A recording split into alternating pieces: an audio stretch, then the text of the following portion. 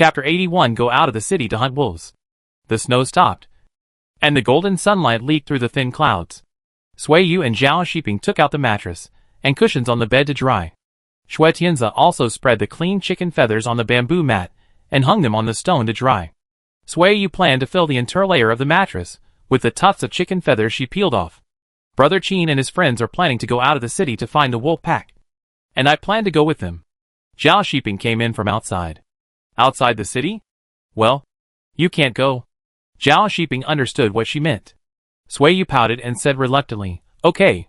He muttered again, I asked you out twice, and you didn't agree once. There are no wolves in the city. No wolf pack. Zhao Shiping smiled helplessly. He went into the woodshed to get the bow and arrow with a leather string, and came out and said, tomorrow I will accompany you to hunt rabbits. Sui Yu squinted at him. Zhao Shiping laughed a few times, walked past her, and led the camel out. What are you so happy about? Qin Daosun asked. Zhao Shiping didn't say anything. He rode on the camel and said, let's go. Let's go. I'll wait for you. A group of 10 people rode strong camels out of the city. The traces of the wolf pack were told by an old man who came to the city to visit his relatives. He heard the wolf howling 70 or 80 miles east of Dunhuang the day before. After leaving the city, Zhao Shiping and his group rode camels to the east. If they were lucky, they could still get back before the city gate tonight. Are your wounds healed? Qin Daosun asked in a muffled voice. Zhao Shiping patted his chest to indicate that he was fine. He covered his face, leaving only his 2 eyes exposed, and didn't say anything. Before noon, the group found wolf feces, a wolf paw print heading north on the snow, and a series of messy camel hoof prints. It seems someone got here before us. The leading man looked north, and he was more motivated by the presence of competitors. He said excitedly, if we don't find the wolf pack tonight, we will stay outside for 2 days to see who kills the wolves. Others had no objection, and Zhao Shiping had even less objection. He wanted to hunt 2 wolves and skin them to make fur coats for Sui Yu and Sui Liang. A group of 10 people followed the wolf's paw prints. But by the evening, there was still no trace of the wolf pack. It was so cold at night that people could freeze to death. Zhao Shiping and others could only run 20 or 30 miles east to stay at a farmer's house. In this small village, they met another group of wolf hunters. Considering that more people would be safer, the 2 parties agreed to set off together after dawn. In the city, Sui Yu sat in front of the stove, warming herself by the fire and doing needlework. From time to time, she stuffed 2 handfuls of grass residue into the stove to cover the fire. When the water in the pot dried up, she added cold water. The cat official felt that the temperature on the stove was too hot for its paws, so it meowed and jumped off the stove. Then it felt that the ground was too cold, so it crawled into the sewing basket and laid down. Sui Yu touched it, and it snored comfortably. It was the 16th day of the 12th lunar month. The full moon on the night sky reflected the white snow on the ground. The night was as bright as the dawn when the morning sun first appeared. Sui Yu opened the door to see the direction of the moon's deviation. She was sure that Zhao Shiping would not come back tonight. She put down the sewing basket and went into the house to sleep. The full moon was in the sky, and the wolves howled in the wilderness. The hunters who stayed in the village woke up. After everyone discussed it, they went out in the middle of the night and headed north to look for the wolves because they had more people. You can go if you want to, but you are not allowed to come back, the village chief said with a gloomy face. The wolves are vengeful. If they smell the scent and come over, our village will be in danger. So if you don't kill all the wolves, go to a remote place at dawn and return to the city as soon as possible. Okay. Don't worry, old man. Zhao Shiping agreed. The sound of the galloping camels startled the villagers. Those who woke up went out to see, shivering. When they returned to the house, they told their wives, they are really risking their lives. So brave. People who come down from the battlefield must be braver than us farmers. Go to sleep. Go to sleep. And see if you can pick up anything tomorrow morning. The night was bone-chilling cold. When the camels were galloping, the cold wind cut through the exposed hands and ears like a knife. Slowly, the group of people slowed down at the same time. I really shouldn't have come out. Qin Daosun regretted it. My hands are so cold that I can't hold the reins. How can I draw the bow later? Zhao Shiping was lucky. He had gloves on his hands. Cold but not stiff. You follow me later. Don't leave me far away. he said. Okay. Qin Dashun didn't ask to hunt wolves anymore. The hungry wolves heard the hoofbeats and ran eastward. In less than half an hour, the crowd and the wolves met. There were at least 30 or 40 wolves in the pack. Seeing that there were many camels, they hesitated. But after the leader gave the order, the wolves rushed forward. As the distance shortened, Zhao Shiping patted the camel to comfort it. He pulled out the arrow and put it on the leather string, staring calmly at the wolves that were getting closer and closer. When the gray wolf jumped up, the white index and middle fingers loosened their strength, and the sharp arrow shot out quickly. In the blink of an eye, the arrow shot into the wolf's chest, and it fell to the ground. Zhao Shiping retracted his eyes, pulled out another arrow, and shot the wolf that pounced on Qin Dashun. Qin Dashun screamed in fear. He had been at ease for as long as he had been away from the battlefield. He was full of confidence before leaving the city. Tonight, 3 or 2 wolves pounced, and he was scared. Once he lost his composure, the camel under his crotch also fell into panic, subconsciously carrying the person and running away. Zhao Shiping whistled, and the camel chased by 5 wolves panicked and didn't listen to the command at all. He had to drive the camel to chase. There were only 3 arrows left in the quiver. After several judgments, Zhao Shiping urged the camel to speed up and chase from the side of the wolf pack. In the bumpy ride, he pulled the leather string and shot an arrow, and one arrow hit the gray wolf that was about to bite Qin Dashun's thigh. The gray wolf rolled to the ground and howled in pain. The other 4 wolves hesitated and looked at the other person vigilantly. Sit tight. Don't fall down, Zhao Shiping reminded loudly. He didn't dare to get close, and could only follow from a distance. The wolf pack gave up biting him and continued to chase Qin Dashun. Zhao Shiping wanted this goal. While running, he observed a wolf with white hair on its tail and judged its running movements. When it jumped, he lowered his bow and arrow, let go instantly, and shot an arrow through the wolf's belly. Another wolf fell to the ground, and the other 3 wolves ran towards him. Zhao Shiping only had 1 arrow left in his hand. He didn't dare to use it again, so he could only drive the camel to escape. Zhao Shiping was satisfied after shooting 4 wolves. His current goal was to save his life. He took the 3 wolves for a walk in the wilderness. Next, another person came and threw a machete. Another arrow was shot. The arrowhead did not hit the target, but it frightened the 3 wolves chasing. Zhao Shiping took the opportunity to shoot another arrow. Under the cold moonlight, the arrowhead glowed with cold light, and the cold light sank into the wolf's crotch. The gray wolf fell to the ground, struggled a few times, but stood up again. Qin Dashun came, and he shot another arrow at the wolf. The gray wolf wailed a few times, and then stopped moving. The leader wolf howled loudly on the hill, and the surviving wolves quickly fled. The wolves did not go far. They stood on the hill and confronted the people in the wilderness. The people sitting between the camels' humps were alert, and they did not dare to get off the ground. It's almost dawn. Let's go and chase them, the leader said. Before dawn, there will be a period of time when there is no moon in the sky, which will be the darkest time of the night. Okay, chase them for a while, and when the wolves leave, we will come back to pack up and prepare to return to the city. Leave a few here to guard. Zhao Shiping did not want to take Qin Dashun, who was a drag, with him. He reached out to take the 3 arrows that Qin Dashun had not used up, and said, "Don't go." Qin Dashun scratched his head and dared not to show off. Go. The camels ran, and the crowd swung their knives and shouted loudly. With so many people and strong voices, the wolves began to retreat. When the arrow shot on the hill, the leader wolf turned around and left with the remaining soldiers. Let's go. Let's go back and count the prey. I shot 3 wolves. Zhao Shiping thought about it and shot 5 wolves.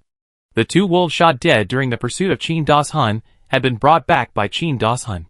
Zhao Shiping turned over and got off the camel, dragged the last gray wolf with 2 arrows in it, and said, "This one is for you, so you don't return empty-handed." Qin Dashun was embarrassed to take it, and he refused. "You saved my life. How can I have the face to ask for prey? I still have 2. Zhao Shiping asked him to guard it. He pulled out the arrows that belonged to him, and walked into the crowd to look for his prey. Arriving at a familiar place, Zhao Shiping turned back and forth twice, and asked with a gloomy face, "Who took my prey?" 2 wolves. Your companion has already taken 2 wolves. The person who stayed behind said. More than that? I shot 5 wolves in total. Someone sighed, meaning that he was bragging. And they could only shoot 3 wolves at most. At this time, the moon in the sky disappeared, and only snow remained on the wilderness. I saw Brother Zhao shoot 2 wolves at the beginning, and then he chased Qin Dashun. People from the same village spoke up to prove it. Qin Dashun came with a machete and cursed, "You are so shameless. You steal the prey when you have no ability. Did your mother get pregnant in a den of thieves? You?" The rest of the people looked at the place where the sound came from, and the leader of another team walked over and said in a deep voice, "Did you steal it?" "Not me." The man with a pointed mouth and monkey cheeks did not admit it. "My arrows are marked. My name is engraved on the shaft, and there are marks on the arrowhead. Since no one admits it, we will check the arrows when the moon comes out. Of course, it's dark now. If you are afraid of losing face, I will give you a chance. You can find a chance to throw the wolf over," Zhao Shiping said loudly. The crowd was silent for a moment. "Disperse. Give him a chance." Zhao Shiping stepped back and said, "You killed a few wolves yourself. Not only do you know it in your heart, but the people around you also have eyes. You can fool those who don't know, but you can't fool them." The crowd dispersed, and 2 heavy footsteps were mixed in. There were 2 dong sounds, and then the footsteps became lighter. Zhao Shiping walked over after the footsteps left. He touched the scratches on the arrow shaft and confirmed that it was the prey he hit. Qin Dashun cursed again. Zhao Shiping stopped him. He didn't want to make enemies with anyone now. After making sure that the wolves shot were dead, Zhao Shiping and Qin Dashun worked together to lift the dead wolves and threw them onto the camels.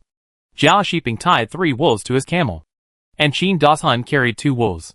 When the moonlight reappeared, a group of more than 20 people walked towards the city. The leader wolf followed the remaining dozen wolves far behind. When the sky was bright, the towering shape of the city wall in the distance appeared. They gave up the plan of revenge and turned back to the mountains and forests in the northeast. From the setting of the moon to the setting of the sun, Zhao Shiping and Qin Dashun led the camels into Shisansen in the evening. It was cold, and no one was walking in the alley. When the hoofbeats entered the alley, Sui Yu heard the sound, and she lifted her skirt and ran out. Zhao Shiping quickened his pace, and he raised his face with a smile on his face. "Good harvest?" Sui Yu looked at his flamboyant appearance, and she smiled unconsciously. "Brother Zhao is a great archer. He killed 5 wolves, leaving me with 1. Qin Dashun said, as he untied the frozen wolf and carried it on his shoulders towards Zhao's house, saying, "I am able to come back alive this time thanks to Brother Zhao. My family will buy a pig on the day of the Little New Year, and I will invite you to eat the pig slaughtering meal then." Sui Yu looked at Zhao Shiping, who nodded. He led the camel in and said, "Brother Qin, you need to practice your skills. Not only skills, but also courage." Qin Dashun recognized his own strength and said, "I dare not overestimate myself now. I will practice when I go back." Qin Dashun put the wolf down and left. Sui Yu carried a bundle of hay to feed the camel and said happily, "We killed 4 wolves. Well, you and Sui Lian can make a fur coat for each of these 2 wolves. And the skin of this wolf can be used as a mattress. And the remaining one can be used as a mattress. I'll tan the wolf's skins and give them to my mother." Zhao Shiping made arrangements. "As for the wolf meat, leave 2 to dry. I'll send 1 back home in the spring, and we'll sell the other 2. Sui Yu had no objection at all. She squatted down and asked, "Are wolves easy to kill?" "They eat people." "Do you think they're easy?" Zhao Shiping gave up her idea and said, "Anyway, I won't take you to hunt wolves. Being nervous and hungry and cold is not a good thing. He just needs to give it a try." Chapter 82 The Water Comes. Qin Dashun came to help when peeling the wolf's skin. The wolf died and froze for a day and a night. The wolf corpse was stiff and hard. The 2 big men pulled and pulled in 2 directions. Sui Yu stood by with a kitchen knife, cutting the fascia from time to time. The 3 people worked together for half a day to peel off the skins of the 4 wolves completely. Next, Zhao Shiping went into the house and moved out the low couch against the wall from behind the door. The wolf meat was moved onto the couch. He and Qin Dashun held a machete to chop the meat. The wolf legs were placed in 1 basket. The wolf heads in another basket. The remaining spine was chopped into another basket. And the internal organs were placed in a basin, so that if someone came to buy, they could see it clearly at a glance. Sui Yu and Sui Lian went out to sell. The brother and sister walked around the alley. If they heard any noise from a house, they would stop for a while, Selling wolf meat? An old man wearing a sheepskin opened the door and came out. Yes. No matter which part of the meat. It's 100 won per Jean. Swayu said. Wolf meat is very fishy. And it has not been bled. After stewing, it smells even stronger. In order to sell the wolf meat as soon as possible, Zhao Shiping asked a low price. Do you have wolf legs? Another family opened the door and asked. Yes. There are 8 wolf legs in total. No one bought them when I left. Swayu said. Okay. I'll go over right away. 100 won per Jean? The man who opened the door later was worried and asked again. Don't worry. It's 100 won per Jean. In the second alley of Shisantan, there are beanstalks and golden flowers piled outside the door. The one with the door open is the one. My husband is at home. You can just go. The man went into the house to get the money and pick up the basket. He went out to call the old man, Uncle Lauda. Let's go and have a look. Wolf meat is available at 100 won per Jean. It's much cheaper than mutton and pork. Okay. Old man. I'll go take a look too. If it's really 100 won per pound, I'll buy a few more pounds and bring them back. I can buy less mutton for the new year. And I won't buy camel meat. After saying that, the old man shouted into the house. Big Egg. Go ask your grandma for money. The voices of the two people made other people in the alley who were interested open their doors. Seeing that Uncle Lauda and Heir Mauzi had already left with their baskets. Some people also walked out of the door, with their necks shrunk and followed them. Swayu shouted a few more times in the alley next door. Seeing that more people were walking around, she estimated that it was almost time. So she took Sui Liang back the same way. When Swayu and Sui Liang got home, part of the wolf meat in the family had been sold. The first to buy were people from the same village. The price of meat was low, and families with limited funds would buy 2 or 3 pounds of pure meat, intending to keep it for the new year to make flatbreads to entertain guests. People with more money would only buy 1 or 2 pounds of meat to take home to try. Most people who buy wolf legs and wolf bones are ordinary people who intend to use wolf meat to replace pork and mutton, and want to spend less money and eat more meat to replenish their bodies. Uncle Lauda and Swayu walked in one after another. As soon as they entered the door, they smelled a strong fishy smell. This is the unique smell of wolf meat. He has a strong taste and loves to eat this kind of meat. He picked and chose in the basket, picked out 2 wolf legs with thick meat, and handed them over, saying, Weigh 2 legs for me. These 2 wolves are not fat. Wolves in winter are all thin wolves, but their fur is thick. It's better now. When spring comes, in February and March, the wolves have nothing to eat. And then, they are very thin. Qin Dashun said. That's true. Uncle Lauda nodded. And he went to look in the other baskets. The 2 wolf legs weigh a total of 24 pounds and 3 tails. I'll count it as 24 pounds for you. Do you want to add some meat? Add 3 taels of money. Zhao Shiping asked. Uncle Lauda thought about it. He wanted a pair of wolf intestines and a piece of rib meat. And when he had enough money, he took the basket and left. Hermezi only bought a wolf leg. He waited outside, seeing Uncle Lauda bought so many things. He looked inside and said, Uncle Lauda, you go first. I'll weigh 2 or 3 pounds of meat. It's okay to weigh more. It's cold and it's been stored for a long time. If you can't finish it, you can dry it into jerky. When you are hungry during the busy farming season in spring. Uncle Lauda said. The people who came later nodded in agreement when they heard his words. In less than an hour, the wolf meat of the 2 wolves was sold out. The people who came later didn't buy it. Swayu reduced the price by 40 won and sold the wolf head that no one wanted at a price of 60 won per Jean. Then I'll go back. Qin Dashun said. Okay. It's getting dark. Zhao Shiping saw him out and said, Thank you for your help today. Don't be polite. Qin Dashun waved his hand and strode into his own door. Zhao Shiping also turned and walked in. And he closed the door. Without the cold wind blowing into the yard, the house was much warmer. Swayu rubbed her frozen hands and picked up the broom to sweep the meat scraps on the ground, and poured the ashes and dirt to the black-skinned pigs. This was also a meat lover. Zhao Shiping sent Sui Liang to light a fire and boil water. He took the shovel and shoveled away the blood-stained soil. After the blood and soil were shoveled away, the blood in the yard was mostly gone. There's not enough salt at home, Swayu said.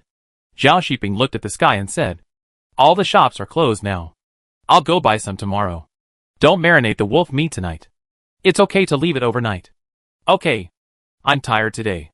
Let's go to bed early after dinner. Sui Yu went into the kitchen to prepare dinner. At a certain moment, the sky was completely dark, and thick smoke came out of the chimney. In the whole courtyard, only the kitchen was lit. The cat official, who had eaten his fill, was too cold to bear it. He gave up the job of guarding the meat mountain, and rushed into the kitchen with a cold body, climbed onto Sui Liang's legs, and lay on his knees to warm himself by the fire. Zhao Shiping carried the meat basket into the woodshed, and the yard was empty. He spread 4 wolf skins on the ground. Sui Liang, go away.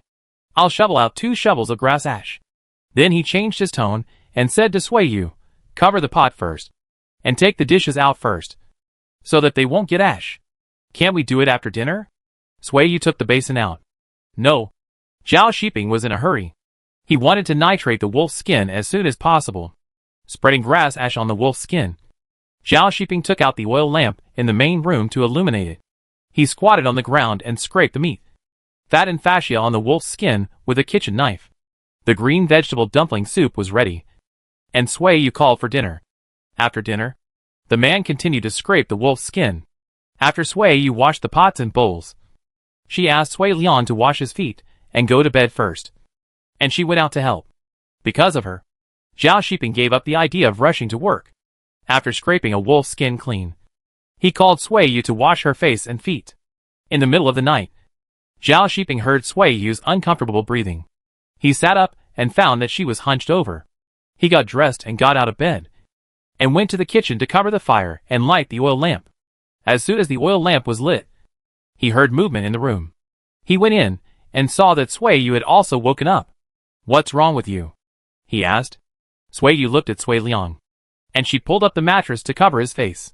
She took off her pants and saw that it was true. The menstruation that had stopped for 2 years came. Don't look at me with a perverted look. I'm not seducing you. I'm having menstruation. Sui Yu pulled up her pants and lay down again, saying, I have a stomachache. Boil some hot water and bring it to cover my stomach. There is also a menstrual belt. Luckily I prepared it in advance. It is in the wooden box next to it. You take it to the kitchen. Grab 2 handfuls of fine grass ash and stuff it in. Zhao Shiping looked embarrassed.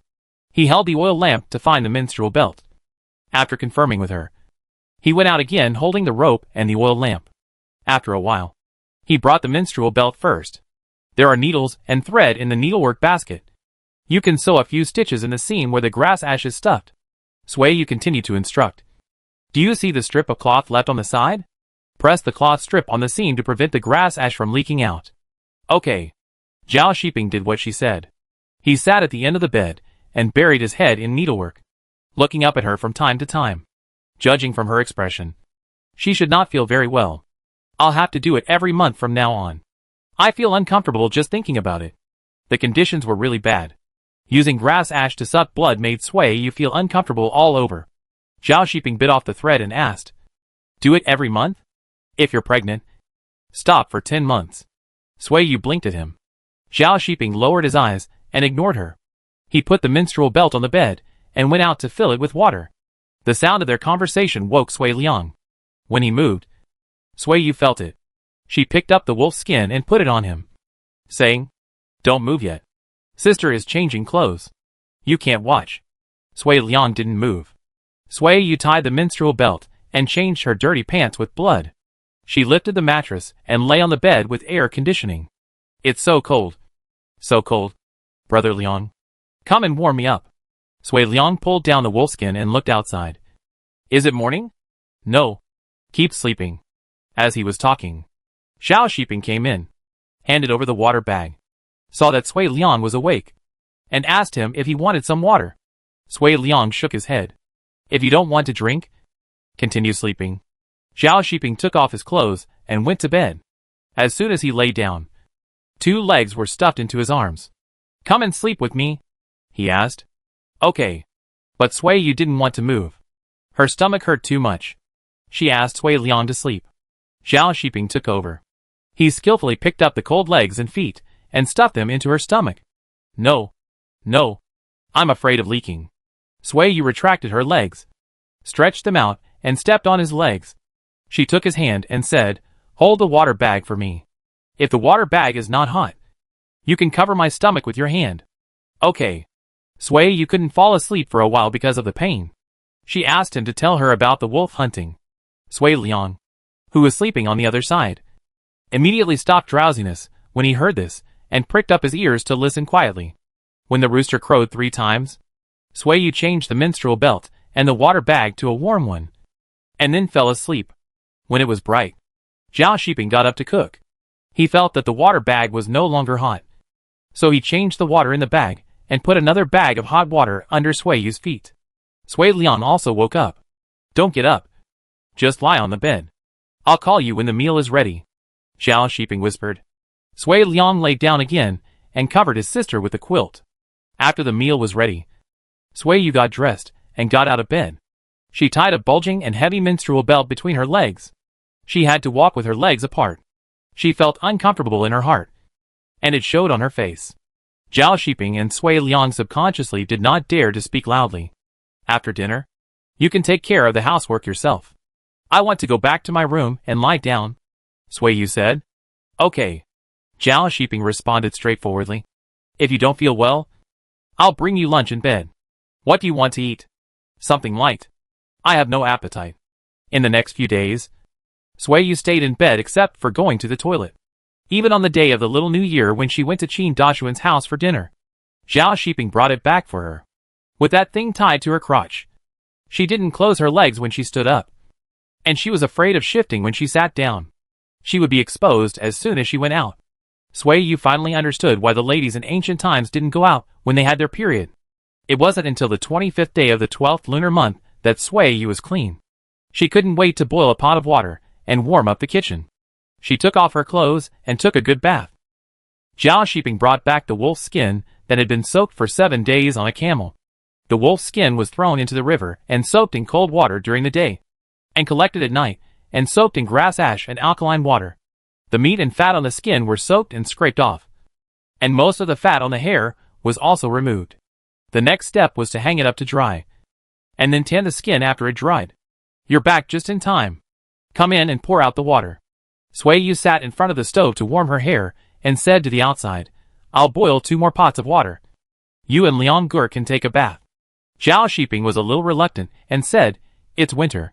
Don't sleep with me if you don't take a bath. The rest of the words were choked in his throat. And the man honestly came in to pour water. You are the only one who is clean, he muttered. It's hard to find someone who loves cleanliness like me.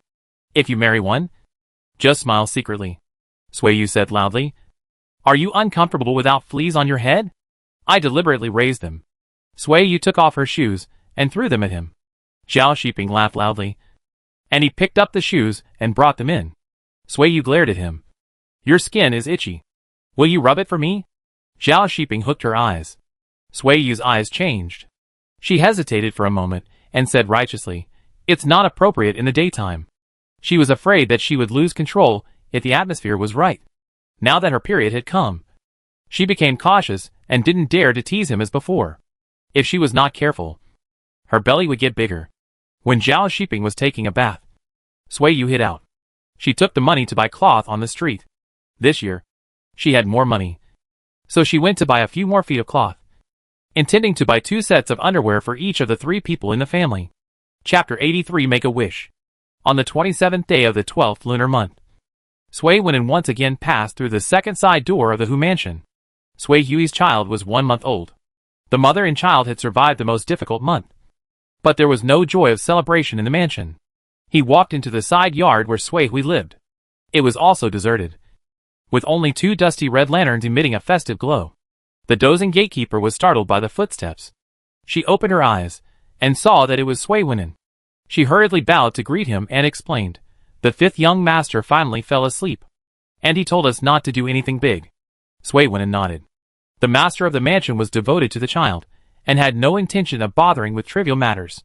Naturally, the servants would be lazy and avoid things. Take down these 2 lanterns. Wipe off the dust and hang them up again, he said. The old servant was reluctant and said, In 2 days, the lanterns in the mansion will be replaced with new ones. Sui Wenin stopped talking after hearing this. Sui Hui heard the sound. She had lost a lot of weight and looked tired. But she was in good spirits. Brother is here. What were you talking about? Sui Hui asked. The lantern is covered with dust. I told someone to take it down and wipe it. Sui Wenin took off his shoes and went into the house. Sui Hui glanced at the old servant, who immediately bent down and asked someone to bring a ladder. Sui Wenin stood by the stove to get rid of the coldness on his body. He took off the outermost clothes that were covered with dust, walked into the inner room, and asked, "How is the child?" "He is a little fatter. And his eyebrows and eyes look like you." "I think he looks more like you." Nephews take after their uncles. Sui Hui walked in and said, "Don't leave at noon today. I'll ask the kitchen to send some dishes. We will celebrate for sure too." "Sure too?" Sui Wenin laughed. "Who named him? There are a lot of children with this name in the village. I chose it. I heard people say that it's easier to raise a child with a lowly name." "What's the full name?" Sui Hui shook her head. She was afraid that the child would not grow up. Master Hu did not give him a name at all. Nor did he put him in the family tree. He said that he would give him a full name when he was 1 year old. Sui Wenin stopped asking. "Brother, tell me what you do on weekdays." Sui Hui sat down. She was about to forget the world outside the side yard. Farming and hunting. Sui Wenin thought about it, and picked a few interesting things to tell her. Shirtu woke up halfway. Sui Hui took him back to the inner room to feed him. Sui Wenin went out, and saw the dusty lantern still hanging on the wall. He asked someone to bring a ladder to climb up. Took down the lantern and wiped it carefully. And then added lamp oil. He lit the fire before it got dark. The big red lantern cast a bright red light. Sui Wenin stood below and looked at it. He finally felt relieved. After lunch, he was going to leave. Before leaving, he asked Sui Hui, "Does Lord Hu treat you well?" Sui Hui looked around. The sky was cloudy again. The servants had gone into the house to avoid the cold. She smiled and said, "You are free. I have a child. Now I only hope that Shirtu can grow up safely. Other things don't matter to me." She couldn't sleep with him before she was out of confinement. Shirtu took many naps and was weak. Lord Hu came twice at first, but probably felt bored. After that, he rarely came. Sui Hui didn't feel disappointed. He took her in because of her body. She attached herself to him for her brother. Now this situation is understandable. Sui Wenin's eyes were sore. His elder sister shouldn't be like this. He didn't dare to think about it anymore and left in a hurry. Sui Hui watched him go out and turned back to look after the child. In the evening, Lord Hu came over, walked through the dim corridor, turned into the moon gate, and saw 2 bright lanterns. The festive red color made people's eyes bright. He sighed lightly, and most of the fatigue on his body was dissipated. Passing through the halo, Lord Hu pushed the door and smelled the milk. He walked into the warm bedroom and saw Sui Hui lying on the bed with long hair and teasing the child. He took off his shoes and sat on the soft couch, saying, "It's more comfortable here." Shirtu woke up. "So I didn't go out to greet you," Sui Hui whispered. "Well, have you eaten?" "Not yet. I hope you will come to see us." Lord Hu's sympathy for the weak was touched. He took out a pair of silver bracelets from his arms. But then, he felt embarrassed to show them off. He asked someone to get a pair of exquisite jade rings, and a pair of gold headdresses that he had recently acquired to make the beauty happy. After dinner, Sui Hui was pulled to bed by Lord Hu. After a good time, while he was relaxed, Sui Hui took the opportunity to say, "I have a wish. I wonder if Lord is willing to agree to it. Tell me. These days, I dreamed that my uncle died tragically to save me. He scolded me for being heartless. I felt guilty when I woke up.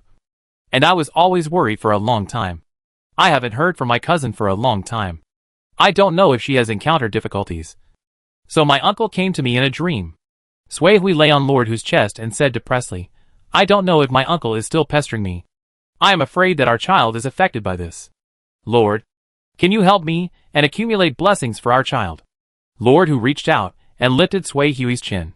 Seeing her tears, he hesitated for a moment and compromised. "I am really afraid of you." Sui Hui smiled with tears in her eyes. She knelt on the bed and said, "There is also a silly cousin. Lord, remember to take him with you. I thank you for our child." Lord Hu patted her, and Sui Hui lay down. While shaking, she tilted her head to look at the burning candlelight, thinking that she would only plan for herself and her child in the future. However, on New Year's Eve, Lord Hu took the time to say, "You don't have to worry about your cousin. Her husband is willing to use military merits to redeem her slavery." Zhao Shiping is now working under the command of the captain. And I can't do it privately. He was glad that he didn't agree to change Sui Yu's slavery before. This woman is extraordinary. She can let a man earn military merits to redeem her slavery. Whether it is her character or ability, she will definitely not be content once she is free. If the couple meets good fortune one day, once the past is investigated, he, who forged the household registration, will not end well. Don't associate with her. I have already told the gatekeeper that she can't find you if she has any problems. Lord Hu instructed. Sui Hui was sad, thinking that she was lucky that she didn't send someone to tell Sui Yu. Otherwise it would be a waste of joy. After Lord Hu left, Sui Hui stood under the lantern thinking about the news he brought. It was difficult to persuade a man to go out and fight for military merits. And it was even more difficult to make a man willing to give up the military merits he had obtained to redeem his slavery. She put herself in his shoes and felt that she was not capable of doing it. So, Sui Hui no longer considered Sui Yu's affairs. Sui Yu was far more capable than her. Sui Yu knew nothing about this. She was stewing lamb legs, while Zhao Shiping and Sui Liang were making torches outside. This year, he was at home, and the work of making torches, buying tissue wine, changing peach charms, and sweeping the roof were all his. When the lamb legs are cooked, let your sister take out 3 bowls of oil soup and let them cool. When the soup is cold, there is sheep oil. Spread the sheep oil on the torches, and they can burn for half the night. Zhao Shiping said that he made 3 torches, each as thick as a thigh, firm and durable. What did you put on the torches last year? He asked the people in the kitchen. Lard. Sui Yu smiled. Are you generous? Superb. I'm a stingy person when cooking, but I'm generous during the new year. Zhao Shiping also smiled. Good oil brings a good year. This year's life is much better than last year. Sui Yu was proud. She calculated and said, 2 sheep sold for nearly 400 coins. 2 wolves sold for 120 to 130 coins. We have pigs, camels, and a flock of chickens at home. Our family is rich. After calculating, the family's savings and 4 camels and 1 pig added up to 400 taels of wealth. Zhao Shiping was amazed. How did they suddenly become rich without saying anything? I attract wealth. Whenever Sui Yu did something good, she would take the credit for it. You make money. You make money. It's all your credit. Zhao Shiping put down the torch and walked in, saying, if you want to make money, you still have to work hard. If you still set up a stall to sell buns this year, you can make a lot of money in a year. Yes. Sui Yu nodded. She stared at the flames in the stove and said, this money will come into our family sooner or later. Zhao Shiping loved her confidence and vigor. The lamb leg in the pot was cooked. Zhao Shiping took a basin to scoop it out. The lamb leg had been stewed for a long time. The lamb leg meat was stewed soft and rotten. The soup was thick and white, and the aroma was tempting. Just smelling the smell, you can drink 3 bowls of porridge without any food. The lamb leg meat was poked open with chopsticks, and then scooped up the radish and soup, filling a large basin. Come, eat, Zhao Shiping shouted. The soup hasn't been scooped yet. Sui Liang was still thinking about wiping the torch with frozen sheep fat. Applied lard. Zhao Shiping looked at Sui Yu with a smile and said, let's burn another prosperous year tonight. Sui Yu nodded at him in appreciation. You have good vision. You are right to listen to me. Zhao Shiping was very happy, in a good mood, with an even better appetite. The family of 3 sat in front of the warm stove with the cat official and ate and drank a little wine from time to time. After a meal, they felt warm all over. Play outside for a while tonight and come back later. Zhao Shiping was sweating from the heat. Sui Yu didn't care. She scooped out a large spoonful of lard and rubbed it on her hands, then smeared it on the wood outside the torch. Finally, she scooped out a small spoonful of lard and put it in the stove hole to melt it and poured it on the torch. Sparks flew up and ignited at the touch of a finger. Let's go! Sui Liang raised the torch with both hands and shouted loudly, leaving the cat official at home. The family of 3 locked the door and left home. This year, they were considered to be the first family to go out, and they met many people along the way. Happy New Year. No diseases. Good luck. No worries every year. Everyone they met, whether they knew each other or not, spoke their blessings. Walking on the long street, there were more people. Zhao Shiping protected Sui Liang from getting lost. He followed behind Sui Yu. watching her shaking her head and walking happily. And blessing words kept popping out of her mouth. Arriving in front of the government office, the new dance had already begun. The passionate drum beats jumped into people's hearts and stirred their emotions. Sui threw down the torch. She stood by the fire and carefully observed the movements of the new people. More and more people came, and the drum beats became more and more frequent. Suddenly, the drum sound changed, and the new people sang loudly. The noisy crowd became quiet, with only the crackling sound of burning torches. The singing stopped, and the drum beats rang loudly, and everyone followed and danced.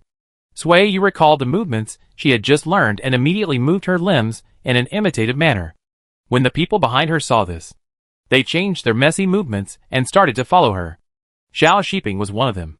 With Sui's encouraging eyes, he danced with the crowd.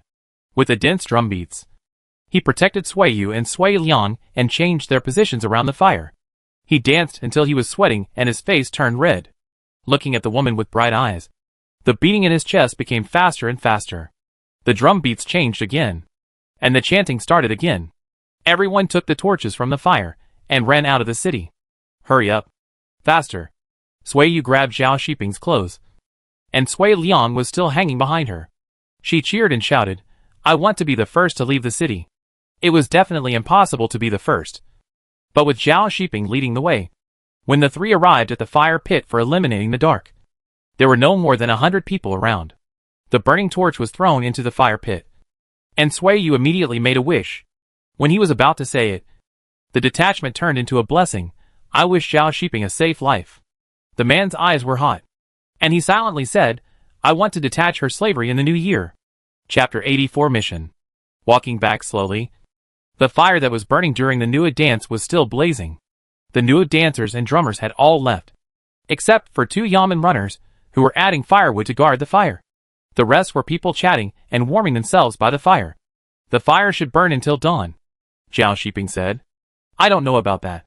Last year, Brother Liang and I went straight home after returning from the city. Sui leaned over and looked over there, saying, Shall we warm ourselves by the fire? 2? Okay. The 3 of them walked over, and the people sitting around made room for them. Sui and Zhao Shiping sat down with Sui Liang between them. The dry firewood was piled on the ground, and it was so hot that they didn't feel cold even when they sat down. The flames, which were more than 1 person tall, changed their shapes in the cold wind. There were naughty children chasing the elongated flames. The fire seemed to be teasing the children on purpose, and when they screamed and yelled, it quickly retracted the burning flames. Sui pushed Sui Liang and said, You should run too. Go play with him. Sui Liang was moved. He stood up, and before leaving, he said worriedly, Remember to call me when you leave. No matter who I forget, I will never forget you. I will wait for you here, and will not go anywhere. Sui found it funny. Sui Liang left happily. He ran after the group of children. The firelight illuminated his face, his eyes sparkling. You are not old, right?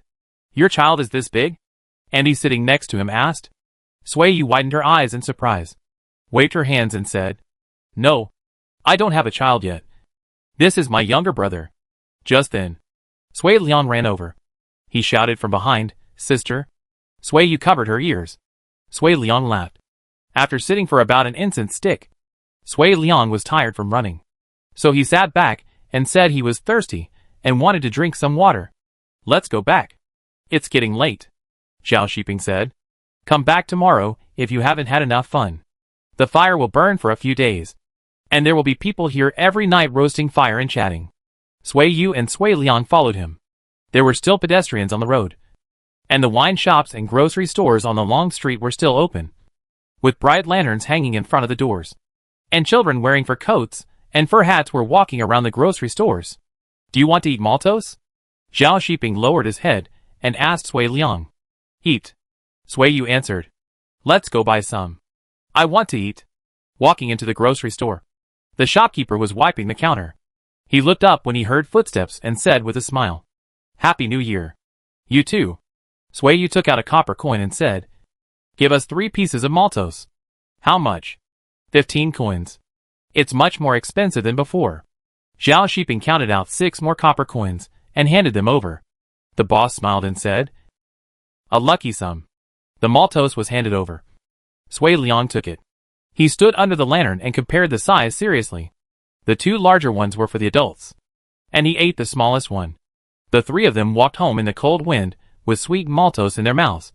Before the door was opened, the cat official came out to greet them with a meow. Cat official. Do you want some candy? Sui Liang took a little out of his mouth and handed it to the cat official. The cat official licked it, clicked twice, and ran away. Sui Liang looked at the candy in his hand that had been licked by the cat, hesitated for a moment, threw it on the ground, and did not eat it. He looked up and found his brother-in-law looking at him. He shrank his neck and laughed. I'll buy it for you tomorrow, Zhao Shiping said. Sui Liang shook his head. He strode to the kitchen, shook his head and said, No. I've tasted it. What? Sui Yu asked. I'm going to cook peach soup. Wait a little longer and drink it later. Sui Liang nodded. Are you hungry? Sui Yu looked at the man who came in and said, I'll heat you a bowl of mutton soup? No. Just go to bed. Cook a pot of peach soup. And the three of them drank a bowl each. The remaining water was used to wash their faces and feet. After a busy day, they lay down on the bed, and the rooster crowed. Sui Liang yawned. He was sleepy. He tucked in the mattress and lay down. He fell asleep in just a moment. Listening to the breathing at his feet calmed down. Zhao Shiping pinched Sui Yu's feet and whispered, Come to sleep. As soon as she heard the voice, Sui Yu knew what he was thinking about. She didn't move and said, It's late at night. I want to sleep. The man stopped talking, but his hand under the mattress moved up little by little. The rough fingertips rolled over the lonely ankle. The joints under the skin were small and not as wide as his thumb. A tingling sensation rose from the soles of her feet. Sui Yu bit her lip and shivered involuntarily as she felt the rough fingertips sliding down her calves to her knees. The man chuckled and said again, Come here. Sui Yu came over, and she bit him angrily. Zhao Shiping turned her face over and leaned over to kiss her. The mattress became hot and humid, and the man bent down like a bow. He picked up the soft and cold feet and put them on them, saying shamelessly, I'll warm your feet. Sui Yu snorted and laughed, and she lifted her toes and gently rubbed them. When she heard her breathing tighten, she laughed again. The rooster crowed twice. The door opened and closed, and the man went out. Sui Yu lay on the side of the bed with her hands hanging down and looked out. She heard the cat official call, and the pigs in the pigpen woke up and snorted twice. The water in the pot was heated. Zhao Shiping washed and then let the water in. Seeing that Sui Yu had fallen asleep, he wrung out the cloth to wipe her hands and feet, poured the water, closed the door, and came in to hold her to sleep. The next few days were like New Year's Eve. Apart from eating, they played. After the 5th day of the first lunar month, Zhao Shiping spent 3 days tanning the wolf skin that had been dried. With the wolf skin, Sui Yu would not be afraid of the cold when she went out hunting. He then led the camel to take Sui Yu and Sui Liang out, from the desert in the south to the Great Wall in the north. In the uninhabited wilderness, Zhao Shiping and Sui Yu shot arrows with bows. The birds in the sky, the field mice on the ground, the hares looking for food, and the mice passing by were all the targets of the couple's archery. Sui Liang dragged the heavy wolf skin and ran around. He ran wherever the arrows fell. After the 15th day of the first lunar month, Qin Dasan also joined in. In the morning, the two fought hand to hand, went out to practice archery in the afternoon, and practiced with sticks in the evening. Zhao Shiping's days were very fulfilling.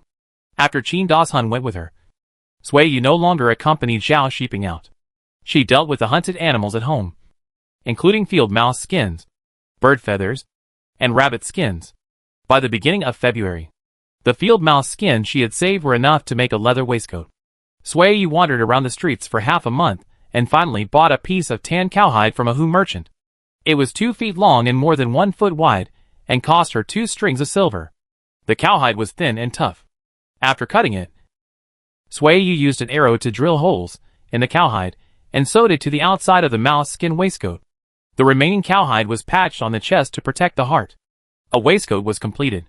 It was the end of February, and the soil was about to thaw. Before that, Zhao Shiping had to go back to his hometown. Sui Yu took down the dried wolf meat. A wolf weighing about 50 kilograms would only weigh more than 20 kilograms after drying. This is Sui Yu's concept of weight. After packing the wolf meat, Sui Yu took down 2 dried pheasants and 5 dried field mice from the wall and put them into a sack. She walked around the room and said, "Can you take a bag of dried radish back to your parents? These are enough. We have dried radish at home." Zhao Shiping took out the wolf's skin and tied it to his back, saying, "Are you really not going back? Why go back? To get scolded?" Sui Yu glared at him. Zhao Shiping thought about it, nodded and said, "Okay. We have pigs, camels and chickens at home. And you can't do without these things. I'll go quickly and come back soon. And I should be able to come back within 10 days. You can stay for 2 more days." Sui Yu walked over to pull his clothes and said, "Go slowly on the road. Don't rush at night. And don't mess around with food." Zhao Shiping raised his hand and saw Sui Liang looking at him seriously with big eyes, and he helped her smooth her hair. "Okay. I'm leaving." He pushed her away, walked into the camel pen to lead the camel, and came out and said, "No need to send it today." The burlap bag of meat was thrown on the camel's back. The dry food for the road was slung on the shoulder, and a bundle of dry firewood and 2 bundles of hay were tied on both sides of the camel's back. Zhao Shiping counted everything and found that nothing was missing. He whistled at the woman standing under the eaves frivolously and strode out with the camel. Sui Yu smiled and spit at him, and she followed him out. Jin Dashun was sitting in the yard weaving baskets. When he saw someone passing by, he walked out quickly and asked, "Are you going home today?" Zhao Shiping nodded, gestured in the direction of home, and said, "Brother, please take care of me. Don't worry. I'll take care of it," Jin Dashun said generously. Zhao Shiping left. Sui Yu took a shovel and took Sui Liang to dig in the vegetable garden. The shepherd's purse planted last winter has sprouted, and the chives have also sprouted. In 10 days or half a month, we can eat fresh green leafy vegetables. Sui Yu, you didn't plant onions and garlic this year? Aunt Du was also in the vegetable garden. She pulled 2 handfuls of shallots from the vegetable field and threw them over, saying, "Dig ditches, separate the onions, and plant them one by one. When they grow up, they can take root and one will become a nest." Sui Yu thanked him and asked Sui Liang to pick them up, saying, "We eat garlic and onions mostly when we dig wild ones when we herd sheep. We bury them in sand pits and keep them well. They can be stored for 10 days or half a month, but we don't eat them often. Sui Liang doesn't like onions and garlic, so I didn't plant them." Sui Liang stuck out his tongue. Aunt Du looked at Sui Liang and said, "My grandson doesn't like to eat this either. By the way, have you heard about this? Another woman in the brothel is pregnant. 2 days ago, 3 old men rushed to claim her, all wanting to learn from Lan Yo and take a wife and a baby home." Sui Yu shook her head. She hadn't heard anything about this. "What about the follow-up?" she asked. "I don't know either." Aunt Du shook her head. "Let's see what happens in a few days." Sui Yu felt a little uneasy. After planting 2 bunches of onions, she picked up a shovel and took Sui Liang home. The 2 of them didn't go in, but went directly to Shikoden. The door of Uncle Lan Yo's house was half open. Sui Yu knocked on the door and walked in. Tong Hua was holding Ah Shui in the yard to bask in the sun. There were bamboo mats and mattresses on the ground, so Ah Shui could roll on the ground. "Is Sui Yu here?" Tong Hua stood up and said, "Lan Yo is not at home. He went to the river to wash diapers. I'm not looking for him. You don't have to worry. I'll leave after a few words. I heard that someone in the brothel is pregnant. 3 men are vying to claim the child. The brothel will definitely not let her go. If they are angry, they will definitely think of you. After all, you are the first person at the beginning." Sui Yu said. Tong Hua nodded. She also heard about this. "After the child is born, the people over there may want to take you back. Don't go out for a while. Ask Uncle Lan Yo to go out less and lock the door at home." Sui Yu came here just to talk about this. Tong Hua's face turned pale. "You should pay more attention. I'm going back." Sui Yu turned and walked out. "I'll see you off." Tong Hua hugged Ah Shui and saw her out. "Sui Yu. Thank you." Sui Yu didn't say anything. Tong Hua watched Sui Yu and Sui Liang walk away. She closed the door and bolted it. 3 days later, Sui Yu was watering the vegetable garden when she heard loud shouting and cursing in the village. She thought someone was quarreling, so she ignored it. After watering the garden with 2 buckets of water, she led the camel back. "Who is quarreling?" Sui Yu asked the people in the alley. Someone from the brothel came to arrest Tong Hua, but Lan Yo refused to let her go. He held a kitchen knife and yelled in the yard, saying that he would chop anyone who came in. Sui Yu opened the door and locked the camel in. She went to the 17th village. There were too many people blocking the entrance of the alley. She couldn't see the situation clearly. After listening for a while, and seeing that Uncle Nyo was not losing, she went back to cook. The people from the brothel came 3 times, and were blocked outside the door every time by Lao Lipi. The last time, they forced the door open and broke in, but found that only Uncle Nyo was in the house. They couldn't find Tong Hua no matter what, and were finally driven out by Uncle Nyo with a knife. After that, the matter was left unresolved. One morning, when Sui Yu was cooking, the door was knocked. She stood in the yard and asked, "Who is it?" "I am Lao Nyo." Uncle Lao Nyo grunted. The door opened, and a bag of food was thrown in. Uncle Lao Nyo saw that it was her and asked, "Is Zhao Shiping not at home?" He went back to his hometown. "What are you doing?" Before she could finish her words, Uncle Lao Nyo turned around and ran. Uncle Lao Nyo was old and short, but he ran fast and ran out of the alley in a flash. Zhao Shiping went back home and spent 2 nights there before returning. When he left the village and walked onto the main road, he met a group of envoys holding flags. He shamelessly led the way for them. In the evening, he stayed at the post station and didn't have to pay for food and accommodation. Chapter 85. Slavery is abolished. There was no rain this spring, and the snow melted, and the weather was sunny for a few days. Before the oxen were driven to plow the land, the soil in the field had dried up and crusted. In this situation, how could anyone dare to plow the land again? For fear that the soil would become barren after being turned over by the wind and sun, the government ordered every household to draw water from the river to irrigate the land. Zhao Shiping had not returned yet, so Sui Yu had to take Sui Liang and lead the camel to the river to fetch water, and then transport it to the fields one trip at a time. Pooh! Sui Liang ate a mouthful of sand in the wind, and he bent over and spit wildly. Sui Yu squinted and looked west. The sky in the northwest was grayish-yellow, and the yellow sand in the sky was blown up by the wind, like an airtight barrier, which made people panic. After 2 years of peace and quiet, there is a sandstorm again. The crops in the fields are expected to have a reduced yield this year. The man fetching water by the river was frowning. He complained, "It's my bad luck. If I had settled east of Jiuquan, I wouldn't have to worry about drought. My uncle's family is farming in Zhangye County, and they can grow rice there. Come on. Come on. Even if the yield decreases, we won't starve."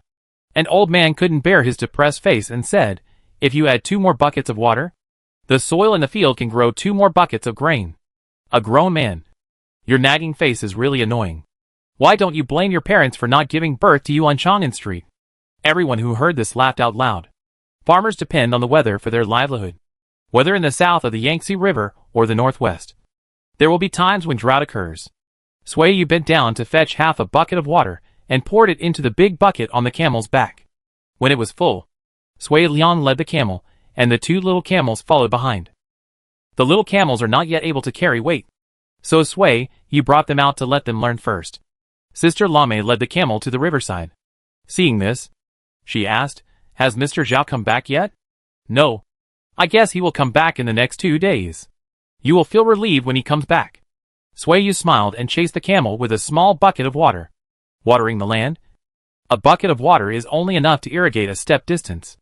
The camel carries 2 buckets of water at a time, and can carry 10 times in half a day. Sui Yu can only irrigate 1.5 ridges of land a day, working from dawn to dusk. People and camels are tired. The camel lies down when it is brought back, and eats grass lying down. Sui Yu cooks a pot of porridge, and she and Sui Liang eat it. When their stomachs are full, they go back to sleep.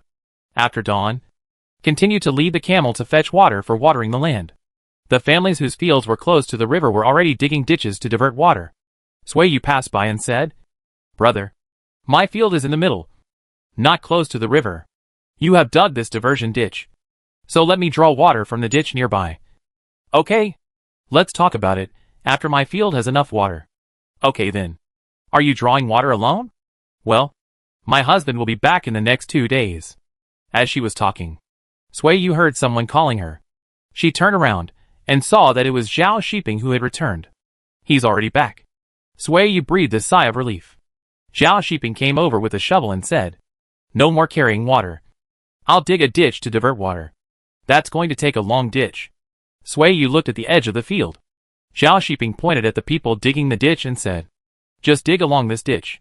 I'll help them dig first. When we reach his land, I'll continue digging eastward." As he spoke, he took the bucket off the camel's back, poured out the water in the bucket, and said, "You lead the camel back first. The things I brought back are still in the yard. You go back and clean them up." "Okay." Sui Yu walked away with the camel. Relieved. The ditches dug in previous years were filled with dead branches and leaves. Digging along the old ditches was not too strenuous. Zhao Shiping jumped down with a shovel and dug a few times.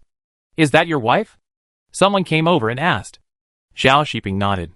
"She doesn't know how to farm," the man said with certainty. "Otherwise, she wouldn't be unaware of digging ditches for irrigation." Zhao Shiping smiled and said, "She doesn't know. But after this year, she knows more." Sui Yu went back to feed the camel first. There were 2 jars in the yard. She walked over to take a look. They were jars of pickled cabbage. The pickled cabbage water she brought back from her hometown the year before last was no longer tasty after her repeated use. "Brother Liang, go into the house and grab some money. Go to the pork stall to see if there is any pig blood for sale. If there is no pig blood, buy a piece of tofu," Sui Yu said. "Okay." Sui Liang strode in. He strode out again. "Get a bowl," Sui Yu reminded. "Take a bag of soybeans and exchange them for tofu." Sui Liang strode in again. Sui Yu went to light the fire and cook. She washed the rice and millet and put them in the pot. She lit the stove and went to the woodshed to get a dried field mouse and soaked it in water. The rice was steamed, and Sui Liang came back with a bowl of tofu. Sui Yu asked him to light the fire. She washed the field mouse meat, chopped it into small pieces, and fried it in the pot. After the aroma came out, she added tofu. After the tofu was fried on both sides, she added 2 bowls of water to stew it, and finally added salt and sauerkraut. The meal was ready. Sui Yu and Sui Liang ate first. After they were full, they went to the field to bring food to Zhao Shiping. The ditch had been dug for 2 meters. Zhao Shiping was covered in dust. He patted the dust on his hands without any care, took the food and squatted by the ditch to eat. "Did you dig ditches to divert water for irrigation during droughts in previous years?" Sui Yu asked. "When I was fetching water, many people were also using camels or mules to carry water. Some places are high in terrain and water cannot be diverted up. So you can only use animals to carry water or people to carry water." Zhao Shiping choked, and he drank some rice soup to ease his hunger, and continued, "Last year, the 2 plots of land where sorghum was planted could only be watered by animals. I won't talk to you anymore. Let's eat first." Sui Yu walked away. In the afternoon, she and Sui Liang brought camels to carry water again, mainly to irrigate the 2 plots of land on high terrain. The ditch was dug for a day and a half, and there was water in the ditch the next night. The water from the river flowed into the land. Zhao Shiping, Sui Yu and Sui Liang all went to the field to dig ditches and divert water to the field. Zhao Shiping was unable to plow the land before the snow fell last year due to his injury. This year, the soil in the field was particularly hard, and wheat stubble, bean roots, and millet roots were still sticking in the ground. He walked around the field, then went to the government to borrow a plowing ox. He wanted to plow the field while there was water in the field. Sui Yu was not needed to plow the field, so she returned home from the field. In addition to preparing 3 meals a day, she also had to take care of the vegetable field. It was Sui Liang's job to raise camels and pigs. "Sui Yu, someone is looking for you." Sister-in-law Lame brought a guard over, and she pointed at the person in the vegetable garden and said, "This is Mr. Zhao's wife. Mr. Zhao is not at home. Captain Chu has something to ask him." Sui Yu sighed and said, "He is plowing the field. I will go find him now. Tell him to go directly to the government. The captain is still waiting for him." It seemed very urgent, so Sui Yu did not delay any more. She left the vegetable garden and hurried to the field to find someone. Zhao Shiping got the letter and stood up from the field with half his legs covered in mud. He unloaded the iron plow and put it on the ridge. He said, "You take the cow to graze, and leave the iron plow here first. No one will steal it. I will move it when I come back." "Okay. Go quickly. It seems urgent." Sui Yu held his shoes and handed them over, saying, "Go around the river. Remember to wash your feet." Zhao Shiping ran with his shoes, rubbed them twice at the river, put on his shoes, and hurried to the government office. Captain Chu was training soldiers. and only saw Zhao Shiping hurriedly coming after his subordinates reminded him. Half of his body was covered with mud. His clothes were worn out, and there were mud marks on his face. Did you just get up from the field? Captain Chu asked. I'm plowing the land. Captain, what do you want to talk to me about? Have you finished the work in the field? Unlike Zhao Shiping's haste and urgency, Captain Chu was willing to chat. Will it affect the harvest of crops if it's dry and rainless this year? If we can divert water for irrigation, sowing will not be affected. Whether the harvest will be affected depends on whether it can rain after planting. Zhao Shiping scraped the mud from his fingernails and said in confusion, I still have 2 acres of land to plow. I will be almost done with it in another day. That's good. I have a good job for you. Captain Chu pointed to the post station not far away and said, a Han envoy group came half a month ago. What happened? Do you know? Zhao Shiping smiled and said, I came back from my hometown half a month ago and happened to meet a delegation. I traveled with them and stayed at the post station for a few nights. I wonder if it was them. It should be. That's perfect. Since you already know each other, I will send you there. The envoy leading the team is Captain Chan from Chang'an. This trip is to Wusun. You are familiar with the way to the west. Last year, you walked through the Gobi Desert. You will be responsible for leading a team to escort them. Captain Chu walked a few more steps to the open area. Zhao Shiping followed him and heard him whisper, this is also your good fortune.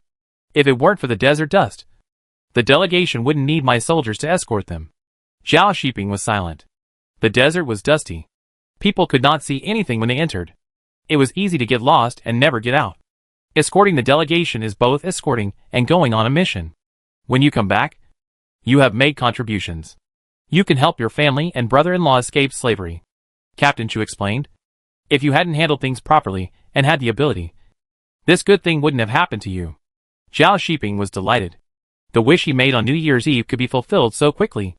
When he was about to agree, he asked another question. Sir, how long will it take me to go back and forth? That depends on how long the delegation stays in Wusun. Zhao Shiping's face darkened.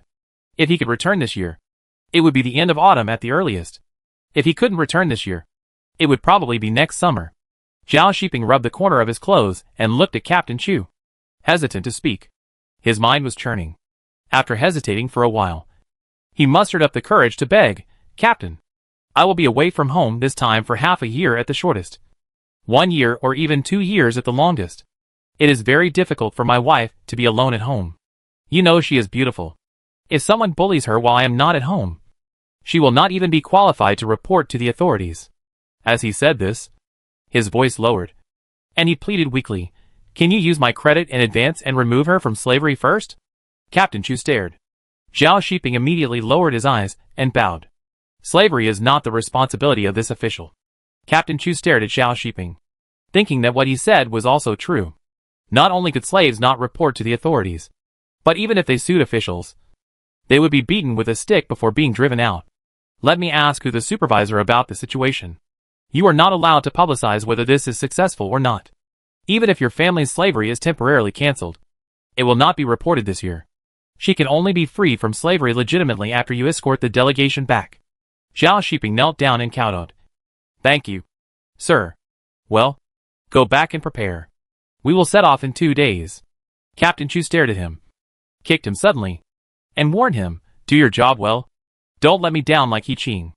Yes. The next day, the captain met who the supervisor outside the government office. He just mentioned it, and who the supervisor immediately agreed without any obstruction. Chapter 86. Do you want to be a father? Zhao Shiping walked back with a brisk pace. When people he met on the road saw him, they all asked curiously, Mr. Zhao, is there any happy news? Zhao Shiping waved his hand without answering, but his face was full of joy. Is your wife pregnant? Some people speculated. Got promoted? The old man basking in the sun looked at Zhao Shiping's back and said, before. A guard went there. Maybe he was looking for him. Zhao Shiping had already turned into Shisantan, thinking of the woman waiting in the house. He walked faster and faster, and in the end, he almost ran. The flock of chickens digging the soil and pecking at insects in the alley were chased away by him. Sui, you heard the noise in the house. And she said loudly, Brother Liang, go out and see if someone is beating our chickens. Okay. Sui Liang ran out and bumped into someone who was about to step into the door. No one is hunting chickens. Zhao Shiping supported Sui Liang, lifted him up with both hands and put him on his shoulders, and asked, "Is your sister cooking?" Sui Liang exclaimed, and he lay on his shoulders somewhat at a loss. The unexpected closeness made him freeze. "You're back? Braised vegetables and dry rice for lunch, and stewed wolf meat or rabbit meat for dinner." Sui Yu was skimming rice soup and controlling rice, and she didn't turn her head until someone came in. She was about to ask the captain what he wanted to see him about, and saw him carrying Sui Liang with an excited face. Sui Yu smiled and asked, "What are you so happy about?" "Guess." "I can't guess." Zhao Shiping put Sui Liang down, and he sat in front of the stove to light the fire, staring at the person washing the pot with a pair of eyes full of smirks. Sui Yu glared at him, then looked at Sui Liang, reminding him to be careful. The child was still there. Zhao Shiping chuckled. "Looks like you're really happy. Got promoted?" Sui Yu guessed. "Well, I'll lead the team this time." Sui Yu's smile fell a little. "Are you really going out? Don't you want me to earn military merit?" That's what he said. But Sui Yu was afraid that he would get hurt or die. "When are you leaving?" 2 days later. The remaining 2 acres of land can be plowed. Zhao Shiping stuffed some vegetables into the stove and asked, "Where's the cow?" "It's tied to the place where you usually let the cow graze." The green vegetables were put into the pot, and there was a sizzling sound in the pot. Sui Yu stopped talking and concentrated on cooking. The rice was cooked, and the family of 3 sat in the yard with bowls to eat. The sun was just right, and the meal made their bodies hot. They were full and drowsy. Zhao Shiping looked at Sui Yu putting down his bowl and chopsticks, and he put down his bowl too, saying, "Go and close the door. I have good news for you." Sui Yu's eyes were full of suspicion. She was too lazy to move, so she asked Sui Liang to close the door. "Okay. The door is closed. What can we say? So mysterious," Sui Yu complained. Zhao Shiping couldn't help laughing again. He stopped teasing her and said seriously, "You are free from slavery." Sui Yu frowned at first, stared at him in disbelief, and then stood up with a look of surprise and excitement. "Are you serious?" Zhao Shiping nodded, and he opened his arms. Sui Yu rushed over. She hugged the man's neck and jumped excitedly, asking him if it was true or not. Really? Really? You and Sui Liang are free." Zhao Shiping also felt like he was dreaming. The cat official who was stealing food from the bowl was suddenly pulled up. It tilted its ears guiltily, and the next moment, it was pinched by 2 paws and lifted up. Sui Liang held the cat official and spun around. He would no longer be despised by his friends. The good news came too suddenly. Sui Yu was so excited that her face turned red, and her head was a little dizzy. She supported the man's arm, and stood up, and closed her eyes to relax. "Are you so happy that you are going to faint?" Zhao Shiping joked. "A little bit." Sui Yu took a deep breath and exhaled. Took another breath and exhaled again. And her buzzing brain calmed down a little. She opened her eyes and looked at him, patted him unhappily, and said, "You are playing tricks and making me guess. I told you earlier that you would not be in the mood to eat this meal. You won't be hungry even if you don't eat." Sui Yu held the man's hand, and the smile on her face disappeared for the most part.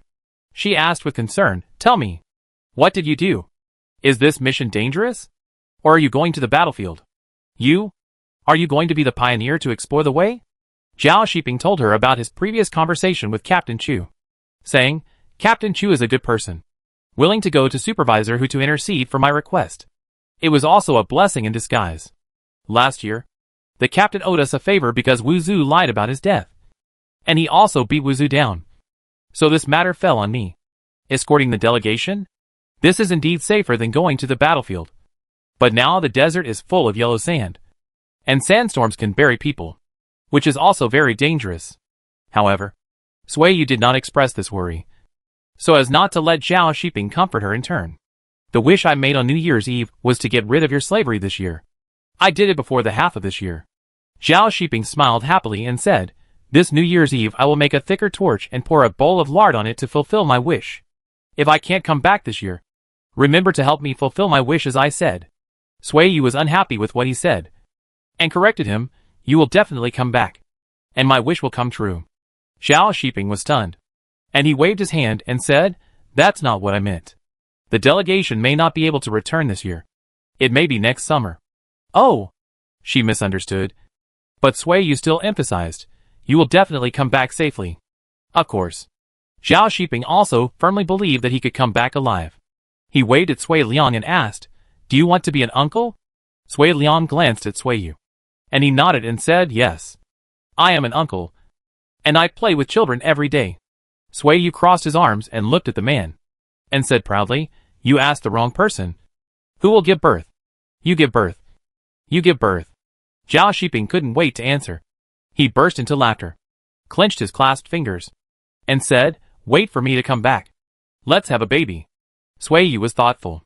Under the man's expectant eyes, she nodded seriously. Dong. With a sound, the cat official stepped on the bowl while eating secretly. The three people looked over and saw that it ran away. The pigs in the pig pen were also humming and begging for food. "I'll go wash the dishes and feed the pigs." Sui Yu stood up. "Wait." Zhao Shiping pulled her back and explained seriously, "Although your slave status has been cancelled, it will not be reported until I come back.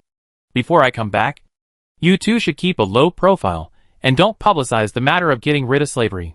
Sui Yu nodded to show that she understood.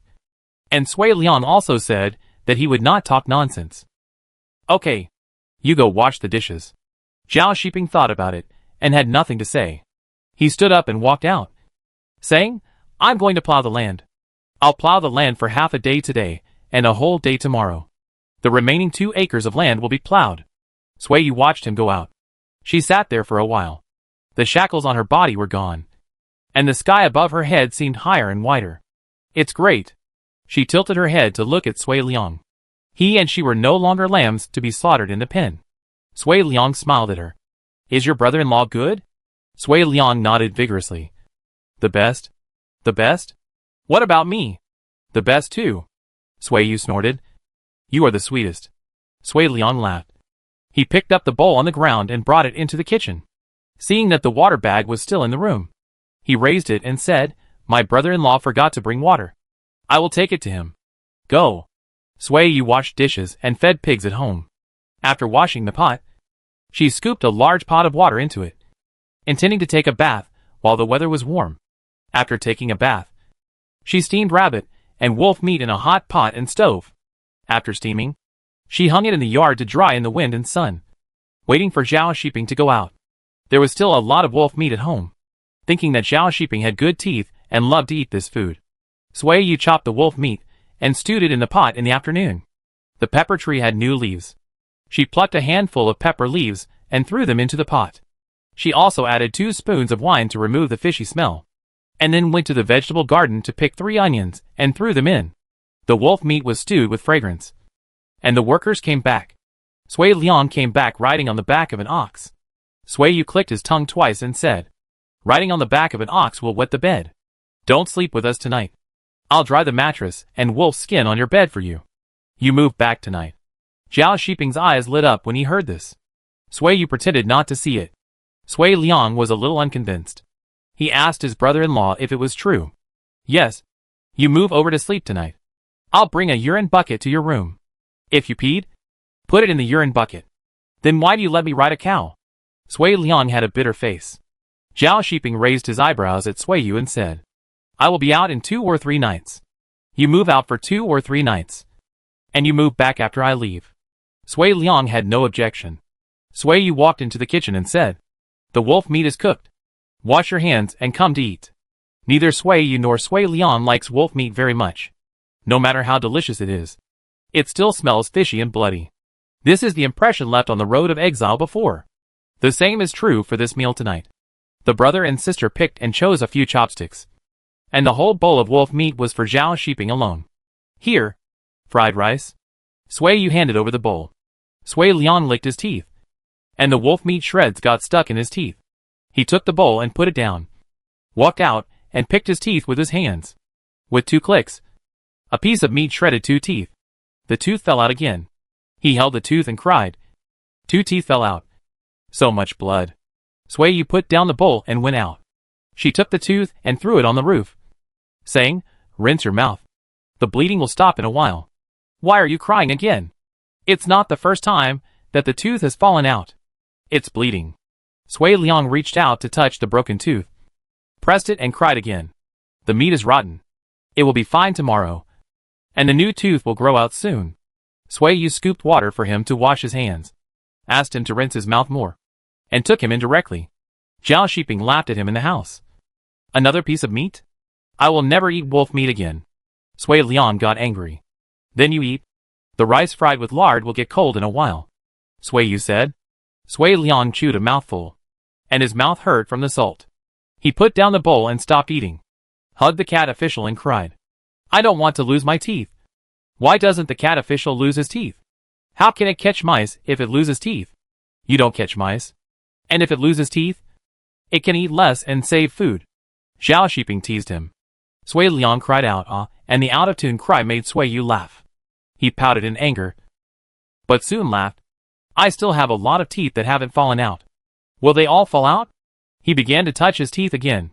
They will fall out one by one, and then grow back one by one.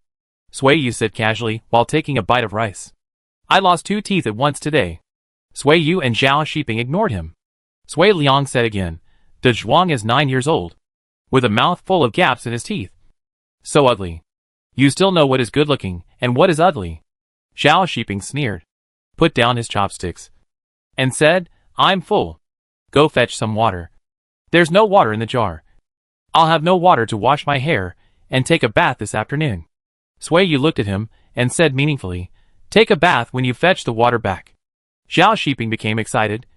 It seemed that he was right. Every time he took a bath, he would get something sweet. I want to be a cat, too. Cats don't lose their teeth. Sui Liang said to himself. Cats can climb trees and walls. How nice. You sleep in the kitchen with the cat officer tonight and watch for mice. Zhao Shiping patted his forehead with all his strength. Are you stupid? Asked the cat officer if it wants to be a human. It doesn't want to.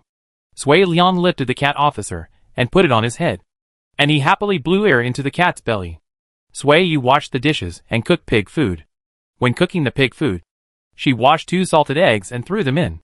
When it was cooked, she called Sui Liang to come and eat. When Zhao Shiping was taking a shower, Sui Yu went to make the bed for Sui Liang. Before leaving, she told him, go to bed early. If you have anything, just shout inside. Don't run out and knock on the door. It's cold outside. Okay. Sui Liang lay down, and after a while he shouted, Sister, let the cat official come to sleep with me. Sui Yu took the cat official in. Before going to bed, she opened the door to take a look, and the cat official slipped out through the crack of the door, and Sui Liang had fallen asleep.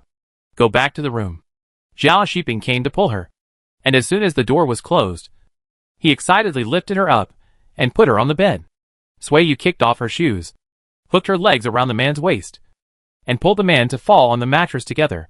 Is Liang brother cute? She asked. Zhao Shiping hurriedly said him, and he held her neck and kissed her. Do you want to have a child like this? Sui Yu held his face and said, do you want to be a father in 10 months? See your ability tonight. Chapter 87. Sui went and leaves. The room suddenly became quiet, and only the breathing of the 2 people could be heard between the beds. Don't provoke me. What do you want to provoke? Sui Yu twisted her body around his thin waist and sat up, her long hair slanting down, covering half of her exposed shoulders. She smoothed her hair, leaned over and pinched the end of her hair to tease his face. He held her hand, and she chuckled. The next moment, the 2 changed positions. The man who had been patient for half a year couldn't stand such teasing. He moved up and grabbed the mattress to cover both of them. The candlelight standing still on the wooden box suddenly shook, and a star of flame trembled and swayed like reed flowers in a cold wind. The wind outside the door suddenly changed, and the slightly cold wind swept through the door and drilled in. The amplitude of the flame shaking suddenly widened. When the oil lamp was about to fall over, the sawing sound stopped, and the sound of the wind outside accompanied by the heavy breathing once again occupied the silent night. I want to drink water. Sui Yu's mouth was dry. Zhao Shiping turned over and got out of bed, picked up a pair of pants from the ground, put them on, put on his shoes and went out. The water in the pot was still warm. He covered the fire and stuffed a cavity of grass ash into the stove hole, and strode back to the house without waiting for the water to boil. The water boiled and cooled, and then boiled it again until it was warm before it went into Sui Yu's mouth. The door was half open, and the cat official came to inspect curiously. It poked its head to take a look, and saw that its master was just drinking water. So it obediently went back to the wood room to guard. Zhao Shiping took the bowl and asked, "Do you want to drink it?" "No." After saying this, Sui Yu cleared his throat. Zhao Shiping smiled with satisfaction. He went out to fetch water, and came back to wash her. He asked again, "Shall I clean you?" Since they had already kissed each other, Sui Yu did not struggle. She pulled up the mattress and lay down, acquiescing. "How good am I?" The man was getting more and more aggressive. Sui Yu kicked him, but he grabbed her leg instead. She looked over, her face flushed, and she simply closed her eyes and pretended to be dead. The man's Adam's apple rolled quickly, and he dared not look any closer. Zhao Shiping pulled down the mattress, and he took the basin and walked out to pour water. Taking advantage of this moment, Sui Yu stood up with the mattress draped over her. As soon as she opened the wooden box, the man came in. "What are you doing?" "The sheets are dirty. I'll change one." Zhao Shiping walked over and hugged her, and then picked her up in one move. He whispered, "I have a good way to avoid dirtying the sheets." When they leaned against the wall across the mattress, Sui Yu grabbed the man's hair and asked, "Where did you know so much?" "Seeing you standing there, I wanted to do this." Sui Yu scolded him for being shameless, and he laughed. "Be quiet. Don't wake up Liang Gur." Sui Yu reached out to cover her mouth. The two of them had no intention of talking anymore. When the cock crowed once, the two tired people fell asleep. When the cock crowed 3 times, Zhao Shiping woke up energetically, and Sui Yu was forced to wake up with him. When the sky was white, the man went to cook refreshed, and the meal was served to the bed. Sui Liang squatted outside the door, with the cat official holding the bowl, and watched curiously. Sui Yu glared at the dog man, and she explained weakly, "I kicked the mattress when I slept last night and caught a cold." "Brother Liang, don't kick the mattress when you sleep at night." I didn't wet the bed last night." Sui Liang walked in. Sui Yu winked at Zhao Shiping, saying that there was a smell in the room. So he asked him to take Sui Liang out. "When you finish eating, shout. I'll collect the dishes." Zhao Shiping walked out, and took Sui Liang out with him. He closed the door and told him, "Don't go in, lest your sister infect you. If you get sick, who will take care of her when I leave?" "Okay, I won't go in." After eating a bowl of porridge and an egg, Sui Yu laid down to sleep again. Her legs and back were sore. Her thighs were soft, and her calves were swollen. She felt uncomfortable when she exerted herself, so she took a break. Zhao Shiping came in to collect the bowls. Seeing that she closed her eyes, he sat beside the bed and asked, "Are you asleep?" Sui Yu ignored him, but her eyelids moved. The man leaned over with his arms to kiss her. Sui Yu grabbed his ears and said with a smile, "We should let the man who looked down on me see what you are like now. He will beat us both up." Sui Yu laughed out loud. She was so beautiful. Zhao Shiping looked at her in admiration. "You look silly." Sui Yu rolled her eyes at him. "Don't blame the family. Don't you have work to do in the fields? I just came to tell you this. I'm going to the fields." Zhao Shiping reached out and touched her flushed face, saying, "I'll come back to cook at noon." "No. I'll get up after a nap. You take Liang away. I'll bring you 2 lunch at noon." Sui Yu didn't talk to him anymore. She rolled up the mattress, turned over, closed her eyes and ignored him. Zhao Shiping not only took Sui Liang away, but also the camels and pigs at home. So Sui Yu slept soundly. When she woke up again, the sun was almost above her head. Sui Yu hurried to cook steamed rice, fried eggs, and cooked shepherd's purse soup. She put the food in a basket, held a basin in her hand, and took the food to the fields to eat. Sui Liang had been looking up in anticipation. When he saw someone, he quickly ran over to take the basin and asked with concern, "Sister, are you well?" "I'm fine. You go ahead. I don't need you to carry anything." Zhao Shiping got up from the field. He stood by the ditch and washed his hands. He looked up and down and asked, "When did you wake up? It's almost noon." Sui Yu didn't look him in the eye, put down the basin and said, "Come and eat. Are you hungry?" Indeed, they were hungry. The thin liquid food they had in the morning was gone in a pea. When the rice bowls were served, they stopped talking. After finishing the food and soup, Sui Yu cleaned up the dishes and asked her what she remembered while cooking. "Before you come back, can I set up a stall to sell buns? It should be possible. You are not a slave. So supervisor who will not control you anymore. Even if someone reports you again, It will be useless. But, Zhao Shiping looked at her belly, and couldn't suppress the smile on his face. He was a little embarrassed and said in a low voice, if you are pregnant, you can't do heavy work anymore. She really thought she was a sharpshooter. Sui Yu looked down and said, if you are really pregnant, I will rest. If you are not pregnant, I will rest. I just want to do business. And I also want to buy camels. You can't handle it alone. Zhao Shiping thought of his younger sister, and he suggested, why don't I call Xiaomi to accompany you? She also likes to toss around. When she comes, you have a companion. And I feel more at ease. Okay. You send a message to my hometown. If Xiaomi is willing to come, I will pay her wages every month. The matter was settled. After Zhao Shiping returned the oxen and the iron plow in the evening, he went to the post station to find the postman to write a letter home with a piece of wood, and then paid 20 coins. The postman would take the letter home to the post station in Jiuquan. It was another restless night. Sui Yu and Zhao Shiping were both sick. After a long time, Sui Liang took the money to buy oil tea on the street to fill his stomach. She got up at noon and kneaded the dough and made pancakes. It took her half a day. In the blink of an eye, it was dark again. That night, Sui Yu told the man not to act recklessly anymore.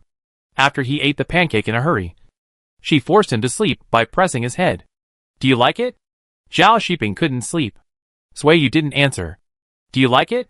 He asked persistently. I slept. You like it very much. You? Sui Yu kicked him and pinched his neck to threaten. Don't say anything. Go to sleep. Zhao Shiping hugged her and said, wait for me to come back. You are not allowed to refuse. You must obey me. Okay. I will listen to you when you come back.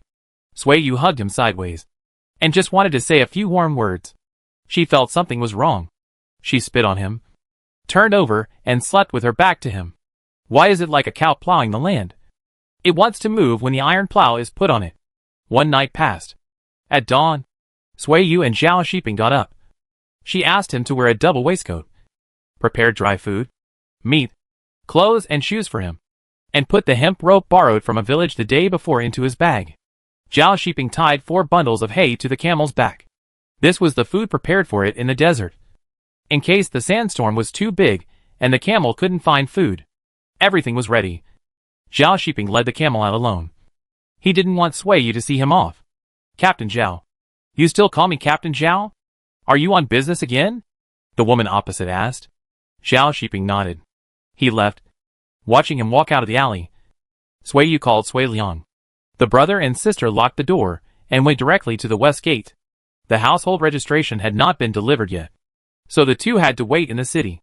The sun rose, and a team of people came over on camels.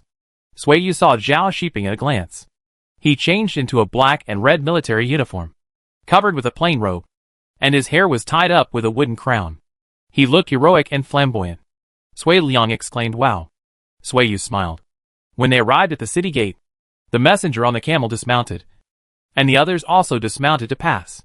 Zhao Shiping glanced at the side of the road, gestured with his hand to say hello, and walked straight into the city gate with his camel. Huang Anshan raised his eyebrows at him, saying, brother, you are awesome. You will be different when you come back. The delegation left, and Sui Yu looked over the city gate again. She pulled Sui Liang, and the two of them went home with half of their bodies covered in yellow sand. Sui went and saw her in the crowd. He learned from passers-by that the delegation had just left the city, and Sui Yu's eyes had been on one of the people in the delegation. He thought carefully and vaguely remembered the appearance of the man Sui Yu followed. The city gate was unblocked, and Sui went and suppressed the messy thoughts in his mind. He carried a homemade bow and arrow and went out of the city to hunt. In the afternoon, Sui went and came back with 3 gray rabbits and a pheasant. It was just spring, and the rabbits and chickens were skinny after being hungry for a whole winter. He sold them all on the street, and bought a fat hen from a peasant woman and sent it to Sui Hui. Brother, I don't lack food in the mansion, so don't send me chickens and fish. Save up money and marry me as sister-in-law. This was the first time Sui Hui mentioned this, and she looked at him nervously. Sui went and smiled faintly, and changed the subject by asking, how is Shi Tu? Has he seen the doctor again? The weather has turned warmer, and he hasn't been sick this month. The doctor didn't shake his head when he came to take his pulse. Talking about her son, Sui Hui was no longer worried. She drank a sip of water and said, Now our lives are going well. You may not know that Sister Yu and Brother Liang's slavery has also been cancelled. Seeing his face full of shock, Sui Hui smiled, and she told him everything she knew. She is a capable person, and her husband is also a capable person. I heard from Lord Hu that if Zhao Shiping can come back alive, he will definitely be valued by the captain. And sister, you will have a good life in the future. Brother, everyone has their own destiny. So let go of the past. Everyone has their own destiny. Sui Wen thought. Where can people trapped in the brothel and the Great Wall have their own destiny? He didn't say anything that day, and Sui Hui was still thinking about waiting for him to come next time so that she could persuade him again. However, 5 days later, she received a piece of wood from outside the mansion. On the wood was 2 lines of words written in burnt black charcoal. My elder brother is too indecisive, and his conscience is always uneasy. If you don't come back within 5 years after this trip to the west, I will consider you dead. Chapter 88. The field cannot be lost. The wood chips fell to the ground. Sui Hui panicked. She shouted outside, Gong Ma! Gong Ma! Go find the master.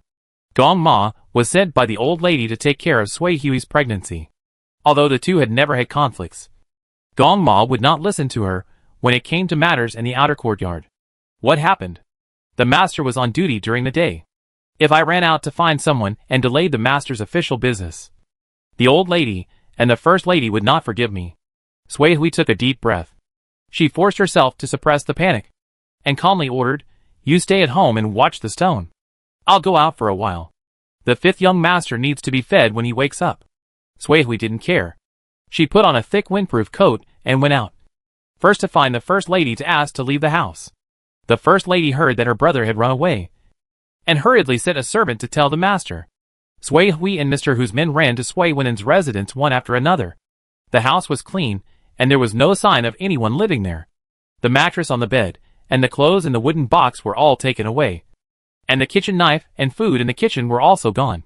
The village chief came and called several families living nearby. They all said that they hadn't seen Wen for 2 or 3 days. He often goes out hunting before dawn and comes back after dark. It's not uncommon to not see him for 2 or 3 days. The old lady opposite said. She asked, but what happened? The village chief was also puzzled. He looked at the young woman in front of him with a sad face and asked, Did Wen have an accident?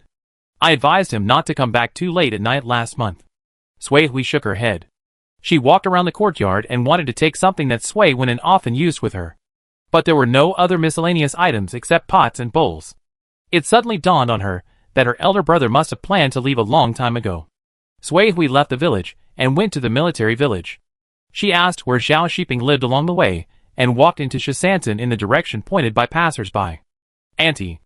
Excuse me. Does Zhao Shiping live here? Auntie's son looked up at her, pointed into the alley, and said, The one with a big-tailed chicken standing on the haystack is here. Do you know Sui Ling? Are you 2 sisters? Sui Hui shook her head. You 2 look a bit alike. Auntie's son stared at her again and said, Mr. Zhao is not at home, but his wife is at home. You go over. Sui Hui walked over. The gate was closed. There was a voice in the yard. She raised her hand and knocked on the door. Who is it? Here it is. Brother Liang. Go open the door and see who it is. Sui Liang ran over and opened the door. Seeing the person outside the door, he looked alert and subconsciously wanted to close the door. Sui Hui couldn't hold back her smile. So she asked in a low voice, Has your cousin come before? Sui Liang shook his head. Brother Liang? Who is that? Sui Yu came out of the wing room and saw the person outside the door. The expression on her face was gone, and she reluctantly asked, Why are you here? Sister Yu. Sui Hui walked in, and she stopped after 2 steps, standing inside the door and asked, Has my eldest brother come to see you? He came twice last year. Has he not come recently? Sui Yu shook her head. He left. I don't know when he left, or where he went. He just left me a message. I thought he would come to see you before he left. Sui Yu shook her head. You overestimate my importance. No. My eldest brother cares about you very much. Sui Yu chuckled and asked, Anything else? Congratulations on your escape from slavery with Liang Gur. Thank you. Sui Hui nodded and walked out. She walked faster when she remembered that she had a baby at home. Tong Huar came from the alley holding Ah Shui. She recognized Sui Hui at a glance and stopped walking. She stared at the person who hurried over.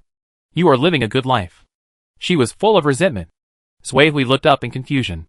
She didn't recognize the person for a while and asked in confusion, Are you talking to me? Tong Hua's mouth corners were raised. She smiled strangely and stared at her silently. Sui Hui shuddered in fear. There was undisguised malice in her dark eyes.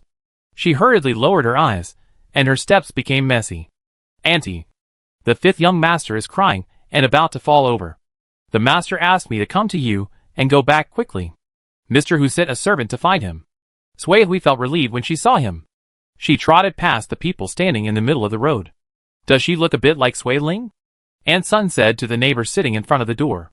They should be sisters. She said no. Sui Hui pretended not to hear.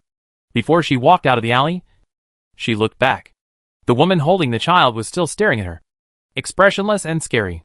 She hurriedly turned back and left. Sui Hui was wondering if the woman holding the child had recognized the wrong person. But she felt that she looked familiar. Before she could remember, her thoughts were interrupted. Auntie, please go with me quickly. The master is not very happy.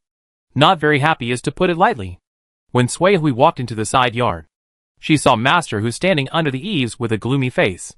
Her heart skipped a beat. Any news about your elder brother? Sui Hui shook her head. No. He didn't leak anything before he left. And he didn't go to find anyone.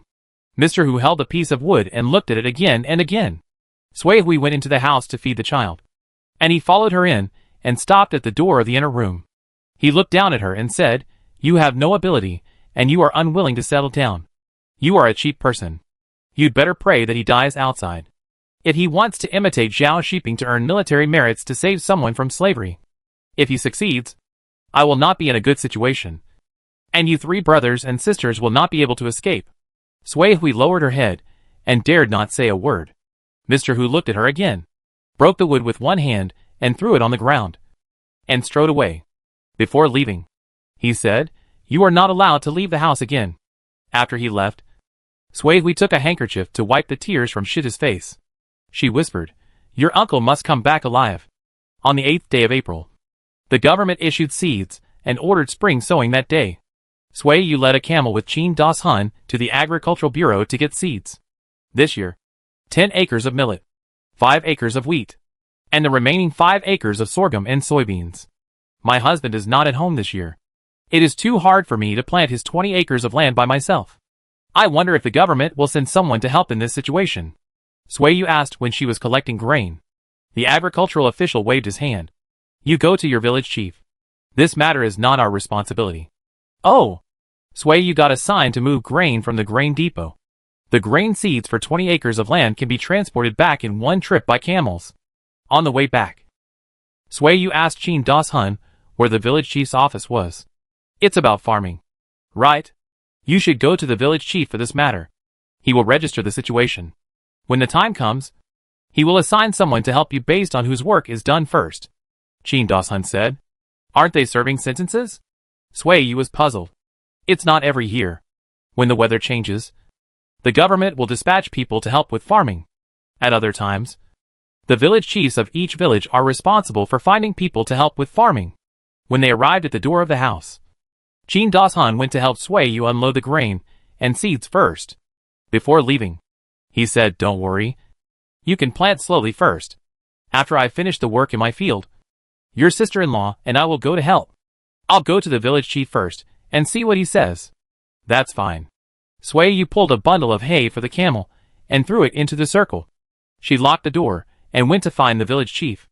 Just as Qin Das Hun said, the village chief asked her to plant first, and he would send someone to help if anyone in the village was free. After completing the registration, Sui Yu left quickly, thinking that she and Sui Liang's household registration had not been issued yet. So she went to the government again.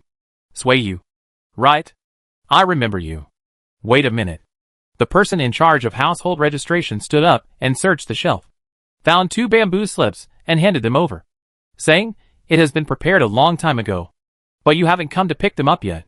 Sui Yu thanked him and left happily holding the 2 bamboo slips like treasures.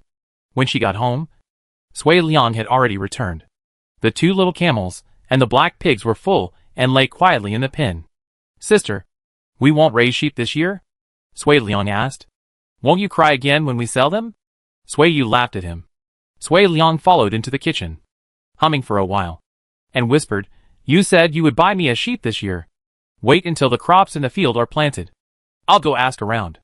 I've already asked around. The shepherd is selling lambs. There are many lambs in his flock. Sui Liang added firewood to the stove and said excitedly, I will raise a sheep this year. When it gives birth next year, I will have 3. The year after next, I will have 5. No. The year after next, I will have 6, 7, or 8 sheep.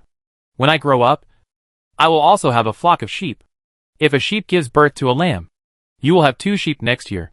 4 sheep the year after next, and 8 sheep the year after next.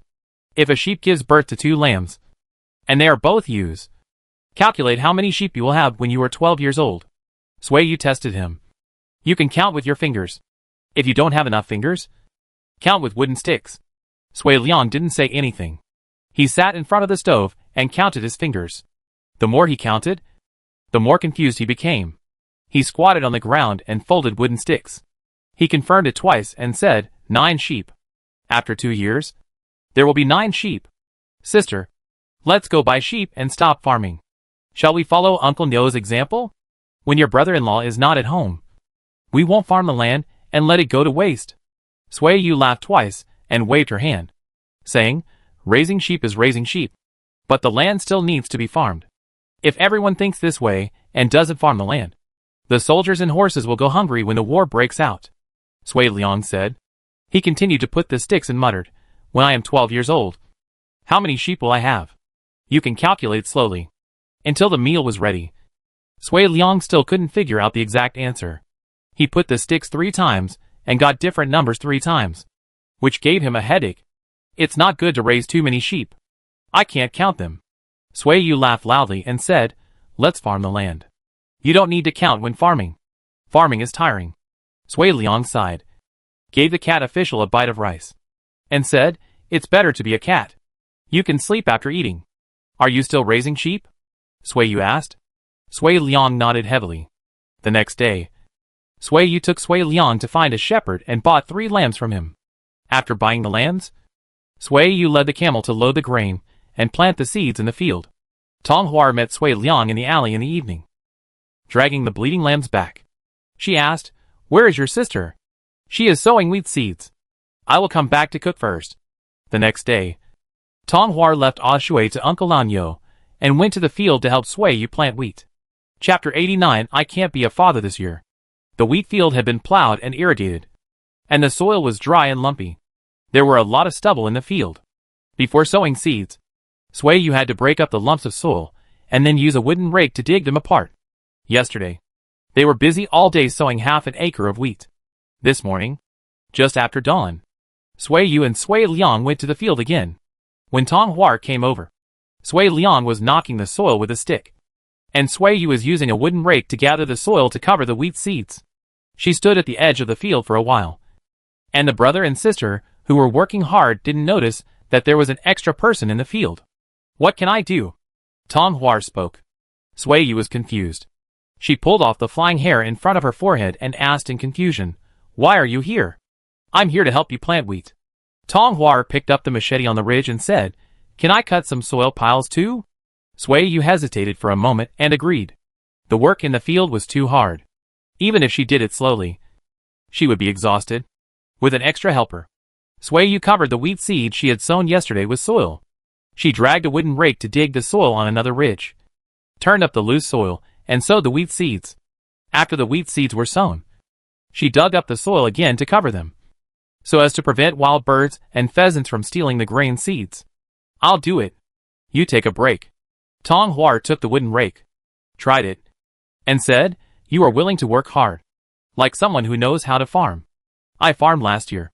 Sui Yu shook his arms and said, You are here. Shui and her father are at home. Yes. She doesn't want to drink milk? She drinks rice soup during the day and milk at night. I don't have enough milk. Hearing what she said, she went back at noon. Sui Yu brought half of the rice at home and sent it over. When she came back from the field in the evening, she asked Sui Liang to bring 4 eggs to Uncle Lanyo. You said you didn't know her, but she came to help you with your work.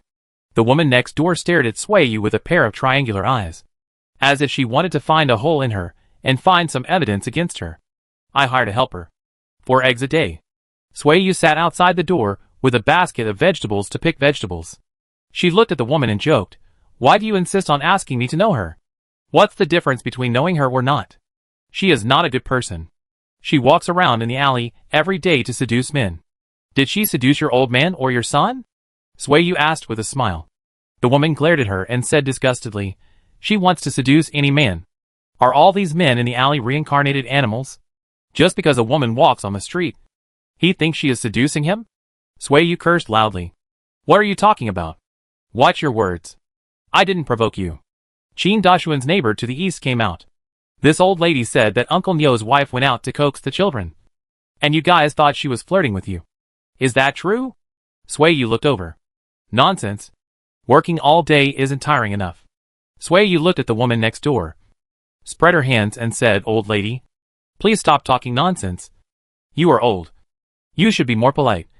The men in our alley are all good-natured. Please don't ruin their reputation." After saying that, Sui Yu saw Sui Liang coming back. She stopped talking and picked up the basket and went into the house. It was getting dark. Sui Liang went into the house and bolted the door. He ran into the kitchen and asked quietly, "Sister, were you arguing just now?" "Don't ask kids." "Oh, Shui was crying when I went there. Children like to cry. Is your child like this too?" Sui Yu choked up and said helplessly, "Maybe. All children are the same." Sui Liang sighed. He didn't like children anymore. They were crying and snotting. They looked ugly. "Come and light the fire for me." Sui Yu interrupted his sigh. "A pot of dumpling soup. Cook more for one meal. Heat it up tomorrow morning and have another meal." Sui Yu was tired and hungry. She ate 2 bowls before putting down her chopsticks. She also peeled a boiled egg while sitting to digest the food. Looking at the stars in the sky, she muttered, "Your brother-in-law should have walked out of Human Pass." Sui Liang looked up at the sky and asked what Human Pass looked like. "Is there a lot of jade? Is the gate made of jade?" "It shouldn't be." Sui Yu didn't explain much. She leaned on the stone and used the power of the stone to massage her sore arms. She said slowly, "When your brother-in-law comes back, we will go out of the city to have a look. What does Dunhuang look like to the west? What does Human Pass look like to the west?" Sui Yu also wanted to know. The night passed, and the people who had rested for a night took farm tools and went out to farm after dawn. Sui Yu went to open the door. The black pig taller than her knee drove 3 lambs out, and 3 camels of different sizes followed closely behind. The livestock were tied in the wilderness to eat grass. Sui Yu and Sui Liang went to the wheat field. As soon as they approached, they heard the pheasants calling. After running a few steps, she saw 2 long-tailed pheasants flying over from someone else's field. She picked up a piece of hard earth and threw it over. But it hit nothing, and the pheasant changed its route and flew away. A black dog came after it, tum-lolling, and ran north after the pheasant. "Tomorrow. No. I'll bring the bow and arrows in the afternoon," Sui Yu said. Sui Liang's mind followed the dog. While knocking the earth, he kept an eye on the surrounding movements. The black dog never passed by again. After the sun came out, Tong Huar's family came. The man working not far away asked in a hoarse voice, "Old Nyo, why don't you plant your own land and come to do idle work for others?" Uncle Nyo ignored him. He held Shui and did not go to the field. He took her to watch grasshoppers on the ridges and chase butterflies with the child on his back. When he heard the pheasants calling in the distance, he took Shui to find the sound. "Uncle Nyo is good at coaxing children," Sui Yu said. Tong Huar did not refute. Sui Yu walked in front to sow wheat seeds, and Tong Huar followed behind with a wooden rake in hand to dig the soil. The 2 of them were one in front and one behind, and their speeds were almost the same. They cooperated well. After planting a row of wheat, Sui Yu and Tong Hua sat on the edge of the field to take a break. Suddenly, they heard the cry of a child. She turned her head and said, "Is it Shui's voice? Go and have a look." Tong Hua didn't even raise her head, staring at the insects under her feet, and said, "It's okay. Her father is here. Nothing will happen," Sui Yu said. She picked up the water bag and drank water. The crying sound was getting closer and closer. After a while, Uncle Nyo came over with the child in his arms. "Shui is hungry. You feed her." "Where is the milk? It's almost sucked me dry." Tong Huar's tone was not good, but she still took the child who was reaching out to her. She sat on the edge of the field and turned around to undress and feed the child. The crying stopped, and Uncle Nyo breathed a sigh of relief. Sui Yu tied the water bag tightly, and she picked up the machete to knock the soil in the field. When she walked to the end of the field, Tong Huar also came down, and the child returned to Uncle Nyo's hands. Old cow, why don't you go down to the fields to help with the work? Let the women do the work. You, a grown man, are worse than my 14-year-old grandson in terms of taking care of the children. The old man who was passing by with a camel said in a rough voice. He really looked down on this old man. Uncle Nyo was not fooled by this, and provoking him was useless. He said shamelessly, then let your grandson do more work. I am old, and if I suffer more, I will live one day less. I can't farm anymore. You might as well die and save food. I will still be alive even if you die. I want to live another 16 or 17 years to marry my daughter. Uncle No laughed, picked up the yawning child, and said, the sun hurts my eyes. Let's go back. The two old men on the ridge left, and the land was suddenly clean. It took 10 days to plant 5 acres of wheat and 2 acres of millet. That day, before going to the fields, Sui Yu suddenly felt hot under her body. She went back to the house to take out her menstrual belt, put it in grass ash, and went to the toilet. Looking at the dirty pants, she thought that Zhao Shiping was incompetent, and he could not be a father this year. Brother Liang, go to Uncle Lao Nyo's house and tell him that I'm not feeling well. I won't be working in the fields these days, Sui Yu said. Sui Liang went there, and when he came back, Tong Huar also came with him. When she learned that Sui Yu was having her period, she suddenly sighed. The one who should have a baby didn't, and the one who shouldn't have a baby did. Sui Yu looked at her and said, there is no such thing as should or shouldn't. Everyone has their own luck. Sui Hui gave birth to a baby, and it's a boy. How did you know? I don't know. Sui Yu drank some hot water. She just thought Tong Huar was referring to herself. I heard it. Tong Huar told her what happened that day, and she sarcastically said, I live like a rat in the gutter, and she can't recognize me. Sui Yu drank some water again. It had nothing to do with her, so she didn't comment. Seeing this, Tong Huar said no more. She carried the wooden rake away and called Sui Liang to work in the fields. On the first day of her period, Sui Yu felt the most uncomfortable. She did nothing except 3 meals a day, taking advantage of her free time. She slept in bed for most of the day. With her spirits back, Sui Yu cleaned the pig pen, sheep pen, and camel pen at home. The manure piled up. She planned to wait for Qin Das Hun to be free and ask him to help carry the manure to the vegetable field. On the 4th day of her period, Sui Yu killed a chicken. She stewed it at home for half a day. At noon, she divided the pot of chicken into 2 portions. Tong Huar took 1 bowl away, and she and Sui Liang ate the rest. Sister, why are you killing chickens? The chickens we raise are still delicious. Pheasant meat is not delicious. Sui Liang ate it with relish. Eat slowly. Don't eat your teeth again. Sui Yu picked up a chicken leg and gave it to him, saying, you've worked hard. I'll give you some tonic. Sui Liang smiled sweetly. You killed the chicken for me. Yes. I'm afraid you'll lose your foundation and grow up to be a dwarf. I want to be as tall as my brother-in-law. Sui Liang had ambitious goals. Sui Yu didn't have the heart to discourage him. They were not born from the same parents, so he probably couldn't grow as tall as Zhao Shiping. Zhao Shiping was a pure northerner with a big frame and a tall stature. Second brother, is this the house? I smell the aroma of meat. Yes, this is the house. Sui Yu heard the voice and walked out quickly. When she looked out, she saw someone standing outside the door. She was surprised and said, Second brother, it's you. No wonder my voice sounded familiar. My God. For sister, you are taller than me. Zhao Xiaomi was stunned.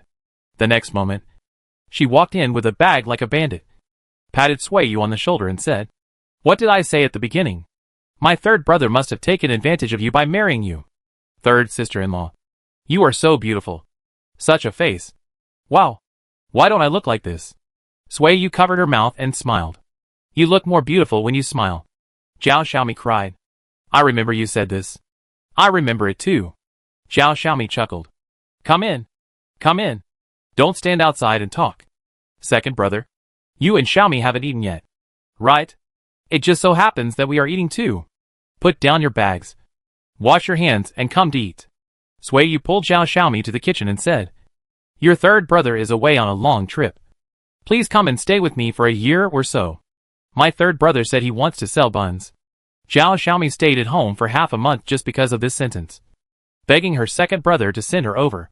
We'll start after the work in the field is done. Sui Yu gave her a definite answer. Zhao Xiaomi chuckled and said, Let alone a year or so. Even if you don't let me go home, I have no problem with that. Second brother Zhao coughed. Zhao Xiaomi looked over and said, Does your throat itch? Eat a chicken claw to scratch it. Xiao Urge ignored her. He took the rice from Sui Yu and said, So much? Is it enough for you? It just so happens that there is a lot of rice cooked at noon. So it's enough. Don't be polite, brother. Just eat it. Sui Yu handed another bowl of rice to Zhao Xiaomi. Are you still busy with the work in the field? Xiao Urge asked. Sui Yu saw that he only took radish and no meat. So she took the bowl and scooped half a bowl of chicken for him, saying, We have finished planting wheat, and we have planted 5 acres of millet. And there are still 10 acres of land. In a few days, there may be people in the village who will be free. And then the village chief will arrange people to help plant. Have you finished the spring planting at home? I have finished it. If I hadn't finished it, my mother would not let me come here. Zhao Xiaomi pouted. Brother Zhao glared at her, then turned around and said, I'll help you plant the crops in the field before I go back. Sui Yu didn't hesitate and said, Thank you, brother. That afternoon, Sui Yu also went to the field. Zhao Xiaomi also went. And with Tong Hua, the 4 of them worked much faster. The next day, Qin Dashun went to help. On the 3rd day, the village chief assigned 2 more people to go. The remaining 10 acres of land were planted in 2 or 3 days. Chapter 90 Beauty Attracts Business. After the spring planting, Zhao Urge planned to return to Jiuquan. Sui Yu asked him to stay for 2 more days to help carry the manure from the toilet and livestock pen to the vegetable garden and alfalfa meadow. Zhao Urge did not dislike it. He often did this dirty work at home. He agreed to start carrying manure the next day. He did not dislike it, but Sui Yu and Zhao Xiaomi did. Before the stench was gone, the 2 sisters-in-law took Sui Liang and ran away. I'll go around the field and see if I can shoot 1 or 2 wild game. Xiaomi, you and Liang Gur will herd sheep here. Sui Yu left with a bow and arrow. Zhao Xiaomi grabbed a handful of fried soybeans and shared them with Sui Liang. She found a place to sit down and watched Sui Yu walk away. She chewed the soybeans and said, Does your sister know how to hunt? I thought the dried chicken and dried field mouse that my third brother brought back were hunted by him. My brother-in-law also hunts. Zhao Xiaomi's eyes turned and she said happily, Then your family doesn't like meat to eat? Sui Liang nodded heavily. The sheep from other families came and aggressively pushed towards the 3 lambs. Before Sui Liang could drive them away, the black-skinned pig rushed over with a loud grunt and bit the leg of the troublemaker sheep. Hey! Hey! Hey! The boy who was herding sheep not far away was startled by the sheep's cry. He hurried over and shouted loudly, Sui Liang, call your pig away quickly.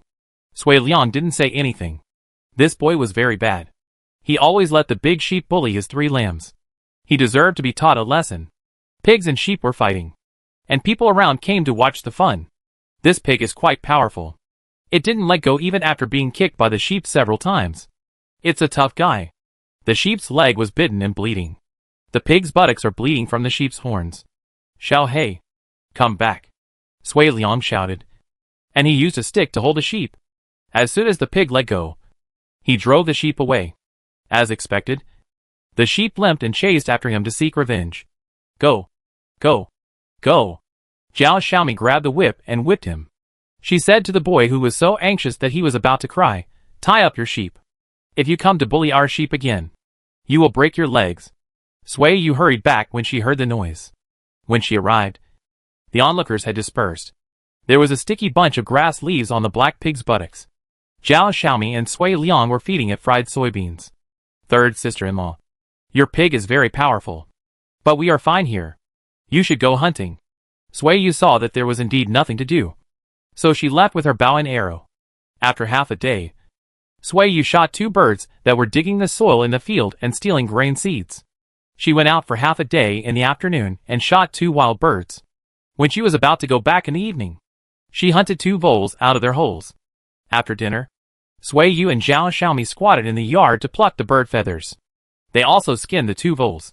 The voles' skins and bird feathers were thrown into a basin of grass ash water to soak. Wait until autumn, before the weather gets cold. I will use the mouse skins I have saved to sew a waistcoat for you. Liang'er, your 3rd brother, and I all have one. It's quite warm to wear on snowy days. Sui Yu said. Is it also made of mouse skin? There is also a layer of rabbit skin sewn on the outside of the mouse skin. Zhao Xiaomi smiled and said sweetly, Okay. Okay. After plucking the birds, the 4 together were not as big as a chicken. Sui Yu estimated that it was not enough to eat. So he went to the fields for half a day the next day and brought back 3 birds this time. In the evening, Sui Yu took the money to go to the street to buy 5 pounds of fat lard. When she came back, she lit a fire and started to refine the oil. This was in preparation for selling buns. After taking the lard residue out of the pot, Sui Yu said to Sui Liang, Don't burn the firewood first. I'll ask you to add the firewood when you light the fire. After that, she held the bird's neck with chopsticks in her right hand, and took the spoon in her left hand, unskillfully scooping oil and pouring it on the bird meat. The boiling lard poured on the bird meat made a sizzling sound, and the bird meat changed color. 3rd sister-in-law, I'll help you. Zhao Xiaomi ran in and said, I'm here to pick up the bird meat. What's this for? Fry the bird meat. It will be more fragrant when stewed. Sui Yu shook her left hand, and she changed her hand to scoop oil and pour it on the bird meat. All 7 birds were poured with oil, and the oil temperature in the pot was also much cooler. Sui Yu threw the 7 birds into the oil pan and fried them slowly. She drove Sui Liang away and sat in front of the stove to light a small fire. The black-skinned bird was fried until golden brown and then taken out. Sui Yu scooped about 3 pounds of lard from the pot into the oil tank, and used the bottom oil to stir-fry the field mouse meat. After the fat was fried out, he threw 2 wild garlic and scallions in, and fried them until they were fragrant, and then threw them out. Don't throw it away. Don't throw it away. I'll eat it. Zhao Xiaomi stopped him. She pinched the fragrant scallions and blew on them, muttering, There's so much oil. Why throw it away? Sui Yu looked at Sui Liang, who laughed. Add water to the pot. Boil the water and put the half-cooked bird meat into the pot. There was a little less water, so Sui Yu brought 2 spoons of wine from the wine jar, and the water in the pot just covered the bird's back. Zhao Urge couldn't stand the fragrance coming out, so he carried a load to fetch water, and filled a water tank with 2 loads of water. It was already dark. 2nd brother, the meat is stewed. Wash your hands and get ready to eat. Zhao Xiaomi jumped out. Sui Yu rolled out the noodles, scooped out the meat from the pot and added water, then took off her coarse cloth apron and went to the next door to call Qin Dashun. Qin Dashun had already eaten dinner, but the aroma of meat and oil from next door made him very hungry. He felt that his stomach was still empty, and he couldn't bear Sui Yu's 2 calls, so he happily went over. 2nd brother, you came all the way here, and you don't have a day to rest. You should eat more meat. Otherwise your 2nd sister-in-law will feel distressed when she sees you lose weight. Sui Yu said. 2nd brother Zhao is an honest person, and he doesn't joke with his wife very much. When Sui Yu joked, he was speechless. Brother Qin, don't be polite. Wild birds are not big. Each of you can pick one up and chew it with your hands. Sui Yu poked a whole bird to him and said, This is the first time I've done this. Let's try it and see if it tastes good. Zhao Xiaomi picked one up by herself. The bird's skin was raked. The bird meat was tender, and the bones in the bird's wings were crispy. She was so drunk that if the cat officer hadn't scratched her legs, she would have chewed the bones. Delicious. Delicious. Zhao Xiaomi was so happy that she turned her head to look at her 2nd brother and said, Go back and tell my parents not to worry about me. My 3rd sister-in-law and I are living a happy life. 2nd brother Zhao ignored her. If my parents miss their daughter, 2nd brother, please send them over to stay for a few days. Sui Yu spoke. Zhao Urge waved his hand and said, When the 3rd brother comes back, you can go back and stay for a few days. Dad and Mom are old and can't stand the rush. In addition, when they were young, they moved here from the interior and walked on the road for half a year. They are really tired of walking. Okay. Wait for him to come back, and we will go back together. Sui Yu nodded in agreement. 7 birds were divided among 5 people. The remaining 2 birds were pushed around. Sui Yu decided to let Xiao Urge and Qin Das Hun share them. The bow and arrow are in my hand. Xiaomi will live here again. We will have food to eat when we hunt birds. We don't need this one. You two are different. After this meal, you don't know when the next one will be. I live nearby. So I came when I smelled it. Qin Das Hun laughed. Sui Yu smiled but didn't say anything. Zhao Shiping was not at home, so she didn't dare to bring a man home for dinner. If it weren't for brother Zhao Er, she would have sent a plate of meat to Qin Das Hun even if she wanted to have dinner with him. After the meal, the moon was high in the sky.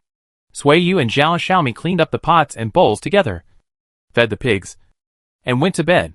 At dawn, brother Zhao Er rode a borrowed camel out of the city. Sui Yu led the camel to the grain shop to buy some lime flour. When she passed by the place where she had set up a stall before, the shop had changed hands. The wine shop was converted into a grocery store, and it was run by a Hu merchant. Sui Yu went in and took a look around, and asked the boss if she could set up a stall outside the shop to sell buns. The Hu merchant was not particular, and seeing that Sui Yu was willing to pay, he rented her a 2-foot long and 2-foot wide piece of land for 2 cents a month, and asked for a half-year payment. After renting the stall, Sui Yu went to the carpenter's house again. She wanted the carpenter to make her a waist-high table with detachable and supportable legs. As soon as she mentioned the request, the carpenter offered a high price of 3 taels. Forget it. Forget it. I can do anything else with this money. I won't buy it. Sui Yu was not a fool. She came out of the carpenter's house, and was walking in the village thinking about what to use to replace the table, when she saw a family removing the door. Auntie, are you new here? You don't want the door panel anymore? Sui Yu walked over. Yes, we are new here. Do you want this door panel? I plan to chop it up for firewood. Sui Yu was delighted. She spent 50 cents to buy a door panel, and spent another 10 cents to hire someone on the street to deliver it to her. She washed the door panel clean, borrowed a chisel from the alley, and made 4 holes diagonally on the door panel. Cut 4 suitable pieces of wood and inserted them into the holes, and a table was ready. Later, Sui Yu went to the store where she bought the door panel, bought another door panel for 50 coins, split it with a machete, and followed her experience in making tables. She chiseled an opening 2 palms wide on the wide wooden board, inserted the narrow wooden board into it, and stuck the 2 wooden boards into the ground, and a chair was ready. The table and chairs were complete. There were pots, stoves, and firewood. Oil and salt were all ready, and there were shepherd's purse, bitter herbs and radish seedlings growing in the vegetable garden. Sui Yu chose a good day and took Zhao Xiaomi out to sell buns. Early in the morning, Sui Yu first moved the table and chairs over with a camel and put them together, then came back to carry the steamer and stove, and the last trip to transport the dough and 2 pots of mixed stuffing. She went in and out 2 or 3 times, and the noise was not small, and most people in the alley saw it. Are you setting up a stall to sell buns again? Aunt Sun asked. Yes, still on Nanshui Street. Sui Yu nodded. Zhao Xiaomi was watching the stall outside the grocery store. When she saw Luotua coming, she went to help unload the things. As soon as she put down the noodle and stuffing bowls, passers-by came to see. We have shepherd's purse and egg stuffing and lard and bitter vegetable stuffing. It will be steamed in 1 stick of incense, Sui Yu said. In addition, we also sell oil tea. The stove was lit. Water was added to the pot, and while the water was boiling, the aunt and sister-in-law worked together to knead the bread stuffing. The water in the pot was boiling, and someone passed by. Hearing that there was oil tea, he took out 4 cents to buy a bowl, a spoonful of fried noodles, and a lump of lard. Sui Yu scooped water to brew, and stirred quickly with one hand, and the fragrant aroma of noodles and oil rose. The oil tea in the shop costs 5 cents a bowl. The conditions at Sui Yu's place cannot keep up with the environment in the shop, so the oil tea costs 1 cent less. But he sells it anyway. A basket of 30 buns was put into the pot, and the stove was burning. Sui Yu and Zhao Xiaomi continued to make buns. How much are the buns? A passing man saw Sui Yu's face, walked past and turned back. They are all 3 cents each. There are shepherd's purse and egg fillings and lard and bitter vegetable fillings. The bitter vegetable is fried after it wilts in the sun. It has a light bitter taste and less water. It is not soggy when eaten, Sui Yu said. How many do you want? Yes. 2. 2 each? Sui Yu went to open the steamer. Yes. 2 each. 4 buns were collected for 12 cents. The man took the buns and left. Zhao Xiaomi frowned and said, "Third sister-in-law. He came here just for your face. The face is for people to see. Just look at it. I don't lose anything." Sui Yu washed his hands and continued to knead the dough, saying, "Don't think about it. We set up a stall to make money. If we make enough money soon, we will open a shop." Chapter 91, A Little Stingy. After wrapping 150 buns in an hour, enough for 5 steamed baskets, Sui Yu stopped for a while and sat comfortably in a chair to bask in the sun. Zhao Xiaomi was a little anxious. It took her half a day to sell a basket of buns. The noodles and stuffing in the basin could wrap hundreds of buns. She was worried that she couldn't sell them all. "Third sister-in-law. There is no one on this street. How about we go to another place?" "Don't worry. It's not time for dinner yet. To do business, you have to be patient." Sui Yu gave her the bucket and said, "I'll give you some work. Go back and fetch half a bucket of water." Zhao Xiaomi looked around and waited for another cup of tea. There was still no one, so she had to run away with the bucket. Sui Yu sat down to rest for a while. She made herself a bowl of oil tea to moisten her throat. When the sun was about to rise, she stood up with energy. Hu Shan came out, and when he got closer, he smelled the aroma of oil tea. He said, "It's not too hot to sit outside in the sun at this time. It's still a little sunny at noon, but the clouds are too thin. It would be more comfortable if the clouds were thicker." Sui Yu pointed to the sky and said, "It's time to eat. Are you going home?" Hu Shang saw the chair she was sitting on. He picked up the wooden board and looked at it, then sat down to try it out. He said, "Make me a bowl of oil tea and pick up a plate of buns for me." "Okay." The fire in the stove was lit again. Sui Yu opened the steamer and put 4 vegetable buns in the bowl and handed it to her, saying, "You eat first. The water will boil in 2 fires." Hu Shang took a bamboo tube from his waist and said, "I have butter, so I don't need lard." "Okay." The owner of the oil shop next door passed by. He looked at Sui Yu twice. Sui Yu said, "Manager Long, are you going home to eat?" "It's you. I looked at you for a long time, but didn't recognize you." Shopkeeper Long smelled the aroma of butter. He slowed down his pace and said, "You made oil tea with butter? Give me a bowl." "It's shopkeeper Ali's butter. I don't know if he sells butter in his shop." Hu Shang waved his hand. "Butter is hard to find. Migrating herders are hard to find, and the herders are reluctant to sell it. And he doesn't give much butter. Please give shopkeeper Long a bowl of oil tea." Hu Shang dragged another chair and said, "Sit down. This thing is very comfortable to sit on. I will also put 2 in the shop when I go back." Sui Yu stirred another bowl of oil tea, also with Hu Shang's butter. The aroma of flour mixed with milk. She felt that the surrounding sunlight was fragrant. Roasting people very comfortable. "Also give me a bowl of buns. Or radish stuffing?" the shopkeeper of the oil shop asked. "No. The radish is rotten. You have to wait a month before you can eat fresh radish. There are shepherd's purse and egg filling and lard and bitter vegetable filling. They taste good, especially the shepherd's purse, which is very fresh. 2 of each." Hu Shang had a big appetite. He ate 4 buns and asked Sui Yu to put 4 more in the bowl. The shop owners passing by were ready to go home for dinner. Sui Yu shouted, "Lard and bitter vegetable buns and shepherd's purse and egg buns are here. They are 3 cents each. Bosses, buy 1 or 2 to try. If you like them, come and buy a bowl of oil tea with 2 buns when you open the shop in the morning to fill your stomach." The hawking sounded familiar. People on the road looked over in 2s and 3s. The bamboo craftsman was surprised and said, "It's you. I didn't recognize you before." He was talking about Sui Yu asking him to make a bow arm with rattan last year. "Daughter of Bozi, did you eat the magic pill? You look better." The female shoe shop owner joked. "I didn't eat the elixir, but I ate a lot of buns." Sui Yu smiled. "Okay. I'll buy a few when I go back tonight to see if I can become beautiful. That requires continuous daily consumption. I ate it for a year to grow like this." Sui Yu joked. "Would you like to exchange tofu with me?" the tofu seller asked. "Okay. Give me a bowl of tofu, and I'll give you 2 buns." Sui Yu planned to make sauerkraut stewed with tofu in the evening. "Give me 2 too. But I don't have any money on me. I'll bring you money in the afternoon." The female shoe shop owner reached out and joked. "If I can't grow like you, I'll go to your house to cause trouble." "Okay." Sui Yu agreed without hesitation. "If you want to grow like me, You have to eat as I say. Shopkeeper Yao. You might as well eat her. Shopkeeper Long laughed. Everyone else laughed. Zhao Xiaomi saw the scene when she came over with water. She was overjoyed. As expected, business was good at mealtime. She walked over and put down the bucket.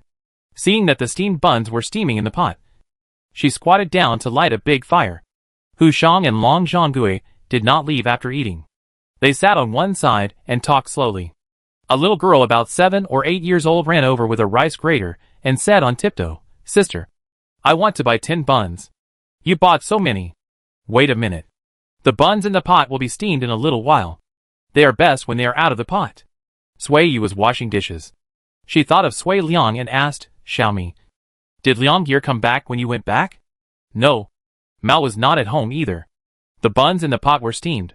Xiao Xiaomi handed 10 buns to the little girl, collected the copper coins, counted them, and threw them into the cash box. "Sister." Sui Liang came over. "I'm hungry. Freshly steamed buns." "You came just in time." Xiao Xiaomi put 2 buns in his bowl and asked, "Would you like some oil tea?" "I'll make you a bowl." Sui Liang nodded.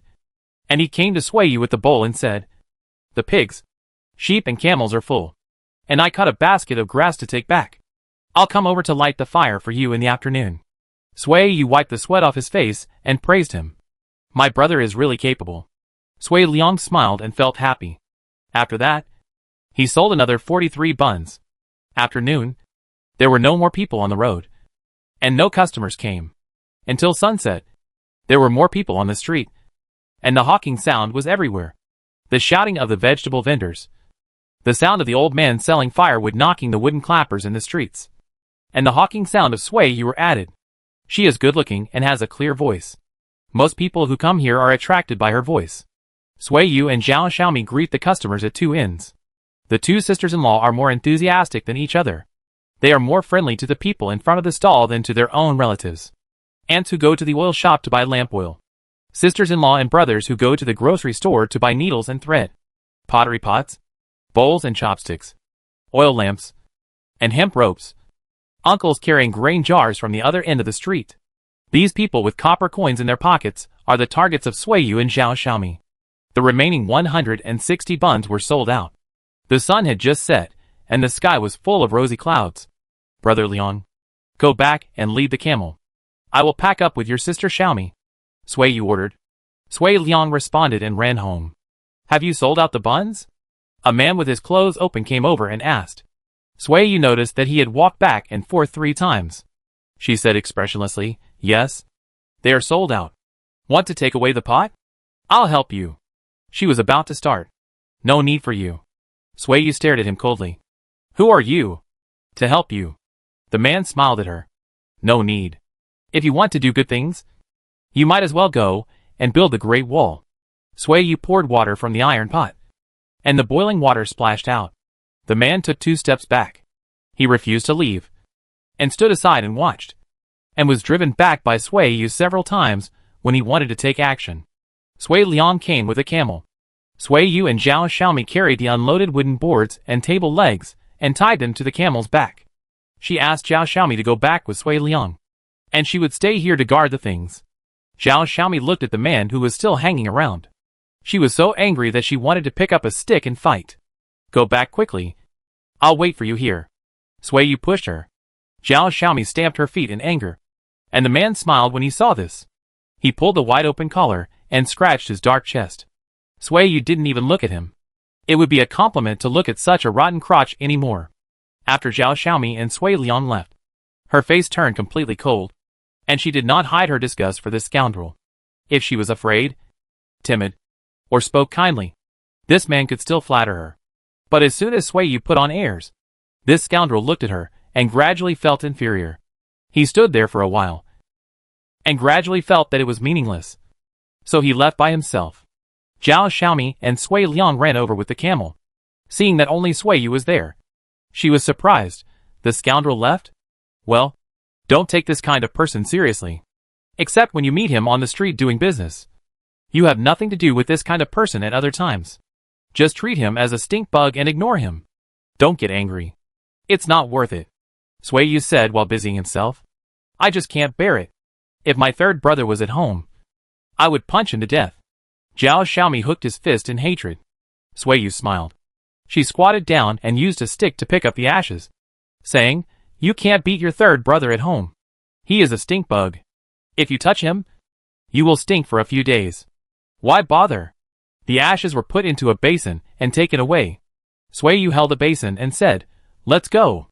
Let's go home and cook." For 5 consecutive days, when there were many people every day, the rascal came, and Sui Yu treated him as a dog. Zhao Xiaomi chased him away, and she found that the rascal became more excited the more angry she was.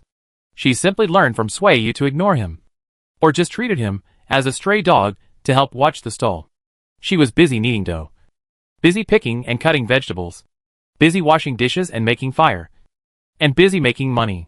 Half a month later, Zhao Xiaomi found that she hadn't seen the rascal for several days. If you meet someone like him again, don't be afraid of him. And don't pay attention to him. Treat him as a speck of dust. He will go away after a while.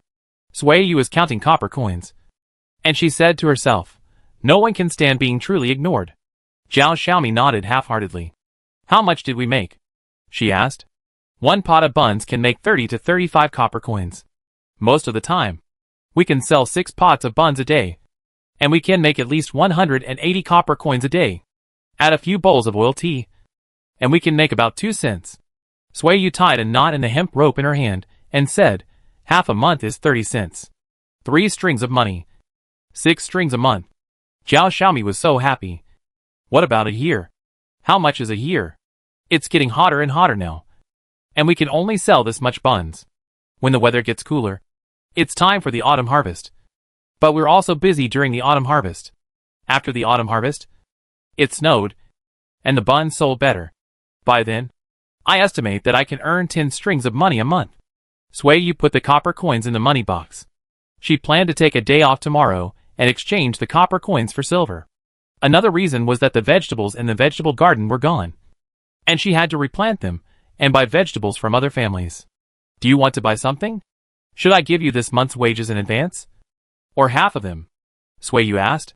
Zhao Xiaomi thought for a while and said, "I want to make a pink luo skirt.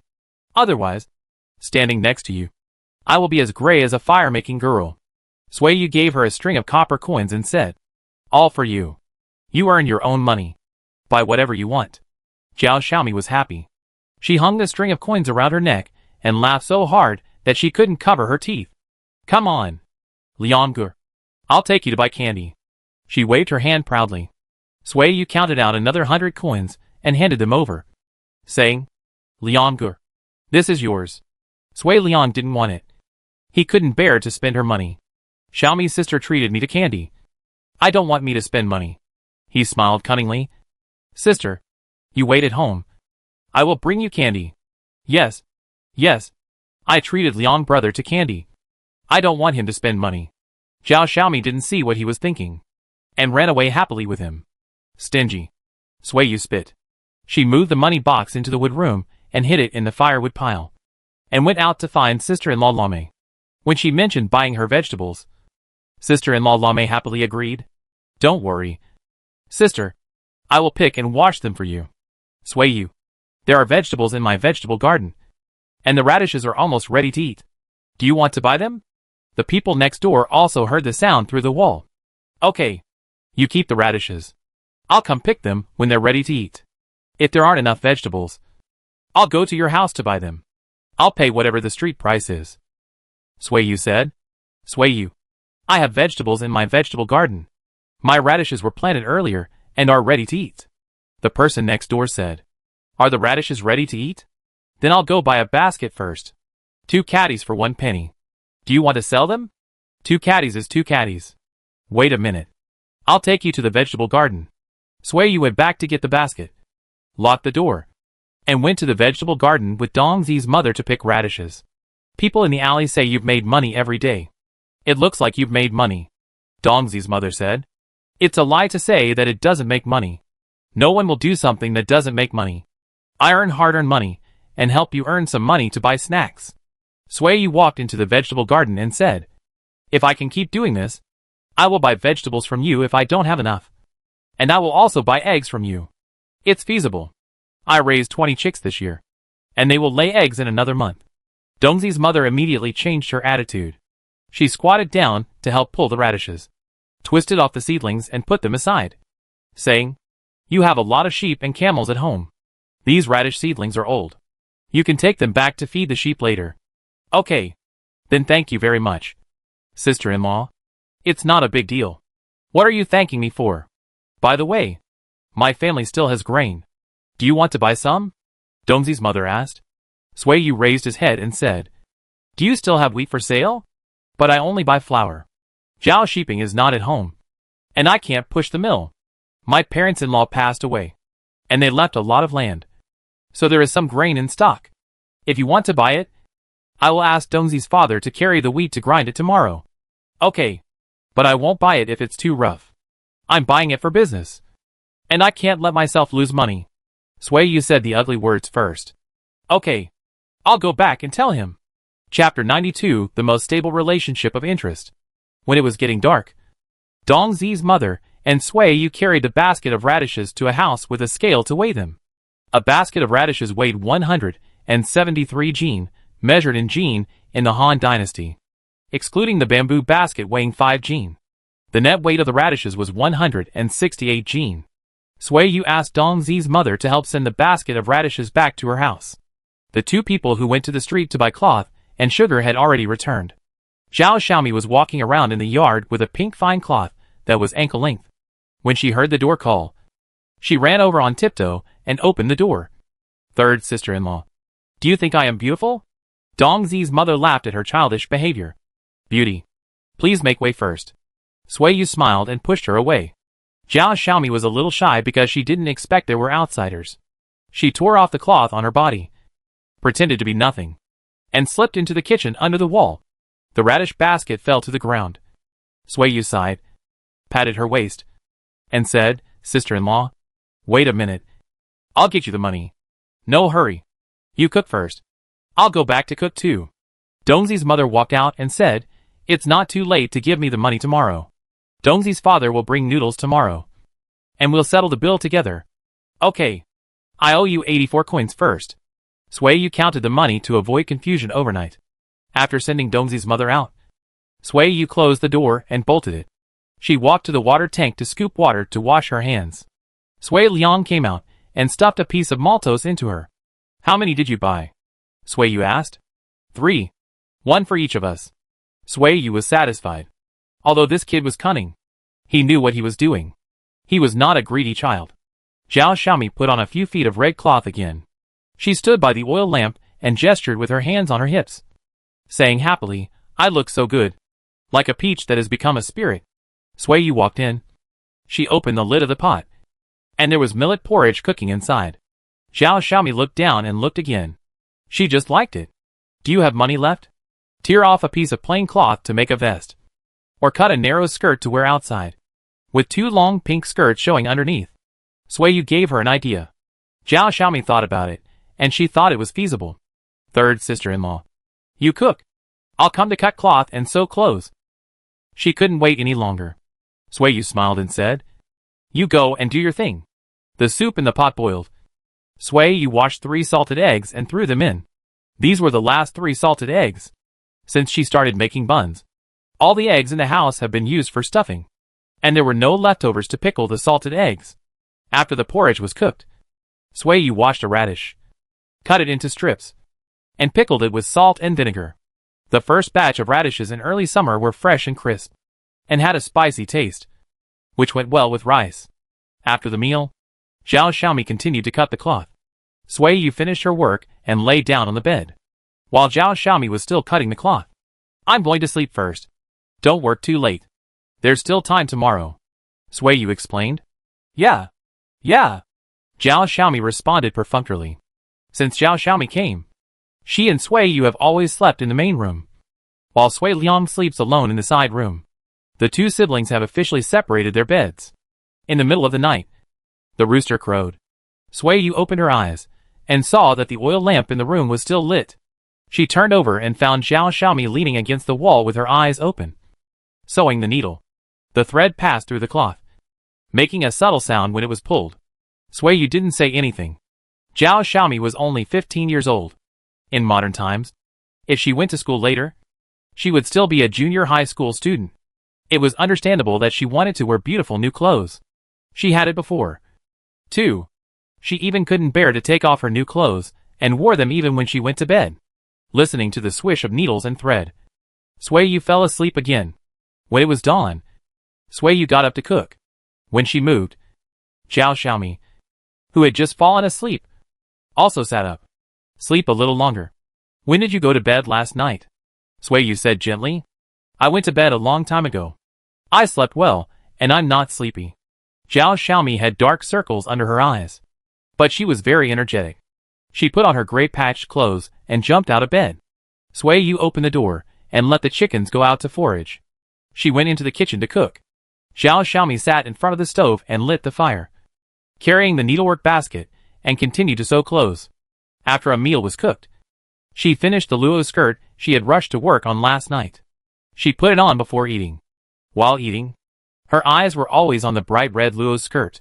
Brother Liang, you wash the dishes and cook the pig food. I'll go to the street to exchange money. Would you like to eat flatbreads for lunch? Make more flatbreads today. I'll make more stuffing. Sui Yu asked.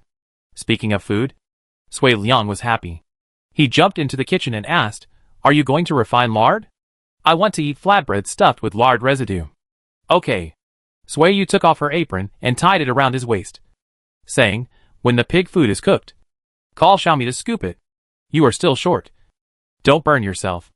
After that, Sui Yu went to lead the camel out of the pen, and took out the money box and put it in the basket on the camel's back.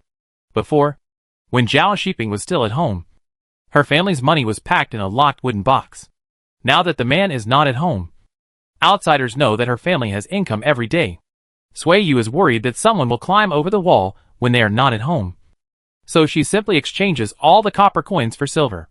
The court had set up an institution for exchanging silver and money. Sui Yu led her camel over and counted 70 strings of money for a long time. She also added half a string of copper coins. A pound of pork is gone. Sui Yu gasped in pain. It was really dark. Copper coins and silver coins were both issued by the court. When exchanging them, 1 or 2 copper coins could not be exchanged for 1 or 2 silver coins. The sun was tilted towards the top of his head. Sui Yu led the camel to the pork shop to cut a piece of pork. The lard at home was enough for half a month. It was not time to refine oil yet. This was bought for a snack. When he got home, the chimney was already smoking. Zhao Xiaomi was cutting radishes. Hearing the noise, she leaned over and said, Third sister-in-law, steam millet and rice for lunch, and I will fry a plate of radishes. Okay, just eat something for lunch, and cook flatbreads in the evening. Sui Yu handed over the piece of pork in his hand. Cat official smelled the aroma of meat and jumped down from the wall, meowing and running to the kitchen. You are so fat, and you are still greedy for meat. Zhao Xiaomi drove it out. After feeding and watering the camels, Sui Yu took the opportunity to bury 70 taels of silver in the sand pit, and then went into the house to cook. In the afternoon, Zhao Xiaomi sewed sleeves at home, while Sui Yu and Sui Liang drove the pigs, sheep and camels to graze. They also carried a basket of radishes to the river, washed them, and left them to dry before putting them in the basket and taking them back. Zhao Xiaomi's dress was ready, and she couldn't wait to put it on. She was in peach pink and dazzling. Third sister-in-law, I like to wear it like this. When I go to set up a stall tomorrow, I will wear an apron instead of a narrow skirt. Okay, as long as you like it. Sui Yu had no objection. While kneading the dough, Dongzi's father came in carrying 2 jars of noodles. He looked at the red-faced girl first, and then said to Sui Yu, Come and take a look at the noodles. I grind them 4 times before putting them in the jars. Since it was a business matter, Sui Yu didn't dare to compromise. She scooped half a ladle of noodles from her own noodle jar to compare. The noodles ground by Dongzi's father were not bad. So she went out to borrow a flour bucket to measure the noodles. 1 dough of noodles cost 360 coins. 3 dough of noodles were poured out of 2 jars, and less than 2 bowls were left. Dongzi's father took them back home to eat. I still owed Dongzi's mother 84 coins last night. This is 1 guan, and this is 100 coins. I'll count out another 64 coins for you. Sui Yu took out the copper coins that she had specially saved today. She counted them twice and said, "Brother, you count them twice too. Make sure you have it clear before you leave." "Okay." Sui Liang took out a grass ball for him to sit on. Sui Yu continued to knead the noodles. With her husband away, and no one to rely on, she became skilled at kneading noodles by herself. She had developed the strength in her wrists. In a cup of tea, the noodles in the basin were kneaded into a ball. Zhao Xiaomi was cutting radishes. Sui Yu went over to fill 2 scoops with stuffing first. She put the pork in the pan to fry the oil, leaving only half a spoonful of oil, and scooped up the rest and put it into a can. "The money is enough. I'm leaving." Dongzi's father picked up the shoulder pole. He thought Sui Yu was preparing the stuffing for the dumplings tomorrow. He smelled the meat and said, "No wonder your business is so good. You are so willing to put oil in meat." Sui Yu did not explain, but followed his words and said, "Do a real business and don't cut corners. Do you still need noodles? I still have wheat. Selling noodles is much more profitable than selling wheat to the grain store. Send me 2 more jars in 5 days." Sui Yu felt that this man was not a cunning person. She went out and said, "I need 3 buckets of noodles in 5 days. You send me 3 buckets every 5 days. As long as the noodles are not rougher than those in the grain store, I will buy from you. I don't have much grain in my family. I took a lot to the grain store last year and sold it." Dongzi's father was annoyed. He promised, "I won't sell to the grain store after the wheat is harvested this year. I will grind the flour and sell it to you." Sui Yu smiled at him and said, "You don't have it, but other people do." Dongzi's father suddenly realized it and was overjoyed. "I don't need much noodles. Don't make a fuss. It's okay to make a small fuss.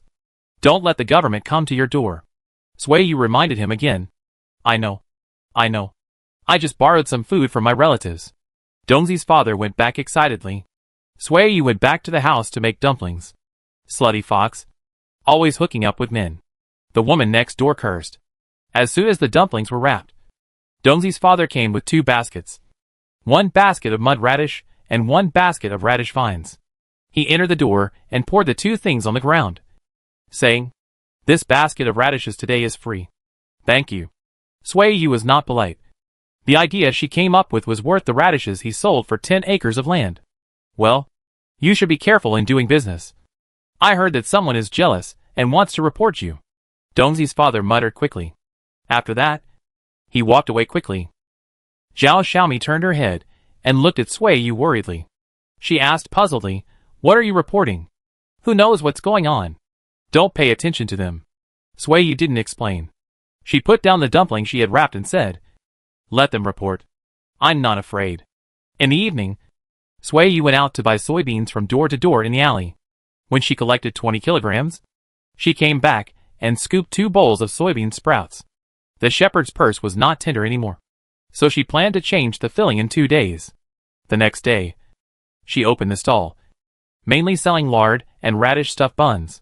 Zhao Xiaomi stood behind the stall and read. Passers-by looked at her in unison. Before they turned their heads, they heard Sui Yu shouting that the lard and radish buns were 3 cents each. At this time, there were not many people selling radishes on the street, and many people were willing to buy 1 or 2 to try. That day, before the sun set, Sui Yu and Zhao Xiaomi closed the stall and went home. The aunt and sister-in-law didn't rest when they returned. Some cut radishes, and some kneaded dough. The 2 agreed to steam 3 more steamed buns to sell tomorrow. Chapter 93 Develop Ways to Make Money. Sister Yu, I brought you the vegetables. Sister Lame came in with a basket of bitter vegetables and said, "The bitter vegetables have been dried all day. The sun is too strong today, so they will wilt in the afternoon." Sister-in-law, come in and wait a moment. Sui Yu was kneading dough and had no time to weigh it and get the money. Sister Lame put down the basket and walked into the kitchen. Seeing Sui Yu wrapped in a headscarf kneading dough vigorously, she sat in front of the stove and chatted with him. "You came back early today. Business is good today. I heard that you are very famous. The steamed bun beauty in Nanshui Street. Many people buy steamed buns just for this name." Sister Lame tilted her head to look at her. People with long necks look good when they knead dough with their heads down. And their chins are also good looking. She tapped her short neck and said, "I heard that there are 2 families who also want to set up a stall to sell steamed buns. I thought that without your face, it would be a waste of time if they really set up a stall." "Which 2 families?" Sui Yu asked. "There's one in the next alley. And there's another in 12 village. Lamei's sister-in-law was not vague. She pulled a piece of grass and tied it around her finger, saying, "Be careful." Sui Yu turned her face away and smiled. She rubbed the noodles on her hands and turned around and said, "I'm not going to war. What should I be careful about? Nanshui Street is not my territory. Whoever wants to set up a stall can go. I just do my own business. Let's weigh how many pounds of vegetables there are. After drying, I'll sell them at the price of dried vegetables." Lamei's sister-in-law followed him out. She picked up the basket and shook the vegetables, saying, "It's not dried yet. How about I take it back and dry it for 2 more days?" Sui Yu pinched a handful and said that the humidity was just right. She went into the house and took out the scale. Her scale was small and could only weigh 20 pounds at most at a time. She weighed it twice. A basket of dried bitter vegetables weighed more than 32 pounds in total. Let's say 32 caddies. 3 cents for 2 caddies. Sui Yu went into the house and counted out 48 copper coins, saying, "We have a good relationship, so I'll only give you this price. Don't tell anyone else. Then I'm taking advantage of you. Don't worry. I won't tell anyone else." Lamei's sister took the copper coins and said, "You still need vegetables, right? I'll go buy them for you. Pick and wash them, and then dry them and send them to you." Sui Yu clicked her tongue twice. She patted Lamei's sister on the shoulder and said, "Look, this is a smart person. I can't compare to you. I earn a lot of money. A little money." Lamei's sister-in-law smiled with her gums exposed. She twisted the leaves in her hand and said, "I'm serious. It's so tiring for you to knead the dough and fry the stuffing. You're not at home during the day, and you don't have time to wash and pick the vegetables. Why don't you let me do it? I'll clean them up and send them to you." Sui Yu thought for a moment and said, "Okay. Send me 50 kilograms of dried vegetables in 2 or 3 days." Zhao Xiaomi was surprised to hear this. The more than 30 kilograms of dried vegetables bought today are enough for them to use for 6 or 7 days.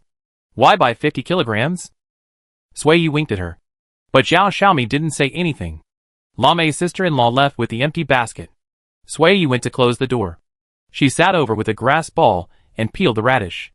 Now that there are pigs at home, the radish peels are not afraid of being wasted. The radish is cheap, and peeling the skin will not increase the cost much. Moreover, the bun filling tastes better without the skin. I have an arrangement. I won't tell you yet. I'll try it tomorrow. Sui Yu smiled mysteriously. Zhao Xiaomi looked at Sui Liang, who shook his head. He didn't know either. The radish was not peeled yet, but it was dark, and Sui Yu went into the kitchen to cook. After a tiring day, the 3 of them went to sleep after dinner. In the middle of the night, the door was suddenly kicked, and Sui Yu and Zhao Xiaomi woke up. Just as they sat up, the door was kicked again. "I'll go out and take a look." Sui Yu put on her clothes and got out of bed. When she opened the door, she heard footsteps running away. She stood under the eaves and looked at the dark night. "Did they kick our door?" Zhao Xiaomi walked out. The door of the house next door was opened. Qin Dasun walked out with a machete and took a walk. There was no one in the alley, so he closed the door and went back into the house.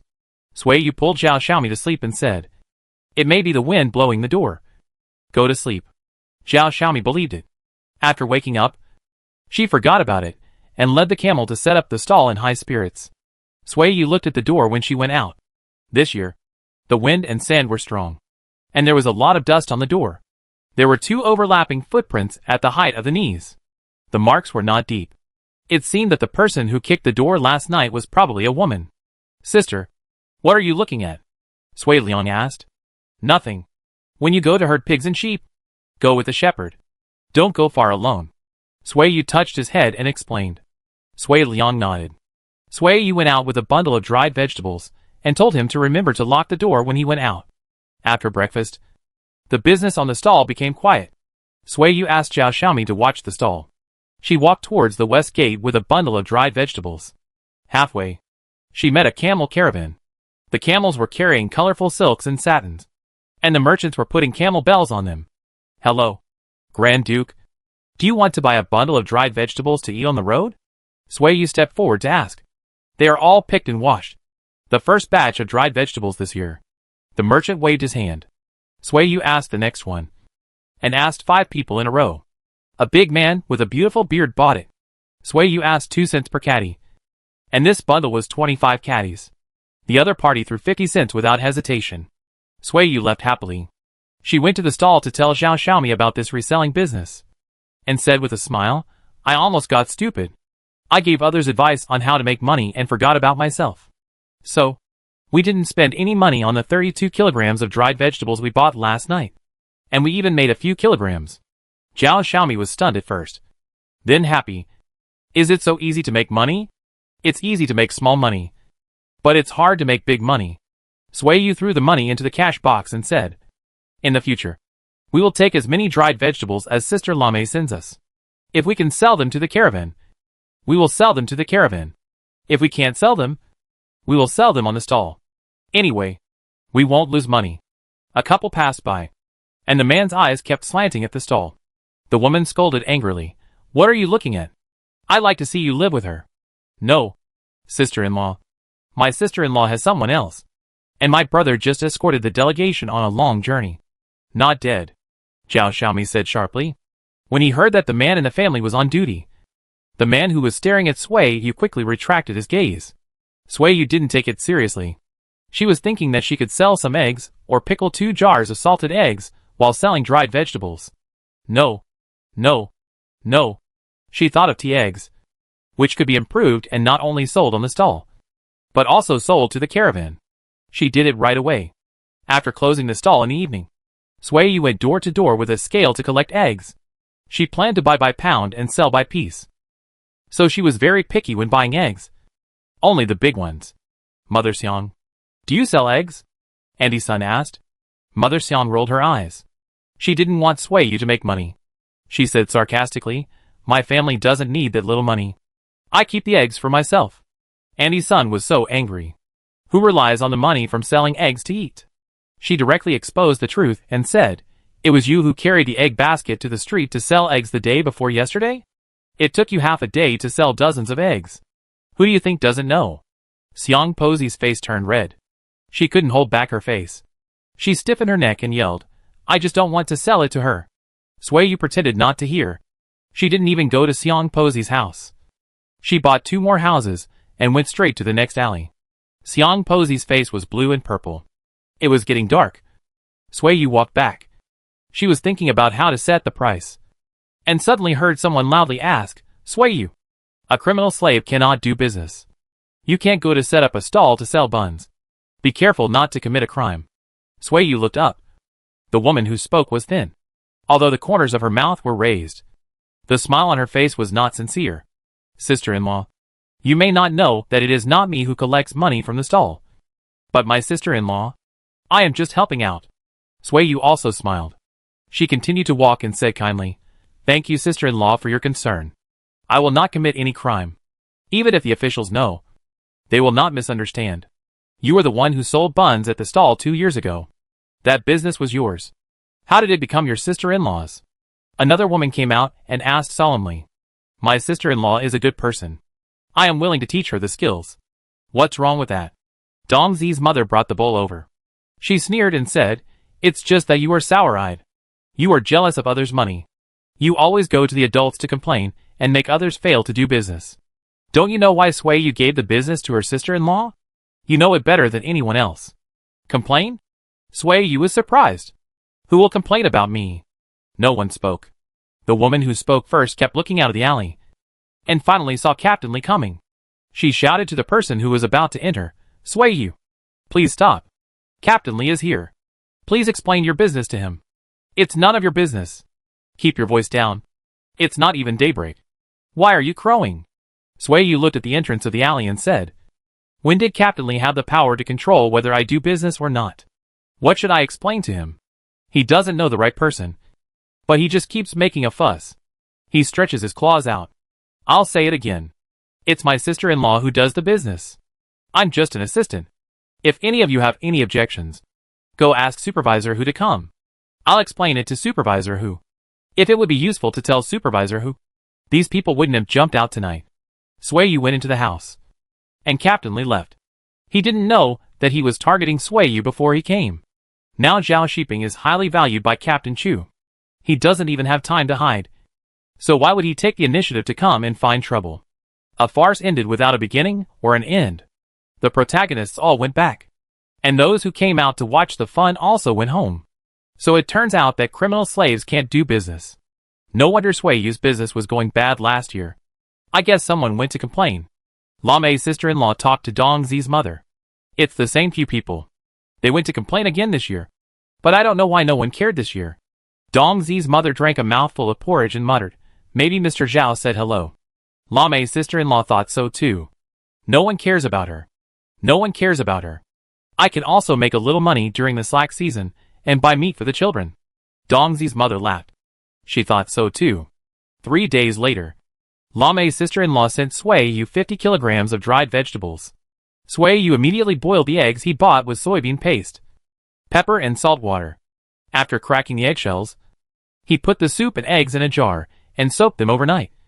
Then fished them out and put them in a basket. When the business on the stall was idle, Sui Yu took Sui Liang to find a caravan to sell eggs and dried vegetables. The brother and sister both look good, speak politely, and do business without making excuses. Even if these merchants don't buy their products, they won't scold them. Go find Lao Bal. He is responsible for preparing the food for the caravan. A young escort showed Sui Yu the way. Thank you, brother. Sui Yu gave him an egg and said, "Take it with you on the way." The escort waved his hands, but Sui Yu stuffed it into his hand. Lao Bal doesn't like people staring at his head. Don't look at his bald head when you two meet people. The escort gave another instruction. Chapter 94 Long-Term Business. Can't look at Lao Tu's bald head. Sui Yu silently said all the way. And when she saw a bald old man tying an iron bucket to a camel, she subconsciously lowered her eyes. "Uncle, a bodyguard with a mole on the end of his eyebrow told me to come to you. I dried 30 kilograms of dried vegetables at home and stewed 100 eggs. Try them and see if you can take them with you on the road." Sui Yu handed over a discolored egg after soaking it. Lao Tu took the egg after hearing this. There were many people selling food and clothing to the caravan, and he was not surprised. Sui Yu handed him a handful of dried vegetables and said, "They are all washed and picked repeatedly before being dried. You don't need to wash them when stewing meat. Just twist them and throw them into the pot and stew them directly." The old bald man nodded, and the few sparse hairs on his head fluttered in the wind. He picked a piece of dried bitter vegetables, put it in his mouth, chewed it, and spit it out, saying, "Not bad. How much are they?" "Dried vegetables are 2 cents per pound, and the braised eggs are 3 cents each. The prices are not expensive." Sui Yu lowered her eyes and said, "Okay, give them all to me." Sui Yu waved to Sui Liang, and the brother and sister squatted on the ground, picked up the eggs in the basket, and put them into the bucket next to the old bald man's legs. The eggs were bought for 8 cents per pound. The eggs were big, and there were 4 or 5 eggs in a pound. Sui Yu boiled a pot with soybean paste and pepper leaves, and sold them. She made 1 cent per egg, and she earned hard-earned money. "Uncle, there are 98 eggs in total, and 30 kilograms of dried vegetables. Just give me 354 coins. The old bald man gave her 357 coins, and he paid for the egg he ate. Sui Yu took the money and went to the roadside to count it. When he was counting the copper coins, he heard the camel bells ringing, and the camel caravan carrying a lot of goods went west. A man who had just finished trimming his beard walked out from behind a low wall with blood on his chin. He reached out to high-five the old bald man, led away the camel carrying kitchen utensils and food, and strode after the caravan. Sui Yu immediately stuffed a string of copper coins to Sui Liang, walked over and asked, "Uncle, you are responsible for preparing food for all the caravans coming and going? I thought you were following the caravan. What do you think of my eggs and dried vegetables? If you need them, I will supply you." The old bald man smacked his lips and said, "The eggs are still a little bland. The merchants on the road sweat a lot, have a heavy taste, and like to eat salty food. I'll go back and change the recipe. I'll send another 100 eggs tomorrow. Can you taste it?" The old bald man sneered. Adding more salt is just changing the recipe in her mouth. She is quite good at carrying her own sedan chair. "Okay, you can deliver it the day after tomorrow. A caravan will leave the day after tomorrow." Sui Yu was delighted. She followed the old bald man into the door and continued to ask, "Are 100 eggs enough? How many kilograms of dried vegetables do you need? Just tell me the number, and I'll go back to prepare. Don't need too many dried vegetables. At most 50 kilograms. Okay. Okay. Sui Yu agreed happily, and watched the old bald man go back to the house. She carried the empty basket, and took Sui Liang back. Let's go! I'll go back with you. You go back and take the pigs, sheep and camels to graze. I'll go to find Sister Lame. Go from here. It's closer from this side. The lane where the caravan lived was on the west side of Nanshui Street. 2 long lanes away was the spacious Dinghu Lane. Dinghu Lane was inhabited by dignitaries, and was not far from Nanshui Street. Walking in this lane, you couldn't hear the hawking on the street. Sui Liang walked holding Sui Yu's clothes. But he didn't look at the road while walking. His eyes looked around. Suddenly, he saw a Shui crawling out from behind a stone statue. Sister, do you think that's Shui? Where? Sui Yu turned her head and looked in the direction Sui Liang pointed. The child who was trying to stand up with the stone statue looked exactly like Shui. Why is Shui here? I'll go take a look. Sui Yu turned and walked over, meeting the little girl's eyes. The child smiled with curved eyebrows. She quickened her pace and muttered, "It's really you. Who brought you here? Where are your father and mother?" As she was talking, footsteps were heard from the stone statue. Dunhuang came over. When she saw Sui Yu, her expression changed drastically. She lowered her head in panic and hugged Shui. "You are here. I saw her here alone. I didn't recognize her at first." Sui Yu walked over and looked over. Behind the stone statue was the Due mansion. Under the plaque, the door was closed tightly, and no one was seen. Sui Yu retracted her gaze and looked at Dunhuang. She had some guesses in her mind and asked indirectly, "How did you bring Shui here? This place is not close to the military settlement.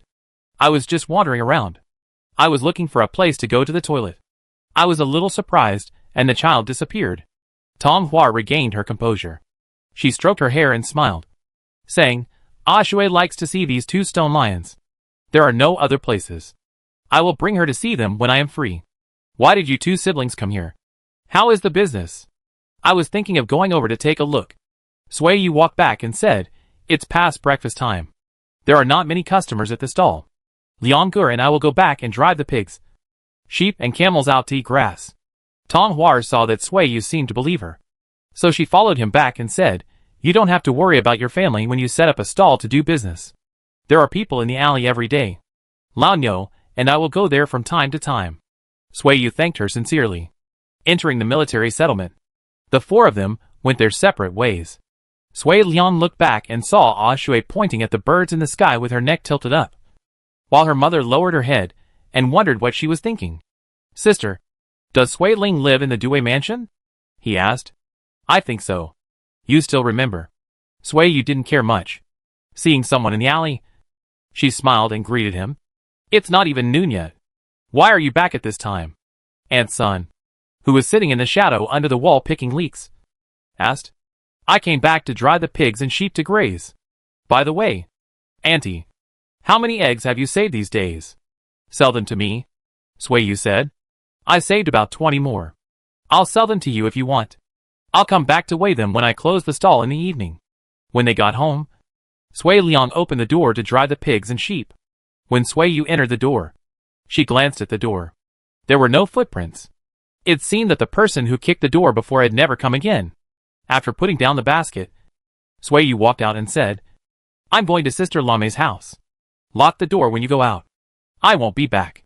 I'll go directly to the street later." "Okay." Sister Lame was drying vegetables. There were several rows of long sticks in her yard, and bitter vegetables dripping with water were hung on the sticks. "Sister-in-law, prepare 50 kilograms of dried vegetables for me in the next 2 days." Sui Yu didn't go in, and said, "I came here to talk about this. If you are busy, I will go too." "Okay." Dong Zi's mother heard the voice and was surprised. "Do you use so many dried vegetables every day? Or store them for autumn?" Sui Yu smiled mysteriously and said, "I won't tell you." Sui Liang drove the pigs, sheep and camels over, and the cat official followed behind. When it saw people, it tilted its head and meowed. Sui Yu meowed back. The sheep bleated twice, and Sui Yu also bleated twice. The black pig twisted its butt over, grunted twice, and drove the sheep away. The camel walking behind poked its head out, and Sui Yu raised her hand to touch it twice, and greeted each one before she went to the street. "Have you sold them all?" Zhao Xiaomi asked. Sui Yu nodded. They've all been sold. And I found a long-term business. She sat down on a chair to rest, scooped a ladle of water to wash her hands, and said, I can sell 40 to 50 kilograms of dried vegetables and about 100 eggs in 2 or 3 days. The amount may increase when it gets cold. Anyway, I can earn at least 1 or 2 silver coins a month. And I don't have to spend money to buy dried vegetables for stuffing. This business is worth doing. I saved for 3 years before, and didn't save 1 or 2 silver coins. Zhao Xiaomi was a little angry and muttered, they were all born by their mothers and raised by their fathers. Why are they so different? Sui Yu smiled and said, my mother is not the same mother. And my father is not the same father. Zhao Xiaomi snorted twice, crossed his arms and said, my 3 brothers have the same parents. But they are also very different. Look at how lucky my 3rd brother is. He has food every month, salary every year, and a beautiful and profitable wife like you. I wish I were him. Sui Yu laughed and didn't explain much. It was noon, and there were more people on the street. The aunt and sister-in-law stopped chatting and cheered up to attract passers-by. Today we have tofu bean sprout buns and lard radish buns, and a basket of egg and chive buns. Which one do you want? A regular customer came, and Sui Yu stood up to greet him. 2 each. Auntie handed over the plate and said, there are 2 more buns at the end of the street. I heard Agui's wife say that the buns at the street are small and less oily. When I came over, I heard her shouting 5 cents for 2. I looked and decided to buy from you. Sui Yu paused. She picked up a big bun and put it on the plate, saying, if there is less oil and water, the buns will not taste good, especially the radish. Without oil and water, the radish will have a watery smell when steamed. I cook radishes for pigs every day, and I am tired of the smell. I can't cook anything with less oil and water. Otherwise I can't eat it. Yes, you are right. Once the radish is less oily, it will be stinking when steamed. Auntie agreed very much.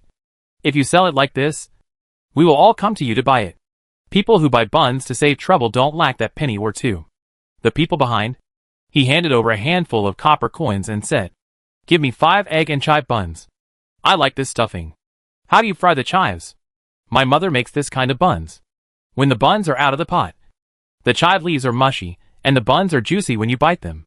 Sui Yu smiled and shook his head. I can't tell you as a moneymaker. Then I'll ask you when you don't do this business anymore. Okay. 5 buns were handed over. And Sui Yu asked the next person, Uncle, how many buns do you want to buy? 1. I just want to come and see you. Sui Yu choked up, feeling a little bad about earning these 3 cents. After noon, the business on the stall became quiet again. Zhao Xiaomi couldn't help but take off her apron and look at the street. 3rd sister-in-law. I'll go over and take a look. Okay. You go and take a look. Sui Yu took 2 braised eggs out of the stove. The broken eggshells were roasted black. She peeled the eggshells and patted the dust on the egg whites. She sat on a chair and ate the eggs leisurely. Not to mention, the eggs were very chewy after roasting and tasted more fragrant. She was thinking about whether to roast a few eggs when she went to deliver them the day after tomorrow. What are you eating? Sell me 1. Hu Shang smelled the food and came out. Sui Yu pointed at another egg on the table and said, try it. If you like it, I'll bring a few more tomorrow. Hu Shang bit half an egg and nodded. Bring a few more tomorrow. I'll buy them after they're baked. 5 cents each. Maybe not many people will buy them. It's okay. I'll just sell them casually. If too many people buy them, I won't be able to bake them all. Zhao Xiaomi ran back, and Hu Shang patted the dust off his hands and left. Zhao Xiaomi glared at him from behind, sat over and said, 3rd sister-in-law. I didn't see it. As soon as I went over, they covered the steamer and rolled their eyes at me shamelessly. Don't worry. They won't be doing this for long. At most, they will close the stall or move to another place in a month. Sui Yu was confident. She took the shovel and held it in front of her face, snorting and laughing. They are just blindly following the trend. When I wasn't doing it, they didn't come out to set up stalls even though it was such a good opportunity. Now that my business is good, they want to follow suit and are greedy to make more money. They are reluctant to give up the noodles and vegetables. So how can they succeed? The people who pay are not fools. Chapter 95. Pig made a contribution. After closing the stall in the evening, Sui Yu led a camel carrying a steamer and a stove back to the street. When she reached the street, She saw two people selling things on the street with faces as black as the bottom of a pot. She looked into the steamer and asked with a smile, "Haven't you sold out yet? We'll go back first. You guys wait a little longer." "Sway you. Don't be so proud. You're a slave." "Yes. Yes. Yes. I'm a slave. I'm humble and you're noble." Sway you smiled. "You noble people are learning from me. A lowly person. To sell things on the street. You're so noble." When two parties quarrel, the most feared thing is that one party is furious and the other is smiling. Wang Xiaonyang and Chen Ernyang, the sisters-in-law, were so angry at Sui Yu's attitude that they covered their chests and gasped. Sui Yu smiled and walked away. "Sister-in-law, is there still no response from Hu Jian?" Chen Ernyang stared at Sui Yu with jealousy and said, "She is a criminal slave. She should stay in the brothel and be ridden by countless men. She was lucky to escape punishment. But she is not satisfied with a stable life. Look at her now. She is so arrogant. Those stinky men really flatter her. She is also a steamed bun beauty. Bah! Disgusting." No response. "Your eldest brother went to see Hu Jian yesterday. But Hu Jian refused to see him at all." Wang Xiaonyang opened the steamer. The buns in the steamer were cold and steamed. Passers-by looked at them and left. No one bought them. Now they have become a mess. They can only be taken back to their family to eat. Make the buns bigger tomorrow. Wang Xiaonyang's mind is still on making money. She looked into the street and said, "I don't believe that she can make money. Those stinky men like to look at her. But most of the people who go to the street to buy oil and grain are women. Then let's go back too." Chen Ernyang was worried that Sui Yu would come over again. And she didn't want to be ridiculed again. "Okay. I'll go back and lead the camel." Wang Xiaonyang didn't want to see Sui Yu again. When Sui Yu came over again, Chen Ernyang lowered her head with a stern face, not giving Sui Yu a chance to speak again. Sui Yu smiled silently, and she led the camel to pull the dismantled tables and chairs. When she went back, she saw Wang Xiaonyang also leading the camel, and she greeted her as if nothing had happened. "You have sold out too? Are you going back too?" Wang Xiaonyang and her sister-in-law were so angry that they wanted to roll up their sleeves and fight with her. Hee. Jiao Xiaomi was happy. She ran away quickly and walked out of the long street. She hugged Sui Yu's arm and said, "Third sister-in-law, you are so mean. You are going to make them angry to death. I won't die, but I will definitely not sleep tonight." When they got home, Sui Liang had already come back from the vegetable garden to pick vegetables. Sui Yu and Jiao Xiaomi worked together to lift the steamer back to the stove. She arranged for Jiao Xiaomi to cook porridge at home. She carried the basket and the scale, and asked Sui Liang to carry the money box. The siblings went out to collect eggs. Every household living in the alley raised chickens, with as few as 2 or 3 and as many as 20 or 30. It was hot. The radish leaves in the vegetable garden were worthless, and there were many weeds in the field. A basket of weeds was enough for a group of chickens to eat for a day. The chicken farmers were willing to feed them, so there were more chickens laying eggs. 10 or so hens could save 2 kilograms of eggs a day. "Uncle Dunhuang, do you have eggs to sell at home?" Sui Yu asked outside the door. "Yes. I heard that you wanted to buy eggs during the day, so your aunt kept all the eggs. Come in and pick them." Sui Yu and Sui Liang went into the house, weighed the basket first, and then picked the eggs. After picking them, they hung them on the scale and weighed them. Sui Yu held the scale bar and showed it to Uncle Dunhuang. "The basket is 5 caddies. And now the scale is 13 caddies and 6 ounces. And the eggs are 8 caddies and 6 ounces.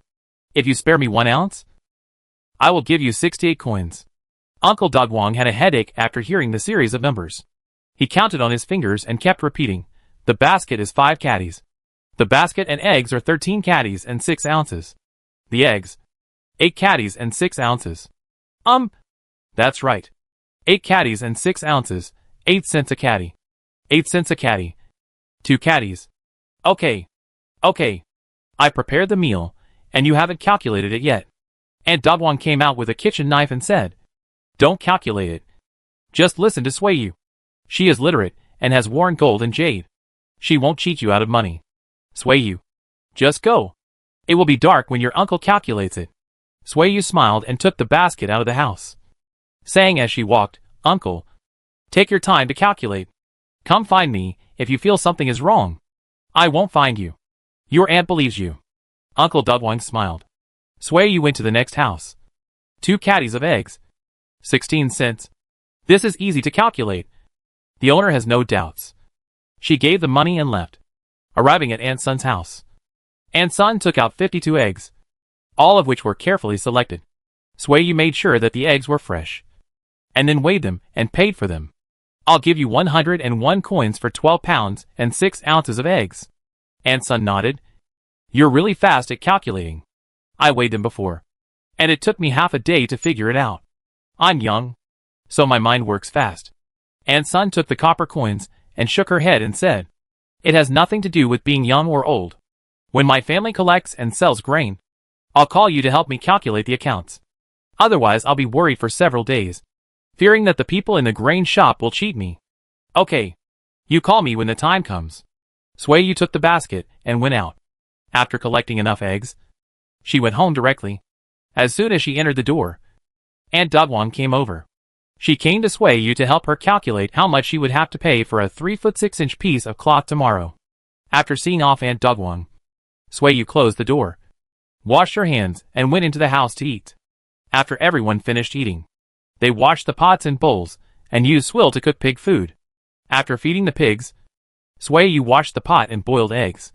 She used the brine that had been boiled before and was still in the jar. She poured it into the pot and boiled it until it was salty. After boiling and cracking 100 eggs and putting them in the jar, Sui asked Zhao Xiaomi to go back to the house to sleep first. She walked to the gate and quietly lifted the bolt, and propped a stick against the door to ensure that the wind would not blow the door open. After doing all this, Sui went into the camel pen, and then opened the fence of the sheep pen to release the pigs. Come out. Come out. Sui kicked the pig's butt and whispered, you sleep in the yard tonight. The 3 lambs bleated. They hid under the wall and refused to move. It was dark, and they refused to leave the pen.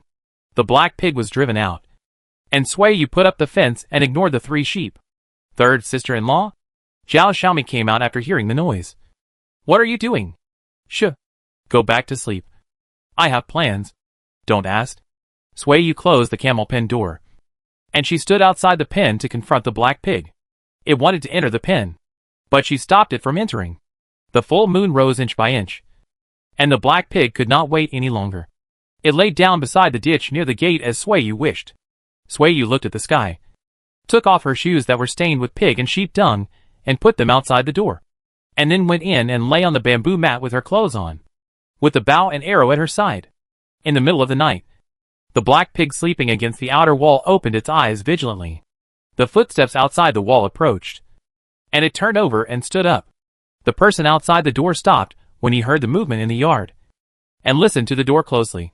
It was the pig humming. She cursed and kicked it hard. The wooden door supported by a wooden stick could not withstand the force, and bounced open instantly. The person kicking the door could not stop, and she screamed and fell in. Before she could stand up, a hot wall of meat hit her head on. I'll get out. The woman's scream broke the darkness, and the sleeping people suddenly got up. Sui climbed up and opened the door. The cool breeze blew in her face, and the wind carried a faint smell of blood. She held the bow and arrow and stared silently at the fight between man and pig at the door. Qin Dasan ran over first. He thought Sui was in trouble, and was so anxious that he didn't even wear shoes. What is this? Pig? Sui? He didn't know how to start for a while. Help me quickly. Chen Ernyang cried and shouted.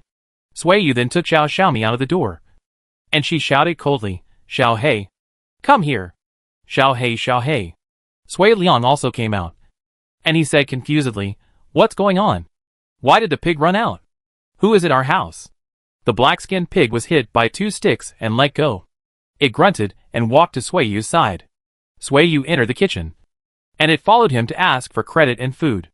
The oil lamp was lit, and a group of people gathered outside the door, and several people also came into the yard. Sui walked to the door holding the oil lamp, and the firelight illuminated the crying woman. Everyone was shocked by her appearance. There were blood marks on her face from the pig's hoof. Her sleeves were torn, and her arms were bitten, bleeding all over. Sui, I want you to pay with your life. Sui pulled out her hand and slapped him. Not satisfied with just one slap, she slapped him again. First, explain why you broke into my house at night. Let me go. Chen Ernyang's husband squeezed in from the crowd. picked up the person on the ground, and said, "Come and help. I'll take her to the clinic." "Put her down," Sui Yu shouted.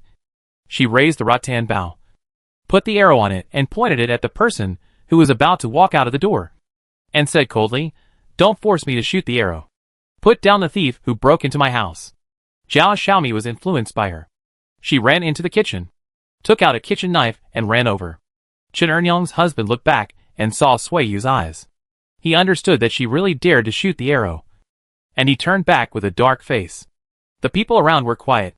Sui Yu stood in the crowd like a god of war, and the few people facing her outside the door dispersed, fearing that her hand would shake and the arrow would fly at her. "Sui Yu, put down the bow and arrow, and let your sister-in-law put down the kitchen knife." Qin Dasan spoke. He walked to the door and said, "Without your permission tonight, neither of them can leave." Sui Yu put away the bow and arrow after making enough posture and showing off her power.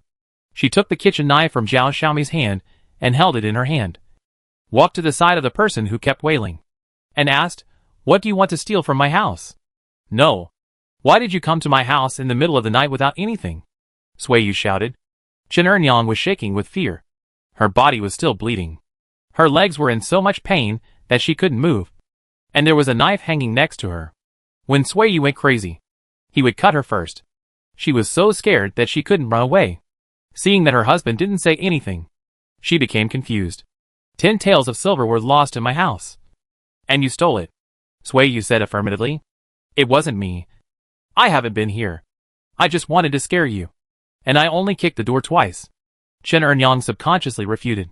7 or 8 days ago, I heard the door open one night, and it was you who kicked it. Qin Dasan suddenly realized. "You vicious woman. Did Sui Yu offend you? You did this disgusting thing. What's going on?" Wang Xiaonyang came over. "Didn't you say that you ate too much at night and couldn't sleep, so you wanted to go out for a walk? Why did you come to Mr. Zhao's house? Why are you bleeding? Why is a toad pretending to be a frog? You are disgusting. Why are you selling buns? You can make more money by being a storyteller. When you open your mouth and move your teeth, the thief will become a great official." How wonderful. Sui Yu could not bear her equivocation, and did not give her face at all. She scolded.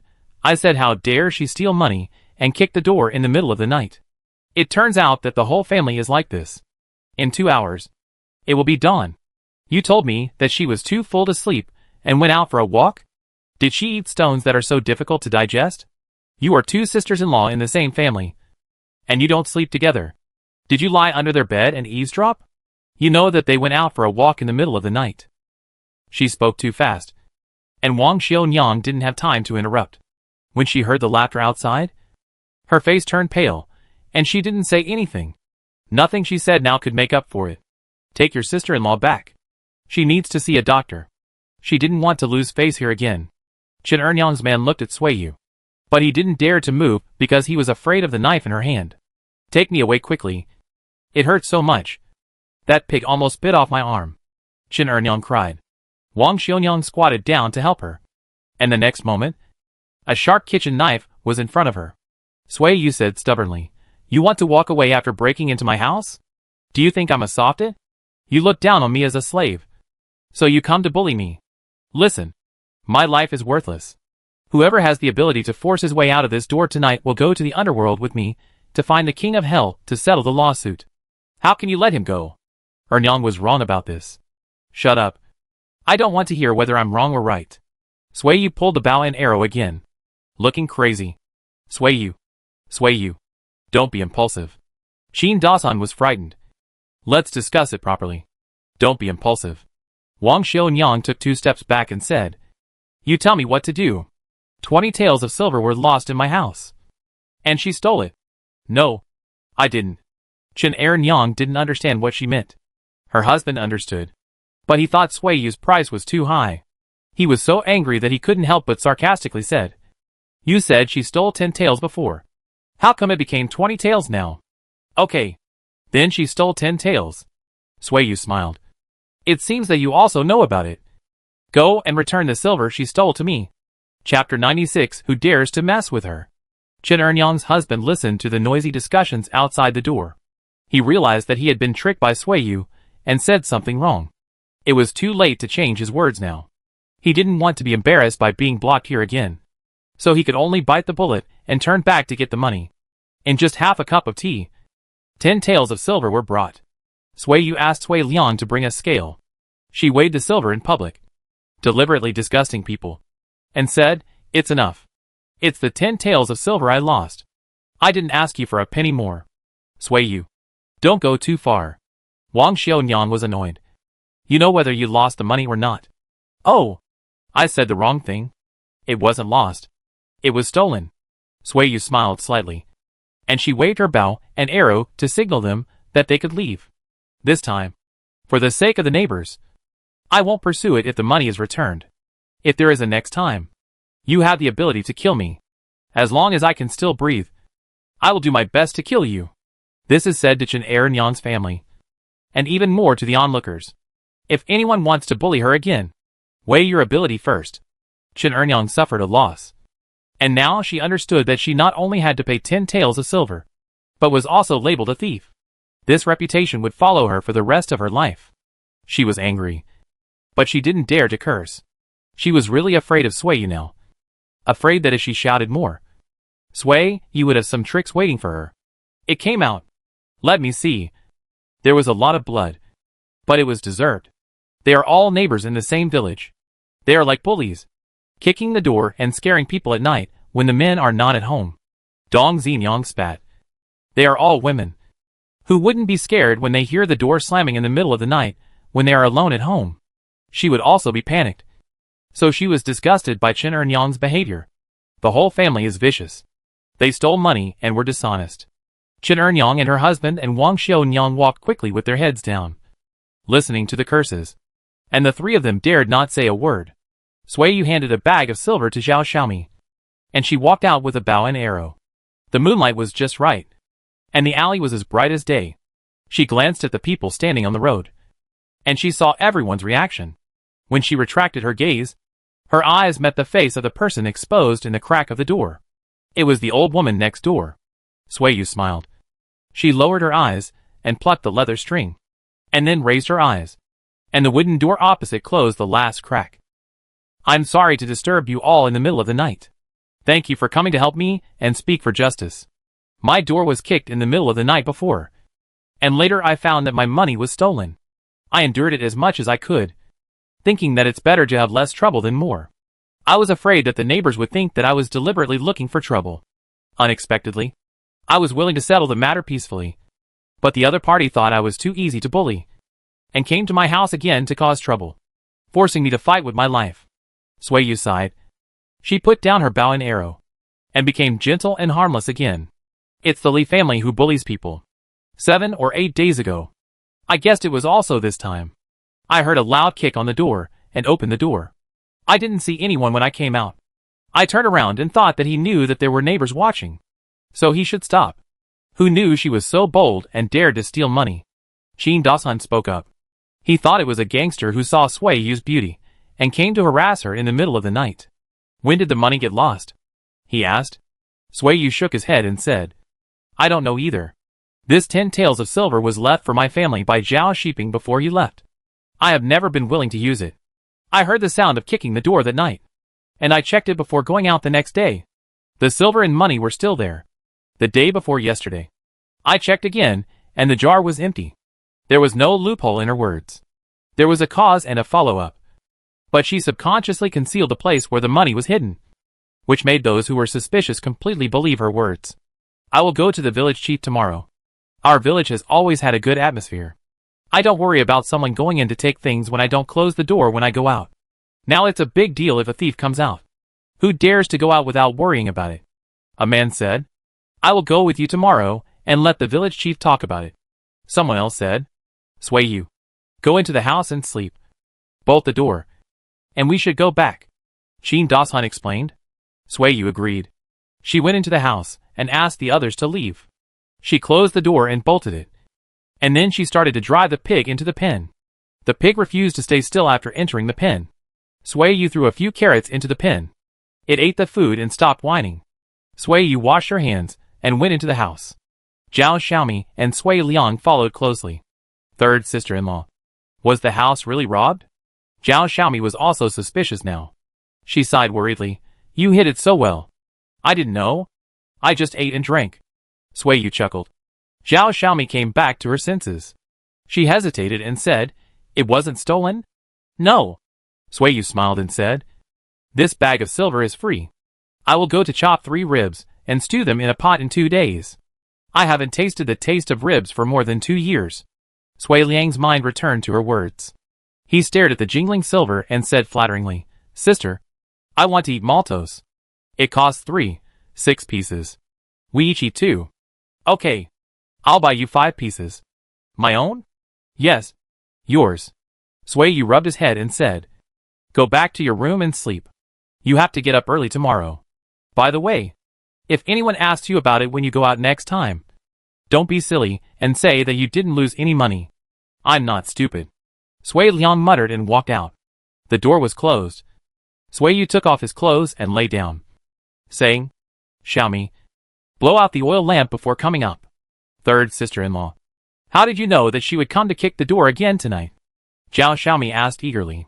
I'm not sure, but I just had this guess. So I'm prepared. You are so smart. Zhao Xiaomi admired her. She didn't see any signs, but her third sister-in-law had already caught the troublemaker. Thinking of the series of things tonight, she was very excited. She thought that even if she was 15 years older, she might not be as good as her third sister-in-law. Third sister-in-law. You will be the person I admire and trust the most from now on. Zhao Xiaomi was so excited that she couldn't sleep. She looked at the dark roof and said, You are smarter than my parents. I will listen to you in the future. You teach me. I also want to be smarter. You are also a smart girl. Go to sleep and don't think too much. You have to get up early to set up a stall tomorrow. Sui Yu yawned. She was sleepy. Still going to set up a stall tomorrow? Well, it's not us who are injured. Why don't you set up a stall to make money? Zhao Xiaomi said. She was really calm. The night returned to silence. Most of the people in the alley had gone to bed. At this time, there were scattered footsteps outside the alley. Chen Ernyang couldn't bear the pain, so her husband had to carry her to the clinic to see the wound at night. What's the matter? Why did you go to her house? The man questioned angrily. The door of her house was not locked. It seemed that she knew I was going to go there and left the door open for me. Thinking back now, Chen Ernyang still had cold sweat on her back. She explained, I kicked the door open. I couldn't hold back and rushed in. I was about to run, but the pig stepped on me. I couldn't run or get up. The pig would bite me if I moved. Chen Ernyang was scared. She could clearly hear the sound of the pig's teeth biting through her flesh, as well as the sound of blood spurting out. The smell of the pig and the fishy smell of blood made her feel panicky when she recalled it. Before Qin Dasan came, I saw Sui Yu had opened the door and came out. She was a cruel person. She just watched the pig bite and step on me. Chen Ernyang cried in fear. If Qin Dasan had come a little later, the pig would have bitten off half of my face. Her husband felt cold in his heart. Thinking of Sui Yu's eyes pointing the arrow at him, he realized that he could not provoke her again. Don't say anything when your sister-in-law gives you advice in the future. She can do whatever she wants, he said. Okay. After this incident, Chen Ernyang was already scared. Thinking of the 10 taels of silver she had given out, she asked, Was that 10 taels of silver given by us or by my elder brother? It was from my salary. Tomorrow, I'll ask my elder brother to give me 5 taels, and we'll split it equally. And I'll have to ask my elder brother and sister-in-law for money for my injury. When they arrived at the clinic, the couple shut up at the same time. At dawn, the couple, who had stayed in the clinic for half the night, walked back. On the way, they happened to meet Sui Yu leading a camel to set up a stall. Chen Ernyang, with the slap mark still on her face, didn't dare to say anything about paying for her life. The 3 people who were walking face to face moved away.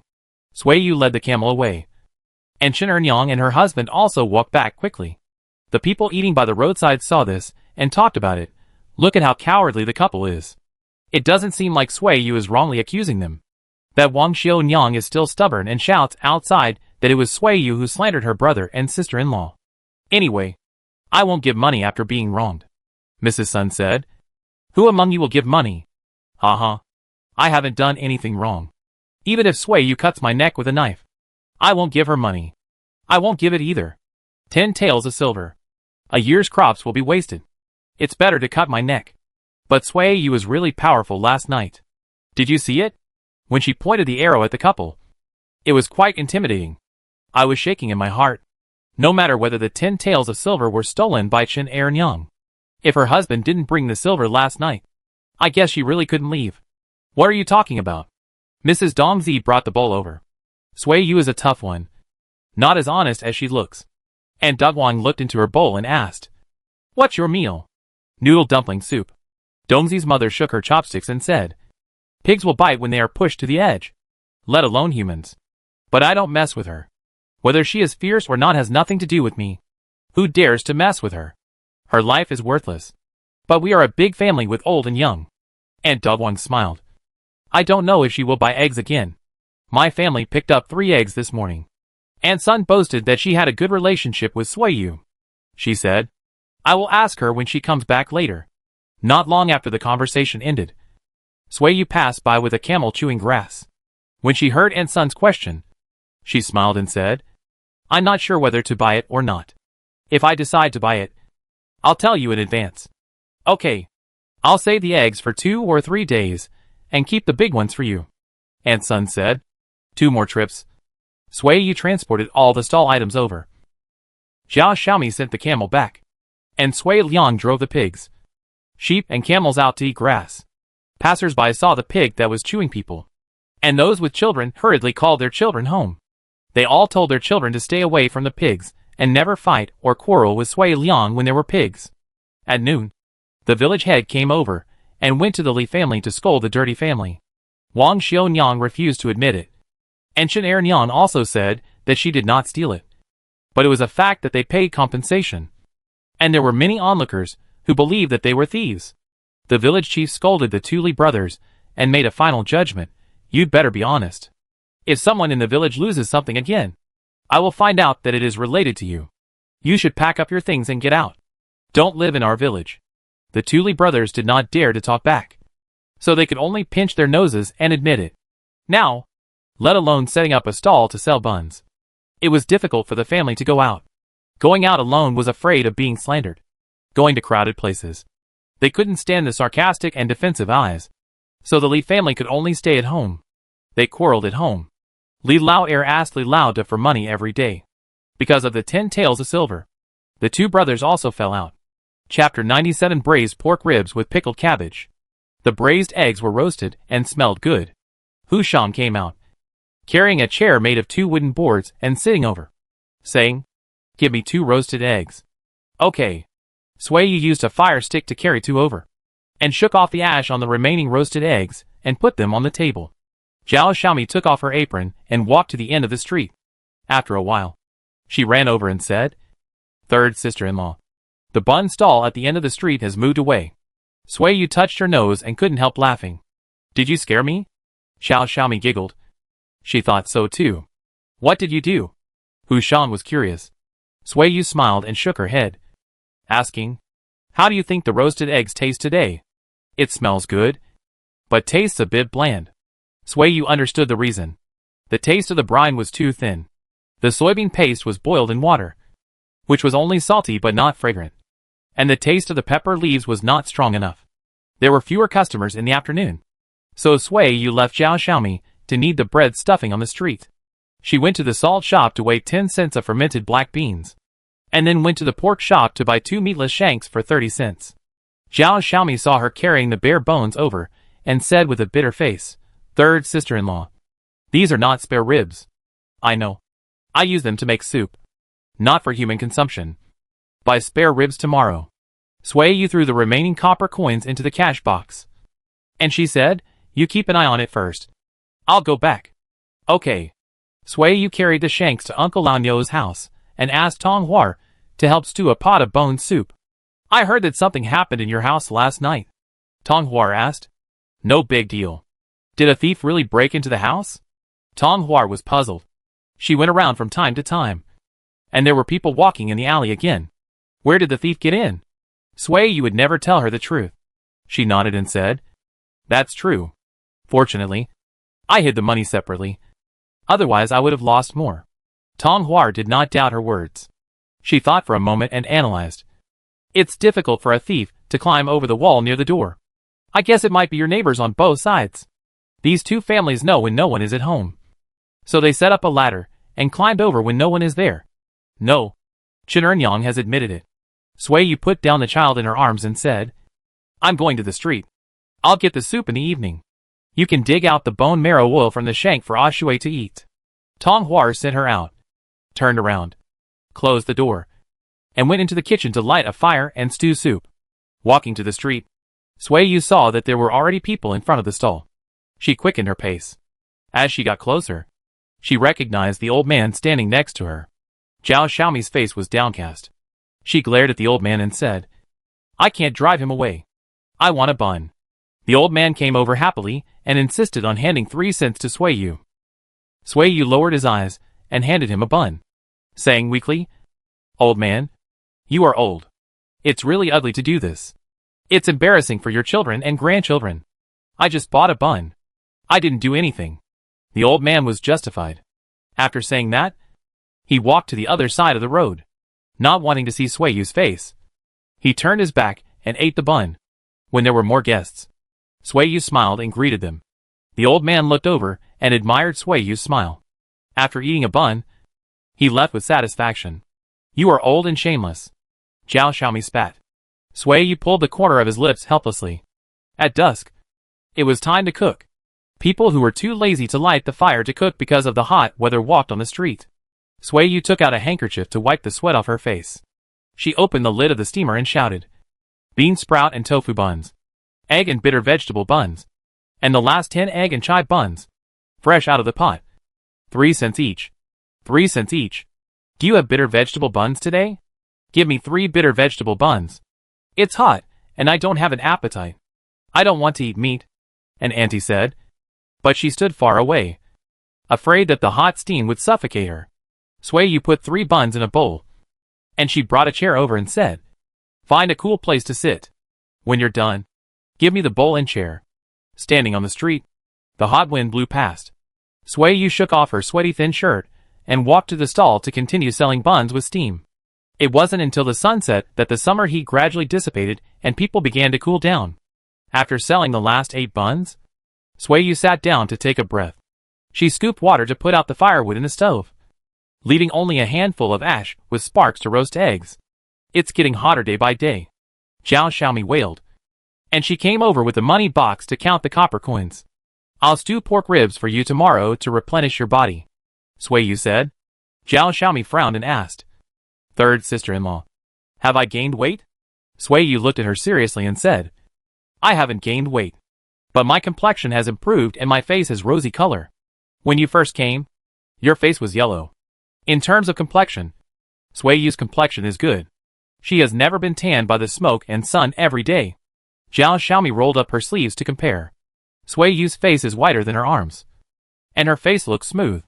The 2 frostbite scars on her face do not reduce her beauty. Alas, she sighed. Sui Yu glanced over. What happened? What smells so good? A man leading a mule came over. Sui Yu looked at the eggs in her hand and said, The last 3 roasted eggs. 5 cents each. Do you want to buy them? Eggs? 5 cents each? The man looked dissatisfied. Don't fool me just because I speak with an accent from another place. I really didn't tell you spoke with an accent from another place. Sui Yu peeled off the burnt eggshells and said, I didn't fool you. There were only 10 roasted eggs in total, and there were only 3 left after selling them for a day. Her honesty made people laugh. And the man leading the mule took out a handful of copper coins and put them on the table, saying, Give me all 3. Are you going to prepare your own food? Sui Yu nodded. She moved her chair over for him to sit on, and took a bowl of water for him to drink. She and Zhao Xiaomi began to pack up, and Sui Liang came over with a camel. After the man finished eating 3 eggs, he took a few sips of water from the bowl. He threw away the water and thanked him, saying, 2 sisters, let me ask where is a convenient place to stay. Can you recommend a farmhouse to me? I need to stay for at least half a month. Sui Yu pinched her eyebrows with regret. If her inn was built at this time, the money for this accommodation would go into her pocket again. Walk west from here, walk to the end of the street, and walk north. After passing 2 alleys, ask again. Most of the merchants who come and go live in that area. It is convenient to stay there. She pointed the way. Thank you, sister. The man thanked sincerely. He took out a handful of copper coins and put them on the table and was about to leave. Hey! Wait! Sui Yu took the copper coins and returned them to him, saying, if you want to thank me for taking care of your business tomorrow, you don't have to pay. Okay. Then I'll come back tomorrow to buy roasted eggs. The man left. Sui Yu continued to pack up the stall. Sui Liang led the camel, and she and Zhao Xiaomi carried the wooden board, too lazy to run another trip. As soon as the three of them got home, Tong Hua brought half a basin of bone soup over. Sui Yu took the soup and she went back. Are you going to cook soup noodles tonight? Sui Liang was curious. No. I plan to use the broth as the marinade. Zhao Xiaomi was left at home to cook dinner, and Sui Yu took Sui Liang out to buy eggs. They bought 80 eggs from all over the place. After dinner was cooked, Sui Yu cleaned the pot and baked the black beans. The black beans were more fragrant and flavorful when they were baked dry. Then the wet soybean paste was fried in oil. When it was fragrant, the bone soup was poured in. The black beans and pepper leaves were added to the bone soup.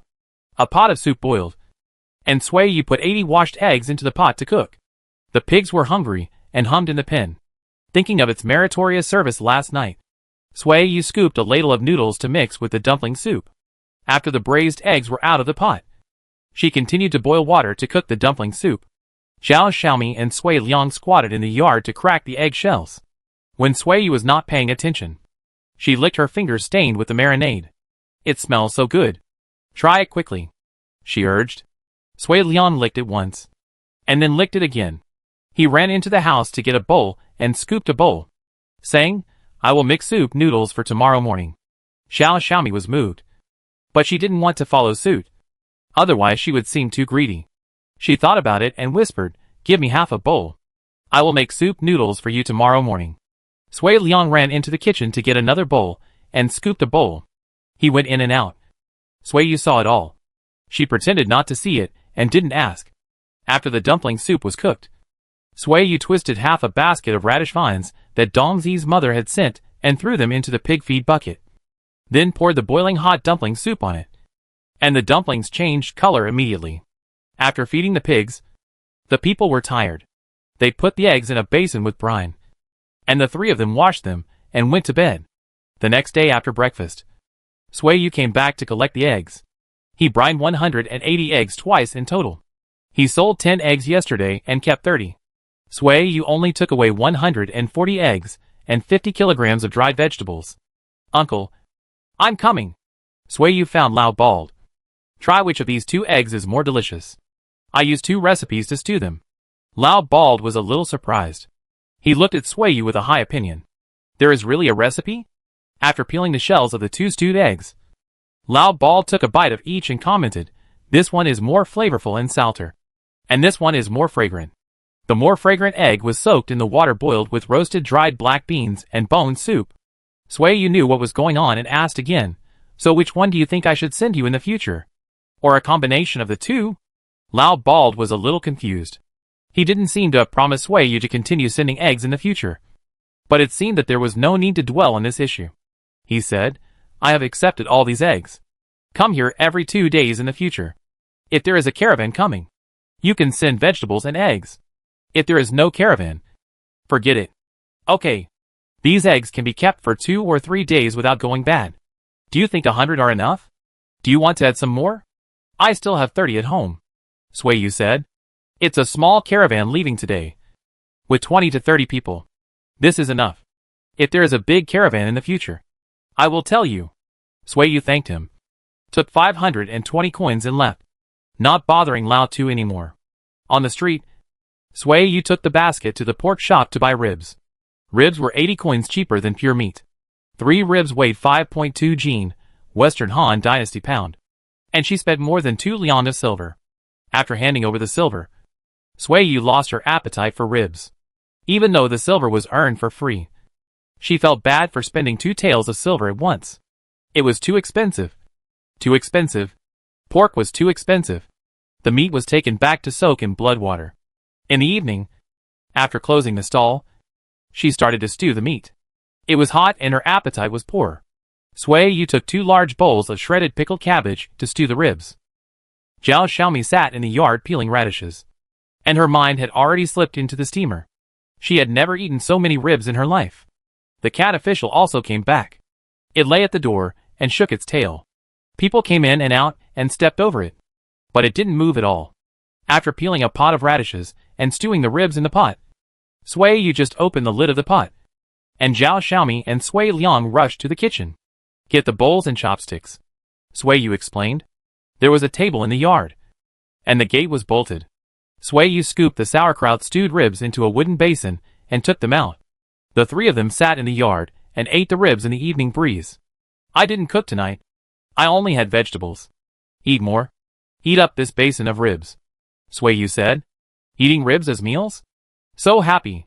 Zhao Xiaomi was happy. I actually live a life of eating meat as meals. So promising. Eat quickly. This kind of life doesn't come often. Sui Yu put a rib in the bowl. She took a bite. And sighed in her heart. Ribs are still delicious. The 3 of them ate slowly at first, wanting to eat carefully and taste carefully. And then they let go and ate meat and soup in big mouthfuls. At the end of the meal, Sui Yu was full. She leaned on the back of the chair and looked at the sky, thinking that the 2 taels of silver were worth spending. She was satisfied with the meal. She was full of energy, thinking about the future, and planned to buy a few ribs to eat when she made money. When your 3rd brother comes back, I'll buy 4 more ribs and stew them in a pot. He likes to eat mutton, so I'll buy a leg of lamb and stew it. Sui Yu missed Zhao Shiping. Zhao Xiaomi wanted to laugh out loud. What a good day. When will my 3rd brother come back? She asked. It's almost July. If he could come back this year, he would probably have returned by now. Chapter 98, Desert Crossing. It was mid-July when we left Wusan. 3 days later, we walked out of the oasis where people were active. The Wusan farewell team stopped. More than 40 Han envoys stepped into the vast yellow sand and headed eastward in the direction of the rising sun in the vast desert. Zhao Shiping rode a camel in front to lead the way. There were many sand dunes in the desert, and their heights were comparable to mountains. The rising morning sun was not bright enough to cross the sand dunes, and the slopes that were not in the sun were immersed in cool shadows. Before the wind started, the envoys circled along the gentle slopes of the sand dunes. The camels walked, leaving strings of hoof prints on the fine sand. As the sun rose higher and higher, the shadows cast by the sand dunes became narrower and narrower. The steaming heat in the desert made people dizzy. The golden sand and gravel turned over, and the wind started to blow. However, the heat had not yet subsided. Zhao Shiping wiped the sweat off his face and covered his eyes with his hands. He drove the camel skillfully around the windward slope of the sand dune. The undulating curve of the sand dune was immersed in the sand fog. The wind blew up the sand half a person high. The misty wind and sand were like boiling water mist and flowing river water. He stood on the camel's back and looked into the distance. The wind and sand swept across the sand dunes. It was like rain under the sand dunes, and the yellow sand tilted down. This desert seemed to come alive, and they were moving. Captain, the wind and sand are too strong. We have to find a place to hide first and wait until the wind stops before we go, Zhao Shiping reported loudly. Yes. Zhao Shiping had experience. He turned over and went down to find a sand dune with 10 guards. When a storm occurs in the desert, in order not to be buried by the yellow sand, people must hide on the leeward slope of the sand dune. After finding a suitable sand dune, everyone led their camels and walked into it through the sloping yellow sand. It was like a sloping waterfall, and they could get a small inch of dry land by passing through the water curtain. 2 connected sand dunes can hide more than 40 people. People lean against the sand dunes, and in front of them is the flying yellow sand. In just half a cup of tea, a layer of sand falls on people's bodies, and the color of clothes soon cannot be seen. The wind and sand blinded the eyes, and both people and camels closed their eyes. The whistling wind and the rustling of yellow sand fell to the ground were in their ears. It was unknown how long it took. When people were almost buried by the yellow sand, the wind stopped. The gravel returned to silence, and the whole desert was quiet. I don't know how many more raised sand dunes were added, and the way in and out were buried. Zhao Shiping stretched his bent body and pulled his legs out of the sand pit. He didn't care to clean the sand on his body, and went with the guards to check the situation of the delegation. Keep going. Captain Chong gave the order. Zhao Shiping agreed. He rode the camel to a high place to judge the direction. The sun had set in the west. The sandstorm lasted for 1 or 2 hours. Continuing eastward, the people took a break when the camels were eating, and kept on going at other times. When it was late at night, and the sky was full of stars, the people could rest. The desert, which was scorching hot during the day, became as cool as autumn at night. The wind was cool, but the yellow sand was hot. People lay on the yellow sand, and the heat from the ground surged up. The tired bones and muscles were completely relaxed in the steaming heat. After resting for half the night, the delegation continued on their journey after dawn. After another 5 days, they passed Winsu State. The group went into the city to replenish food and water, and the camels also needed to replenish food and grass. After staying in the post station, Zhao Shiping changed his dirty clothes and shook off the gravel on the ground. "Captain, I'm going to the river to wash clothes. Do you want me to wash your clothes with you?" he asked. Captain Chong thought for a moment and decided to go out with him. "Have you been to Winsu before?" Zhao Shiping asked casually. "No." Winsu was a small country that occupied an oasis and was called a kingdom. In Zhao Shiping's opinion, the people in this small country were not as many as those in Dunhuang County. Hearing the familiar Chinese language, the two looked over at the same time. It was a group of merchants doing business with the locals. Zhao Shiping found that a businessman had been staring at him. He frowned and looked over. He didn't know this person. Sui Wenin didn't expect to meet Zhao Shiping here. He hesitated for a while, and finally lowered his eyes and stopped staring. He had no purpose, just came forward to talk. He didn't know what to say, or he himself didn't know what he wanted to know. After leaving Dunhuang, Sui Wenin mixed into a caravan. He helped unload goods and raise camels in the caravan. He also won the favor of the old escort with his riding and hunting skills. And then, he was qualified to ride a camel. After leaving Yumen Pass, he went westward from early spring to midsummer. He walked in the desert for days, and passed through more than 10 small countries. He could no longer remember the way back. Now the caravan was about to return. Sui Wenin didn't know where he was going, and where he was going. He was left with anxiety and confusion. After a night's rest, the delegation left, and the caravan followed. Zhao Shiping noticed that the merchant, who had been staring at him, was not in the caravan. "Sir, do you know Wenin? He is not in our caravan, but a fellow traveler. He stayed in Winsu." Zhao Shiping silently recited his name, and shook his head and said, "I don't know him. Maybe I recognized the wrong person."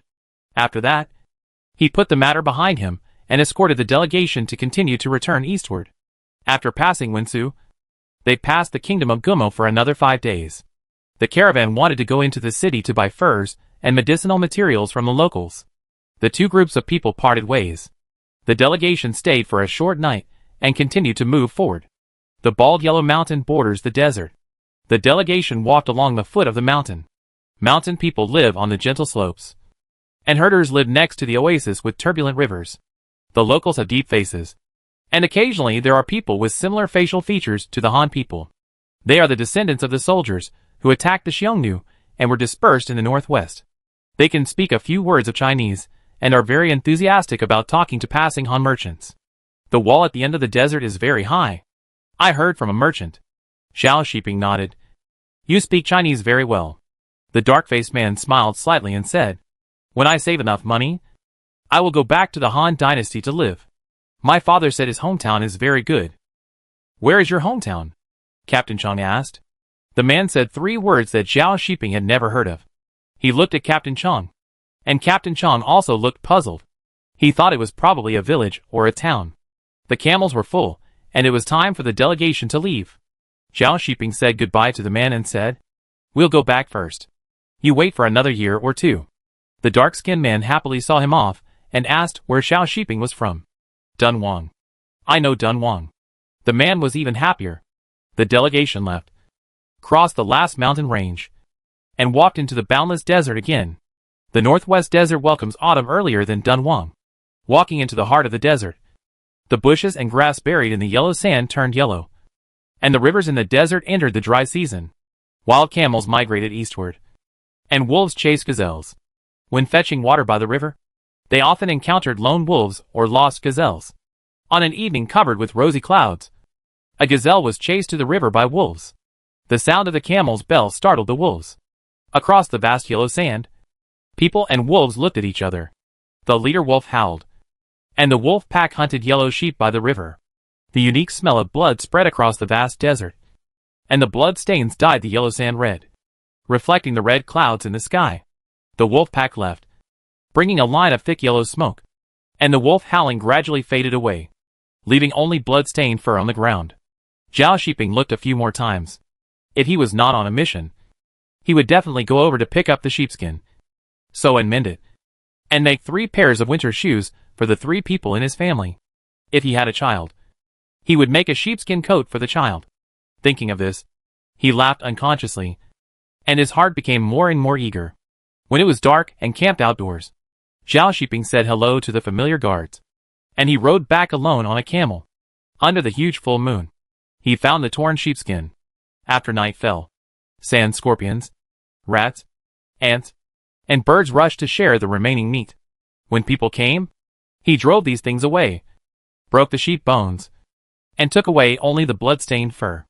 On the following journey, every time he rested, Zhao Shiping would always take out the sheepskin to scrape off the rotten meat and fascia, hoping to take a sheepskin back to give to his unborn child. One evening in late August, hungry wolves surrounded the delegation. People and wolves fought fiercely all night. At dawn, the wolves left. Guard Zhao, take a wolf's skin and take it away. There is no need to keep the broken sheepskin. Captain Chan joked.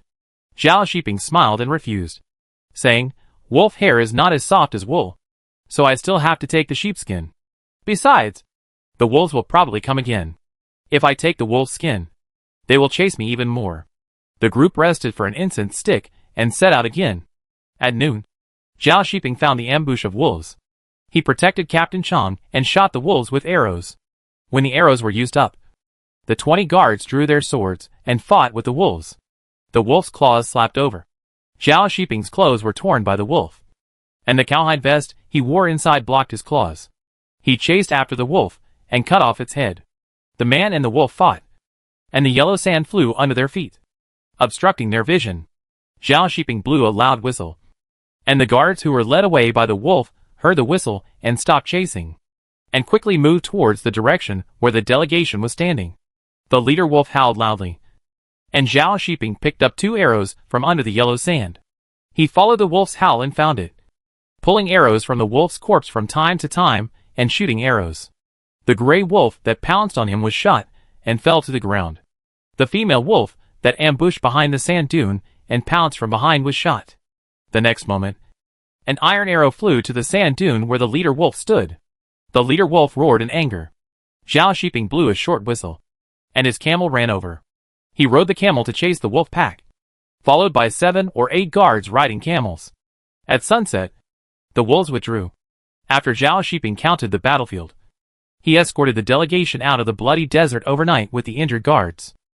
Until dawn, the marching team stopped by the river to rest. Zhao Shiping took off his hard cowhide vest. The cowhide behind the vest was torn by wolf teeth, and the gray-yellow mouse skin was stained with dark blood stains. Boss, are you injured? Minor injury. Zhao Shiping filled a water bag with water and said, come, help me water the wound to wash off the blood scabs, and then apply medicine. Captain Chan came over. He bent down to look at the wound and asked, did you get bit by a wolf when you chased it? Wolves are really smart. They also know how to ambush. Sprinkled with medicine powder. Zhao Shiping hissed. He gritted his teeth and said, it's a pity that the leader wolf was not killed. Guard Zhao is brave. I will commend you when I go back. Thank you, Captain. Zhao Shiping's reaction was flat. He looked east and said, in another half a month, we should enter Yumen Pass. Right. That's right. The wound should be healed by then. Zhao Shiping thought to himself, and then began to worry. It was September, and it was time for the autumn harvest. He didn't know if Sui Yu was pregnant. And what about the work in the fields? He was worried that she would show off again with her dog-like character. Chapter 99. You are incompetent, and you are not pregnant. Autumn is here. Wheat is ripe. Wheat ears are bulging, and wheat husks are all yellow. The people who have been idle for a hot summer start to harvest in autumn. Sui Yu stopped her stall business, and she took Zhao Xiaomi and Sui Liang to the wheat field, getting up early and going to bed late to harvest wheat. Tonghua also came to help with the sickle. The child has been weaned, and now he will not cry if she is not seen all day. She has peace and quiet, going out early and returning late every day, throwing away the shackles on her body, and treating herself as an ordinary peasant woman. The agricultural officer passed by and frowned, saying, "Your field has a lot of grass. How is the wheat? Is it dry? Did you not come to take care of the wheat after planting?" This was the first time Sui Yu met an agricultural officer inspecting the crops. She said honestly, "My husband is out for work. He is not at home. I don't know how to farm. It's hard to just get through the spring planting. I don't know how to take care of the crops." After that, she pointed at Tonghua and Zhao Xiaomi and said, "I am the only one in my family. This is my aunt, and this is my sister-in-law. One is not from the same family as me, and the other lives with my parents-in-law in Jiuquan. She only comes to help me during the autumn harvest. Before this, I was alone. How could a woman like me take care of 20 acres of land?" The agricultural officer saw Sui Yu's face and became speechless. He didn't say anything else. He didn't want to embarrass her. He stood at the edge of the field and looked for a while, then walked away. "Third sister-in-law, you are so brave." Zhao Xiaomi patted her frightened heart and said, "Your face doesn't change when you lie. And you are not afraid that the agricultural official will go to the village head to verify." Sui Yu smiled and said, "I am not lying either. You and I really can't take care of these 20 acres of land. This year is dry. In the summer, the people in the village are busy diverting water for irrigation. Many people use ditches to divert water to the fields, and the whole family carries water to irrigate the crops." Sui Yu was not good at carrying water. She used camels to carry water for cooking at home. Since she could not carry the load, she could not do the watering work. The crops lacked water, and the yield was greatly reduced. What's more, weeds grew in the fields. Weeds were not afraid of drought and grew very tall. Sui Yu and Zhao Xiaomi came to pull the weeds for 2 days. The busier they were, the more worried they were. They thought that embroidery on shit was still shit. Even if the weeds were pulled out, the yield would not increase much. She didn't have the energy to invest in the fields with lush grass and sparse bean sprouts. She packed up her things and went to set up a stall to sell buns. It took 8 days to harvest 5 acres of wheat, cutting and baling. When the camels took them away, Sui Yu counted them. There were 21 bundles less than last year, and it was estimated that 2 or 3 stones of grain would be less. After harvesting the wheat, they continued to harvest millet. Millet only cuts the ears, and you don't have to bend down to cut the ears. This job is much easier for Sui Yu and the other 4. "When will my third brother come back?" Zhao Xiaomi wailed. She sat down under the millet roots, wishing she could lie down and take a nap. She was too tired and too hot. She had never worked in the fields when she was at home. She was always preparing meals, feeding chickens and ducks, and taking care of her nephews and nieces. "Now that I think about it, my parents are pretty good to me," she muttered. Sui Yu fanned her with her hand and said, "You are the only girl in the family. They must not dislike you. Now that I think about it, my parents are willing to let you come to help me. They are treating me well and lending me their precious daughter." Zhao Xiaomi stuck out her tongue. She was embarrassed to say that her parents refused to let her come after receiving the letter. "Third sister-in-law, will you go home for the new year this year?" she asked. Sui Yu shook her head and said, "There are so many mouths to feed at home. I can't go anywhere without you. If your third brother can come back this year, you 2 brothers and sisters should go back." Listening to what the 2 sisters-in-law said, Tonghua was a little dazed. Another year has passed? In the evening, Sui Yu sent Zhao Xiaomi and Sui Liang home to cook. She and Tonghua worked for another half an hour before leaving. "Sui Yu, have you visited Enchun this year?" Tonghua asked in a low voice. "I haven't thought about this person for a long time." Sui Yu was stunned for a moment.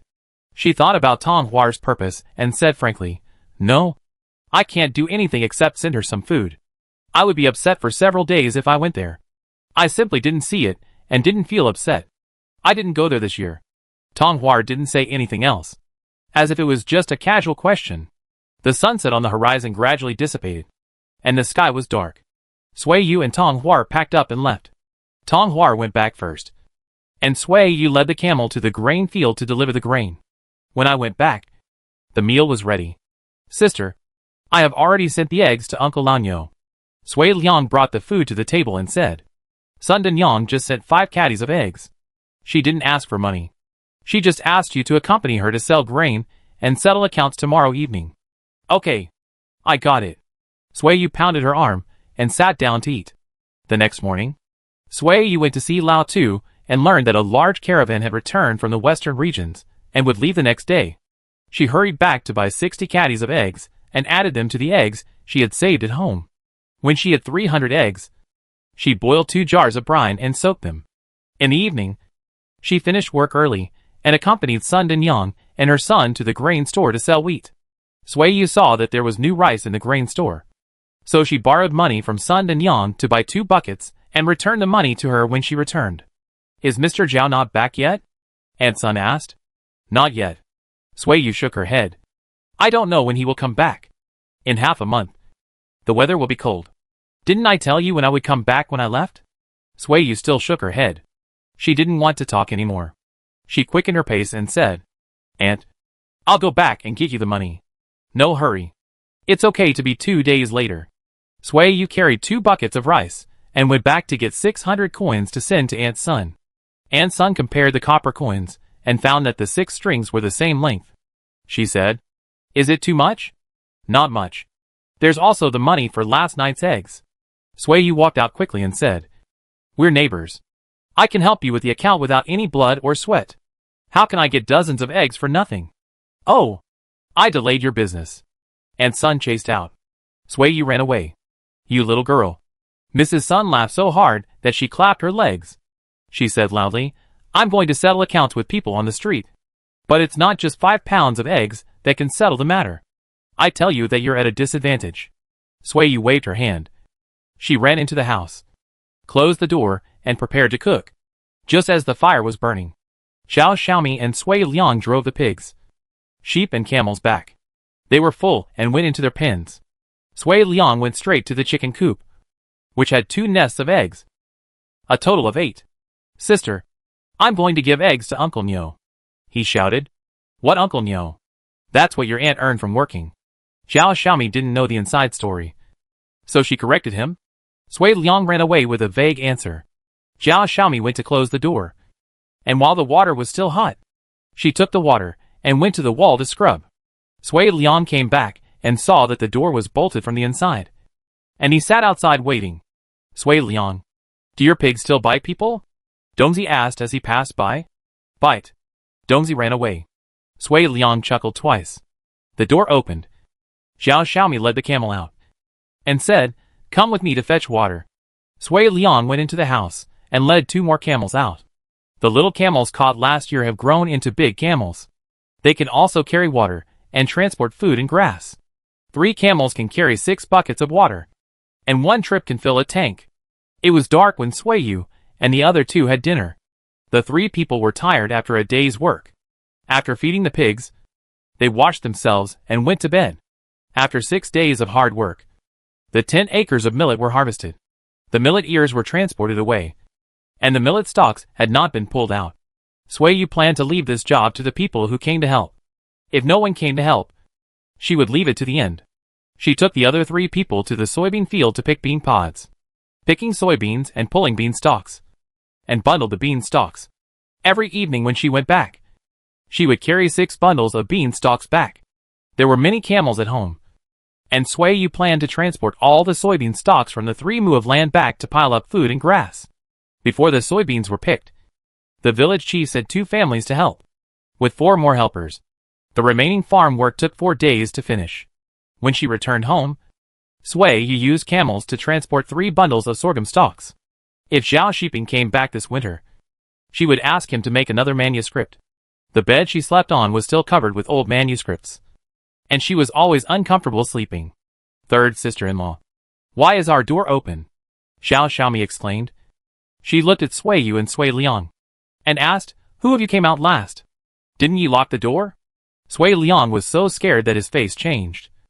I remember I locked it. Sui Yu ran to the yard. At this time, she was only worried about the silver she hid and the scattered copper coins in the wooden box. She didn't think that Zhao Shiping had returned.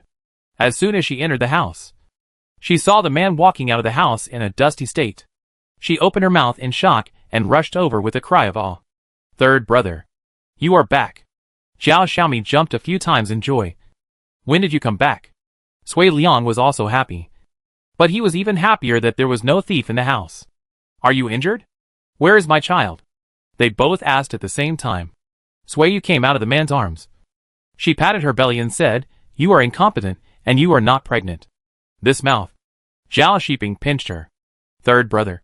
You came back at such a coincidence. We just finished the work in the field today, and you came back. Zhao Xiaomi complained. If you had come back a few days earlier, we wouldn't have to be so tired. Zhao Shiping looked at the two of them. Xiaomi didn't know that Sui Yu was indeed thinner. Captain Chu said he would give me 50 kilograms of meat. When the reward arrives, you should eat more and make up for the lost weight. Zhao Xiaomi stretched out a hand and said in disbelief, 50 kilograms? That's a lot. How long will it take to eat? She laughed so hard that her mouth couldn't close. Sui Yu looked at the man. He knew what she meant and nodded and said, Captain Chong has known about it, and he will report it. Supervisor who will also write a memorial to the emperor. There will be a reply to this matter by the end of the year at the latest. What? Zhao Xiaomi asked. It's none of your business.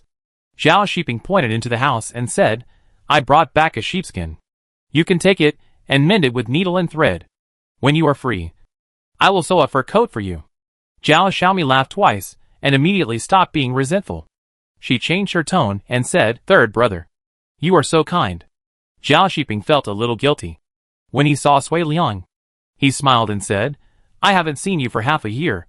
Sui Liang has grown taller. Sui Liang smiled and touched his head, as if he had grown taller. I'll go cook. We'll have soup noodles tonight. Sui Yu went into the kitchen and said, It's getting late. The meat on the butcher's stall is probably not fresh. We'll use eggs and pickled cabbage to stir-fry the sauce tonight. Zhao Shiping went in to help light the fire. When they were alone, his eyes became deep and greedy as he looked at Sui Yu. Sui Yu felt her cheeks getting slightly hot. She glared at him and whispered, Not tonight. Xiaomi is sleeping with me, and there is no extra room at home. The man sighed anxiously. What should I do? Send Xiaomi back? No. If I send her back, I will be away for 10 days.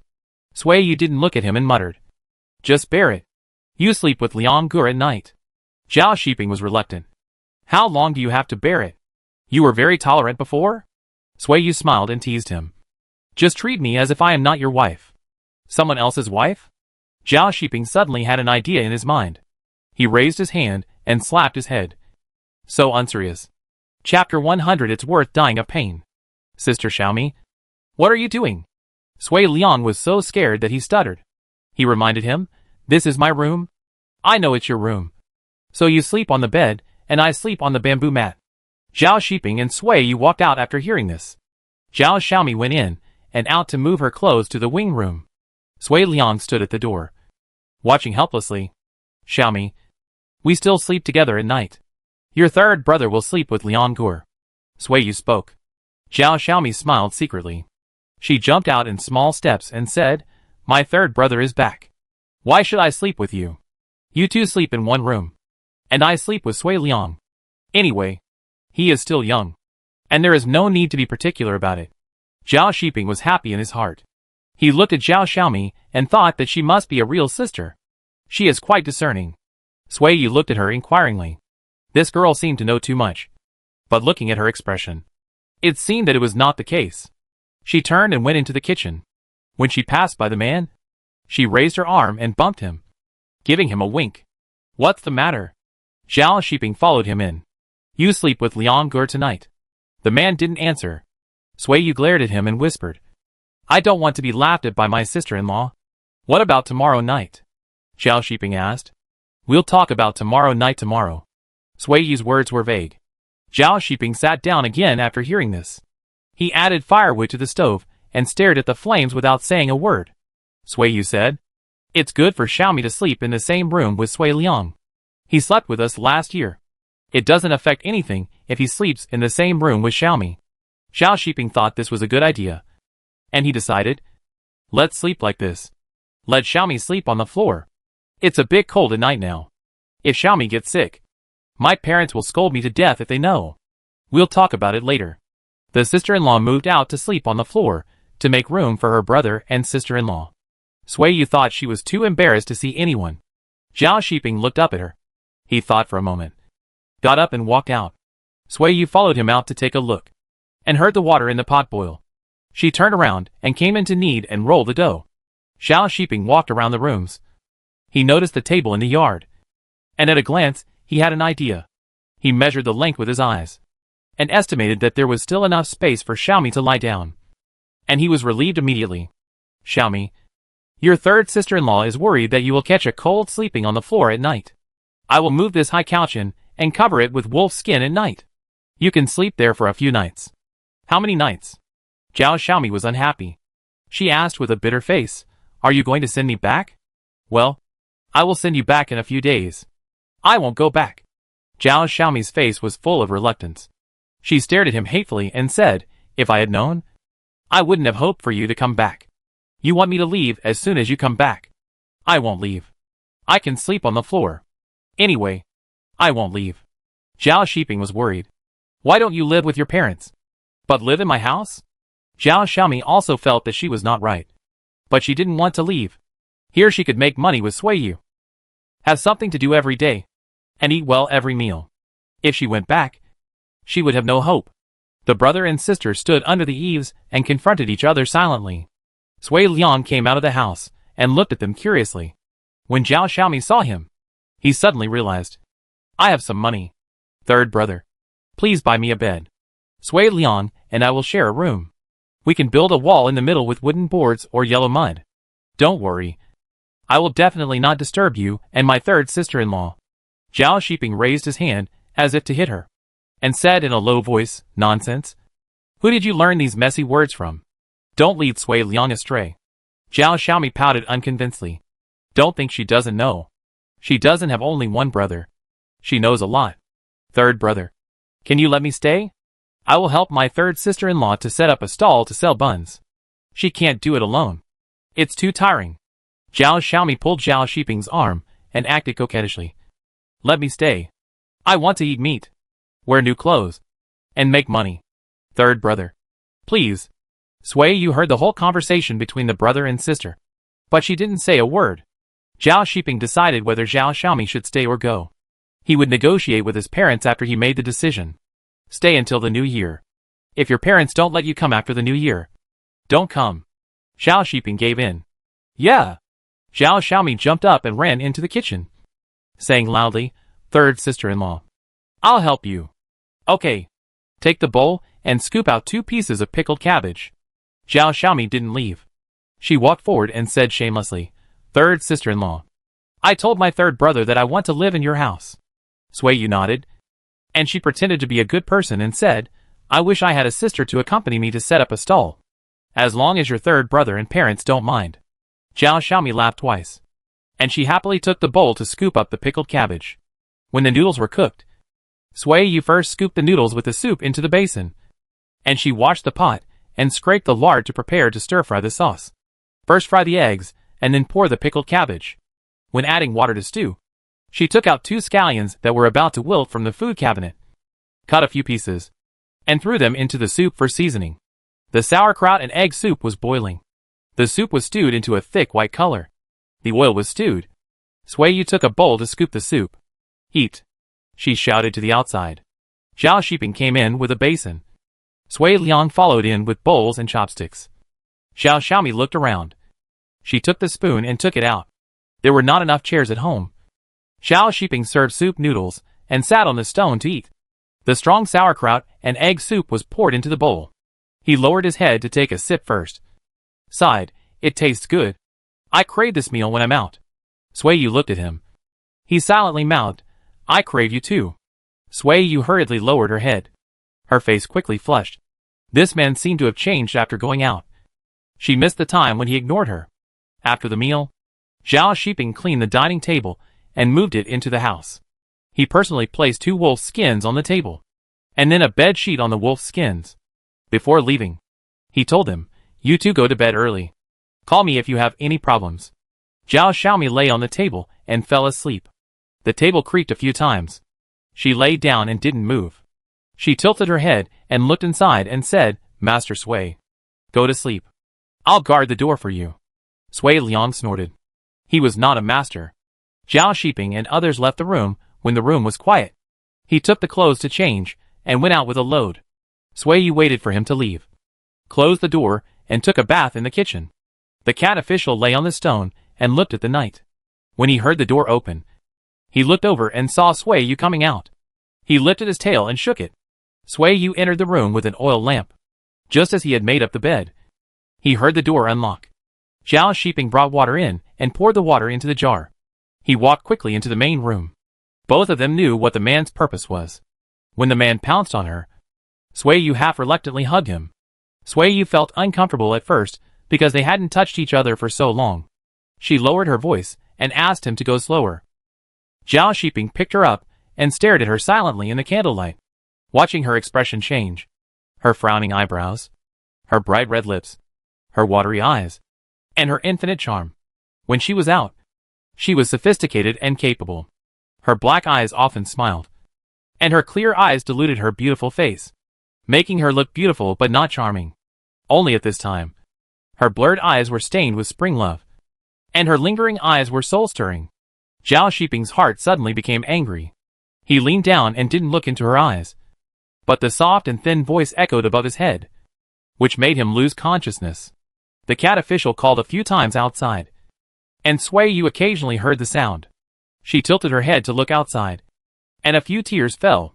She saw the shadow cast on the earth wall. The enlarged black shadow burned her whole body, and she hurriedly looked away. A gust of night wind blew, and a few strands of cool wind squeezed in through the crack of the door, sobbing like a woman's cry. Tears fell on the honey-colored shoulders. The bulging muscles bulged, and a red scar emerged. Sui Yu wiped her eyes. She held the man's shoulder and tilted her head to look, and asked in a hoarse voice, "Are you injured?" If she didn't mention it, Zhao Shiping would forget about it. He perfunctorily said no, quickly put the person in his arms down, turned her body around, and didn't let her look again. Sui Yu wanted to ask again, but she couldn't speak. She was like a stranded fish, and normal breathing was a luxury for her. Her eyes were blurred again. Her mind became chaotic, and all sounds were far away from her. "I don't have the ability." Zhao Shiping hugged the person who slipped down, and his hand fell down to continue the action. He smiled maliciously. "Do you think I have the ability?" Sui Yu hugged his arm and bit it weakly. Her teeth seemed to be soft. She didn't leave any teeth marks on him, only sticky saliva. "Goodbye." She begged him not to make trouble again. Zhao Shiping didn't listen to her. He lowered his head to kiss her ear bone and whispered that she was so attractive. He hugged her and sat on the bed. He squatted down. "Don't." Sui Yu kicked him with her foot. He grabbed her delicate ankle and held it. Sui Yu covered her mouth. She didn't want to watch it anymore. She fell on the bed and covered her eyes. But the scene just now was branded in her mind. She had a fever all over her body. Her eyelids became hot, and a line of sore and swollen hot tears slid down again. The cock crowed.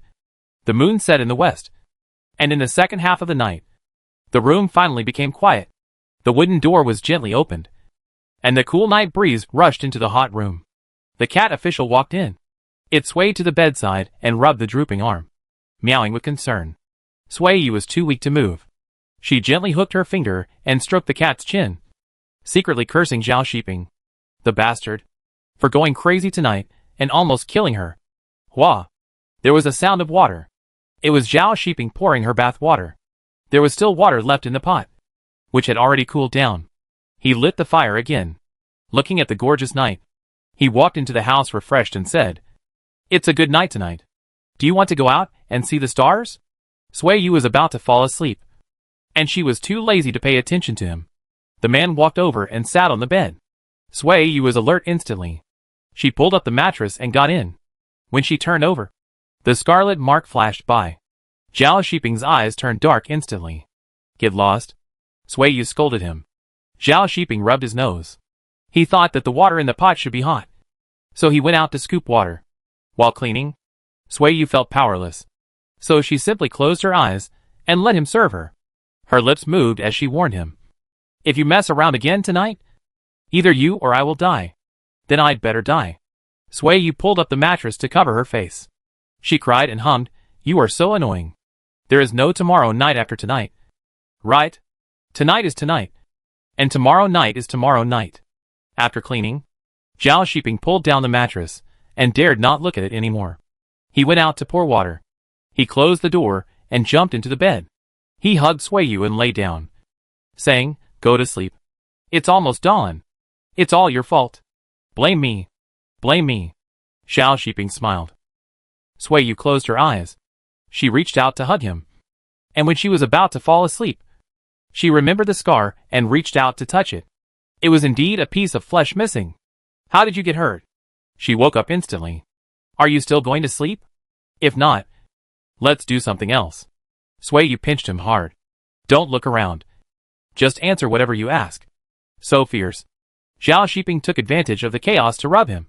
He turned over to let her see, and said briefly, "I encountered a pack of wolves on the way back, and was bitten by an ambush wolf. Thank you for the cowhide vest you prepared, which blocked it for me, and only hurt my skin. It's all a piece of flesh, not just skin." Sui Yu cried with heartache. She raised her head and kissed the scar, saying, "It must be painful." Soft lips touched the new tender flesh, and the vivid touch quickly swept over the whole body from that point. Zhao Shiping's heart tightened. He turned over and kissed the wet eyelids, thinking that it was worth the pain. Chapter 101 announced to the public. When it was almost light, voices could be heard in the alley. People who had not yet finished harvesting their crops were preparing to go to the fields with farm tools in their hands. Zhao Shiping woke up when he heard the noise. He opened his eyes and looked at the woman in his arms. The heat under the mattress made her face slightly red. He suppressed his restless hands and gently lifted the mattress to go to the fields. Sui Yu was startled. She squinted and looked at it. Before she could figure out what was going on, she was overwhelmed by sleepiness and fell asleep again with the mattress pressed down. Zhao Shiping chuckled. He put on a thin shirt and trousers, picked up the clothes that were trampled on the ground and took them out. The door opened a crack and then closed again. The chickens were walking in the yard. When they saw people coming out, they clucked at the top of their voices. Zhao Shiping went into the kitchen and scooped out a bowl of beans. The chickens had something to eat, so they shut up and stopped clucking. Zhao Shiping scooped water to soak the dirty clothes and bedding, and bent down to cook in the kitchen. As soon as the fire was lit in the pot, Zhao Xiaomi and Sui Lian got up. "Third brother, what are you cooking for breakfast?" Zhao Xiaomi asked. "I see there are taro, so I'll cook taro porridge in the morning." Zhao Shiping thought her voice was too loud, so he handed her a bowl and sent her away, saying, "You and Sui Lian go to the street to buy a bowl of pig blood. There are not many vegetables at home, so I'll fry a plate of pig blood to go with the porridge later. Do you have money in your hand? You pay first, and I'll pay you back when I come back." Zhao Xiaomi tilted her head to look in the direction of the main room. Just as she was about to speak, a thick slap fell in front of her. She turned her head in a hurry and ran into the wing room to get the money. Zhao Shiping stood outside the kitchen door with a dark face and stared at her. Zhao Xiaomi took out the money and lowered her head, not daring to look around.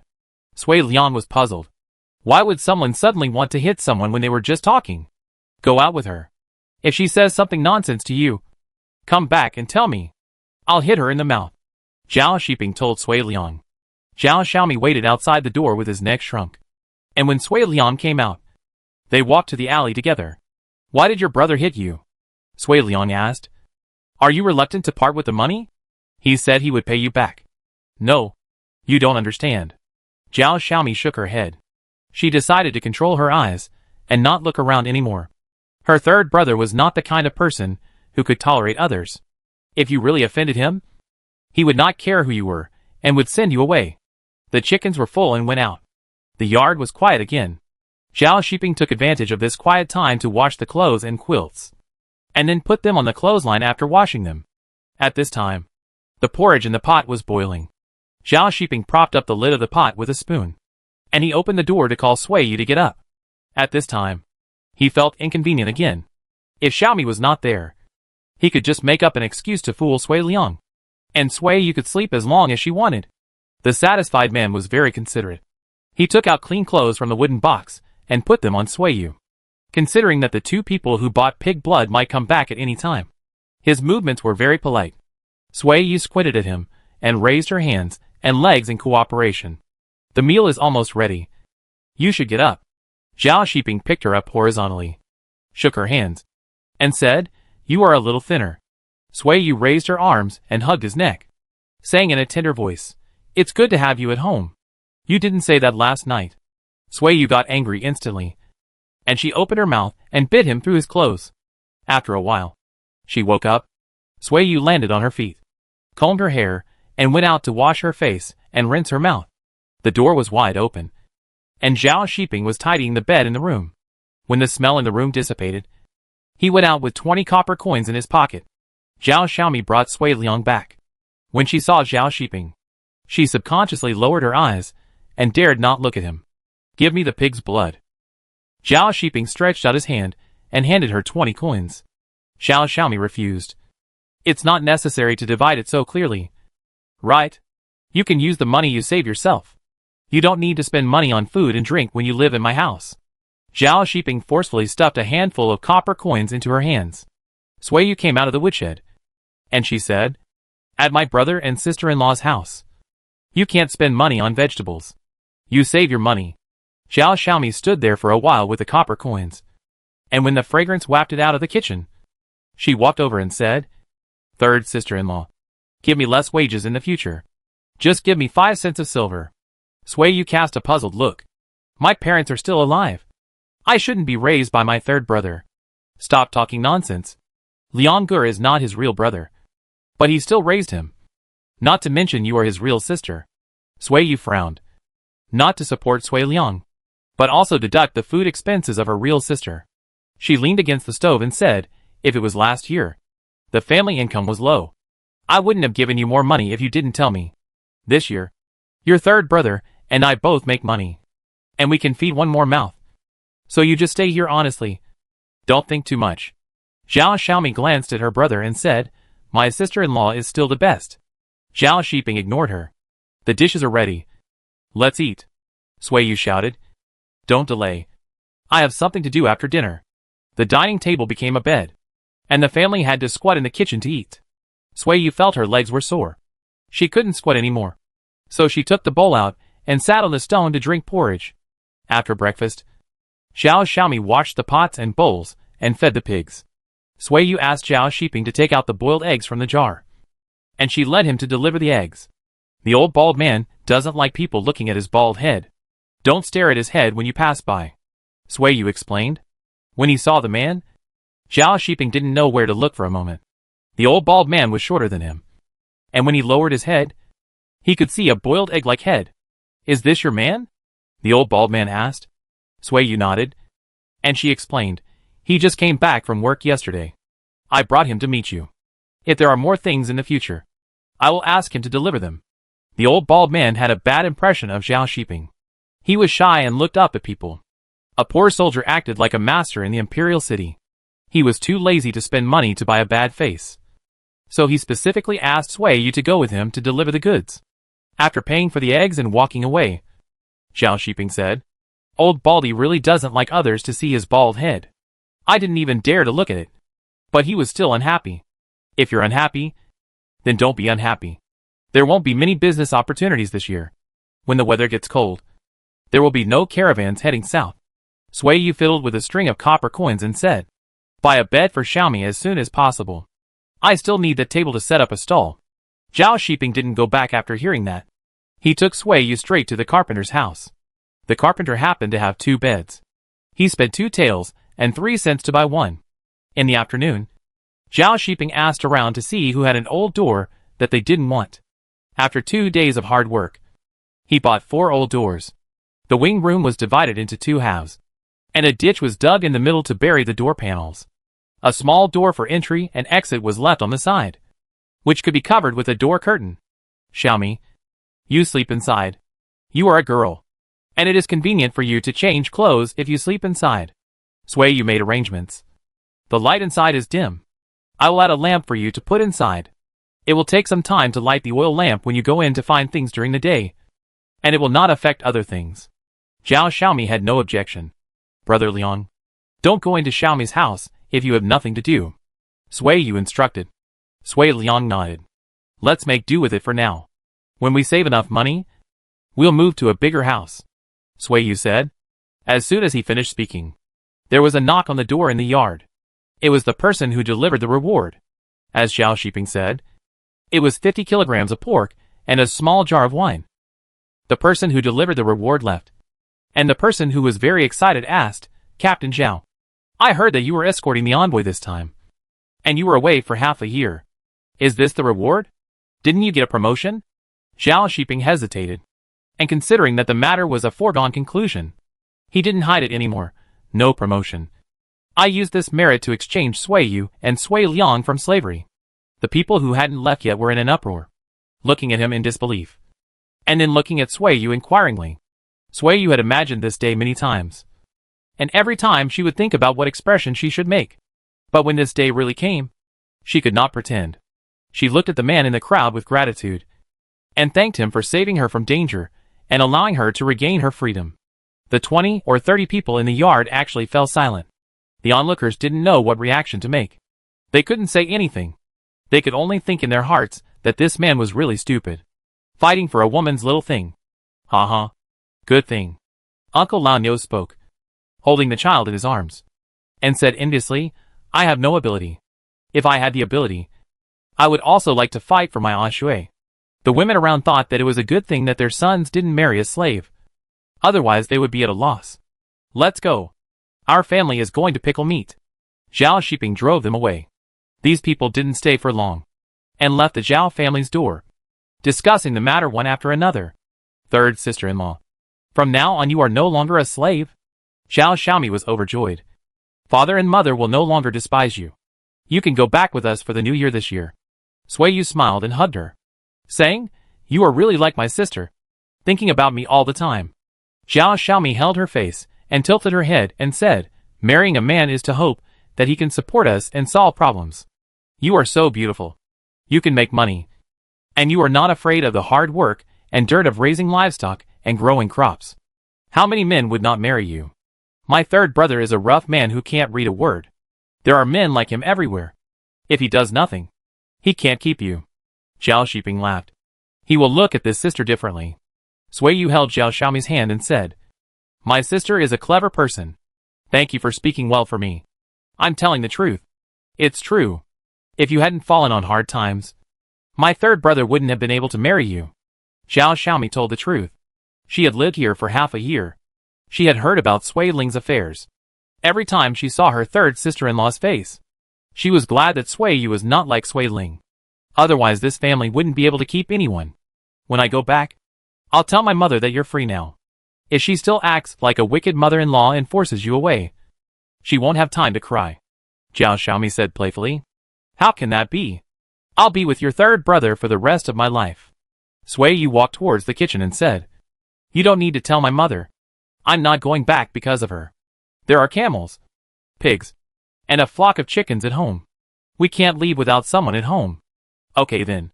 Zhao Xiaomi didn't force it. Among the 50 kilograms of pork, there are 6 kilograms of pork belly.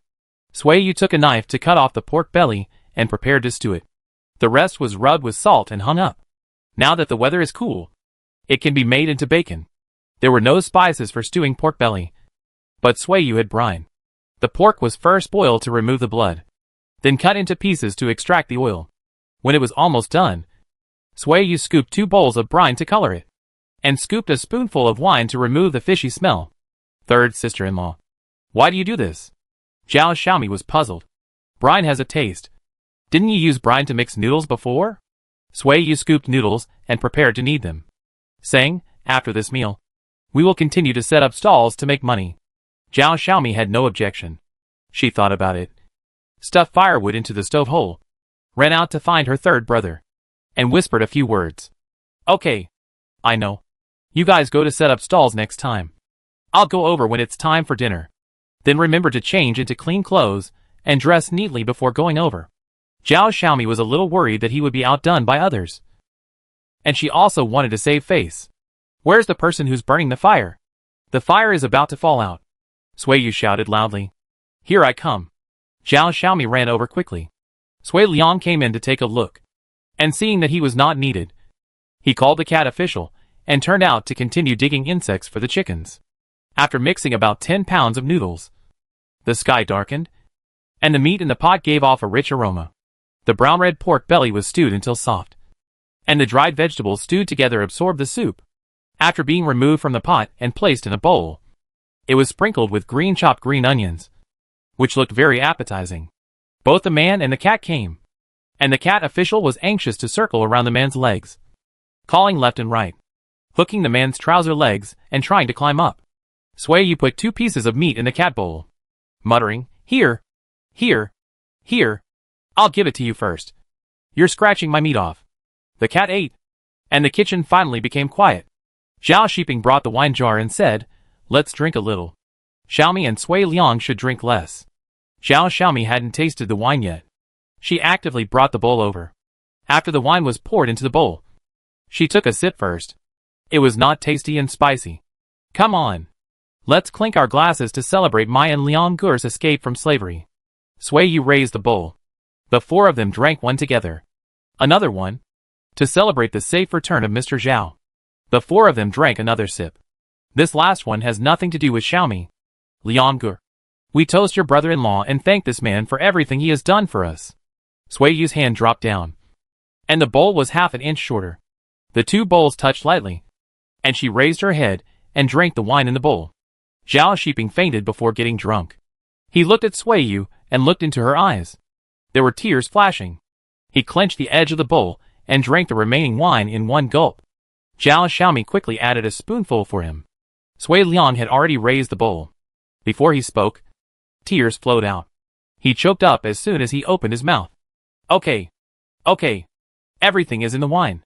Zhao Shiping clinked his bowls together. He couldn't bear to see other people's tears. Zhao Shiping drank, and Sui Liang also puffed up his cheeks and weighed the bowl to finish drinking. After the cat finished eating the meat, it meowed again. "You spoil the fun." Xiaomi threw a piece of meat to it. "We haven't tasted it yet. How much have you eaten as a cat? Let's eat too." Sui took a piece of meat and fed it into her mouth. The meat was stewed soft and glutinous, fragrant but not greasy, which was worth the effort. The 4 people had good appetites. They ate meat like eating dumplings. They took 2 bites of a piece of meat and chewed it twice, and it went into their stomachs. After eating half full, Sui boiled water to cook noodles. When the noodles came out of the pot, she first scooped half a bowl of noodles and poured oil and water to feed the cat. The cat thing. Its throat was almost hoarse, but it didn't stop. Chapter 102. 40 acres of land in hand. The rolling clouds turned from dark to blue. The gate of the Zhao family opened from the inside, and 4 camels walked out one after another. The leading camel carrying tables, chairs and benches did not wait for anyone to command it, and walked to the alley entrance with familiarity. The next door, Mrs. Qin, was sweeping the yard. When she heard the noise, she looked up and looked outside, and met Sui's eyes. They both smiled. After the 4 camels passed by, she lowered her eyes and continued to sweep the floor. When she heard the lock next door, she looked up again and saw Zhao Shiping running over like a gust of wind, full of energy early in the morning. "What are you in a daze? Haven't you woken up yet?" Qin Dashun dragged his lazy steps out of the house. Mrs. Qin lowered her head and continued to sweep the floor. The floating dust and chicken manure gathered into a pile. She shoveled it up with a wooden shovel and poured it into the dung basket. She patted the dust off her body and went into the kitchen to cook. The family next door is getting better and better, making money every day, and everyone in the family is very energetic. She felt a little complicated. The 2 families were neighbors. If one of them was not careful, they would be far inferior to her couple. Suddenly, the couple got lucky and saw that they were better than her family. She felt a little uncomfortable. Qin Dashun picked up his burden and walked out, saying unhappily, "You only see the thief eating meat and not the thief being beaten. They deserve to make money." Qin Deseo spit at him and cursed him for being useless. After cursing, she continued to bury her head in the fire. It was useless to envy others for making money. Only when you have food in your mouth can you feel satisfied. The smoke from the cooking in the military settlement just rose, and the street market was already full of the aroma of rice. The people who set up stalls and shops had been busy for a long time. The guys who were sprinkling water, wiping cabinets and sweeping doors saw that the bun stall was open again, and asked the shopkeeper who was hungry if he wanted to buy buns to fill his stomach. "Damn buns. I haven't seen you for a long time. What kind of buns do you have today?" The shopkeeper of the oil shop asked loudly. "I have a basket of pickled cabbage." egg and tofu buns that you like. I only prepared one basket. Will you call me when it's ready? Send it to me when it's ready. I want one basket. I hired a helper to press the oil today. Okay. Sui Yu responded crisply. Have you finished your farm work? Hu Shang came out and was stunned for a moment when he saw the man burning the fire. He took the initiative to ask, Who is this? This is my third brother. Zhao Xiaomi said loudly. This is shopkeeper Ali. He kindly rented me a stall. Sui Yu turned his head to introduce. Zhao Shiping took a quick look, stood up and greeted, Shopkeeper Ali. Haven't you had breakfast yet? The two men were of similar build and equally burly. They looked at each other and looked away at the same time. Do you have baked buns? Hu Shang asked. Or leeks and eggs? When the buns are out of the pot, I'll bake 5 for you and send them over. Sui Yu asked. Hu Shang nodded and turned to walk into the shop. Zhao Xiaomi winked at Zhao Shiping. She was right. The bearded man had feelings for her third sister-in-law. Sui Yu stretched out his floury palm and threatened. Why are you winking? Hurry up and knead the dough. Zhao Xiaomi laughed and lowered his head to continue kneading the dough. Sui Yu turned his head and glared at the man. Zhao Shiping lowered his head and smiled, saying, I'll leave when this pot of buns is cooked. I won't disturb you from doing business. He knew who Sui Yu's heart was with, and no matter what other people thought, it would not affect him. 2 baskets of buns were steamed in one pot, and the pickled cabbage, egg and tofu buns were sent to the oil shop. Zhao Shiping took 8 of the other basket of lard and radish buns. He drove 4 camels home, and Sui Liang was still waiting at home. The land needed to be plowed, and when the government officials came on duty, Zhao Shiping took Sui Liang to borrow oxen and iron plows.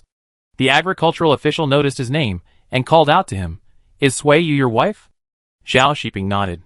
Hu Jianjian came to say hello and asked you to come over to find him. In addition, I will grant you the 40 acres of land of Sui Yu and Sui Liang first. While the weather is not cold, you can plow the land and apply fertilizer first. The agricultural official took out another bamboo slip and said, The household registration has been issued. These 40 acres of land should have been distributed to you long ago. It's half a year late. Only the newly reclaimed wasteland in the north has no owner. North? Near the Great Wall? Zhao Shiping asked. It's far from the Great Wall, but close to the lower reaches of the Shiji River, so irrigation is quite convenient. The agricultural official thought for a moment and said, When you come over from Supervisor Hu, I'll send someone to take you there to identify the land. Zhao Shiping was not sure how Supervisor Hu knew he would come over in the next few days. He tied the ox to a tree, asked Sui Liang to watch the iron plow, and walked into the government office to find Supervisor Hu. Supervisor Hu had just started his duty, and when he heard the announcement, he looked at the person who came in. Are you Zhao Shiping? My lord, I am Zhao Shiping. No wonder Captain Chu took a fancy to you. You have a good figure for a soldier. Supervisor Hu twisted his beard and asked, Did the journey to escort the delegation go smoothly? It went smoothly. Lord Chong had been to the northwest before, and he was familiar with the direction. Although we encountered a sandstorm on the road, we were safe. Zhao Shiping answered honestly. Supervisor Hu nodded, thought for a moment, and asked directly, Have you seen your wife's cousin on the road? Zhao Shiping looked confused. Never met him. Supervisor Hu breathed a sigh of relief. Sui Wenan didn't get in front of the delegation, which was a good thing for him. I don't know him, and no one recognizes me. Zhao Shiping shook his head. As soon as he said this, he thought of the merchants who were staring at him in Winza country, and asked, What's the name of my brother-in-law? Supervisor Hu wanted to laugh. The more he thought about it, the more interesting it was. Sui Hui tried every means to get him to help Sui Yu get out of slavery, but Sui Yu never mentioned the names of Sui Wenan and others in front of Zhao Shiping. Sui Wenan. He laughed and said, Now he's called Wenan. Zhao Shiping suddenly realized it. He moved his fingers, thought for a moment, and said frankly, When we passed Wensu on our way back, we met a caravan. One of the merchants stared at me, but didn't say hello. Later, I learned that his name was Wenan. He didn't return with the caravan and stayed alone in Wensu. Hu Jianjian smiled and stroked his beard. In the end, he was too cautious and overestimated Sui Wenan, a young master from a wealthy family. He was indecisive and not ruthless, so it would be difficult for him to achieve anything. Okay, I understand. You go back and don't mention this to anyone again, he said. Zhao Shiping bowed his hand in agreement. Before leaving, he asked, I don't know about my wife and my brother-in-law. I have reported it to the county governor. After his approval, the matter is over. You don't need to ask again. Hu Jianjian waved his hand. Zhao Shiping bowed and thanked him. He left the duty room and strode out of the government office. Sui Liang saw him coming out and stood up to untie the cow rope. Zhao Shiping sent the cow back first and drove the pigs, sheep, and camels out to graze, leaving Sui Liang to guard in the wilderness. He then went to find the agricultural official to check on the newly demarcated fields. The 40 mu of land under Sui Yu and Sui Liang's name was newly reclaimed this year. Crops have not been planted yet. The soil is poor and mostly sandy. If you dig deeper, you will find hard stones in the soil. If you plant crops on this land, the harvested grain will probably only be enough to cover the grain seeds. Zhao Shiping took the shovel away, and he looked at the official who measured the land and asked, Is this land really the only one left without an owner? This land is close to the river, and it is not afraid of drought. If you work hard for a year or two, even the poorest soil can become fertile. Another thing is that you don't have to pay for the grain seeds, and you won't suffer any loss even if the grain harvest is small. How can I not suffer a loss? It's not worth the effort spent on this. Zhao Shiping despised that Sui Yu was devoted to doing business, and these dozens of mu of land were a burden to her. The meterman didn't waste any more words. He rode on the camel and said, There is no war, and we only need to farm on weekdays. There is no question of whether it is worth it or not. This is only in the northwest. If it were in the interior, your ancestors would have to save up for 2 or 3 generations to save up 40 acres of land. This was true. Zhao Shiping thought he was not satisfied. After the meterman left, Zhao Shiping walked along the 40 acres of land connected together. He thought about plowing the 20 acres of land at home first, and then driving the cattle to plow the land here. All the stones in the soil must be picked up. It would take more than 1 winter to finish the work. I would continue to pick them up in the spring of next year. After Sui Yu learned that she had land, she took time to come and see it with Zhao Shiping. Speaking of fertile land, she thought that she was not qualified to go to the ranch to pick up cow dung, so she could only gather grass and spread it on the ground before the snow fell, and set it on fire to make grass ash to fertilize the land. In the days that followed, Zhao Shiping devoted himself to plowing the land. Sui Liang ran back and forth. When it was time for dinner, he would run to the street to eat buns and drink oil tea. After he was full, he would deliver the meal to the fields. Besides herding pigs, sheep and camels, he also cut grass, which he carried home on camels and piled outside the door every evening. By the end of October, the weather had turned cold, and most of the passing caravans had gone south. The business at Lao Tu's place had stopped, and Sui Yu and Zhao Xiaomi devoted themselves to the steamed bun stall. The business was booming, so she bought a new stove and pottery pot, and cooked a pot of braised eggs every night, and took them to the street at dawn. The aroma of the brine was more attractive to business than Sui Yu's beauty. A group of more than 10 men came from the end of the street. Sui Yu noticed their eyes slipping over, and she shouted, A steamed bun costs 3 cents. A braised egg costs 4 cents. And 2 costs 7 cents. These men were merchants from the interior of the country. They came back late this year, and it was not suitable for them to go east again, so they planned to stay in Dunhuang for the winter. Is this Nanshui Street? Are you the Baozi Shisher? The leading man asked. Without waiting for Sui Yu to answer, he looked at the stewed eggs in the pottery pot and asked the brothers beside him, Is this the kind of eggs we have eaten before? I have only sold them to caravans. Sui Yu said, That should be it. Get 20, no, 30 eggs for us brothers. The leading man stood up. He looked at Sui Yu and teased again, Baozi Shisher? You are in Nanshui Street. Shouldn't you be called Nansher? You can call me Nansher. Sui Yu didn't care. She took a basin and took out 30 hot eggs, and asked, Do you want to buy another basket of buns? The eggs are still hot. Do you want to take them away or eat them here? Eat them here. Do you have oil tea here? Yes. 10 more bowls of oil tea? Sui Yu asked. Okay. Oil tea is also 4 cents a bowl. 10 bowls of oil tea is 40 cents. A basket of buns is 90 cents. 30 boiled eggs are 7 cents each. I give you 105 cents. A total of 235 cents. There are only 30 buns in a basket. Not enough. Another one? Sui Yu put the steaming steamer on the table, lowered her eyes, and prepared to stir the oil tea. Zhao Xiaomi came to help. She thought to herself that it was fortunate that she bought 20 more ceramic bowls. Otherwise it would not be enough. Then another basket of buns. A total of 325 coins? The man in charge of the money took out a copper skewer.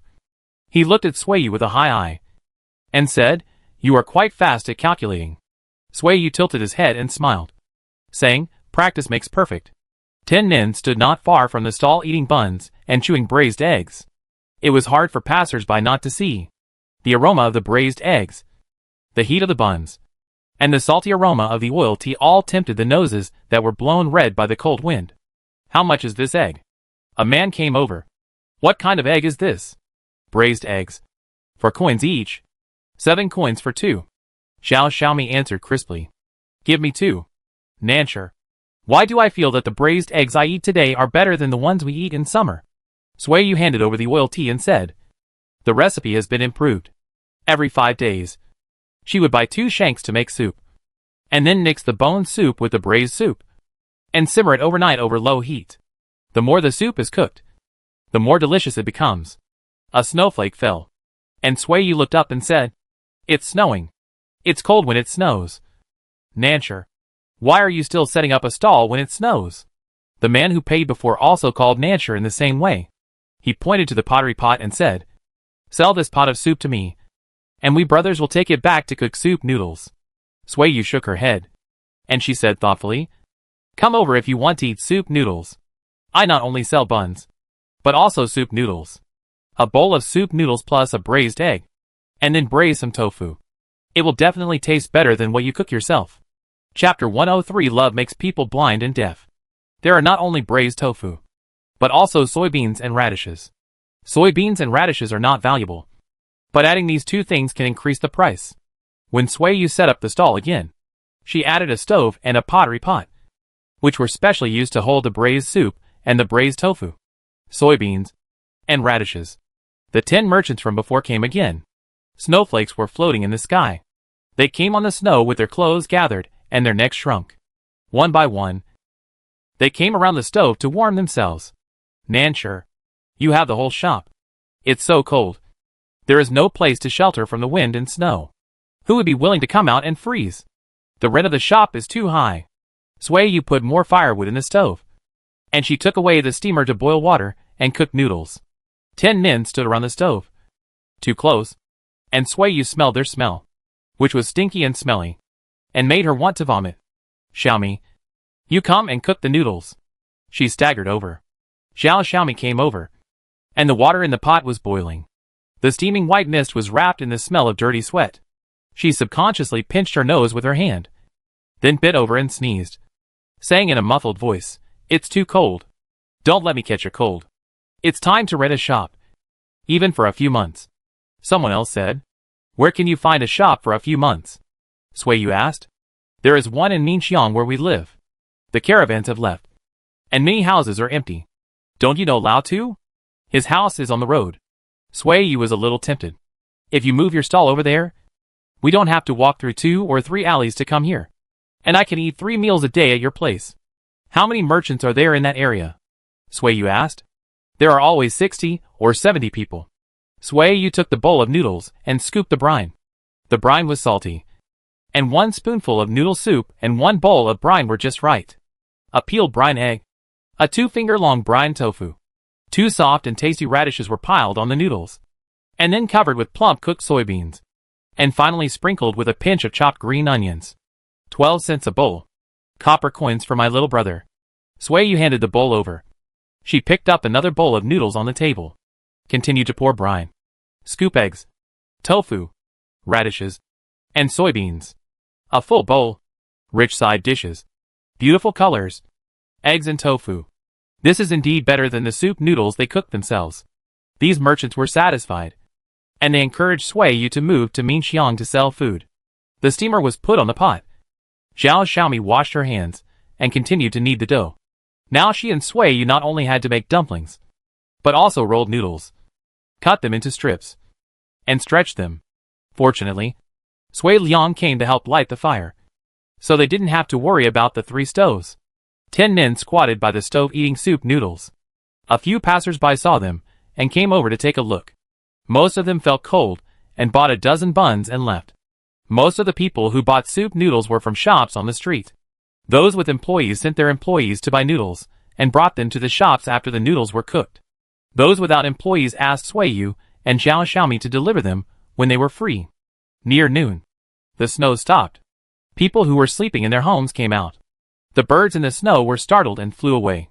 The snow particles brought by the bird claws flew everywhere, and it seemed like a shower of snow. Suiyu and Zhao Xiaomi pulled open the steaming cloth to cover the noodles and stuffing on the table. No wonder my wife said you like to be clean. Bring me a basket of buns and I will take them back. I won't go out for the next few days. A man in a sheepskin coat came to the stove to warm himself. He saw that Suiyu and Zhao Xiaomi were both wearing several layers of clothes. He was surprised and asked, "Aren't you cold?" Suiyu shook his head. "There are 3 stoves burning. Fire and steam. But we are not cold. It's quite a waste of firewood. There is someone at home who collects firewood. So we are not afraid of wasting firewood." Suiyu smiled. 30 buns were transferred from the steamer to the basin. Suiyu handed the basin over and said, 90 cents. Do you want a few braised eggs? Today we have added braised soup noodles. With eggs, tofu, radish and soybeans. As he said, Suiyu stirred the braised soup, and the tempting aroma turned into white mist and rose into the air, quickly dispersing in the cold wind. People who smelled the smell came over one after another. "Give me a bowl." "How much is it?" 12 cents a bowl. "If you bring your own bowl, it's 11 cents a bowl." Suiyu said, "It's a bit expensive." The woman who was buying meat with a basket was shocked. "Forget it. Let's try it first. It smells delicious. I'll go back and get a bowl. You cook 2 bowls for me. I won't cook at noon. I'll freeze to death." Suiyu responded. She picked up the steamer in the pot and asked, "Who else wants to buy buns? There are 4 baskets of lard radish buns and dried vegetable egg buns. I have to wait for a while for the next one. Give me half a basket. And 2 braised eggs." Suiyu took the basin and picked up the buns. This job had to be done by her. She was good at collecting money and calculating accounts. "I bought 5 buns. Can I get a bowl of braised soup?" a man asked loudly.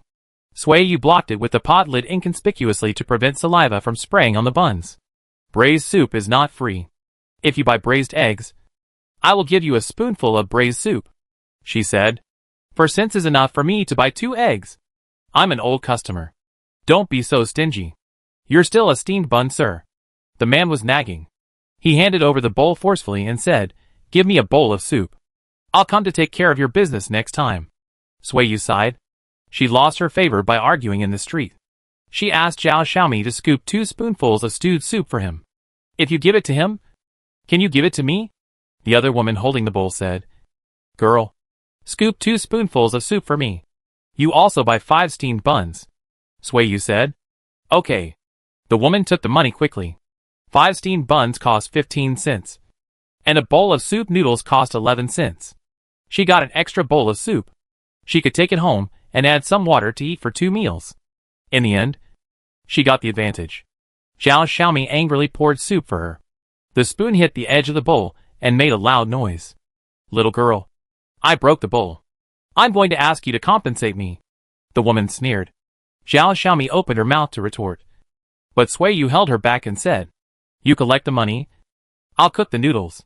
The man who wanted soup left, and the woman waiting smiled and said, "You have a good temper. Harmony brings wealth.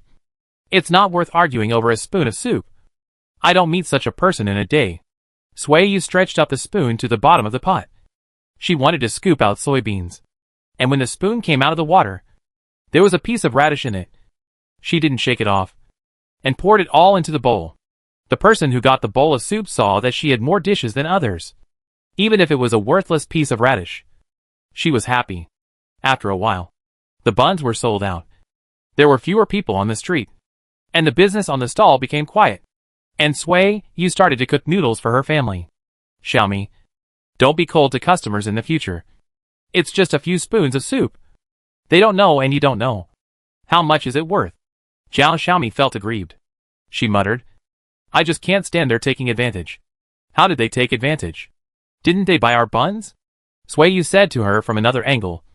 "If you go to buy vegetables, and see the stall owner quarreling with customers. Will you have a good impression of that stall owner? Zhao Xiaomi thought about it, and she probably thought that the stall owner was fierce and had a bad temper. Most people who spend money will not think from the perspective of those who make money. Not to mention that there are not many people who can lose face and take advantage on the street. You should be patient for a while and save a lot of trouble. Sui Yu handed over the cooked noodles and told him, "Don't do it like today in the future." Zhao Xiaomi nodded. Sui Yu turned around and continued to scoop noodles. She looked at the street. "Isn't the woodcutter hungry? He hasn't come yet." The three of them squatted by the stove and finished eating noodles. Zhao Xiping came over with a bundle of dry firewood. Sui Yu saw him and started to cook noodles. "Boss Sui, are you cold?" Zhao Xiping asked. Sui Yu stretched out her hand for him to touch. Her hand was warm, but his was a little cold. Zhao Xiping blocked the wind vent with firewood. He sat by the stove and watched Sui Liang's face turn red. If it weren't for his lively eyes, he would have thought the child had a fever. "I'll go back and roll up the mat to block the wind.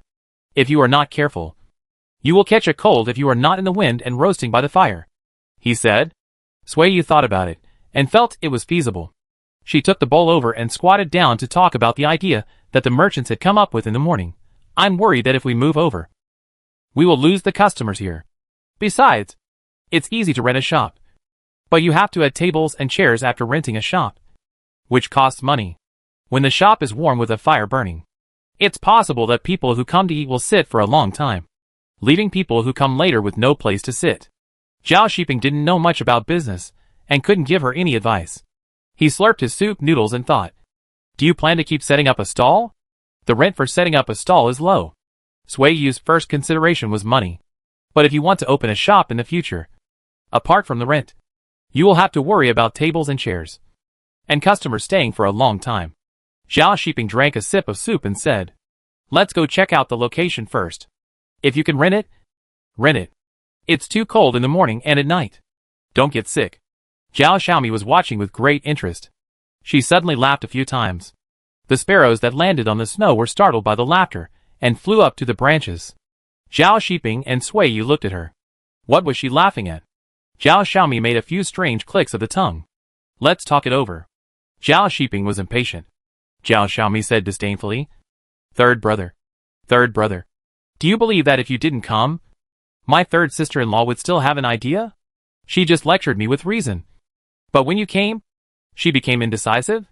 Min. Tut. Sui Yu grabbed a lump of snow and threw it at her. She suppressed her smile and pretended to be angry. Nonsense. You know more. Zhao Xiaomi ran away. And she laughed. My third brother is a fool. It's a pity that the money is in your hands. If he had money, he would definitely say, don't worry about the rent. I will pay it. Zhao Xiping thought about it. He really had this plan. He wanted to say that the rent would come from his salary.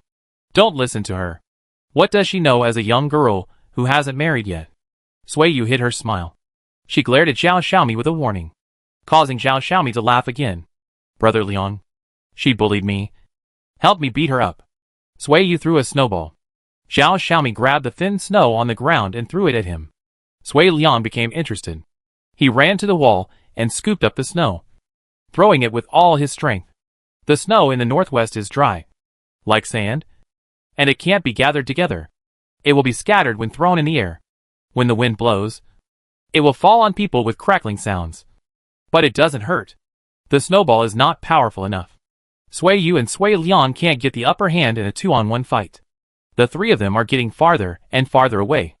Zhao Xiping looked out and scooped out the noodle soup in the pot to wash the bowls and chopsticks piled in a bucket. The bowls and chopsticks were washed. Clean water was added to the steamer. The table was wiped clean and covered with a steaming cloth.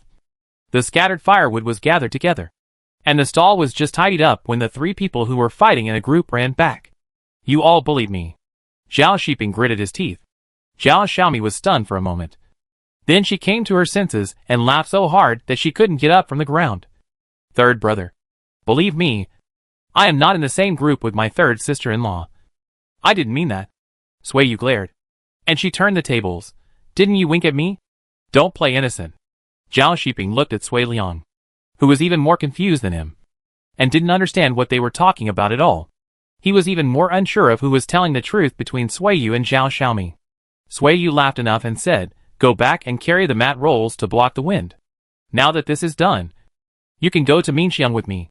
There are many landlords who rent houses there, and they should be more willing to spend money. If there is a suitable house, and the price is right, we will rent it for a few months first." Zhao Xiaomi immediately became excited, as if she had caught Sui Yu's tail, and said excitedly, "Look, what did I say? My third sister-in-law has already made up her mind." Zhao Shiping was annoyed with her. She didn't know shit. Chapter 104. The food store is open. Every step on the snow made a creaking sound. Sui Yu walked in places where no one had stepped before, and looked back from time to time to see the footprints she left. Zhao Shiping would stop and wait for her after walking a few steps, seeing the birds looking around on the branches. He felt itchy and wanted to go hunting. "It's so cold." Sui Yu walked quickly behind him, pushed him and said, "Go in front and block the wind for me." The whole family wore a waistcoat made of rat skin and rabbit fur, and wore 4 layers of single clothes on the outside. They didn't feel cold when kneading dough by the stove. After leaving the fire and walking in the cold wind for a while, the heat on their bodies dissipated, and the cold air coming from the soles of their feet made people shiver all over. Zhao Shiping grabbed her hand and walked quickly, walked out of the east-west Nanshui street, and turned into the alleys lined with earthen walls. Without the biting cold wind, people felt much better walking in it. It was snowing heavily, and every household had their doors closed. There was no one on the road except for birds looking for food. Sui Yu covered her neck to block the wind. She looked up and muttered, "No one is outside. How can I ask for houses?" "Didn't you say you were going to find Lao Tu?" Zhao Shiping asked. "I want to see more houses." Sui Yu looked at the houses on the roadside. She was a little skeptical about her decision to open a shop in the alley. Every household stayed at home. Would there be customers coming to the shop after it opened? Or was it her service to deliver to the door? Passing by a house with 2 red wooden doors, she heard someone talking inside the door. Sui Yu knocked on the door and explained the reason first. "Excuse me. I heard there are vacant houses for rent here. I don't know where to ask. Please show me the way." The man in the dog fur hat opened the door.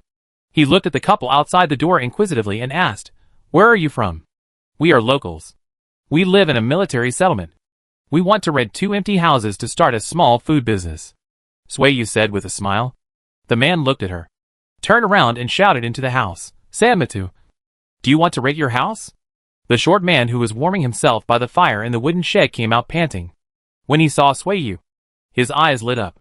He immediately changed his attitude and said enthusiastically, "You want to rent a house?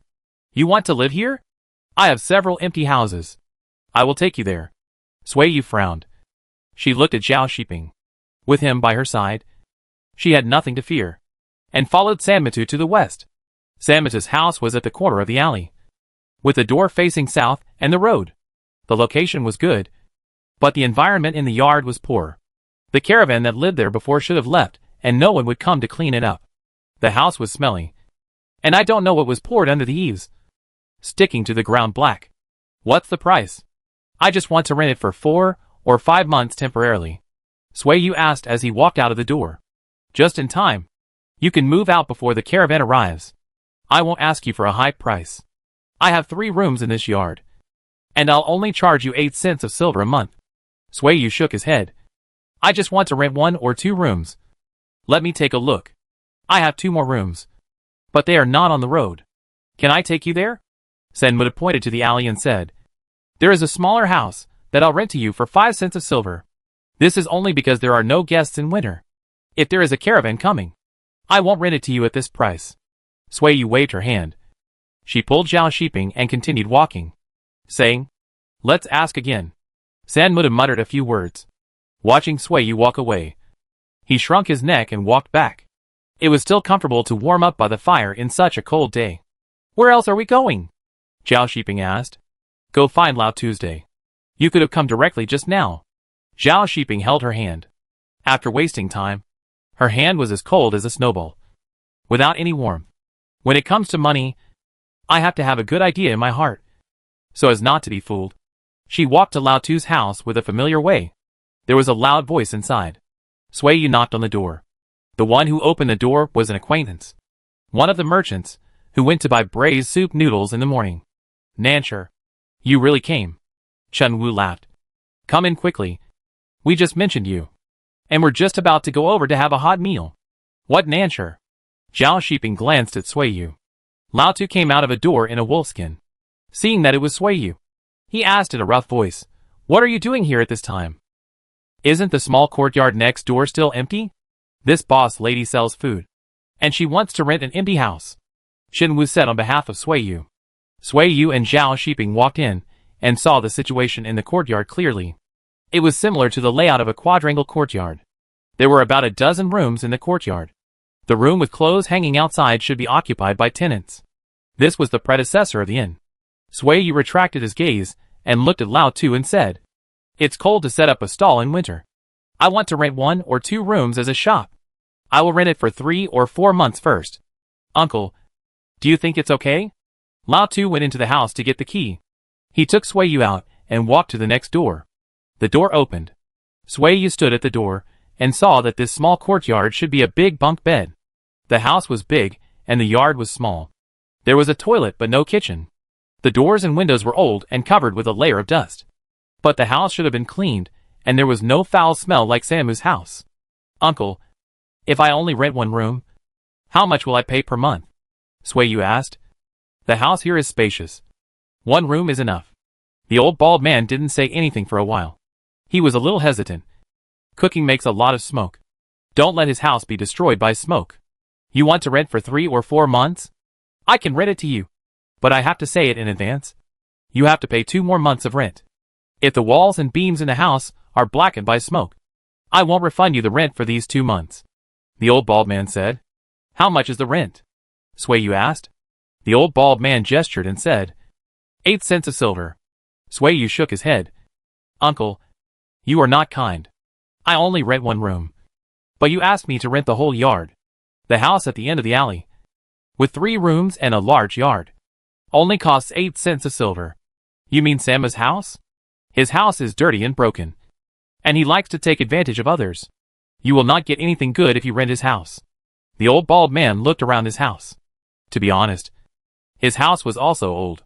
He changed his words and said, Forget 6 cents of silver. If you don't live here, your things won't get lost if you put them inside. I will live next door and get up if there is any noise. Sui Yu showed 4 fingers and said, I will clean the house inside and outside before moving out. The old bald man waved his hand. 4 cents of silver was too low. 5 cents. Let's both take a step back. Zhao Shiping said.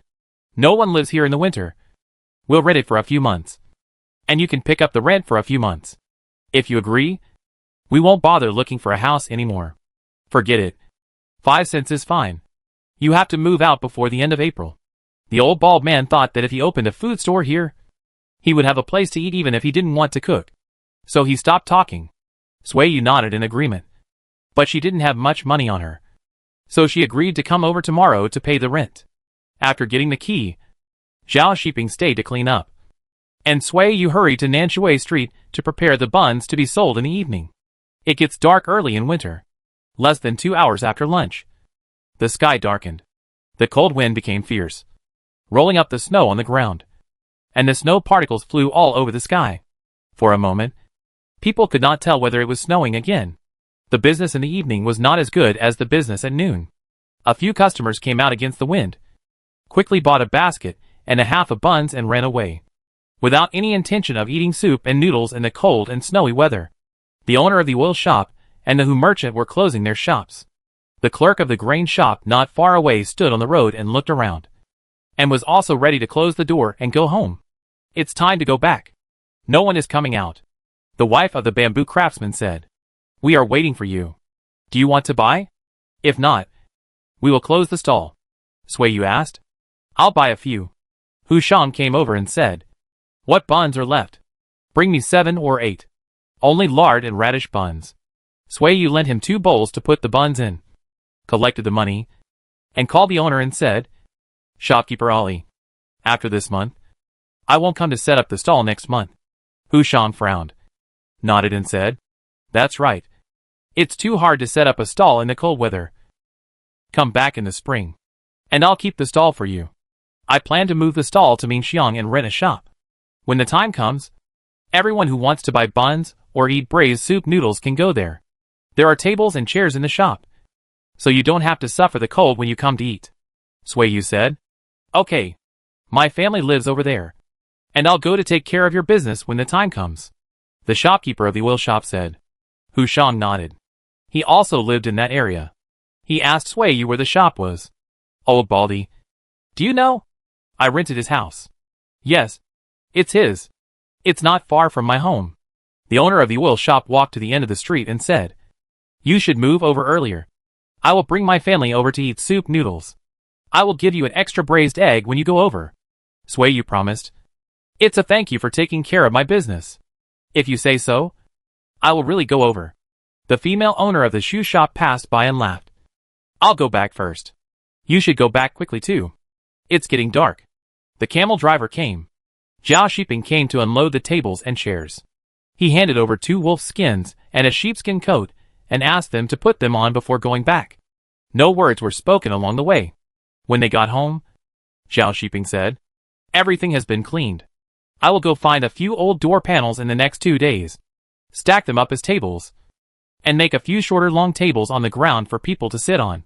The shorter ones are called benches, and the taller ones are called long tables. Swayu corrected. Benches are benches. They all mean the same thing. Zhao Shiping doesn't care. He took the steamer to the kitchen. The buns were not sold out. Swayu lit a fire to cook half a pot of porridge, and then steamed 20 more buns. They were salty for lunch, but light for dinner. The next 2 days, the weather got colder, and few people were seen on the street. Business was not good. Swayu and Zhao Xiaomi went out to set up a stall, and they closed the stall before dark. They took the unsold buns to the military settlement and sold them along the alley. In November, the shops in Minxiang were cleaned up.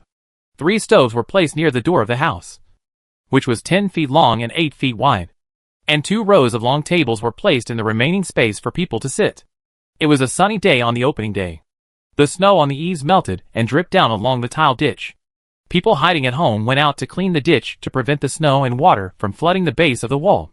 While there were many people walking outside, Swayu moved the stove out to cook the stewed soup outside the door. The soup base was mixed with the bone soup that had been stewed overnight last night. There were bird meat, radish, tofu, and soybeans in the soup. When the stewed soup boiled, the rising fragrance spread through the streets and alleys with the cold wind, and quickly penetrated into the warm house through the gaps in the doors and windows. What's that smell? Whose family is cooking meat? Dad? It smells so good. I want to eat meat too. The people who walked out of the door asked each other, but to no avail. They walked in the direction of the smell. The closer they got, the stronger the smell. A pottery pot stood in front of the door. The white mist floating out of the pot mouth couldn't be more conspicuous.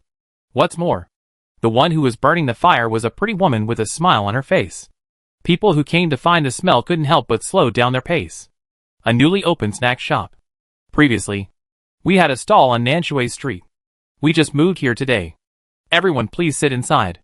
We sell lard and radish buns, egg and dried vegetable buns, and tofu and bean sprout buns. Each bun costs 3 cents and has a large filling. In addition, there are steaming hot braised soup noodles with braised eggs, tofu, radish, and bean sprouts. Swayu scooped up a spoonful of braised vegetables and said, A bowl of noodles, a braised egg, and a spoonful of braised vegetables. Bring your own bowl for only 11 cents. If you don't want to go out, we can deliver meals to your door for only 13 cents. Chapter 105. The shop is open. There are already quite a few people sitting in the house. The first to come are the merchants who live next door. When they come, they choose a seat first, prepare the money first, and pay when the noodles are served. People who come in later first look at the layout of the house, and then look at the stove filled with white smoke. 2 stoves are burning at the same time. When people approach, they can feel the vigorous heat. What kind of buns do you want? Tonghua asked. Aren't there 3 kinds of buns? Give me 1 of each, the man said. Tonghua took a plate with 3 buns and handed it over, saying, Find a seat yourself. I want a bowl of the soup noodles they eat. A young man came over and noticed that Tonghua had wrapped her hands with cloth. He looked at her twice. Tonghua shrank her hands. The chilblains on her hands were disgusting. Swayu told her to wrap her hands with cloth strips and not show them in front of customers. My joints hurt when my hands get wet. I wrap them with cloth to feel better," she explained. The man looked away. Zhao Xiaomi cooked a bowl of noodles and handed it over. Dunhuang scooped a spoonful of brine on the noodles, then scooped a peeled brine egg into the bowl and said, "Take the bowl outside. The brine is in that pottery pot." There was a steamer and a pottery pot in the room. The brine in the pottery pot could be used repeatedly to avoid the smell. Only the brine egg was cooked. The steamer was made of iron, which boiled water quickly and took care of cooking noodles and steaming buns at the same time. In order to cook noodles without delaying steaming buns, Zhao Xiaomi had already steamed 3 pots and 6 baskets of buns before the meal. The first dozen merchants who came over finished eating and were ready to leave. As soon as they got up, Zhao Shiping went to collect the bowls with a bucket. Looking at the bowls without any soup left, he thought of Sui Yu's words that there was swill to feed the pigs after the shop opened. He thought that there was not enough food for people. So how could there be any soup left to feed the pigs? As soon as the seat was vacated, someone sat down immediately. "How did the boss lady say that we can deliver the food to our door? Send us 10 bowls of soup noodles at noon tomorrow," Chenwu asked. Zhao Xiaomi pointed to a row of wooden signs hanging on the wall and said, "There are marks on the wooden signs. If you want to make a reservation, you have to pay first. After paying, you can take 2 wooden signs and leave. Take the wooden signs back and hang one on the door and hold the other in your hand. We will deliver the food tomorrow and knock on the door to identify the wooden signs. When you get the food, you hand over the other wooden sign. If one of the 2 wooden signs is missing, we will not give you the food if it doesn't match the number." "It's quite interesting. Who came up with this idea?" the old bald man who came to eat asked. Zhao Xiaomi smiled proudly. "Of course, it's my third sister-in-law. She's the smartest." The person standing by the stove waiting for food felt it was novel. So he took out another 26 copper coins and handed them over, saying, "I live in this alley. Send me 2 bowls of braised soup noodles in the evening." Zhao Xiaomi collected the money, and Zhao Shiping took down 3 wooden signs from the wall. He used a burned branch to draw 2 lines on each of them, handed 2 out, and hung the other back on the wall. "How far can it be delivered?" Old Baldy asked. 3 alleys nearby. We can deliver to farther places, but it may be cold by the time it's delivered.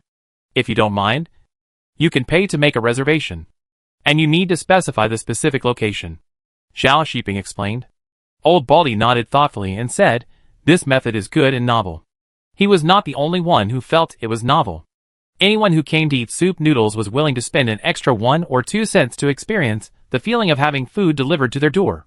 The 50 stacks of wooden signs on the wall were quickly distributed, and those who came later could no longer make reservations, so they could only come earlier next time. The bright sun moved from the east to the top of the head, and then gradually shifted to the west. It was not until the afternoon that the stewed food in the pottery pot was empty, and the number of guests in and out decreased. Sui Yu went in and called Zhao Shiping to come out to carry the pottery pot. The stewed soup was half burned. The pottery pot was not heavy but hot. The 2 of them carried it in with a wet rag, and then came out to carry the stove.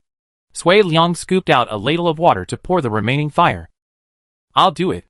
Zhao Shiping came out with a wooden shovel, shoveled a pile of ashes into the bamboo basket. This place was like their second home.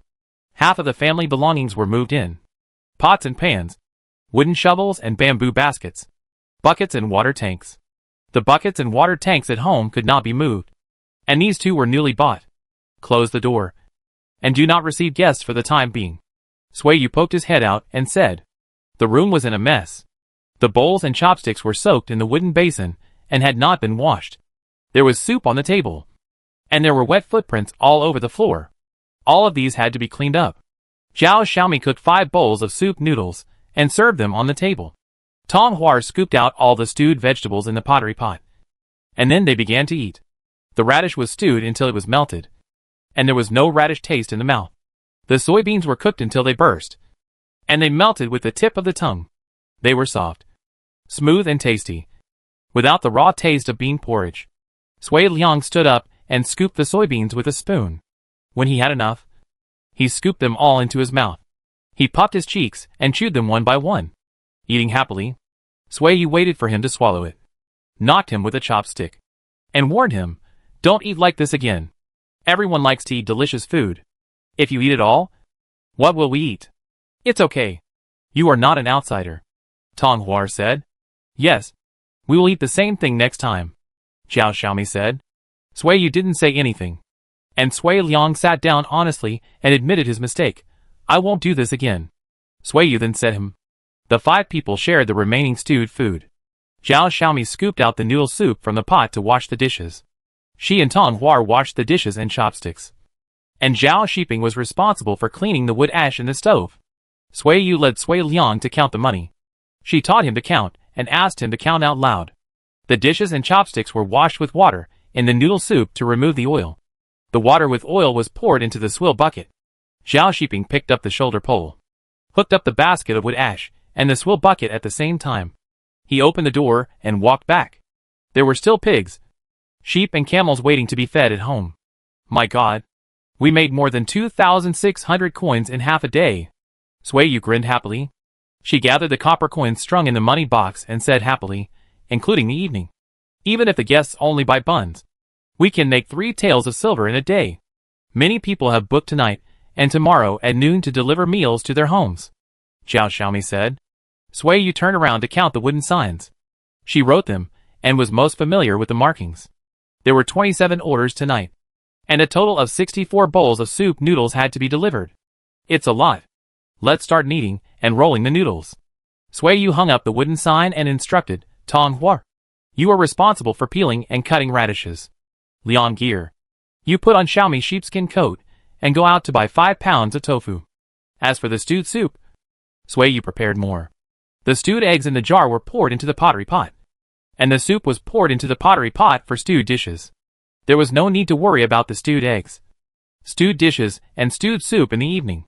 Next, we just had to roll the noodles and deliver them to the guests' homes as soon as possible. After Zhao Shiping fed the pigs at home, he saw that it was still early, so he took a bow and arrow and took 4 camels out. The camels ran far away in the wilderness, and he stayed where he was, shooting the birds on the branches and the hares in the snow. Half an hour passed in a flash. Zhao Shiping wiped his fingers with a handful of snow. He blew a loud whistle with his fingers in his mouth. The camels that were turning over the snow and nibbling grass in the snow came to him. He blew another short whistle to urge them. 2 big camels and the little camels came running. Zhao Shiping picked up 4 wild birds of different sizes and a gray rabbit. When the camels ran closer, he turned over and rode on the camels to send them back. The camels were locked in the pen, and the prey was put in the basket and pressed with wooden boards to prevent the cat officials from stealing them. Zhao Shiping locked the door and went to knock on the door next door. Qin Dashun heard the knocking on the door, and he immediately sat up and opened the door. Let's go now. Zhao Shiping nodded. Let's go. It's getting dark. This was agreed with Qin Dashun before. He would go to help when delivering food. He would be paid 1 penny for each bowl, and he would be paid the amount of money for each bowl he delivered. Zhao Shiping and Qin Dashun arrived, and Sui Yu began to boil water and cook noodles. When the noodles were cooked, she took them out, poured the brine on them, and placed the braised vegetables and eggs on them before putting the bowls in the food box.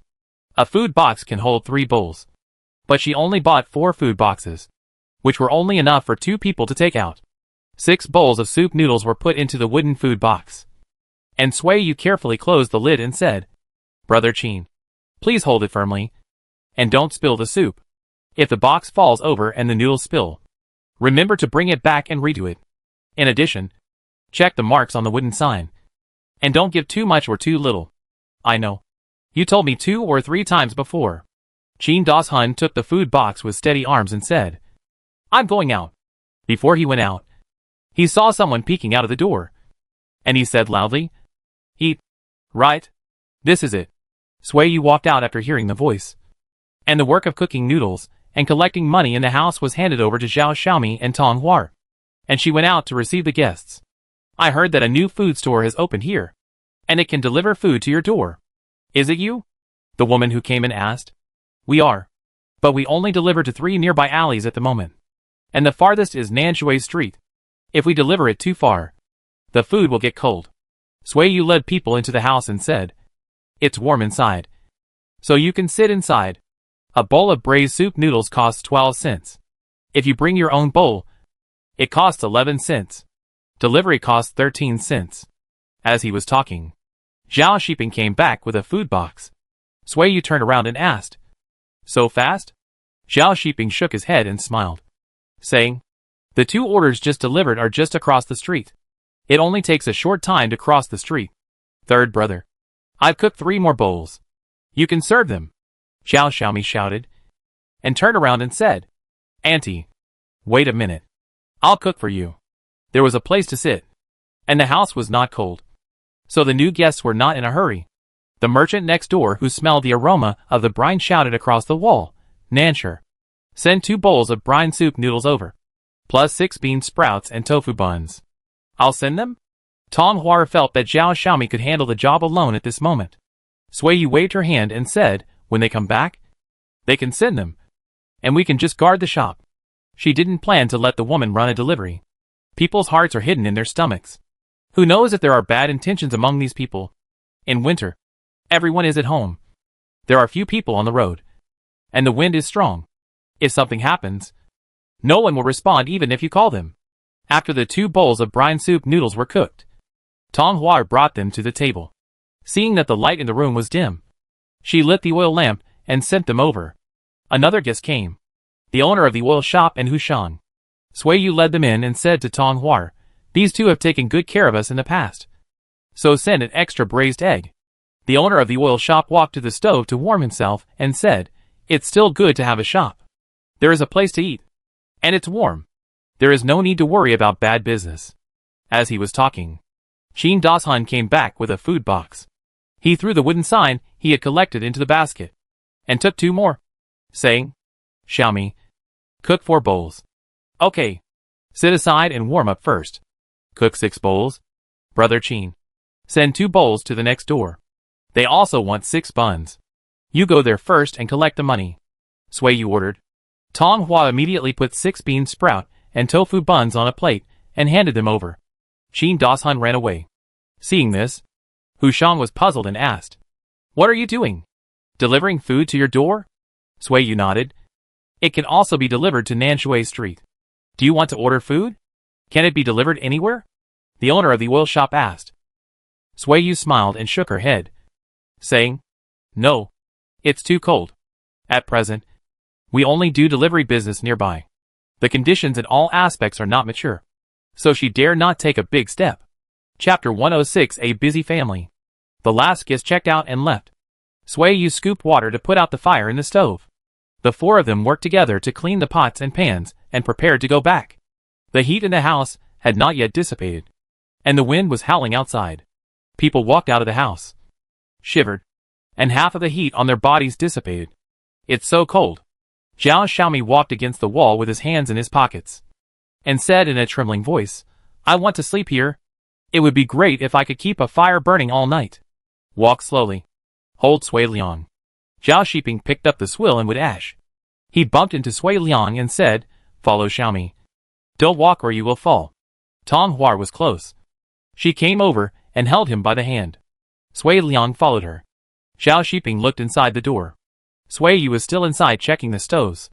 2 of the 3 stoves were extinguished, leaving only 1 stove on fire. A cavity was filled with grass residue to cover the fire. 2 pots of dough made from wine leaves were placed on the steamer. The oil lamp was blown out. Sui Yu brought out a bowl and handed it to Tong Hua, saying, "There are 2 braised eggs left. Take them back for Uncle Lanyo and Ah Shui to eat." Tong Hua rubbed her hands, lowered her eyes and thanked him. The door was locked, and the 5 people walked back on the frozen snow. There was no one on the road, and no human voices. The wind was too strong, and the barking of dogs was overshadowed by the shrill northwest wind. Walking out of the alley, crossing Nanshui Street, and entering Juntan, the wind that was about to break the hair was blocked, and people could breathe a sigh of relief. First send Tong Hua back to Shikotan. Wait for Uncle Lanyo to open the door. And then Sui Yu and Zhao Shiping turned back. "This is what Sui Yu asked me to bring you. Save it for tomorrow morning." Tong Hua handed the bowl over and went into the kitchen. Seeing that there was still hot water in the pot, she hastily opened the lid and put her numb hands in. "Mom." Ah Shui was waiting for her to come back and hadn't slept yet. Uncle Lanyo wrapped the child in a mattress and carried him into the kitchen, pointing at the boiled eggs on the stove and saying, "Your mother brought you eggs. Are they delicious? Shui leaned over to take a look, then turned to stare at the person standing in front of the stove. Dunhuang ignored her, fetched water to wash, and then took the child over when she was soaking her feet. Suiyu provides me with 3 meals a day and gives me 20 cents. I plan to save it for 10 days or half a month to buy camel meat and make oil.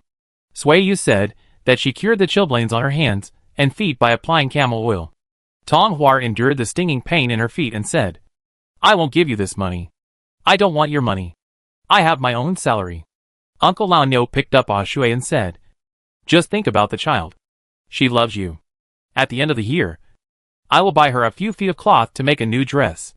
Dunhuang took the basin out to pour water, turned around and took the child again. Perhaps because she could support herself, she was in a much better mood. It was rare for her to have a lot to say. Lying on the bed, she talked about what happened during the day with interest. Shui called her mother noisily in her arms, and she responded from time to time. After Shui fell asleep, Uncle Lao stretched out his hand under the mattress. Dunhuang's body stiffened, and the previous relaxation instantly disappeared. Not far away in Shisantan, Suiyu and Zhao Shiping had just sat on the bed. The sound of pigs eating could be clearly heard. The couple lit a lamp and worked hard to count money in silence. Bean dregs were attached to the wick. The flames burned through it, making a crackling sound. The light and shadows flickered. Suiyu raised his neck and shook it, saying, I have 336 coins here. How much do you have? 200. 279 coins. Together it is 615 coins. This is the income for the evening, which is similar to Suiyu's estimate. There are fewer customers at night, and more orders for home delivery. The money is all included in the afternoon account. Suiyu got out of bed, took a flat wooden board from under the bed, and placed it next to the oil lamp, and used the burned wooden strips to record the account. Today's income is 3 taels, 4 coins and 24 coins. And the expenditure is 53 coins, which are the wages of Dunhuang and Qin Dasan respectively. The quilt was warmed up, and Zhao Shiping saw that she was still writing, and asked, haven't you finished yet? Write tomorrow. Lie down quickly. You are freezing to death. Suiyu snorted. Why are you urging me? I'll record the number of orders for delivery, so that I can compare them later. As soon as the wooden stick was thrown down, the person was taken into the mattress, and the man quickly covered her. Suiyu muttered, but her hand honestly touched the sliding Adam's apple. The weather was cold, and once the cold wind got into the mattress, Suiyu would groan unhappily, either tucking the mattress or shrinking down. The two of them were getting closer and closer, forcing the man to sweat. Zhao Shiping pulled down the mattress to breathe fresh air, but it was hot and humid under the mattress, and he almost suffocated him by holding it tightly. After a lot of tossing and turning, neither of them was cold anymore. Suiyu lay on the man and took a few breaths. She was like a lazy cat, and she spoke slowly, with a slightly heavy nasal tone, and her voice was soft and thin. I don't like winter, in every aspect. Zhao Shiping chuckled, and he stroked the long hair scattered on his chest, and said contentedly, winter has the taste of winter. I like it. Suiyu stopped talking. She yawned, took the man's hand and put it on her shoulder, and whispered, pinch my shoulder. I want to sleep. Kneading dough made her hands tired, and she was tense all day.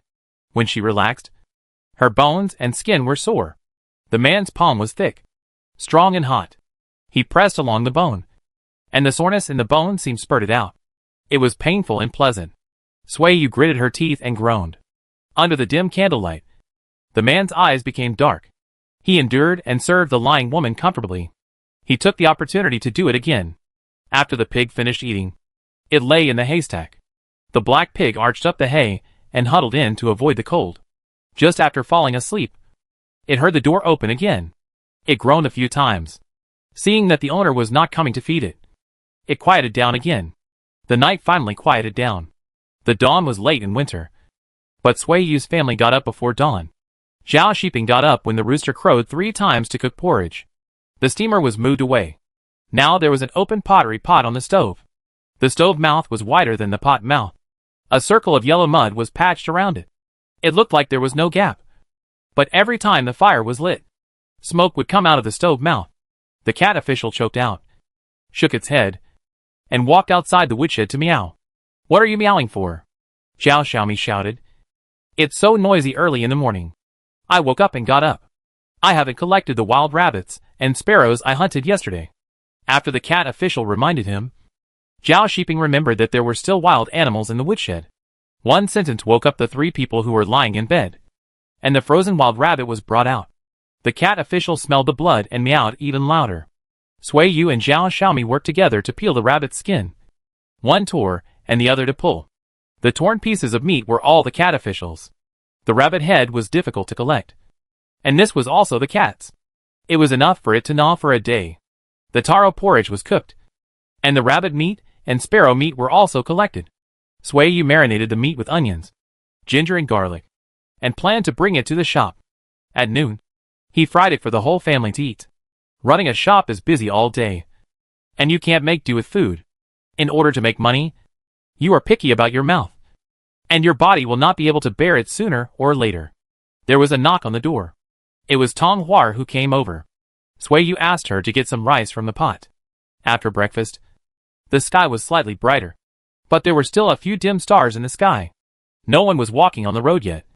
So Sui Yu took the lead and ran. The 5 people ran to Minxiang in white mist. As soon as they opened the door, the old bald man next door also opened the door in wolf skin.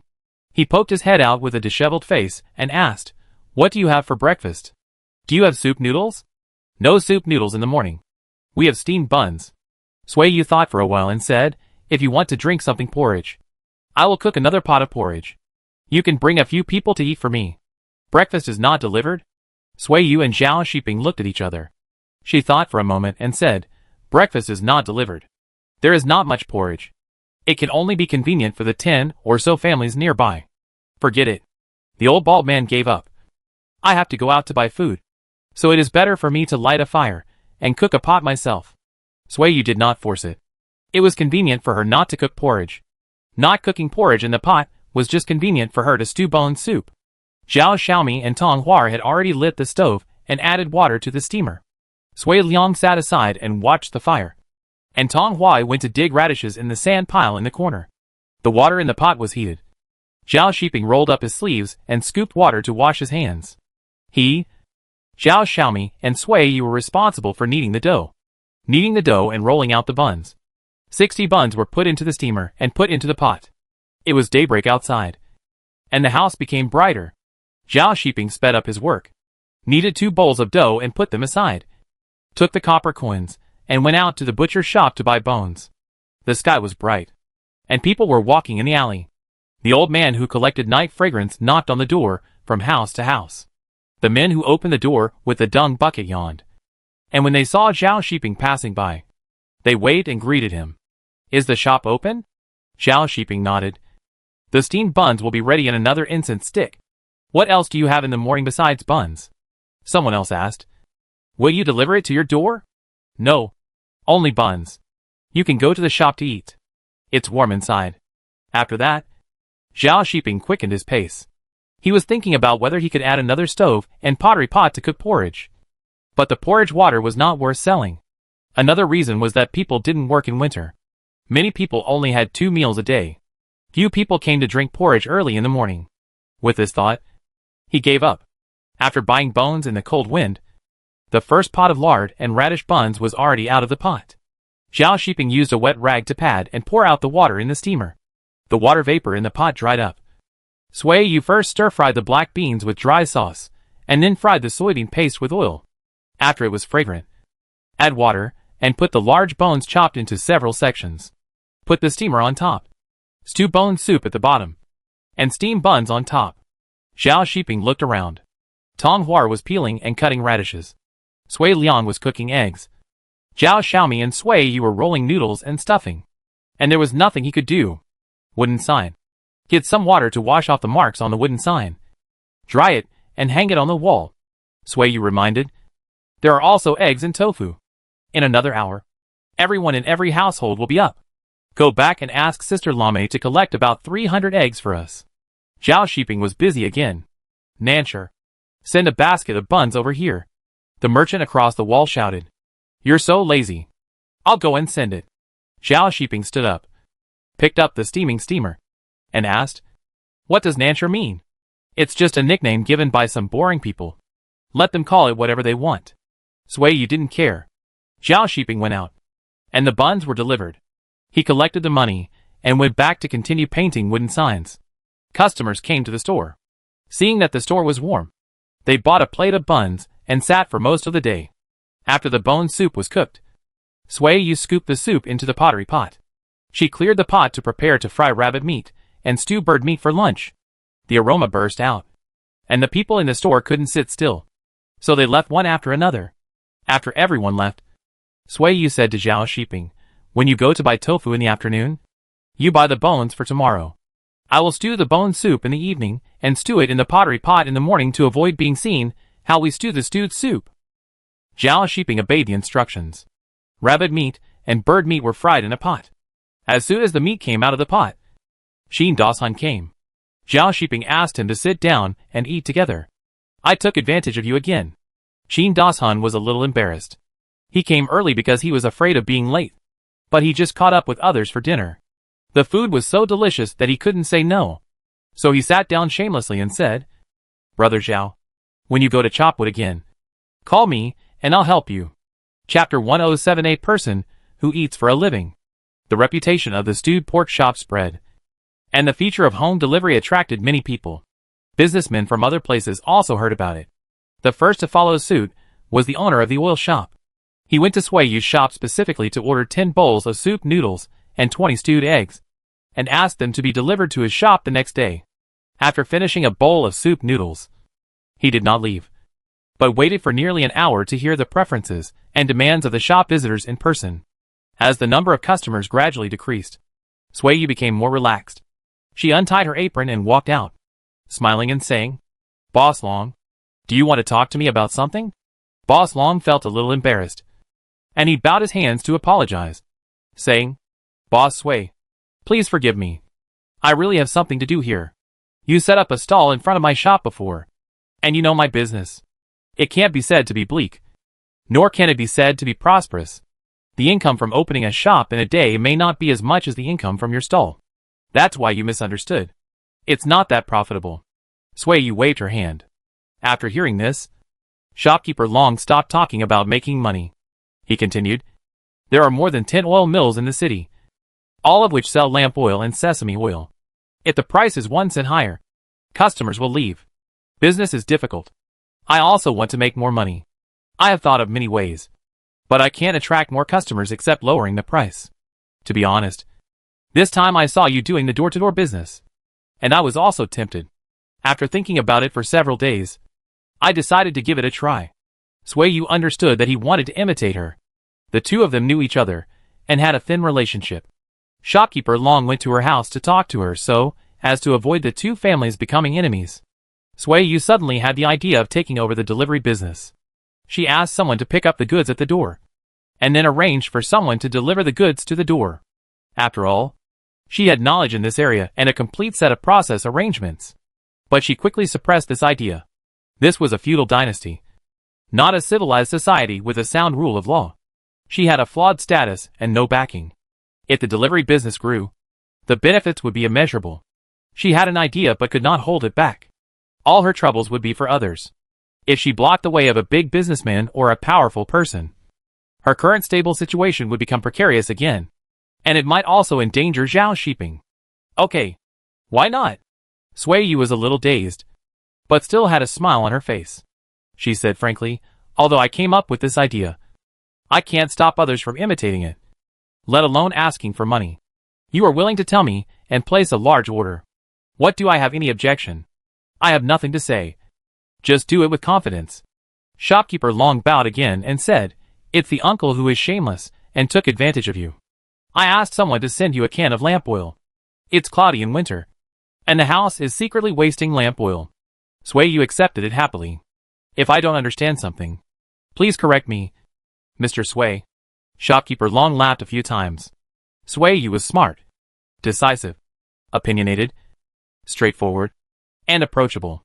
He didn't hold himself back because of his age. He lowered his status to ask her for advice, and told her his thoughts over the past few days, asking her if there were any loopholes. Lamp oil and sesame oil are easy to store, but unlike meals, The demand is not high, and the delivery business is difficult to do. Shopkeeper Long thought about doing business with shopkeeper Ali's grocery store. He hired a few guys to carry loads and shout in the streets, taking orders and delivering things to people's homes. First, he could sell more of his lamp oil and sesame oil. And second, he could earn money from delivery.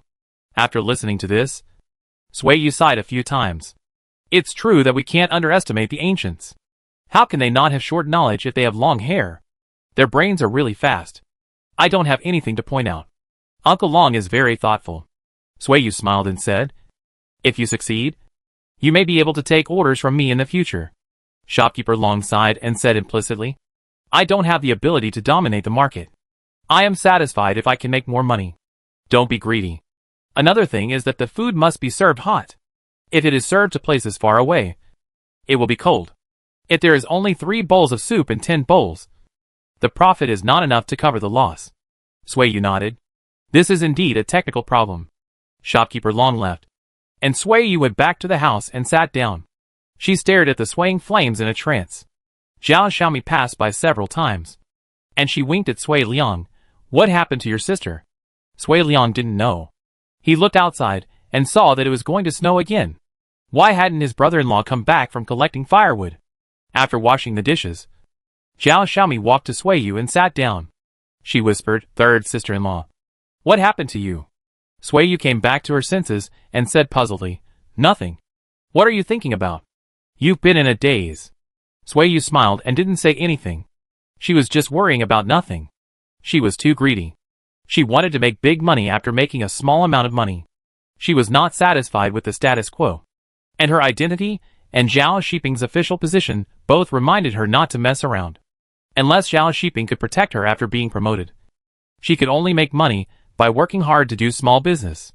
Tong Hua walked out with Swill. Sui Yu saw her out of the corner of her eye and turned her head to look over. Is there anything I can do? Tong Hua asked. Sui Yu shook her head.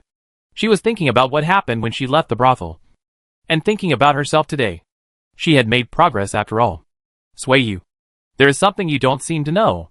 You have opened a shop and made money. You may have become a businessman. Tong Hua put down the swill bucket and walked in. She sat by the stove and warmed herself with her eyes downcast. She said, when I was with your cousin, he talked about merchants. He was in charge of dealing with merchants in the government at that time. I heard a little bit about it. Merchants cannot have land under their names, and they have to pay money. I don't know how much they have to pay, but if they don't pay, the government can confiscate your property and send you to guard the border. However, the decree of Yu County is like this. I don't know the situation in Dunhuang. You'd better ask someone. Sui Yu sternly said that she really didn't know about this aspect, and she didn't have any knowledge of this aspect in her memory. Sui Yu never talked about official business in front of his children. Zhao Xiaomi looked back and forth a few times, and she asked in confusion, did I hear it wrong or misunderstand it? Sister-in-law, you and Aunt Tong, did you know each other before you came to Dunhuang? Yes. She was my cousin's sister-in-law before, and we were exiled to Dunhuang because of her. Sui Yu admitted. Tong Hua stared at her blankly, then suddenly smiled bitterly and said, I still remember what you said. It seems that you are also resentful and no longer agree with what you said before. We were indeed implicated. Sui Yu did not say anything, nor did she explain. She still insisted that innocent people were implicated and exiled as a legal issue in the feudal dynasty. But she would not say it again. Don't tell anyone about this. There is no need to tell anyone. Sui Yu told Zhao Xiaomi. My previous relationship with Tong Hua is a thing of the past. Telling it out is meaningless except to give others more things to talk about. Zhao Xiaomi nodded. She looked at Tong Hua. This woman with vicissitudes of life and a tired face was actually a government official's wife who used to order slaves and maids. It was hard to tell at all. There was the sound of camel hooves outside the door. It was Zhao Shiping who came to deliver firewood. Sui Yu stood up and walked out. The camel saw her and snorted. Zhao Shiping came in carrying a bundle of firewood. Sui Yu asked him about the tax and rent for merchants. He had never heard of it, let alone the decree that merchants could not own land. The next day, Sui Yu and Zhao Shiping went to Nanshui Street to deliver food to the oil shop. When Manager Long saw her, he was surprised and said, Why are you two running errands? You left and don't care about the shop anymore? I have something to ask Manager Long. Sui Yu handed the food box to the waiter and said, Uncle Long, are you free now? Manager Long led her and Zhao Shiping to the backyard. Tell me, what's the matter? I want to ask about merchants. I rent a house to sell food. Am I already a merchant? Sui Yu asked. I thought you knew. Manager Long was a little amused. He told her about the court's restrictions and decrees on merchants one by one. Sui Yu and Zhao Shiping left the oil shop half an hour later. The couple hurried back to Minxiang and told Zhao Xiaomi and Tong Hua about the business in the shop. If the business was too busy, they would close the shop and not entertain guests. They just needed to complete the delivery orders. Third brother and sister-in-law. Where are you going? What happened? Zhao Xiaomi was worried. Nothing. Just take care of the business in the shop. Zhao Shiping pulled Sui Yu out. While it was still early, Zhao Shiping took Sui Yu to the government office to find the person in charge. Explained Sui Yu's business. And the person in charge made a registration and told them that they had to pay money near the end of the year. Just like what Manager Long said. 2,000 coins for one count. And 90 coins for one count. That is to say, if the non-farming income is more than 2,000 coins a year, 90 coins must be paid. After registration, he went to the agricultural official again. Merchants could not have land under their names. During the reign of Emperor Wu, not only merchants could not have land, but also the relatives of merchants were not qualified to hold land. Fortunately, after 2 dynasties, the government orders were revised. In addition, it was located in the border area and had a unique land policy. So the land of Zhao Shiping and Sui Liang was not affected. After leaving the government office, it was already dark. Sui Yu and Zhao Shiping hurried to Minxiang. On the way, Sui Yu said, business is actually a lowly profession. I only heard about it before. And I know the taste after experiencing it myself. It's strange that merchants can't hold land. Aren't they all people under the jurisdiction of the court? Zhao Shiping didn't express his opinion. This matter was beyond his cognition. He didn't know what to say. But thinking that he was tired like a dead dog when plowing the land in autumn. And no one helped with the work in the field. Now that he had 20 acres less, he felt relieved and wanted to kick the other 20 acres away. Walking into the shop, only 2 customers were still eating soup noodles. Sui Yu and Zhao Shiping washed their hands. And she took a plate of buns from the steamer and sat over to eat. They had eaten lunch early and walked a lot in the afternoon. So they were already hungry. Tong Hua scooped 2 bowls of noodle soup and brought them over, saying, Is everything settled? Solved. Sui Yu nodded. She drank a mouthful of noodle soup, looked up and said, Thank you for this. Otherwise, I would be finished if someone reported me. Tong Hua smiled and turned away. The diners left. Zhao Xiaomi went to collect the dishes. And she took the opportunity to ask, What's the matter? Business matters. You have to pay money at the end of the year. And merchants who evade taxes will be sent to guard the border. Sui Yu said a few words briefly. How much? Tong Hua asked. 90 coins for every 2,000 coins. Let's see how the business gets better in the next 2 months. I think it will be enough for 2,000 coins. Sui Yu took another sip of soup and said with a pain in his heart, 90 coins are enough for me to buy 18 caddies of pork. That's a lot. Zhao Xiaomi muttered. Too greedy. Zhao Shiping raised his palm and said with a fierce face, You want to be beaten. If you keep talking nonsense, I will send you back. After that, he glanced at Sui Yu. And the next moment, he rolled his eyes. During Emperor Wu's reign, taxes were still heavy. One had to pay 120 coins. Merchants had to pay 120 coins for their carriages and houses. If they concealed their property and were reported, all their property would be confiscated, and they would be exiled to the border. Tong Hua was in the mood to talk. She commented, Now the restrictions on merchants are much looser. Zhao Xiaomi looked at her in amazement, and then felt sorry. If they had not been exiled, what kind of majestic ladies would they have been? What kind of life would they have lived? She couldn't imagine it. But she would never open a food store to sell noodles. Chapter 108. I forgot to buy pork shanks, so I didn't need to make soup. After kneading the dough and putting out the fire in the 2 stoves, Sui Yu and his group locked the door and went home. As soon as they entered the military settlement, snowflakes floated in the sky. Sui Yu took a deep breath of cold air, turned his head and said to Tong Hua, I guess not many people will go out for breakfast tomorrow. We will go there later. And you should sleep a little longer. Dunhuang agreed. But the next morning, as soon as the night fell, she came knocking on the door in the snow. Zhao Shiping opened the door for her and whispered, "They are still lying in bed. You go to the kitchen to warm up first." Dunhuang nodded slightly.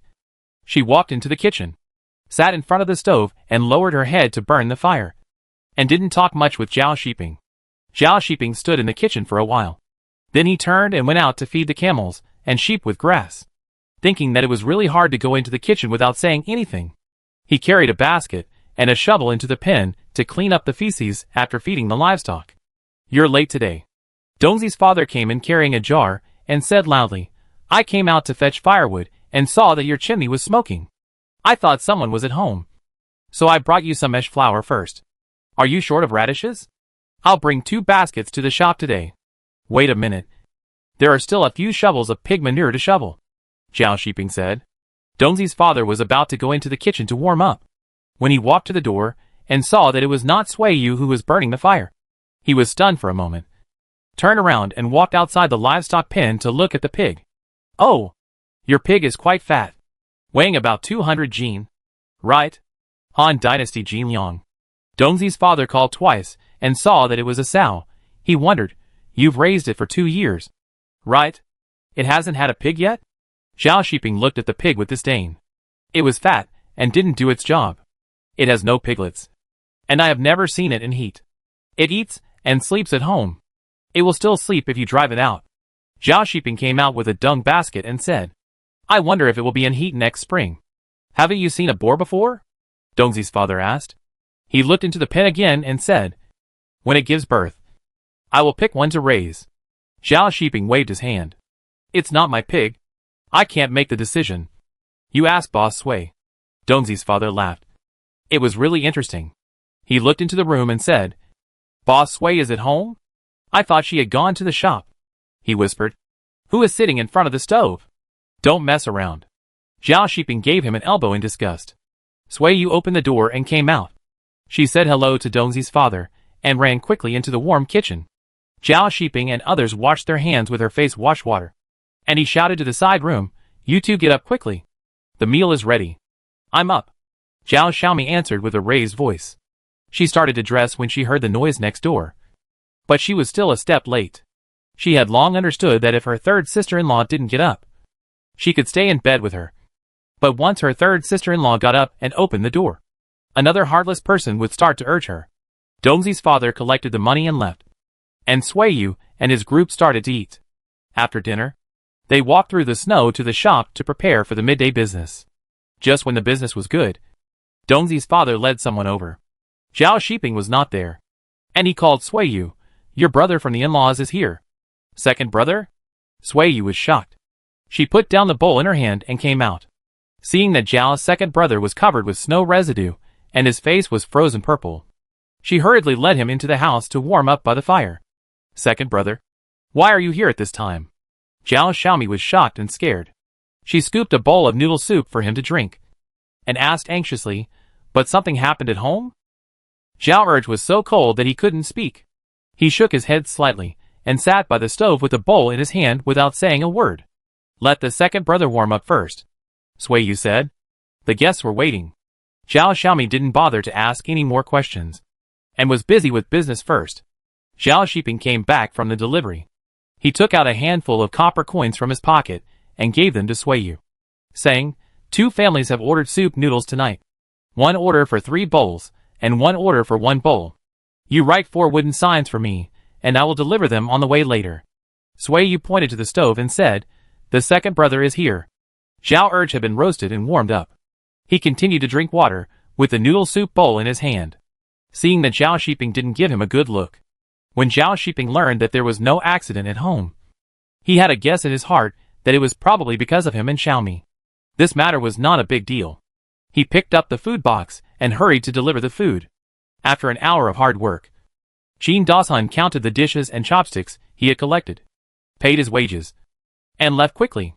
There were still people sitting idle in the shop after dinner. Dunhuang went to take away the dishes and chopsticks on the table. When she passed by Suiyu, she asked softly, "How about I stay here to guard the shop? You guys go back and tell me if you have anything to say?" Suiyu looked at Zhao Shiping. who waved his hand.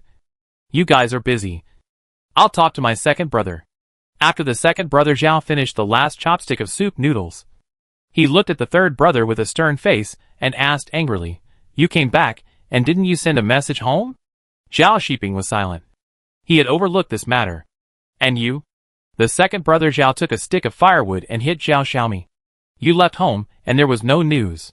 Did you go out to play? Forgot that you still have a father and a mother? Zhao Xiaomi was hit twice without moving. She was in the wrong. She bent her back and let him beat and scold her. Sui Yu and Sui Liang looked at each other. And the brother and sister did not dare to say anything.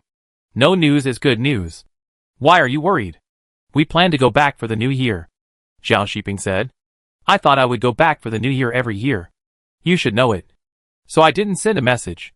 But what are you doing here on such a cold and snowy day? You should have sent a message. Zhao Urge looked at Zhao Xiaomi and said, Mom asked me to take her back. I won't go back. Zhao Xiaomi raised her neck. And she said with her neck stiff, I won't go back. Zhao Urge ignored her and looked at Zhao Shiping. Zhao Shiping frowned. So anxious? The new year is only a month away. I'll take her back when the weather is fine. Zhao Urge nodded. It snowed again last night. And it's going to snow again. I can't leave either. I'll go back when the weather is fine. Before I came, I told my family that there's no need to send messages back. The matter was settled. Seeing that there was nothing for her to do, Sui Yu filled a bag with copper coins and walked out, saying, I'll go buy tofu and bones. You guys can do what you need to do. Sui Liang saw her waving and followed her out. Recently you've been sleeping with your brother-in-law's second brother. There are only 2 rooms in the house. And you're a boy. So you can only squeeze in, Sui Yu said. Sui Liang had no objection. He said considerately, It's warmer to sleep with more people. Sui Yu touched his hair and led people to the street to buy him some maltose from Hushan's shop to sweeten his mouth. When guests came in the evening, Brother Zhao saw that everyone had something to do, and he would be in the way if he stood there with his hands free. So he simply joined in and helped to wipe the table, collect the bowls, and wash the dishes. They worked until dark. When the guests left, Sui Yu took out the bones to stew soup. Sui Liang was still in charge of lighting the fire. Sui Yu and Zhao Shiping were busy kneading dough with wine lees. Zhao Xiaomi and Tong Hua were in charge of washing the dishes and tables and chairs. Zhao Urge couldn't help. He sat down quietly beside the oil lamp. After coming for a long time, he probably understood that it should be Sui Yu's idea to do business. The shop was well organized, and the business was booming. Xiaomi was full of energy. No wonder she didn't want to go back. After finishing the trivial matters, the group closed the shop and went back. It snowed again. The night road was slippery. The 6 people walked carefully in the cold wind. As usual, they sent Tong Hua back first. After she entered the door, Sui Yu and Zhao Shiping went back. Zhao Xiaomi and Sui Liang had already gone back to open the door. Zhao Urge carried the firewood, ash and swill in. After putting the things down, he went to the Qin family next door to lead the camel. Qin Dashan leaned against the door to block the wind, and waited for Sui Yu and Zhao Shiping to come over. He asked in a low voice, Do you need me to go there tomorrow? Of course. What's wrong? Sui Yu asked. No. I'm fine. Qin Dashan smiled. It's not that someone from your in-laws is coming. I'm worried that you don't have enough people there. Sui Yu didn't plan to let all her in-laws interfere with her business. At most, she would bring Zhao Xiaomi with her. You think too much. I didn't fire you. Just go there on time. Sui Yu walked towards her home and said, It's cold. Come in. Hearing the bolt on the door next door, Qin Dashan also closed the wooden door and went in. A fire started in the kitchen. Brother Zhao was talking to Zhao Xiaomi inside. Sui Yu passed by and heard it. She asked Zhao Shiping to cook for the pigs. She didn't go into the kitchen, but went directly into the main room with the cash box to count the money. Business was good on snowy days, and there were many delivery orders. Sui Yu quickly strung the copper coins. 1 string was 1 string of money, and when she had enough for 1,000 coins, she tied a knot and threw it into the wooden box. The money box was almost full again, and she didn't plan to exchange it for silver. When the year came to an end, the money would be just right to pay taxes. The water for washing feet is ready. Zhao Shiping pushed the door open with a basin of hot water, and saw that there were still copper coins scattered on the table, and asked, Haven't you finished counting? Sui said and counted another 20 copper coins to make it even. She put down the string of money and went to wash her hands and face. Second brother came here mainly to bring Xiaomi back? What's the matter? Or do my parents not want her to stay with me? She asked in a low voice. A matchmaker came to our house. My parents wanted to find her a husband. So they asked my second brother to come and take her back. Zhao Shiping also spoke in a low voice. He pointed to the next door and said, Xiaomi is crying and refusing to go back. Sui wanted to say that Zhao Xiaomi was young and didn't need to rush to get married. But considering that this was her sister-in-law and not her biological sister, Xiaomi had a father and a mother. And it was not her turn to speak. So she swallowed her words again. I am 7 years older than Xiaomi. When I left home, she was only 8 years old. About the same age as Sui Liang. In the blink of an eye, she can get married. Zhao Shiping sighed. Time flies so fast. If the marriage is settled, you can keep her for 2 more years. When she is a girl, she will be happy. When she becomes a daughter-in-law, she will have to worry and suffer. Sui couldn't help but encourage him. The water was no longer hot. So she raised her foot and stretched it over, motioning him to wipe her feet with a footcloth. Zhao Shiping snorted coldly, and his hands moved hard and fast, causing Sui to kick him. She complained. The cloth is too rough. It hurts me when I wipe it. Is this called worrying and suffering? The man slapped her feet and said sarcastically, What kind of complaint is this? I wiped your feet under the bed, warmed your feet on the bed, and scratched your legs and feet when they itched at night. Isn't this enough? Sui laughed happily, but still said stubbornly, It's still worrying and suffering. I have to cook. Right? I have to do business and make money. Right? I go out early and come back late. How can I not be tired? I'm not idle either. I get up in the morning to cook and bring you water to wash your feet in the evening. Zhao Shiping picked her up and carried her to the bed, chattering, You could only be considered to have suffered when you first married me. I remember the first day you came into the house. You told me that you could wash my clothes, cooking, cleaning the house for me. What about now? When I was at home, I didn't ask you to worry about the livestock at home. I was the one who cleaned the sheep pen, pig pen and camel pen. All the dirty and smelly things were mine. Sui put her hand over his mouth and surrendered. You are so resentful. It's not resentment. It's injustice. Zhao Shiping snorted coldly, and he imitated her words in a strange voice. Being a wife for someone else means worrying and suffering? Am I wronged? Injustice. Injustice. Injustice. Sui laughed so hard that she couldn't close her mouth. She corrected her words. Being your wife is a blessing. I said the wrong thing. Zhao Shiping felt guilty again at this time. Sui was not enjoying a blessing with him. She farmed and made money, and it was indeed tiring and worrying. But this was a special case. He found excuses for himself. She just didn't follow him. If she changed a man, she would still have to farm and suffer. Xiaomi's situation is different from mine. She has parents, brothers and sisters-in-law. She is so happy when she is a girl. Why is she in a hurry to get married? If she is like me, she can sleep in a little longer in the morning if she marries a caring man like you. If she marries a man who doesn't care about others, she will have to get up before dawn to cook for the whole family. Sui took off her clothes and got into bed. The bed was cold, and she curled up into a ball. She said in a trembling voice, Xiaomi is precocious and a girl with her own ideas. You and your second brother should talk to her more and stop beating or scolding her. Zhao Shiping was not interested in talking to Xiaomi and didn't know what to talk about. He washed his feet and went to sleep.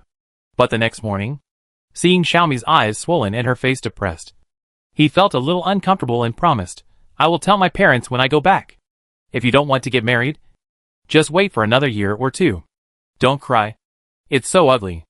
Zhao Xiaomi was immediately happy when she heard this. She patted her third brother's shoulders diligently and flattered him. Third brother, you are the best. No wonder my third sister-in-law, such a beautiful woman, is willing to live with you. This is the blessing you deserve. Zhao Shiping was quite satisfied with her words. He told her, Don't talk too much about your third sister-in-law's business to your parents when you go back, let alone how much money your third sister-in-law has made. He was not worried that his parents would take advantage of him. He knew his parents. Both of them loved face, loved to show off outside, and loved to take on things. He was worried that relatives in the clan would ask his parents to mediate, and let the younger generation in the family come to work as clerks or run errands to make money. Don't worry, third brother. I won't tell anyone. Zhao Xiaomi promised again and again, and asked in a low voice, what about second brother? Zhao Shiping asked his second brother to help feed the livestock at home and go out to collect firewood when it was not snowing. He was also paid, but he was not allowed to get involved in the business of the shop. Chapter 109 Kindness is the shackles of sentimental people. The busy days passed quickly. After the 20th day of the 12th lunar month, the folk New Year atmosphere became strong. The streets were lined with vendors. People who hid at home to avoid the cold came out of their homes. Some warmed themselves by the fire, and some went to the market. The lively voices overwhelmed the coldness of the severe winter. The cold wind was filled with the aroma of boiled meat and stewed lamb, and the chimney emitted smoke with the smell of fish. The aroma of stewed food in Sui Yu's shop was inferior to the meat and fish. Her business became deserted, and the number of customers decreased greatly. Only the nearby merchants came to patronize from time to time. We'll close the shop tomorrow. We've been busy for half a year, so we should take a break. Sui Yu untied her coarse cloth apron and put it on the table. She looked at Zhao Shiping and said, you take the money to buy a lamb leg. I'll go back and kill 2 chickens. Have a few good meals these days. After the little new year, you 3 brothers and sisters will prepare to go back to your hometown for the new year. Zhao Shiping didn't say anything. The closer it got to the new year, the less he wanted to go back to his hometown. He was thinking about spending the new year with Sui Yu. Sister-in-law, why don't we ask the neighbors to help feed the pigs and chickens? And the 4 of us can ride on 4 camels and go back together. Zhao Xiaomi said. Sui Yu refused without hesitation. Everyone wants to play during the new year. Don't bother them. Besides, the 2 little camels can't carry people for a long time. Don't tire them out. Liang Ger and I will wait for you at home. You can come back after the new year. Zhao Shiping saw that she didn't want to go back to her hometown at all. He raised his hand to signal Zhao Xiaomi not to persuade her anymore. If she didn't want to go back, then don't go back. It's understandable. With the decision to close the shop and take a break, the next half day became long and difficult. Except for Tong Hua, who was still peeling eggs seriously. Everyone else was a little absent-minded. After delivering the last order, it was not dark yet, but the lamps were already lit in the house.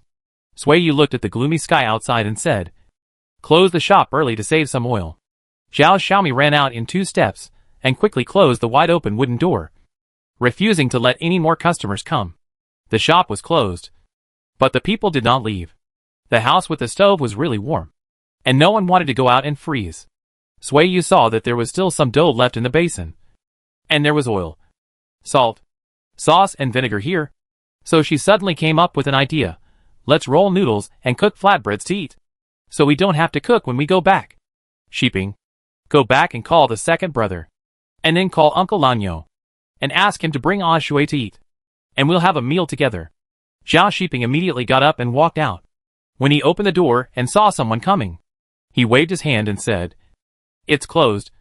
Come back after the new year. Closed? The people who came were a few businessmen who lived nearby. They looked at the sky and were too lazy to cook for themselves. And they didn't want to go to the street in the severe cold. They stood on the road for a while, and insisted on knocking on the door, asking Sui Yu to make them some food to fill their stomachs. Sui Yu asked someone to come in and wait.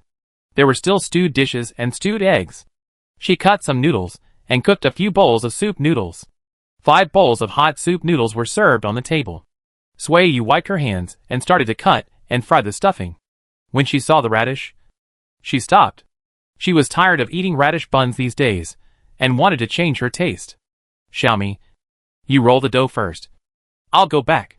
Sui Yu took down the wolf skin hanging on the wall outside the door, and hurried out.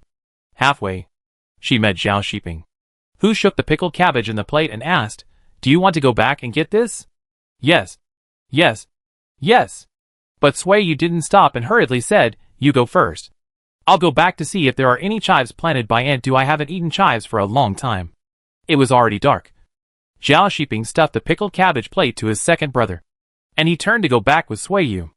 I went to the vegetable garden with Aunt Do to cut 2 handfuls of tender leeks. When I returned to the shop, everyone was already there. The 5 merchants from before had not left yet, and they had to stay to taste the flatbread. With many people, They were quick to prepare the 2 fillings. In the time it took to stick an incense stick, they had kneaded half a basin of flatbread. The water in the pot boiled, and the flatbreads were boiled twice before they could be eaten. The 5 merchants spent another 100 coins to buy 5 large bowls of flatbreads with 2 fillings. Sui gave them a plate of the remaining braised dishes.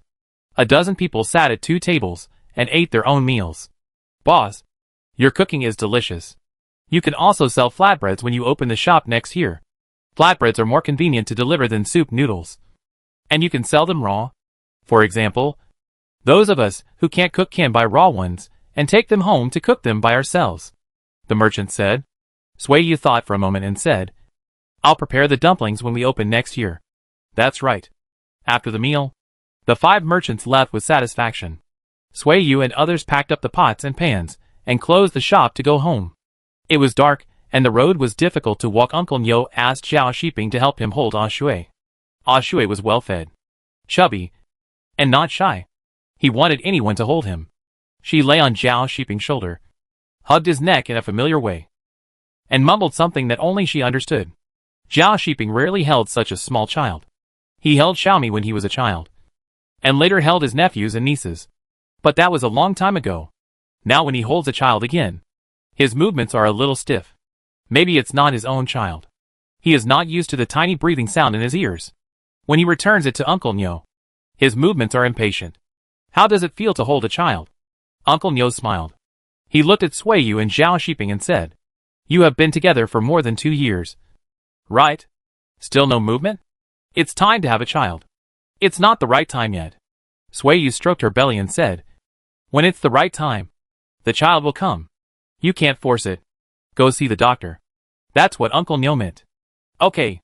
Don't give me advice on things that you shouldn't worry about. Tong Hua pushed him away. She turned around and said, Don't pay attention to him. Don't call him to eat in the future. He's full and bored. You go back. We're going in. Sui smiled. She took the man's hand, and they walked back hand in hand. After leaving Shikoden, she turned around and asked, How does it feel to hold a child? Zhao Shiping shook his head. Nothing. He might only like his own kind. You've been back for a few months. Busy every night. Why is there still no movement in my stomach? Sui was also a little puzzled. Zhao Shiping clenched her hand and said with a smile, It's too cold in winter, so the seeds don't sprout. There will be movement in spring. You are quite confident. I know my seeds. Sui thought he was vulgar and raised her hand to hit him. There were more vulgar words waiting for her in the middle of the night. Sui covered her ears and didn't listen. But the vague words still reached her ears. She blushed and her fair skin was stained with a thin scarlet color. For the next 3 days, they ate meat every day. Stewed lamb legs, stewed chicken soup, and stewed fish soup. They ate well during the day and had nothing to do. Zhao Shiping accumulated all his strength and used it all on Sui at night. Sui always felt that she would not live until dawn. But after dawn, she could open her eyes with a good complexion. On the 24th day of the 12th lunar month, Sui's face was rosy early in the morning. She excitedly sent Zhao Shiping and his 2 siblings to the east city gate. After watching them walk away, she walked with Sui Liang in the cold wind outside the city for a long time. This was the first time she and Sui Liang walked out of the strong city gate except for New Year's Eve. They stood in the wilderness and looked at the khaki city wall, which stretched like a sleeping dragon. Sui thought of the Great Wall and Aunt Chun. She went to the city to buy 10 buns and put them in her arms to go to the brothel. The brothel was still as gray and desolate as she remembered it. It was located in a remote and cold wilderness. The newly thatched roof swayed in the northwest wind. It was close to noon when Sui arrived. She pulled Sui Liang to squat under a crooked tree to avoid the wind. She watched the man with shaky steps walk out from behind the dilapidated wooden door. The dirty words blown by the wind made her feel cold all over. When smoke came out of the chimney, Aunt Chun came out with a load on her shoulder. She seemed to be looking for someone. She walked out of the door and looked around. Seeing no one, she walked towards the river with heavy steps. Sui pulled Sui Liang out from behind the tree, and the brother and sister walked towards the river. Aunt Chun heard the footsteps and turned back vigilantly. Seeing that it was Sui, she excitedly sprinkled the water in the bucket. The cold river water soaked her straw sandals, but she seemed not to feel it. You girl, I finally meet you again. Aunt Chun was happy. Sui lowered her eyes and looked at the withered weeds. She was afraid that this would happen. Afraid that they would regard her as a life-saving straw. And afraid that if they met too much, she would step into this quagmire involuntarily. I was too busy last year, and couldn't come to see you. Sui Yu handed over the buns in her arms and said, "It's still warm. Eat two to fill your stomach first." Aunt Chun sighed and said, "We don't lack food. And you don't either. Don't bring food next time you come. Save money for yourself." Sui Yu looked at her hands, then at her dangling hands covered with chilblains. And she said nothing. "Have you visited your cousin?" Aunt Chun was worried, and she wanted to find out about her children and grandchildren. She didn't know that Sui Wenan had already escaped from slavery. Sui Yu was silent for a moment, and chose to keep the news a secret. It can be imagined that they would be even more painful after knowing it. "Not yet. I came to see you first. Do you have any words or things for me to take to you?" Sui Yu said gently. Yes. Yes. Wait a minute. I'll go in and get it." Aunt Chun was excited, and she couldn't wait to leave. But she still had work to do. She stepped on the stones by the river to fetch 2.5 buckets of water, and left the river with a hunched back while carrying a shoulder pole. Sui Yu wanted to help her, but Aunt Chun shook her head and said, "Go away. Stay away from that door. It's dirty inside. Don't let the people inside see you." Looking at Aunt Chun staggering into the cannibal cage, Sui Yu squatted down with a heavy heart. She said to herself, "What should I do? If I don't come, I always feel that something is weighing on my heart. If I come, there will always be something waiting for me." The more ties she has, the more uncomfortable she feels. Sui Liang didn't understand. He saw Aunt Chun coming out and reached out to push Sui Yu. Sui Yu stood up, with the cloth-wrapped bun still in her hand. She handed over 10 buns. Aunt Chun took it and handed over a string of straw sandals strung with straw ropes, saying, "These are the straw sandals we made in our spare time. We don't have anything else. So please take them over for us. These 5 pairs are made by me for your uncle, 2 brothers, and my 2 grandchildren. I don't know if the shoes will fit them.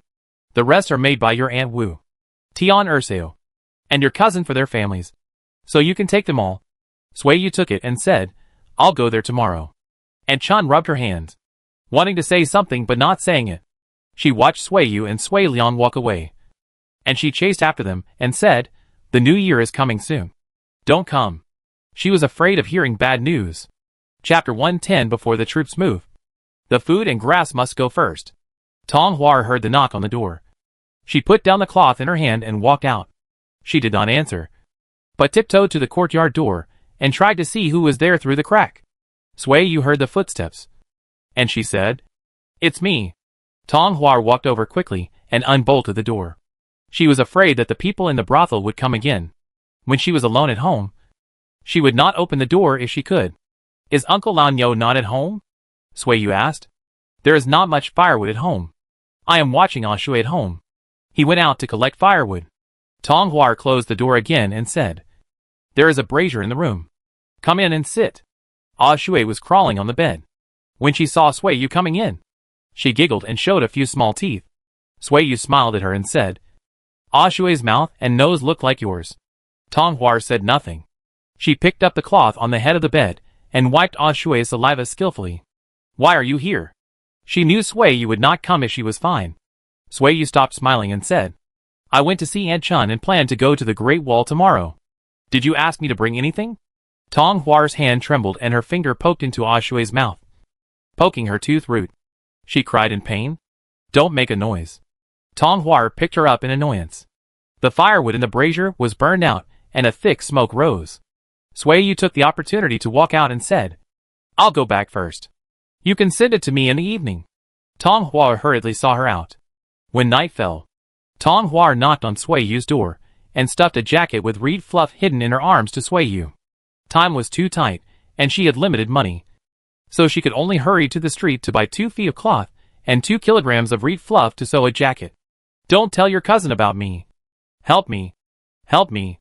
Tong Hua was choked with sobs and couldn't speak. She wiped away her tears and said in a hoarse voice, "Please help me look after Tom Gur. I miss him so much. Let him." Tears fell like a broken string. Tong Hua covered her aching chest and couldn't speak. She took a few deep breaths and said reluctantly, "If Tom Gur is gone, please keep it from me. I. She didn't know what to say. I know. Sui Yu went into the kitchen to scoop a bucket of hot water and said, "Wash your face." Tong Hua wiped her nose and reached out to scoop water to wash her face. Sui Liang walked out of the room. Tong Hua was about to cry again when she saw him. She wished she had never given birth to these 3 children. All the children who came out of her belly were miserable. After drying her face, Sui Yu took out camel oil and asked her to pick a lump of it and wipe her face. Tong Hua waved her hand, calmed down, and walked out with her head down, not forgetting to say, "Bolt the door. Don't open it at night." Tong Hua left. Sui Yu dropped the bolt, put down the jacket in her hand, picked up the pig feed to feed the pigs. 2 of the 3 sheep were sold, and there was still a ewe left. Sui Yu scooped a ladle of pig feed for it, and poured the rest to feed the pigs. "I will go there alone tomorrow. You can cook for yourself at home," Sui Yu told Sui Liang. She told him, "Close the door when it gets dark. If I come back late, don't go out and wait. I will come back and knock on the door, and I won't open the door for anyone who comes at other times." Sui Liang nodded obediently. The next day, as soon as it got light, Sui Yu wrapped herself in wolf skin and led the camel out. She didn't prepare anything except a string of straw sandals and a jacket. After running northward against the strong wind for half a day, when he approached the Great Wall, Sui Yu saw densely packed people at the foot of the wall. The construction of fortifications was suspended, and the slaves were busy transporting food and fodder. The Jiwan River, now Shul River, is wide, and the river flows slowly in winter. Ships carrying grain and grass float on the river, and slaves carry bundles of bean stalks, alfalfa, and grain bags up and down. As soon as Sui Yu approached, she was stopped and expelled by soldiers. She explained that she wanted to visit her relatives, but the soldiers did not pass on the message, let alone let her approach to find someone. "Then when can I come?" Sui Yu asked. She looked at the busy river and the numerous ships, and a guess emerged in her mind that there might be a war. The soldiers no longer paid attention to her, and Sui Yu watched from a distance until noon. There were so many slaves that she really couldn't recognize who was who, so she had to return the same way. It was not dark when she got home, and Sui Yu sat in front of the stove to burn a fire to keep warm. She was frozen to death, and her bones were cold. On the other side, Tong Hua waited restlessly for a day, and when it got dark, she really couldn't stand it anymore. She hurriedly drank a bowl of porridge and found an excuse to slip out. Uncle Nyo looked at her coldly. He turned Ashue's face and continued to feed her. "Mom, let's go," Ashue pointed out. "Not far. I'll be back soon." "Back?" "Yeah." Uncle Nyo scooped a spoonful of steamed egg to feed her, urging her, "Eat quickly. It will get cold soon." Ashue opened her mouth wide and smiled in a woo. A big mouthful. Uncle Nyo was amused by her actions, and immediately put Tong Hua's abnormality behind his mind. "Do you want to take this jacket back or leave it with me? I'll go again in a few days." Sui Yu wanted to confirm whether there would be a war after the new year. Tong Hua looked at the small jacket in front of her, lowered her eyes and said, "Then please run again and help me see if Tonggur is still alive."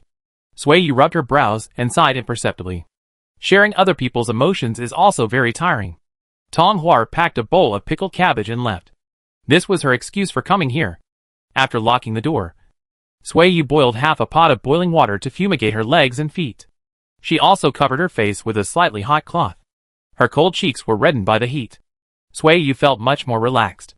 The coldness and melancholy accumulated in the past 2 days seemed to be driven out together. In the next few days, Sui Yu no longer thought about the past. She took Sui Liang to go shopping.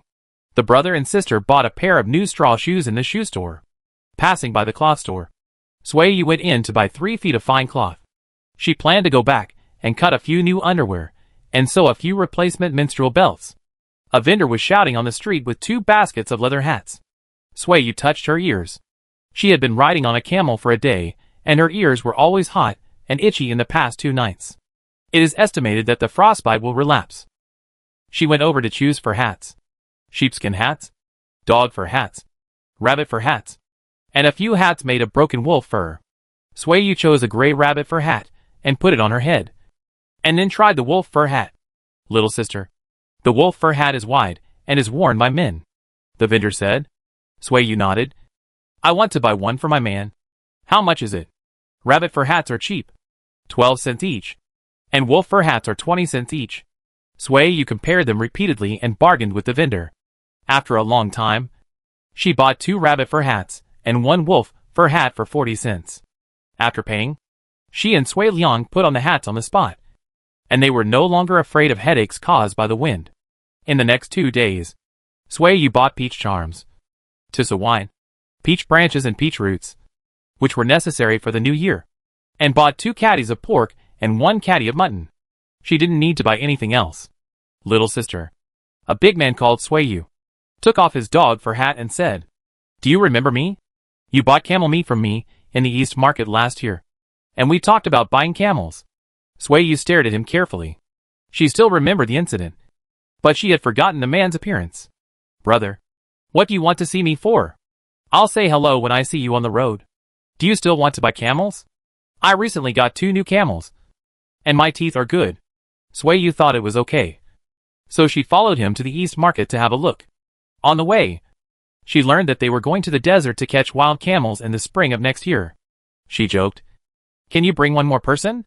I can shoot arrows, and I also want to go and broaden my horizons."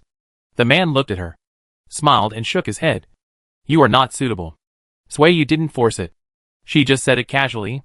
She was unfamiliar with the place, and even if she wanted to catch wild camels, she would go out of the city with Zhao sheeping. Walking into the East Market, a unique smell of livestock hit Sui Yu. She rubbed her nose and quickened her pace to look at the camels. Both were big camels with strong skeletons, young teeth, and gentle temperaments. They were good in every way, but unfortunately, they were too expensive. Sui Yu pulled Sui Liang to leave, and the big man walked 2 steps forward and said, "Leave your address and name, and I will notify you to choose a small camel next year." Sui Yu refused. The house was too small to keep camels. On New Year's Eve, Sui Yu put on a rabbit fur hat, wrapped herself in wolf skin again, and led the camel out. It took another half a day to reach the foot of the Great Wall. This time she was lucky because the slaves had extra meals. She said good things to the guards, and was allowed to approach to find people. The slaves had been dispersed, and Sui Yu didn't know which formation the Sui clan members were in. She asked the soldiers, but to no avail. She could only take off her hat and walk along the river, hoping that others would recognize her. Behind a sheltered rock, Anchun's eldest son recognized Sui Yu. He thought for a moment, then stood up and walked over. "Sui Yu?" Sui Yu turned her head. The man was too thin to be the same as the one in her memory. She couldn't tell who he was. "What are you doing here? Any news about Sui Wenin? Why didn't he come? Have you escaped from slavery?" Sui Yu shook her head and said, "I was entrusted by Aunt Chun and others to deliver things to their children and grandchildren." "My mother?" Sui Huaiyuan's reaction was a little slow, probably because he had been numb for too long. He didn't feel happy when he heard the news about his mother, but his cold voice had some warmth. "How is she?" "This is a long story." And Sui Yu didn't want to say more. She explained, "The guards will come to chase us away later." To make a long story short, "Are you cousin Huaiyuan or cousin Huairan? These are the straw sandals that Aunt Chun made for you." Sui Huaiyuan took a bunch of straw sandals and said calmly, "I'm Huaiyuan. Huairan is dead. And my father is dead too. Only my 2 children and I are still alive." "Where's Sui Wenin? Do you know anything about him?" "I don't know. We haven't been in touch." Sui Yu shook her head. She handed over the other 3 strings of straw sandals and said, "These are made by my Aunt Wu, Sister Tian and my cousin. If their relatives are still alive, please pass them on to them. If not, you can arrange it yourself. By the way, is Brother Tong still alive?" Sui Huaiyuan nodded, turned his head and looked around, and shouted, "Brother Xinlin, come here." Sui Xinlin looked at Sui Yu with a cold face. He sat there without moving. It was only after Sui Huaiyuan called again that he dragged his heavy steps over. Sui Yu asked uncertainly, "Is Sister Tong Hua from your family?" Sui Xinlin sneered. Sui Yu pretended not to hear. She took out a jacket from her bosom and handed it over, saying, "Sister Tong Hua asked me to bring it to Tong Gur. Can I take a look at the child? His mother misses him very much. The children are reclaiming wasteland." "Not here." Sui Xinlin spoke at this moment. He looked at the string of straw sandals in Sui Huaiyuan's hand, and then at the jacket made of new cloth in his hand. He wanted to ask something, but he didn't know what to ask.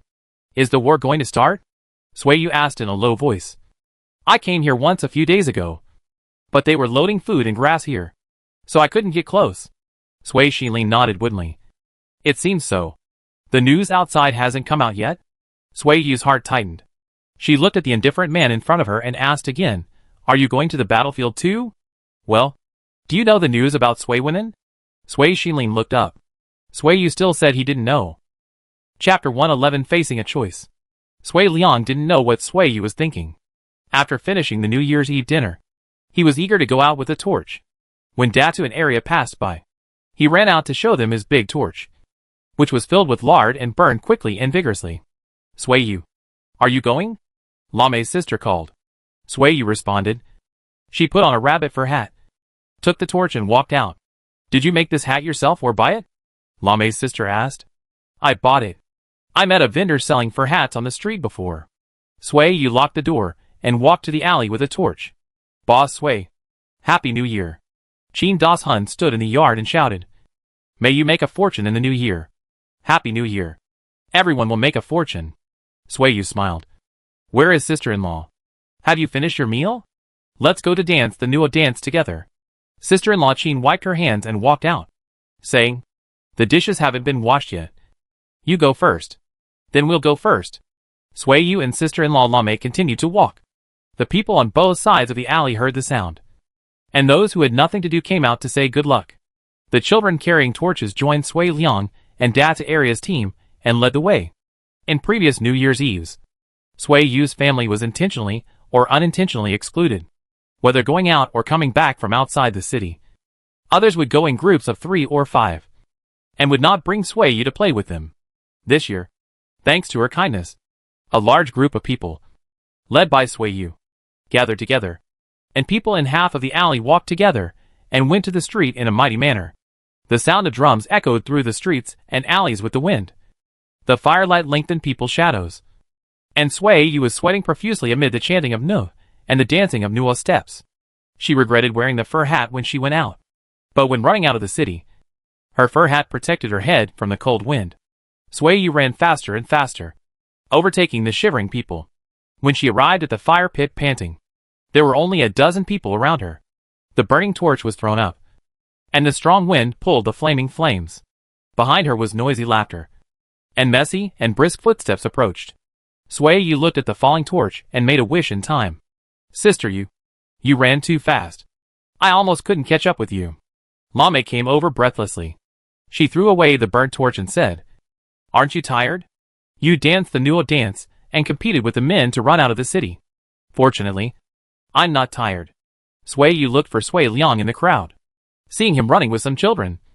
She walked over and called out, Brother Liang, we should go back. I'll be right there. Sui Liang responded and threw the reignited torch into the fire pit. When walking back, everyone's pace slowed down a lot. Some people made an appointment to drink in the wine shop, and some talked about the arrangements for visiting relatives and friends after the new year. The atmosphere was harmonious, and everyone didn't know what was hidden on the other side of the night. Back at the military settlement, Sui Yu refused the neighbor's invitation to warm herself by the fire. She took Sui Liang into the house. But when everyone else had gone home and the alley was deserted, she took Sui Liang out again. Sui Liang finally realized that she was worried, and his excitement instantly dissipated. He asked anxiously, Sister, where are we going? What's wrong with you? To Uncle Lao Nyo's house. I want to go back to Jiuquan tomorrow. You go to Uncle Lao Nyo's house for dinner during the day. If you don't want to sleep at his house at night, you can go sleep with Datu. Sui Yu spoke slowly. Sui Liang said. He was unwilling from the bottom of his heart, and said unhappily, Can I go? It's too cold on the road. On the other hand, I feel more at ease with you at home. We have pigs, sheep, camels, and a dozen chickens at home. It's better to leave them to you than to others. Turning into Shikoden, Sui Yu didn't say anything else. Bang bang. 2 times. Sui Yu called the door softly, Auntie. It's me. Sui Yu. Tong Huar's legs and feet softened when she heard her voice. If it wasn't for Uncle Lao Nyo to help her, she would have fallen to the ground. What happened? You're so scared. Uncle Nyo's face fell. He walked over to open the door and asked in a rough voice, Why are you here at this time? I need your help. Sui Yu pulled Sui Liang into the yard and chatted. Didn't you go to the Nuo dance? It's cold. We're staying at home to warm ourselves. Uncle Nyo followed him under the eaves and asked, What do you want to talk about? You almost scared your aunt to death when you came here. Sui Yu glanced at Dunhuang and said with a smile, How could you be scared by me?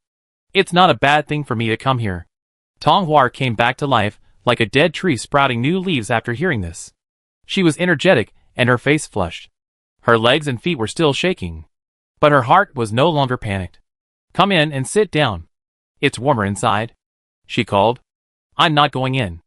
I'm leaving as I say. It's like this. I want to go back to my hometown in Jiuquan tomorrow. I want you to help feed the pigs, sheep, camels and chickens at home for a few days.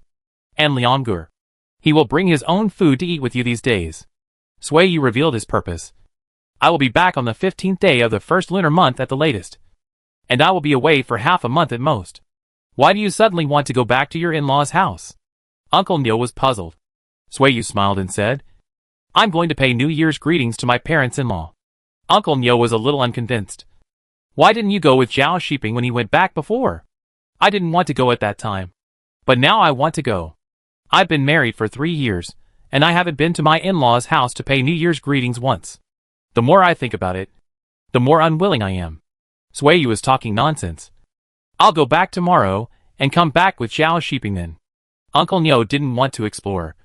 So he just said whatever she said. It's unsafe for a woman to go on a long journey in such a cold weather with no one on the road? Dunhuang was worried. Why don't you go? It won't delay anything if you go next year during the spring festival. There are relatives to visit on the road. And I ride a camel and can shoot arrows.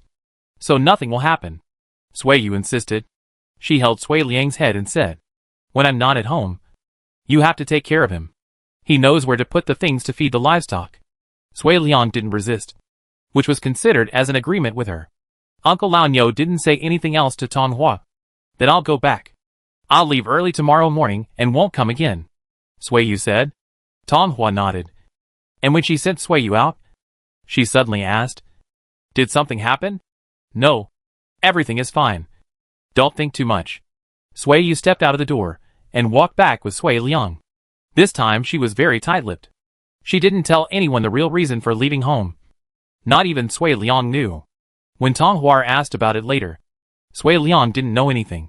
The neighbors in the alley just thought that Sui Yu missed Zhao Shiping and had to go back to her husband's house to look for him. Sui Yu led the camel out of the city alone.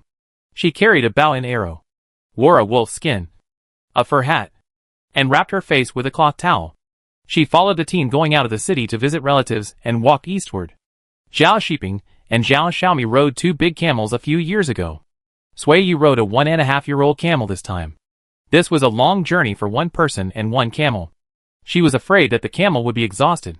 After running for more than half an hour, Sui Yu got off and led the camel for a walk. She stretched her frozen legs and feet, and the camel chewed some dry grass to rest. The walls of Dunhuang had long been blurred. The further east you go, the fewer people there are in the wilderness. In the vast desert, strange-shaped mounds and stones stand on the lifeless land. After the camel rested, Sui Yu patted it, and it bent its 4 hooves and knelt on the ground skillfully. Sui Yu took out a cloth bag from her arms and unfolded it. The camel stretched its neck to lick some salt. After the person rode on its back, it got up and ran. After walking and stopping, in the evening, Sui Yu led the camel into a nearby village to stay overnight. She had been freezing on the camel's back for a day. She was wearing a thick fur hat and looked bloated. She looked miserable. Only when she spoke could you tell she was a woman, because she was carrying a bow and arrow, both of which were worn out. No one in the village had any bad ideas because she was a single woman. Sui Yu slept all night with a heavy heart. She paid the rent the next morning and left with her camel. After walking for 6 days, Sui Yu rode her camel to Jiuquan. She turned outside the city according to the direction she remembered, asked along the way, and walked into Zhao Shiping's hometown in the evening of the 6th day of the first lunar month. At this time, the Zhao family was frying rice to prepare dry food for Zhao Shiping and Zhao Xiaomi to leave home. The aroma of rice filled the yard.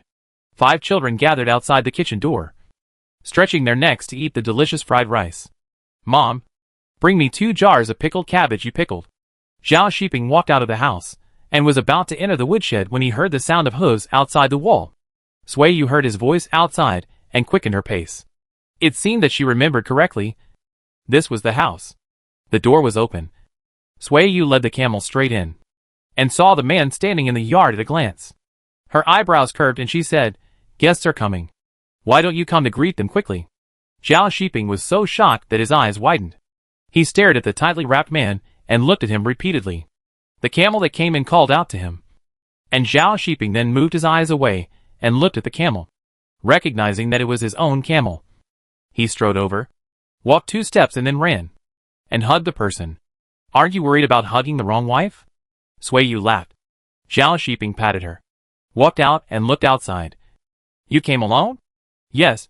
Liang Gur is at home and didn't come." "Who's here?" Zhao's mother came out of the wing room. Sui Yu took off her fur hat and said with a smile, "Mom, it's your 3rd daughter-in-law who is back." Zhao Shiping led the camel into the circle, walked over and pulled her to the kitchen, saying, "Come in and warm yourself by the fire first." "Why are you here? You must be very cold." "Right. We plan to go back tomorrow." Now the whole family rushed into the kitchen. Zhao Deseo used the hot water on the stove to make a bowl of fried rice and handed it to her. In the light of the fire, she looked at Sui Yu a few more times. The sister-in-law did not lie. Her 3rd brother's wife was pretty. No wonder the 3rd brother was so devoted to her. "You didn't come back before the new year. Why are you back now?" Zhao's mother asked. "I was bored at home, so I came out for a walk." Sui Yu held the bowl and looked at the others, saying, "I came here on impulse. Don't be offended by my father, mother, brother and sister-in-law." Zhao Shiping didn't believe it and asked, "Didn't something happen at home?" "Everything is fine at home." Sui Yu shook her head. "Don't you welcome me back? What would other people say?" Zhao Xiaomi said. "No. Everyone in the family misses you. Dad and Mom have praised you outside. Go out and ask tomorrow and see who doesn't know that I have a pretty and capable 3rd sister-in-law." Mother Zhao coughed. She pinched the girl secretly and said vaguely, "Come back if you want to. You are from the old family. Go catch a chicken and stew a pot in the evening. I just like to eat chicken." "Thank you, Mother." Sui Yu smiled sweetly. Mother Zhao looked at her face and couldn't say anything unpleasant, thinking that she had been freed from slavery and the life of the 3rd brother's family had also improved. She no longer cared about the past, forced a smile, and turned to go out. Sister Zhao went out to catch chickens and took away 5 children. Father Zhao and the eldest and 2nd brothers Zhao also went out, and the crowded kitchen suddenly became spacious. Zhao Xiaomi wanted to say something, but the 2nd sister-in-law Zhao pulled her out. Now only Zhao Shiping and Sui Yu were left in the kitchen. Sui Yu took a sip of the soaked fried rice, which was not tasty, so she handed it to the man and said, "Drink it for me." "Aren't you hungry?" "I'm hungry, but I'm waiting for the chicken soup." Sui Yu looked outside, and she took off her shoes and warmed her feet with the stove fire. Zhao Shiping put down the bowl, and he went over to close the stove door, squatted over and took off Sui Yu's socks. The soles of her feet and legs were cold, and her toes were frozen and swollen. The chilblains came back again. "What are you doing?" "I rubbed and applied it to you when it got cold, and took good care of you for a whole winter. You didn't get chilblains this year, right? As soon as I left, you got it like this again." Zhao Shiping looked at her with a stern face. "What are you doing here? Don't talk nonsense to me. Come to see if you have another wife in your hometown," Sui Yu said frivolously. The man used force on his hand and hit her instep with a snap. Sui Yu grimaced in pain, but she twisted her hand away. "It hurt so much. You're not afraid of freezing to death, but you're afraid of dying of pain?" Zhao Shiping glared at her, picked up one foot and stuffed it on his stomach, and rubbed the other foot with his hand. Sui Yu broke free and said, "Forget it. Someone will come in later." Zhao Shiping thought so too. He put socks on her and put on her shoes, and saw that the water in the pot was smoking. So he opened the door and went out to get a basin, saying, "Soak your feet and cover them on the bed. It's New Year's Day. Don't get cold again." After he said this, although Zhao's mother was worried, she didn't say anything. After entering the house and closing the door, Zhao Shiping didn't plan to go out. He asked Sui Yu to take off her pants and asked her to stand in the basin and rub her legs with hot water. Only when her legs and feet were warm would her body not be cold. "Can you tell me now?" What are you doing here? He asked again. Sui Yu no longer concealed the truth. She told him everything she had discovered before the new year. Transporting food and grass during the dry season. I guess the war will break out before the beginning of spring. And it is possible that the army will march before the beginning of the first month. Zhao Shiping twisted his fingers. He remembered the trip to Wusan last year. He didn't know the specific reason, but he vaguely heard a few words. It should be related to the Xiongnu. If a war is to be launched, it is likely to be another war with the Xiongnu. He couldn't help but sigh. It has only been a few years of peace, and it is going to be chaotic again. I will go back soon. You shouldn't have come. The war is the war. We are just soldiers who obey orders. When to start the war is the emperor's concern. Back to the present. Zhao Shiping took the footcloth to wipe the water off her legs and said, Did you bring camel oil? I'll rub it for you. Sui Yu hesitated to speak. Her thoughts were too selfish, so she couldn't say them out loud. The night darkened, and the oil lamp was lit in the room. Sui Yu lay on the bed and warmed up, listening to the voices of the old and the young outside. She sat up and put on her clothes. Third sister-in-law. The chicken is ready. Xiao Xiaomi ran to knock on the door. Okay. I'm up. Sui Yu answered. Zhao Shiping went out to get her straw sandals, and saw several nephews and nieces chasing each other with sticks in the yard. He couldn't help but think of the upcoming war. At this time, he suddenly understood the purpose of Sui Yu's rushing here. If he had to leave suddenly because of something at home and missed the day when the army was set off, he wouldn't have to fight to the death on the battlefield. Chapter 112. Turning back halfway. It was already late at night, and the late dinner started with a tempting aroma of meat. There were 14 people, young and old, and the table was not big enough for them. 5 children each took 3 pieces of chicken, scooped a spoonful of chicken soup to make porridge, and squatted in the kitchen with their bowls to eat. I'm sorry to bother you. My parents and my brother and sister-in-law. I was in a hurry on the way, and didn't have time to buy anything. Sui Yu looked at her parents-in-law and said, I haven't been home for 2 or 3 years. Tomorrow I will go to the market with my parents. Let me buy new clothes for them to show my filial piety. Mother Zhao was happy, but she looked troubled and said, Your father and I don't lack clothes. You can save the money you earn and use it to raise children in the future. Raising children does not conflict with filial piety. Shiping and I are away from home all year round. My brother and sister-in-law are the ones who worry about my parents. We are not as good as them in this regard. We can only show our gratitude with money. These words made the Zhao family feel comfortable. The dissatisfaction accumulated in the hearts of the eldest and second sisters-in-law of Zhao disappeared for the most part. They are all sons and daughters-in-law. They work hard at home every year and suffer from the anger of their mother-in-law. The third son's family rarely comes back once a year. Every time they come back, they either eat or take things. Who can accept it? That's fine. Mother Zhao finally couldn't hold back her laughter. She touched the patch on her sleeve and said, I haven't bought new clothes for 2 or 3 years. There are too many little monkeys at home. I only think about them when I have good things. Sui Yu smiled slightly and said, In the future, Shiping and I will be responsible for buying clothes and shoes for parents. Mother Zhao was more and more satisfied. She used a spoon to stir the pot, but the chicken was too finely chopped and the light was dim, so she couldn't find the chicken leg. Third brother, give your wife a few more pieces of meat. She has such a pretty face. Don't lose weight anymore. Zhao's mother looked at Sui Yu and said, You don't look good when you're thin, but you look lucky when you're fat. Sister Zhao rolled her eyes. Who would look bad when they're fat? She looks lucky when she's fat. Second sister Zhao glanced at Sui Yu and thought that it was fortunate that she wasn't in her hometown. Otherwise, with her mouth, she would sooner or later coax the old woman into submission, and she and her sister-in-law would suffer more. After the meal, Sui Yu cleaned up the dishes and went to wash them. After all, she didn't cook. Zhao Shiping squatted by the stove to light the fire, and Zhao Xiaomi came over and asked, Third brother, are we leaving tomorrow? 2 days later. I just got here today. Sui Yu said. Zhao Xiaomi said, Then should we leave on the 8th or 9th day of the first lunar month? Going back 1 day later means 1 more day of delay in the business of the shop. You, as a clerk, worry more than the boss. Sister Zhao joked. Sui Yu looked at Zhao Shiping and said, Let's go on the morning of the 8th day of the first lunar month. Zhao Xiaomi left with satisfaction. The stove was cleaned, and the water on the stove was boiled. Zhao Shiping scooped half a basin of boiling water and took it away. He added a ladle of cold water and wiped his face and body with the slightly hot water. The water temperature was just right for washing feet. She lay down on the mattress. There were still voices outside, but the man's hand had already touched her slightly cold belly. Sui Yu bit her lip and dared not make any sound. The earthen wall of her hometown was not as thick as that of the military settlement. The wooden bed was too old and squeaked when she moved. Zhao Shiping tried his best. Neither too hard nor too soft.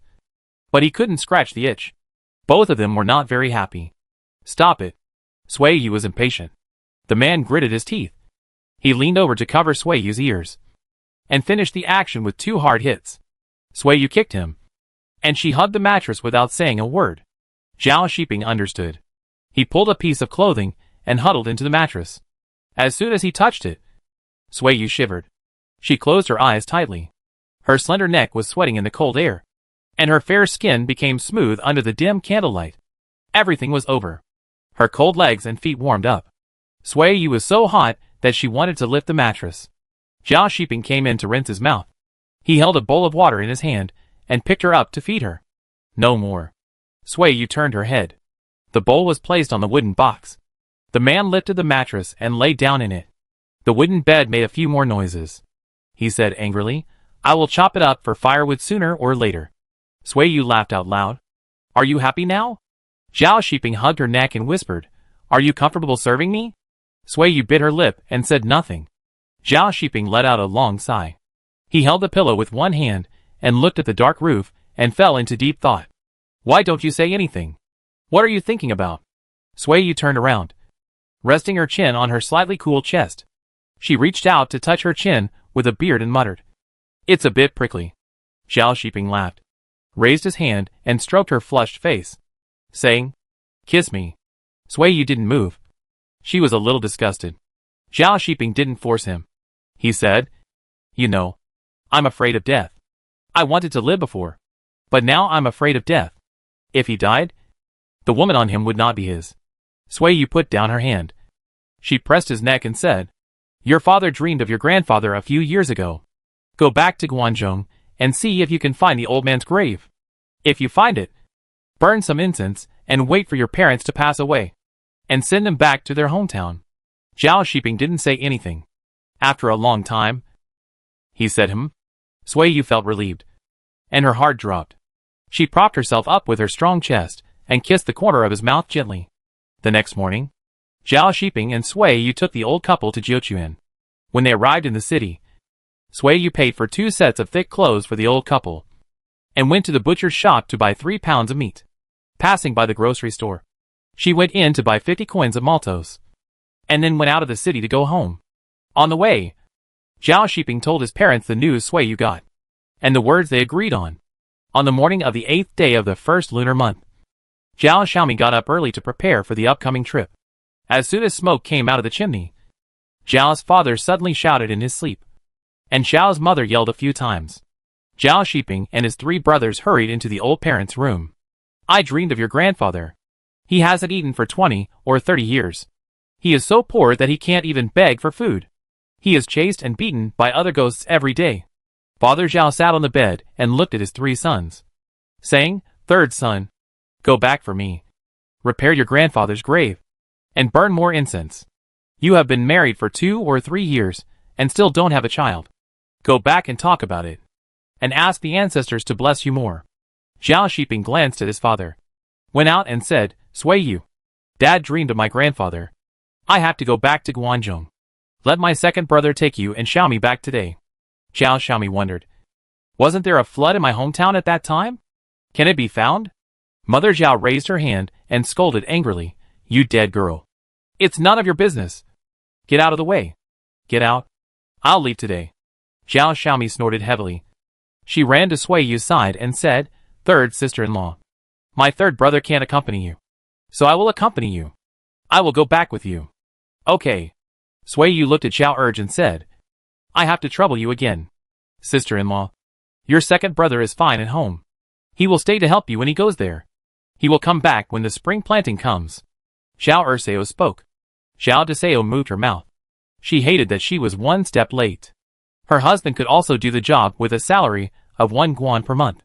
Nonsense. I will be back after I go there. Xiao urged scolded. When the third brother was not at home. What was the matter with him staying there for 2 or 3 months? Sui Yu lowered his eyes and said nothing. The matter was settled. After breakfast, Zhao Urge went to his cousin to borrow a camel. When he asked the reason, he told him about his father's dream. The third brother will ride a camel when he returns to Guanzhong. I will send Xiaomi and the third brother's wife to Dunhuang. I will come back after they arrive. Half of the families in the village have the same ancestor. When the news spread, everyone pooled money and asked Zhao Shiping to go back to repair the graves of their parents and grandparents. Zhao Urge sent Sui Yu and Zhao Xiaomi out of the village first. At noon, Zhao Shiping, under the earnest instructions of his clansmen, left alone with the bow and arrows brought by Sui Yu. On the afternoon of the 14th day of the first lunar month, Sui Yu and the other two walked into Dunhuang city. At the same time, a light horse rushed out of Chang'an city. 8 days later, Zhao Shiping met a postman riding a fast horse in Wuwei County. Amid a series of urgent reports, he drove his camel out of the city gate. The news of the joint attack on the Xiongnu by Wusun spread, and the soldiers in the military camp returned to the training ground. The peach charms on the door had not yet fallen into dust, and the remaining New Year atmosphere disappeared in the dense footsteps. Li Baihu came to the door in armor to count the number of people. When it was Dao's turn, Sui Yu explained the reason. He went east half a month ago. If he had not left Wuwei County at this time, he should have rushed back after hearing the news. The news that Zhao Shiping returned to Guanzhong to worship his ancestors had spread long before Sui Yu came back. Li Baihu did not doubt it. He only sighed that the old man was lucky, and did not take Sui Yu's words seriously. If Zhao Shiping heard the news and ran back, he would be really crazy and rush to his death. Except for the disabled soldiers in the military settlement. The rest of the soldiers with healthy hands and feet all took up their weapons, and went out early, and returned late every day to train in the parade ground. Uncle Nyo came over when it was dark. Sui Yu went out early, and returned late to do business in the shop. And he was not seen all day long. What did your aunt come to you for at the end of last year? Sui Yu was puzzled. When? On the night of the 24th day of the 12th lunar month. Uncle Nyo stared at her. Did you go to see your people? Sui Yu denied it. She shook her head and said, Why should I go? I am not the one who should visit them. Uncle Nyo stopped asking and said, Your people are going to the battlefield this time as slaves. Slaves on the battlefield are not returned in 9 out of 10 cases. Your aunt doesn't know yet. You go to the west gate with her tomorrow to wait and see her off. Sui Yu clenched her hands. I don't want to go. I don't want to see. You go with her. I'm going to see her cry for another man? Uncle Nyo found it funny. If you don't want to go, then don't go. It's good not to go. Sui Yu sat in the shop the next day. The footsteps of thousands of people walking on the street shook half of the city. She couldn't sit still anymore. Locked the shop, and walked quickly towards the west gate with Zhao Xiaomi and Sui Liang. Tong Hua didn't come to the shop in the morning. Sui Yu saw her at the foot of the wall of the west city gate. She stared blankly at the soldiers, who walked step by step into the gate of the city wall. The number of troops on this march was as high as 150,000. In addition to the garrison in Dunhuang, there were also troops stationed elsewhere. Tens of thousands of soldiers and horses passed through this border city, stepped into the yellow sand one after another, and then passed through Yumen Pass and Yangguan Pass. Heading west, the family members who saw him off all looked heavy-hearted, with tears rolling in their eyes. But they refused to let them fall, for fear that tears would bring bad luck and block the men's way home. From morning to evening, the garrison in Dunhuang was empty, and this bustling city was also empty. On the way back, Tong Hua whispered, I didn't recognize him. I found that people who are skinny look the same, with protruding noses, sunken eyes, and sunken corners of the mouth. All the same. Sui Yu didn't speak. Fortunately, Tong Gur didn't go to the battlefield. I really hope he won't grow up. But only death will stop him from growing up. Tong Hua kicked away a stone that blocked the road. She looked up at the dim sky and said to herself, Why is our life so miserable? Why doesn't God want to give us some good luck? Xiao Xiaomi cried. But Tong Hua had no tears. She looked at Sui Yu and Sui Liang, raised her hand, and slapped herself hard. She hated too much. Hated all the people who were favored by God. I won't come here in the future. And you don't have to look for me again. Dunhuang said a word and ran away. Sui Yu sighed deeply. It was dark. The next day, when the rooster crowed 3 times, the sky was bright again. Sui Yu went to open a shop to do business as usual. Half of the people in the city were gone, and the vitality was also taken away. Her business became deserted, and most of the people who came to eat were business travelers living nearby. When the weather warmed up, merchants left this deserted city with their goods, and Sui Yu's business became increasingly deserted, with almost no one coming to his store. On this morning, steamed buns were in the pot. Sui Yu and Zhao Xiaomi were sitting in the yard basking in the sun. Suddenly, hurried footsteps were heard outside the door. The 2 sisters-in-law looked out at the same time.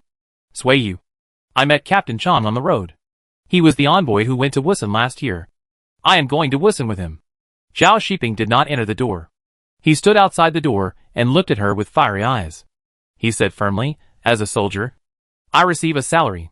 I should resist foreign enemies when there is an invasion. Protect the people of my dynasty. And protect their wives and children, like my colleagues protect you. You go. I'll wait for you to come back. Sui Yu stood up. Zhao Shiping smiled at her, turned around and strode away. Chapter 113 Renewal of Lease. Zhao Xiaomi chased him out, but she only had time to see his hurried back. She stamped her feet in anger and turned back to Sui Yu and said, My third brother is a fool. Others can't hide, but he still insists on rushing forward. Sui Yu looked at the dust dancing in the sunlight. She held her hands and sat down slowly, and said in a daze, This is his own choice. That's why I said he was stupid. He can't live a good life. Zhao Xiaomi sighed sadly. Sui Lian walked out of the house. He looked at the empty door outside, squatted down with his face in his hands, and stubbornly retorted, My brother-in-law is not stupid. He is.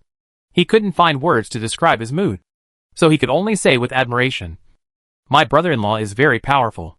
He went to the battlefield to kill the enemy. Go away, kid. You don't know shit. Zhao Xiaomi waved her hand in disdain. Adults are talking. Don't interrupt as a child. Sui Lian glared at her. He stood up and walked out the door. The yard became quiet, and the gurgling sound of boiling water in the steamer could be heard. Zhao Xiaomi rubbed his hands, walked to Sui Yu and comforted her. Don't worry too much. My third brother went to the battlefield when he was 15 years old.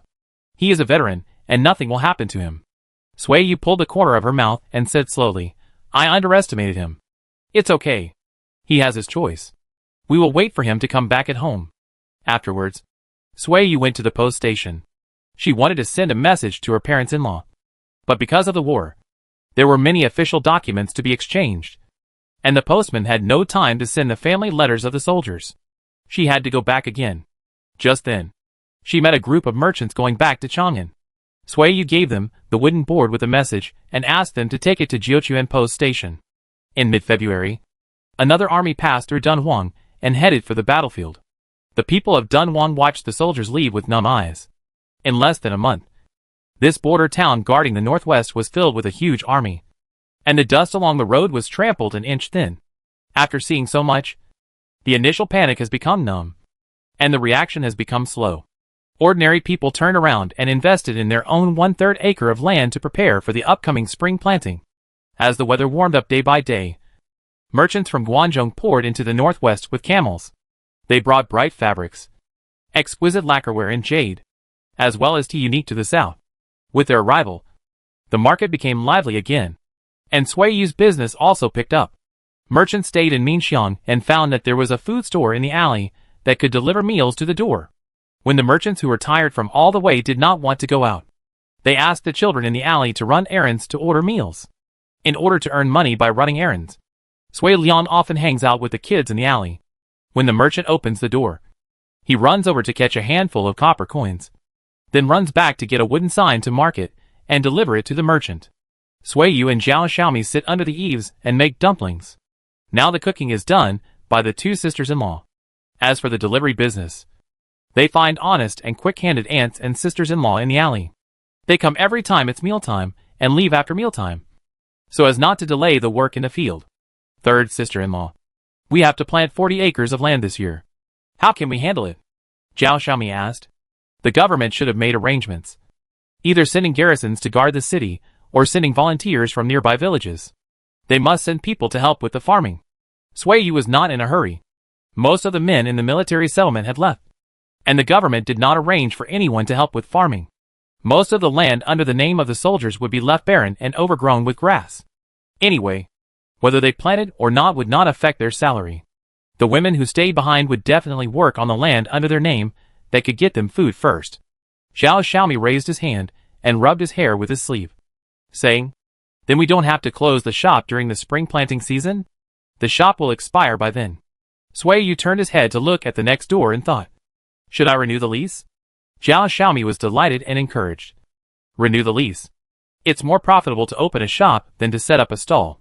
Someone came in, and Sui Yu stood up and asked, "Eat?" "Yes. Can we start the fire now? Our caravan is about to leave the city, and I want to fill my stomach." The merchant with a fur hat looked at the flatbreads on the curtain and said, "Boil water and cook 2 bowls for me. Do you have braised eggs?" "Yes." "You come in and sit down. I'll cook for you right away." Sui Yu brought the curtain in. The merchant walked out and said, "I'll call a few more people, and you can cook a few more bowls."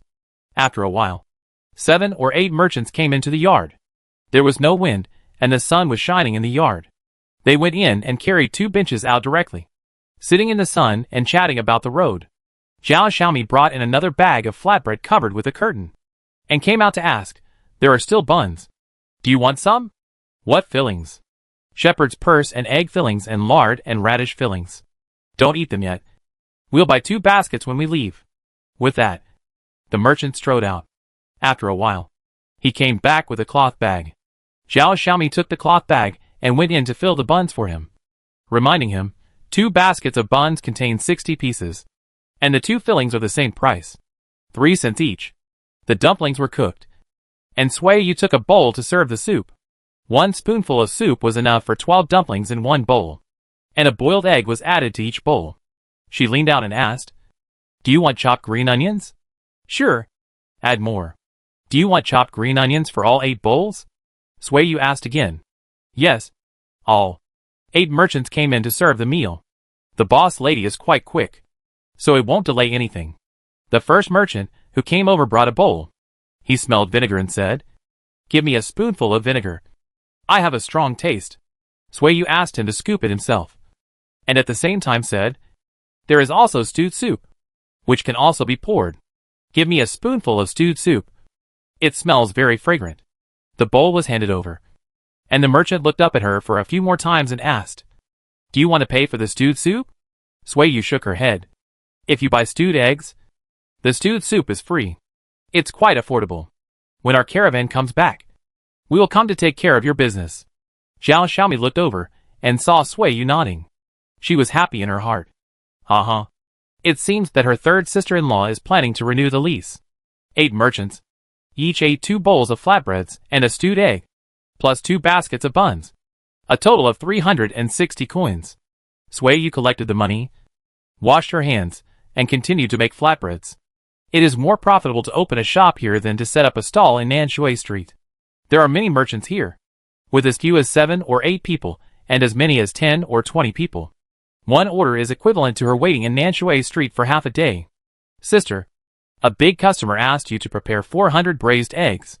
He will come to get the jars and brine the day after tomorrow. 2 strings of money. Do you want to sell?" Sui Liang ran in excitedly. 7 coins for 2 braised eggs. 400 braised eggs for 1,400 coins. Which means that the jars and brine are sold for 600 coins. Which is a profit for her no matter how you calculate it. However, Sui Yu has not made a decision yet. She went to the next door to discuss the renewal of the lease with Lao Tu. The old bald man refused. He stretched out 2 fingers and gestured. "A small courtyard plus 2 rooms. I can make a big bunk bed that can sleep 30 or 40 people. Even if each person only charges 3 cents.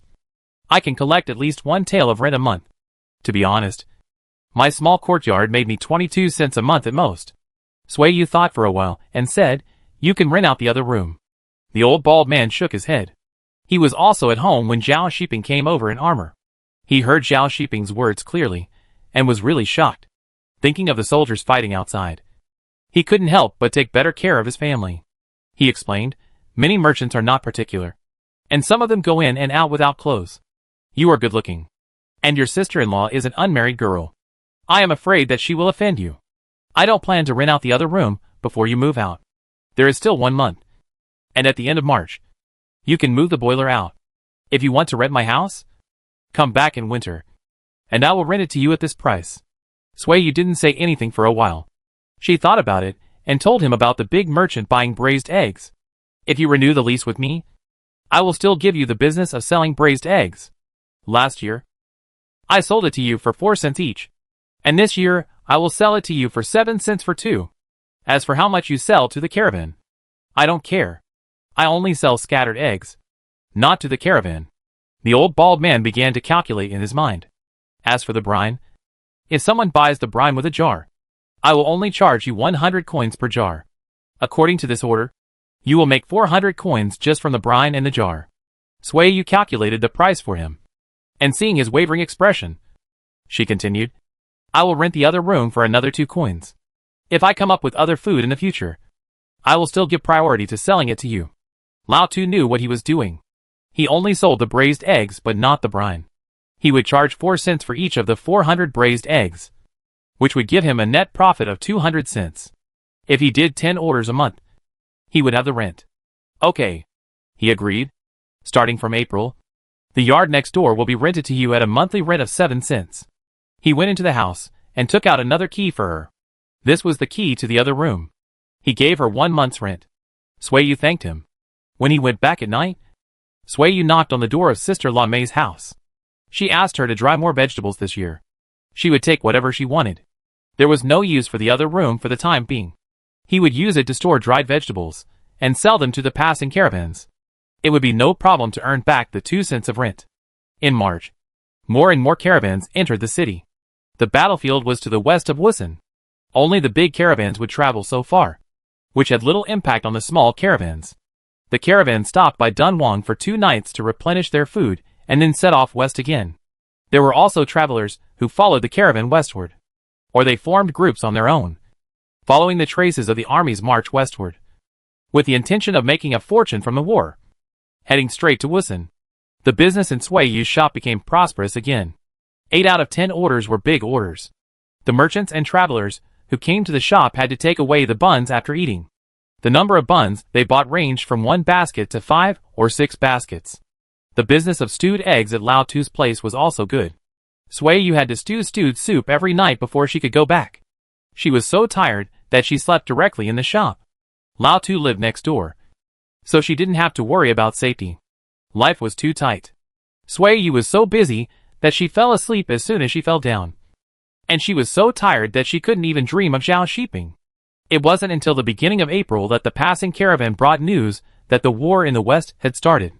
Chapter 114 Encounter on the Battlefield. April was the busy farming season.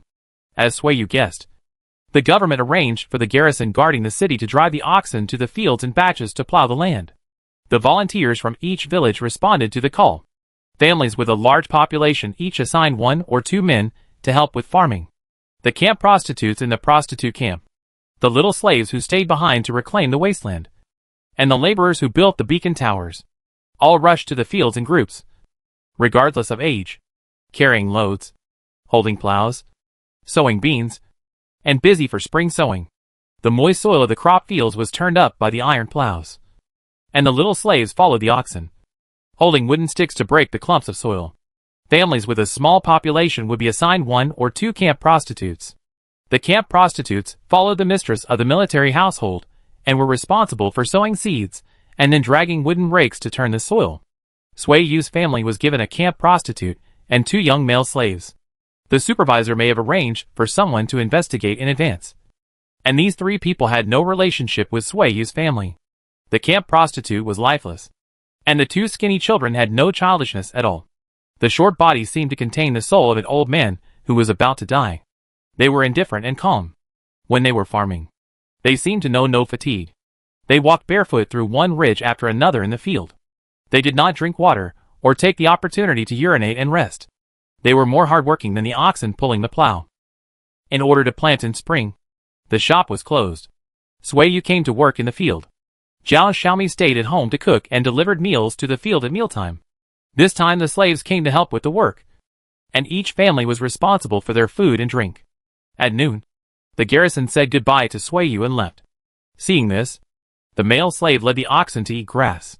The remaining male slave and the camp prostitute continued to work on knocking the stubble and sowing wheat seeds. Suiyu looked at it, and she also pulled up the wooden rake to continue turning the soil, so that she could finish her work earlier and open the shop to make money earlier. Zhao Xiaomi came over with 2 buckets on her shoulders, and she stood on the ridge and shouted, "Third sister-in-law, it's time to eat. It's time to eat. Stop what you are doing first," Suiyu said to the other 3. The 4 people got up from the field, and Zhao Xiaomi served them rice. Each person had a bowl of millet rice, and the dish was sauerkraut stewed with pig blood, plus a braised egg, and half a bucket of shepherd's purse and tofu soup. The camp prostitute took the bowl and walked away with the 2 male slaves, sitting on another ridge and eating rice. They could hardly eat oily dishes once a year, and they never touched meat. They kept picking at the braised egg in the bowl, but they were reluctant to take a bite.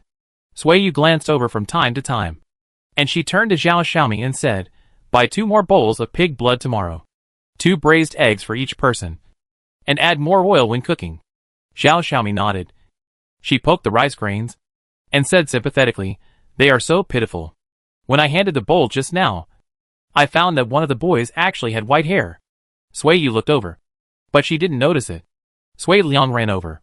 He is now responsible for taking care of the pigs, sheep, and camels. He cuts grass in the morning and sends the pigs, sheep, and camels back in the afternoon before working in the fields. Zhao Xiaomi served him rice, pinched him lightly when she raised her hand, and whispered, "You are almost the same as them." Sui Liang lowered his head and said nothing. Suiyu turned her head to look over, and the big and 2 children opposite her were in another situation with Sui Liang. A big bowl of dry rice. The male slave, who was shorter than Sui Liang, finished it in a short while, and they held the braised eggs and brought the bowls over to make soup.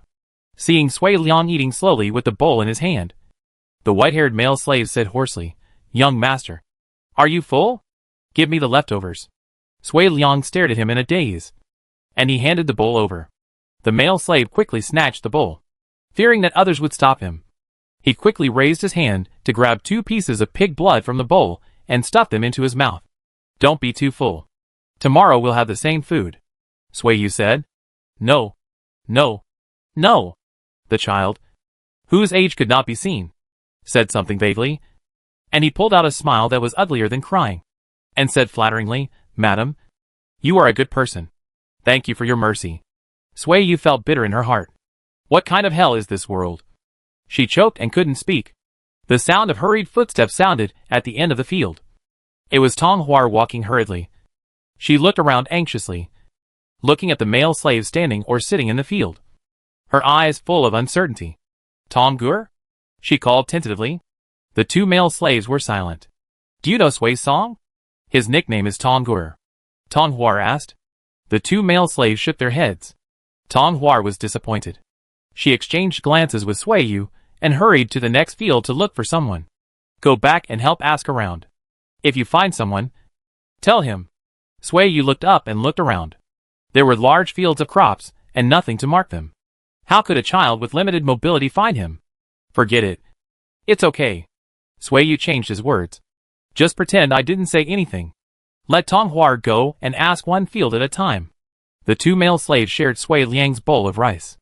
After eating, they looked at Suiyu anxiously and tried to take the spoon.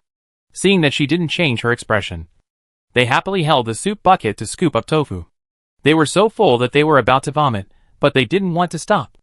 Zhao Xiaomi took the spoon away, and she picked up the pole and carried away the 2 buckets.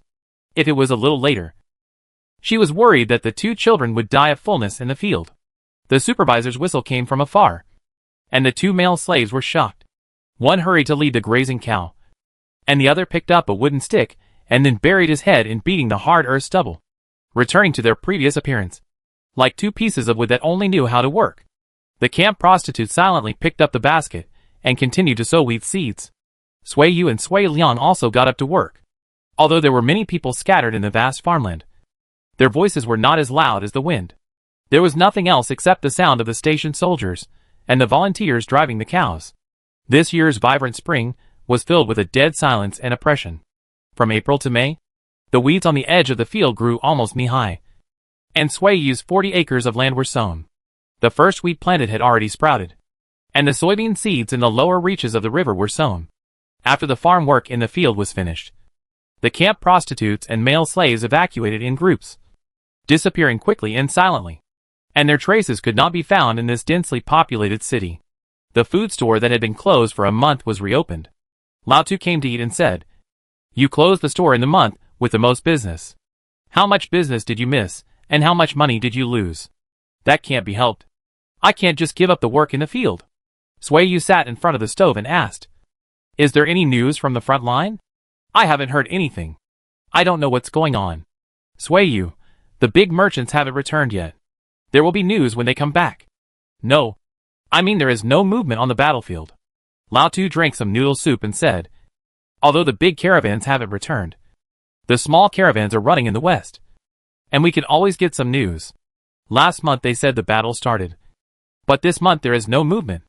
There must be a response whether it is a victory or a defeat." "Right. That's why I think it's strange." As they were talking, a group of tired merchants came in. Sui Yu judged from their clothes that they were merchants who had just entered the city. She asked loudly, "What would you like to eat?"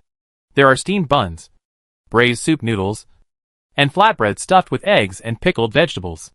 All of them. Just take them, and move quickly." "I'm starving," the leading man said. Sui Yu pinched a handful of rolled noodles and threw them into the pot, and then counted 120 dumplings and poured them into the boiling water. Zhao Xiaomi brought a basket of steamed buns over and poured a dish of vinegar.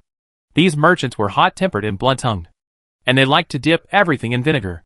"Where are you from, brothers? Have you found a good place to live?" asked the bald old man. "Coming from Human Pass. I came here to fill my stomach as soon as I landed." The old bald man pointed to the next door and said, "I still have more than 10 rooms left, with bunk beds and single rooms. You guys can stay at my place so that you can go out and eat, which is convenient." Sui Yu brought 2 bowls of braised soup noodles over and asked, "How is the war in the west? I don't know which dog thief leaked the news." "Before the army arrived, the Xiongnu army escaped, and we were left empty-handed." The older merchant spoke, and he sighed and said, "If they escaped, don't come again. It disturbs people." The old bald man shouted, and he clapped his hands and said, "This is good news. The Xiongnu escaped. Our sons suffered a lot, but they can come back intact." "You are right." The merchant nodded. The braised soup noodles and flatbreads were served, and the merchant buried his head in eating and stopped talking. The old bald man sat for a while, and when they had almost finished eating, he asked, "Is this news accurate? If it is reliable, I will tell it to others."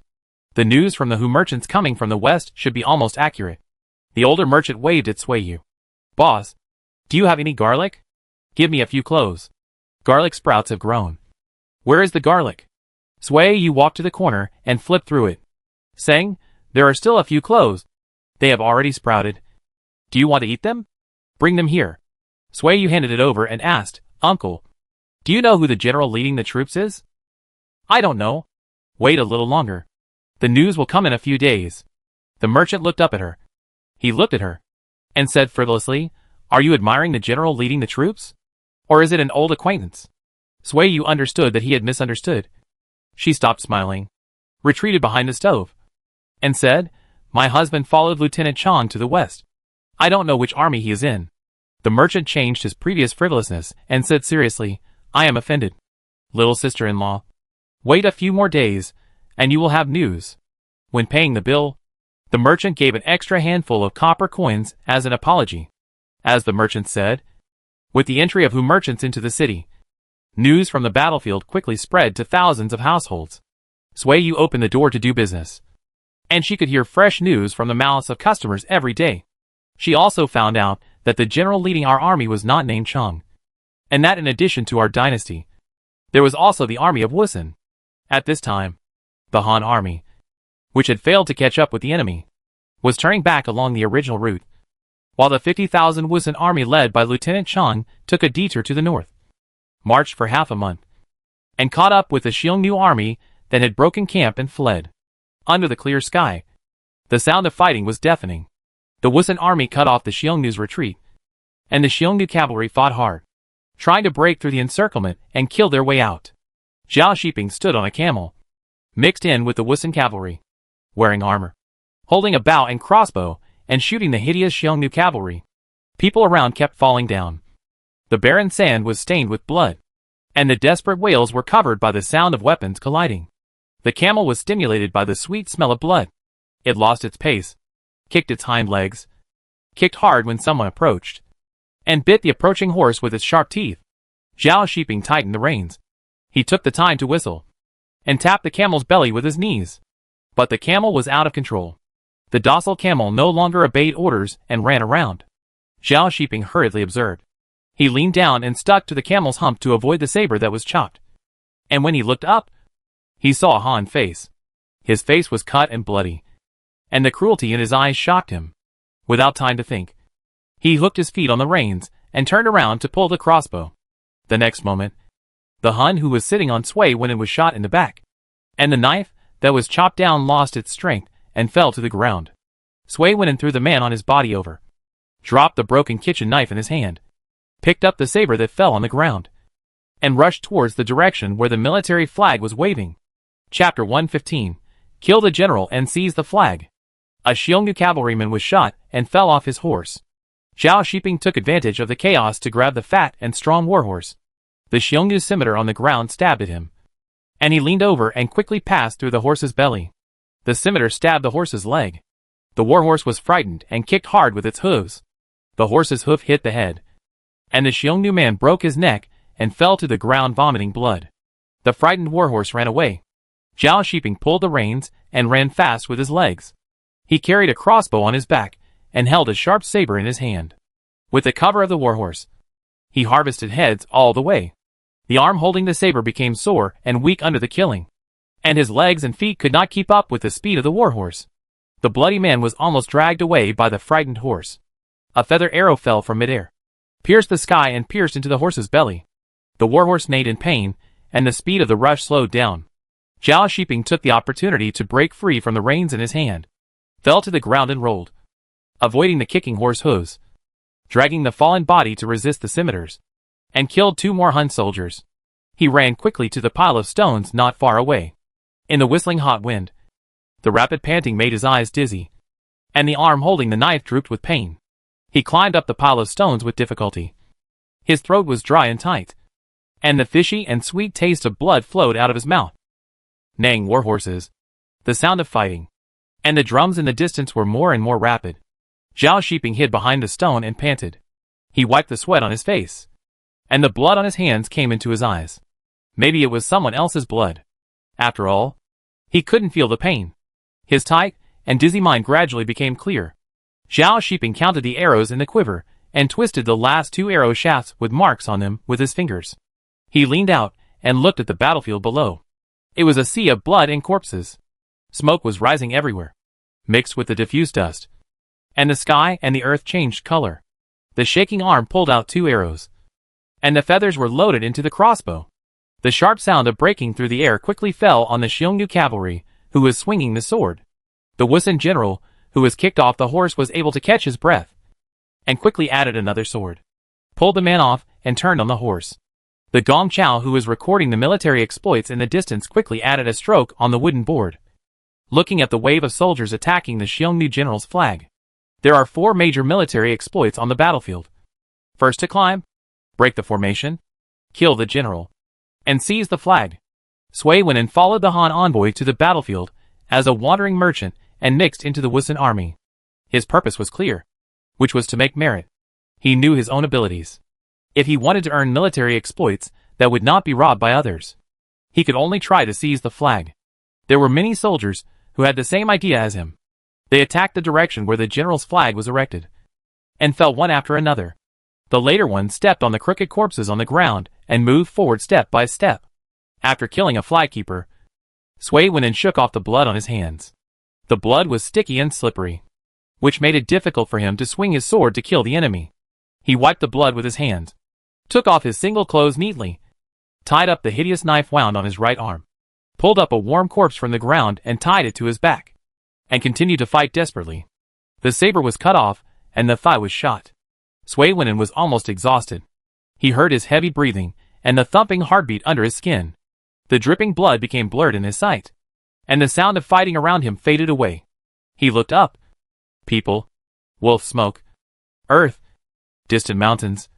Everything was distorted at a very fast speed. The blood-red sky was pulled up, and with a bang, the man fell to the ground. Gong Chao sighed lightly, moved his eyes away, and moved to the flag grabber, who ran up again.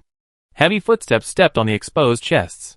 The people standing did not consider whether the people lying on the ground could still breathe. Once they fell down, the predecessors became stepping stones for those who came later. Several people stepped on him one after another, and then he was killed and retreated by the counterattacking Han soldiers. A stream of blood splashed down, followed by a heavy corpse. Sui Wen'an was hit and bounced back. Dark bloodstains flowed from the corners of his mouth, and the unconscious man woke up. The blood-red color in his vision faded a little, and Sui Wen'an stared at the changing sky in a daze. His lost hearing returned again. He listened motionlessly to the clanging of weapons colliding, the hoarse shouting, the muffled sound of swords and axes piercing flesh, and the sound of blood dripping. The last corner of his vision was buried by fresh corpses. Sui Wen'an smelled the strong smell of blood, and he became particularly calm. In the dying state, he suddenly felt relieved. He died in this unknown wilderness without having to face the sinful past. This was a pardon for him. The two armies fell into fatigue in the battle, and the inspiring war drums beat. The drums were connected with the heartbeat. A large wave of feather arrows fell, and another group of people fell on the battlefield. A group of Wusun soldiers, who had come a long way to ambush, came from the northeast after beheading the fleeing Xiongnu soldiers. The loud sound of the horns, and the sound of the horses' hooves that shook the earth were a powerful stimulant. The tired Wusun army instantly regained their spirits, howling and slashing at the panicked Xiongnu with their swords. The piled-up corpses turned over. The corpses piled on top rolled down, and a squirming bloody man crawled out from the gap. Sui Wen'an grabbed the corner of the dead man's clothes to wipe the blood off his face. He shivered in pain when he touched the rolling flesh and blood, and even forgot that there was a knife wound on his face. His vision became clear, and Sui Wen'an found that the Xiongnu had lost their footing and fled westward. The Wusun army was chasing them closely. More people fell into madness, and were stimulated by the blood and lost their minds. They became swords of slaughter, thinking only of chasing and killing the enemy. He turned his head to look at the drooping flag. The two groups were still fighting, and the outcome would soon be decided. Sui Wen'an picked up a bright yellow battle flag and pressed it under him. He dragged a corpse on his back, picked up the scimitar in one hand, grabbed the arm of the dead body with the other hand, and crawled up. A Wusun soldier swept the Xiongnu flag with a gun, and before he could cheer, a wooden arrow flew from a distance and pierced his neck. Sui Wen'an looked up. He crawled in another direction, picked up the blue-black flag that fell on the ground, violently tore it, and then tied the worn bright yellow flag under him. The bright yellow flag slowly rose. The banner spread with the wind, and the dark black Han character showed its shape. "We won!" Sui Wen'an shouted. He stood up with difficulty on his injured leg, dragged a corpse, and waved the flagpole. A wooden arrow shot over, and Sui Wen'an heard the sound of the body behind him being pierced. He waved the flag even more vigorously, and shouted with all his strength, "The Xiongnu was defeated. The Han won. The Xiongnu was defeated, and the flag was captured." The Wusun soldiers not far away shouted in Wusun language. Gong Chao hurriedly swept it, and lowered his head to make a note. The drumbeat of the war drum changed, and the people who heard the sound looked in the direction of the fluttering flag. The Xiongnu's flag was replaced by the flag of the Han army. The Xiongnu was defeated. The morale of the Xiongnu was greatly reduced, and the morale of the Wusun army was high. The situation on the battlefield was completely reversed.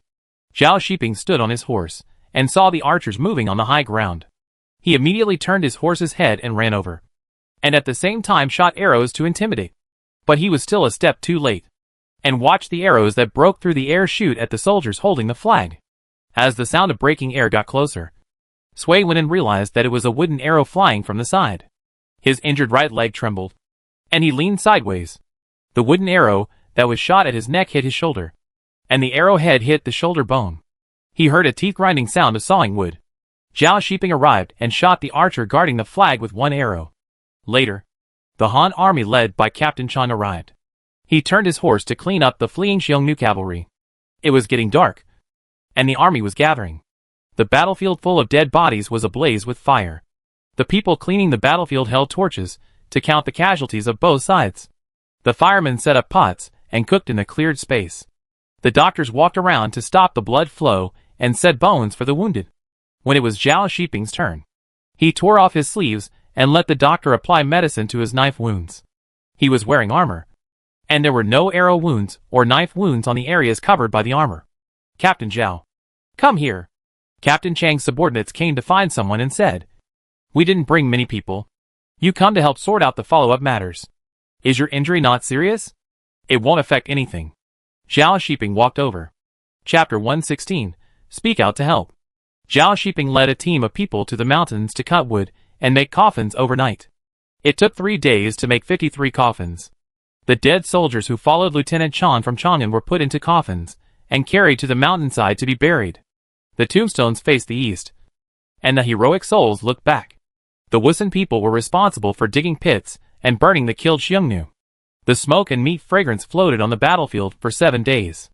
After the burning and burial were exhausted, the Wusun army set out on the road to return with the captives.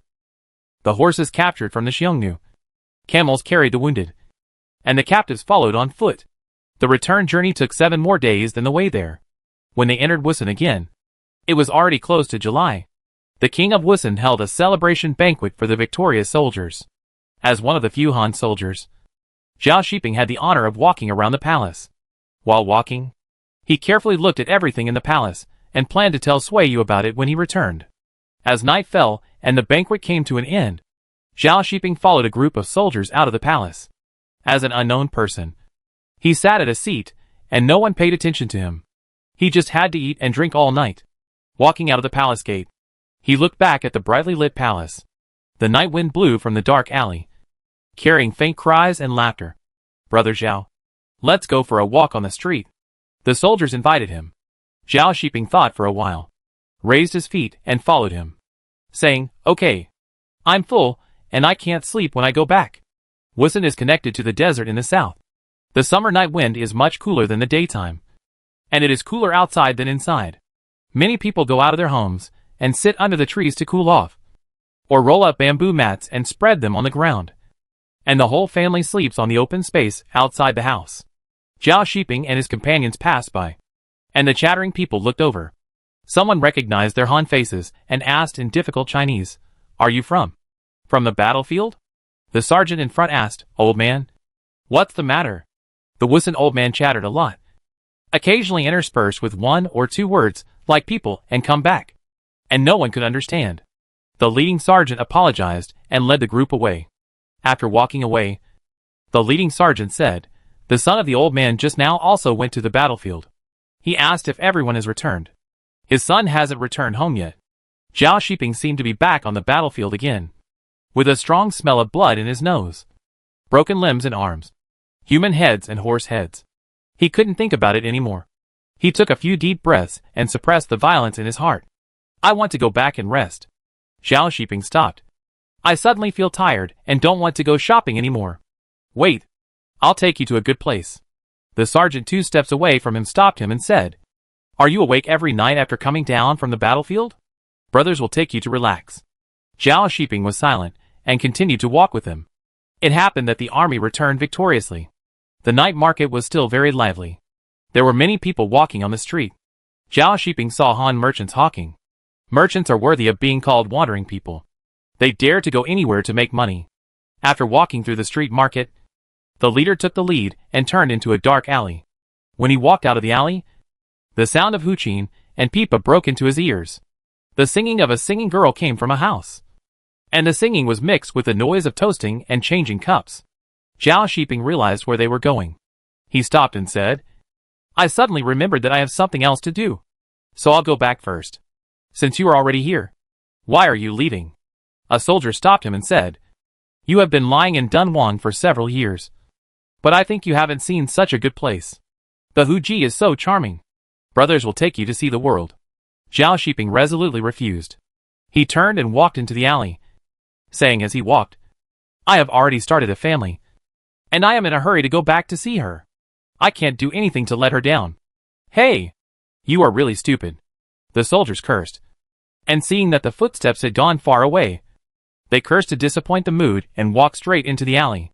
Zhao Shiping walked alone in the street market, from the beginning to the end, and then turned back to the official residence, where he was received.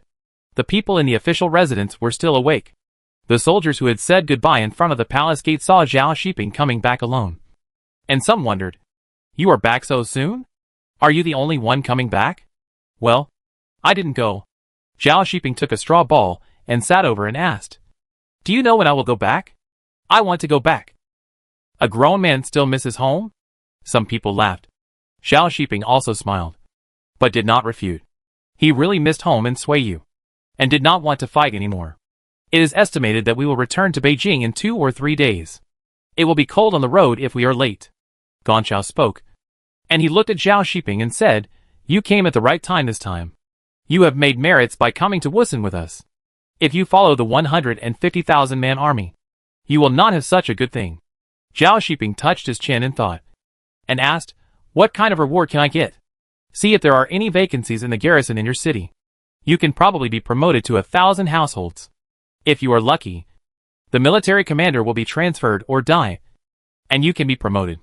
Zhao Shiping knew that the war in the north had not started, and the commander would not die anyway, so he could probably be 1,000 households. "Where's the guy who grabbed the flag?" asked the sergeant next to him. Speaking of this, Gongqiao smiled and shook his head and said, "I have to report this to the lieutenant." "It's funny. What do you want to report to me?"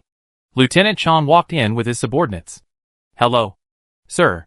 The soldier sitting cross-legged in the yard stood up and saluted. Lieutenant Chong pressed his hand, and the attendant brought a low couch and a bamboo mat. Lieutenant Chong took off his shoes and sat on it. He asked Gongqiao to bring the summary of military merits and asked, while reading, "Tell me, what do you want to report?" Gongqiao sat at the bottom. He bowed and said, "The wandering merchant who grabbed the flag came to me these 2 days and said that he wanted to use his military merits to help a friend's clan member get out of slavery. The criminal slave he mentioned is serving a sentence in Dunhuang County. He is a clan member of Sui Jiushan, the governor of Jiangling County, who was beheaded 4 years ago." Zhao Shiping was shocked when he heard the word Sui, Dunhuang and the surname Sui. He guessed the identity of the man who grabbed the flag. Captain Chong did not speak. He looked at the records on the bamboo slips by the light of the oil lamp. His subordinates came to persuade him, "Sir, it's late at night. It's time to go to bed. Can we leave the official business for tomorrow?" Gongqiao confessed his guilt. "It's my fault." Captain Chong waved his hand, put down the bamboo slips, and said, "Bring the people to see me tomorrow." "Yes." Zhao Shiping did not sleep well again that night. He woke up in the middle of the night. He got out of bed to drink water and looked out through the half-open window. He couldn't help but think of what happened before going to bed. Sui Wen'an went to the battlefield to earn military merits to save his clan from slavery. In this way, this man is quite conscientious. If Sui Jiushan had not committed a crime and the Sui family had not fallen, with Sui Wen'an as the leader, the people of the Sui family would definitely have a good life. The next morning, after breakfast, Gongqiao took Sui Wen'an to the courtyard where Lieutenant Chong lived. The soldiers who had been waiting in the corridor looked curiously at the wounded hero. A hideous knife wound ran from the nose to the left jaw. The weather was hot, and the wound had not healed. The wound was oozing pus, and half of his face and nose were swollen. When Sui Wen'an saw Zhao Shiping, his eyes tightened and his heart became more and more uneasy. Gongqiao bowed to everyone and walked into the door with the limping man. After a while, he came out and shouted, "Everyone, the lieutenant invites you to come in and listen." Zhao Shiping followed the other 8 soldiers in, and chose a seat close to Sui Wen'an. "Tell me."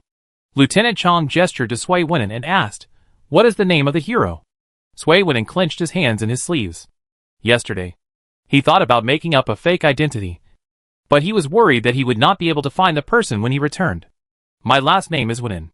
Sui Wen'an chose to tell the truth with a wavering heart. "What is your relationship with Sui Jiushan, the former governor of Jiangling?" "I and his son are close friends. When my friend was alive, he always felt guilty towards his people. I promised him that if I had the chance, I would help his people escape slavery." Sui Wen'an's forehead was sweating. He lowered his head and continued, "After my friend passed away, I felt sad when I stayed in Dunhuang. Last year, I followed the caravan to travel west, and lived in Winsu for a winter. In the spring, I came to Wusun. And then I heard about the Xiongnu's attack. When I heard about the envoy from my dynasty in the beginning of summer, I suddenly wanted to try my hand on the battlefield. If I could make a contribution, I could not only fulfill my friend's last wish, but also fulfill my promise. If I die on the battlefield, it would be my fortune to kill the Xiongnu. As soon as these words came out, the whole room was silent. Please accept my greeting, righteous man. Gong Chao bowed down, then stood up and said, your good friend has a confidant like you, and this life is not in vain. Sui Wenin tried to smile. Captain Chang asked, what is the name of your good friend? How many people are there in his clan? Sui Wenin's face turned pale, and he failed to fool people after all. Do you know Sui Yu? Zhao Shiping said, facing the head, bowed and said, to be honest, sir, I married a wife 3 years ago. Because of the mischief of the centurion, I married a criminal slave, also surnamed Sui, from Yu County. Sui Wenin lowered his eyes and nodded, saying, I don't know this person, but I have heard of her name. Captain Chang sighed in excitement. How could such a coincidence happen? Let me think. When you came back from Wusun last year, you told me that you wanted to free your wife from slavery? Your memory is correct. Zhao Shiping sighed with regret and said, if I had known that Brother Wen was interested, I would not have spent that effort last year. I was promoted to a centurion last year. If I have made military achievements this year, wouldn't I be promoted to a captain? Captain Chang laughed and scolded him for being greedy. Zhao Shiping glanced at Sui Wenin and said, according to my understanding, there are not many people left in the Sui clan. Only 4 prostitutes in the camp. And there are probably not many male slaves left. When I left Dunhuang, there were less than 10 male slaves alive. After another year, there were still wars, and the number of people alive was estimated to be even fewer. Sui Wenin added that he knelt down with his injured legs and arms and begged, please help me. Sir, pardoning a dozen criminal slaves is far less valuable than rewarding officials with silver. Captain Chang thought about it and said, remember this, Gong Chao, and you will be responsible for reporting it after returning to Chang'an. Pardoning criminal slaves and issuing rewards are both the responsibility of special officials. Captain Chang reported the war directly to the emperor, and such trivial matters were not his responsibility. At most, he mentioned it for the emperor to hear. The Gong Chao replied, and seeing that Captain Chang stopped talking, he withdrew with Sui Wenin, and the rest of the soldiers followed him. 2 days later, Captain Chang left Wusun with the captives. The seriously injured soldiers stayed in Wusun to recover. Sui Wenin's injuries were on his legs, arms and face, which did not affect his journey. He rode on a camel and returned with the Han army. During the rest time, Sui Wenin found Zhao Shiping to thank him. Zhao Shiping shook his head and said, it's not because of you, but because of people like Sui Yu, Sui Liang and Tom Huar who were dragged down by you. Even if they used your family's power to do bad things in the past, they are not guilty of this. Chapter 117. You can return to your hometown. It took more than 2 months to return from Wusun to Dunhuang. It was already the beginning of September when they entered Human Pass. It took another 5 days on the road before Zhao Shiping and Sui Wenin entered the city gate of Dunhuang County. Captain Chang and his party stayed in the post station. After Zhao Shiping came out of the post station, he went to see Captain Chu. You're back? Captain Chu came out. He came back with the army in early July. He heard that Wusun had defeated the Xiongnu half a month ago, but he didn't know the details. Come, tell me about the battle. Captain Chu punched him and said, I didn't know you met Captain Chang until I came back from Wusun. And you went to Wusun with him again. How? Did you make merit again? Zhao Shiping touched his nose and couldn't help laughing. He nodded proudly and said sincerely, thank you for giving me the opportunity to train before. If I hadn't been on missions one after another in the past 2 years, you wouldn't have discovered that I have some talent in archery. Without the accumulation of these 2 years, I would have been disabled if I didn't die on the battlefield this time. And how could I make merit? Captain Chu was satisfied with his attitude and then asked about the battlefield. From arriving in Wusun, to Captain Chang leading the Wusun army to intercept the Xiongnu, to the fighting on the battlefield, and the Xiongnu's defeat, Zhao Shiping told him one by one. And at the end, he also relayed the words of Gong Chao. Captain Chu nodded from time to time, and he stared at Zhao Shiping with inquiry. This is a smart man. He has already paid the way before the court's reward has come down. Captain Chu couldn't help laughing when he vaguely remembered the fool who had been waiting for him outside the government office 2 years ago. He said he wanted to do meritorious service to free his wife and brother-in-law from slavery. Okay. If you can be promoted to 1,000 households, you can work under me. Captain Chu patted him on the shoulder and sighed. It's fate and time. Zhao Shiping agreed with this. From the age of 15 to 19, he ran on the battlefield for 4 years and worked hard to get the title of a captain of 10 men. In a battle this year, he was directly promoted to a captain of 1,000 men. How many people have never been promoted since they joined the army until their hair turned gray? It's fate and time. Coming out of the captain's mansion, Zhao Shiping saw Sui Wen'an squatting on the side of the road. It was obvious that this man was waiting for him. He couldn't help but frown. Hearing the footsteps, Sui Wen'an stood up. The knife wound on his face was not well taken care of. Although the wound healed, the scar was particularly hideous. The healed skin and flesh were tangled into a dark red centipede. The scar affected the direction of the muscles. The left corner of the mouth was raised, and the nose wing was raised, making him look extremely fierce. Please don't mention my return to Sui Yu, let alone Tong Huar and the others' emancipation, Sui Wen'an said. He was worried every day until the reward came. Zhao Shiping nodded. I won't mention it. And I don't know you. Try to show up as little as possible before they are emancipated. Sui Wen'an understood that Zhao Shiping had supported him in Wusun before, but he didn't mention him and Sui Hui and Sui Ling at all. In addition, Zhao Shiping had only met him once 3 years ago and never met him again. If the matter was exposed in the future, Zhao Shiping would just insist that he didn't recognize him and nothing would be related to him. I won't show up again until the matter is settled. After that, I will leave Dunhuang. Sui Wen'an nodded to him, then left in a hurry with his face turned away. Zhao Shiping and others waited until he could no longer see his figure before they started to walk back. They stayed in the school lieutenant's mansion for nearly half an hour. It had been an hour since they entered the city, and they didn't know if Sui Yu had heard the news. Sui Yu was harvesting wheat in the field. It was autumn harvest time. She went to the shop to do business in the morning, and came to the field to harvest wheat in the afternoon. She was exhausted, and couldn't finish the 40 acres of land. When the wheat turned yellow, she went to the village head, who promised that he would arrange a few more people to help her as soon as possible. Sui Yu thought that even if she and Zhao Xiaomi went out early, and came back late to harvest a few more bundles of wheat, it would not be as good as the village head assigning a few more people to work for half a day. So she was not in a hurry, and only came to work in the afternoon. In the morning, she went to the shop, and did business for the caravan. Sui Yu. The voice she had been thinking about day and night came. And Sui Yu turned her head and looked. The man standing on the ridge was the man who had been away from home for half a year. Third brother. Zhao Xiaomi shouted excitedly. You're back. You're back alive. You're finally back. Zhao Shiping smiled and said, Yes, I'm back. Sui Yu glared at him. She put down the water bag and walked over, saying, You should have come back half a month later. Now that you're back, there's a man at home, and the village chief won't arrange anyone to help with the work. Zhao Shiping put away the smile on his face. His face tensed, looking a little fierce. Sui Yu reached out and hugged him gently, looking up and saying, Welcome home. The man was relieved. He reached out and hugged her with great strength. He took a deep breath and said, You have no conscience. Nonsense. I just feel sorry for you coming back to work. 40 acres of land.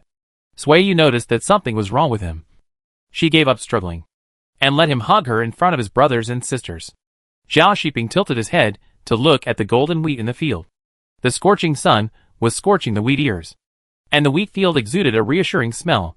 His tense mind relaxed, and he suddenly felt tired and wanted to lie down on the weed-covered ridge and take a nap. I'm not afraid of being tired. Why should I be afraid of being tired when harvesting crops? Zhao Shiping let go of the person in his arms and said, You go back to cook. I'll come to harvest the wheat. I want to eat vegetable and egg soup noodles. Vegetables and eggs? Yes. I want vegetable and eggs. Sui Yu said yes. She hugged the man again, turned around and ran away quickly. Zhao Xiaomi and Sui Liang looked at the couple with red faces. Seeing that they finally separated, they moved their eyes away embarrassedly. Zhao Shiping picked up the water bag and filled his stomach with water. He picked up the sickle and went to the field, continuing to cut along the place where Sui Yu had cut before. Accustomed to holding a knife to kill people, Zhao Shiping actually felt uncomfortable when he picked up the sickle for farm work. After a long time of running in, he was able to harvest wheat faster. Third brother. Before you left, my third sister-in-law asked the caravan to take a message to Jiuchuan. But there was no reply. I guess my parents didn't receive the letter. Now that you are back, remember to send another message to my hometown. Xiao Xiaomi explained. Okay. Third brother. Have you done anything meritorious? Zhao Xiaomi asked again. Zhao Shiping said him briefly. Zhao Xiaomi laughed. I can eat meat again. Brother-in-law. Are you injured? Sui Liang said. Yes. Yes. Third brother. Are you injured? Zhao Xiaomi stood on tiptoe to look over and muttered. It's been half a year. Even if you were injured, it has healed. Third brother. Don't go to the battlefield to fight in the future. We are so worried about you at home. Whenever a caravan comes back, the third sister-in-law asks them about the news on the battlefield. She is not happy if there is news, and she is still unhappy if there is no news. Zhao Shiping listened to her mumbling patiently, and when she finished, he said, the Xiongnu have been driven away, and the Wusun have also surrendered to our dynasty. There will be no more wars in the future. Great. Xiao Xiaomi cheered. Third brother. You are awesome. Sui Liang nodded heavily, and said proudly, I've said it before. My brother-in-law is awesome. Zhao Xiaomi babbled again, repeating the word Sui Liang used to praise him. Zhao Shiping straightened up and looked over. Sui Liang was introverted by nature, and he blushed and his eyes flickered, embarrassed to look at him.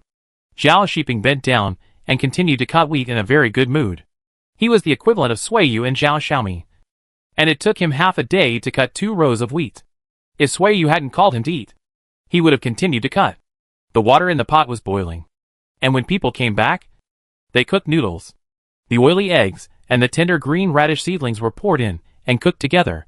The noodle soup was thick and white, and the noodles were ready to eat.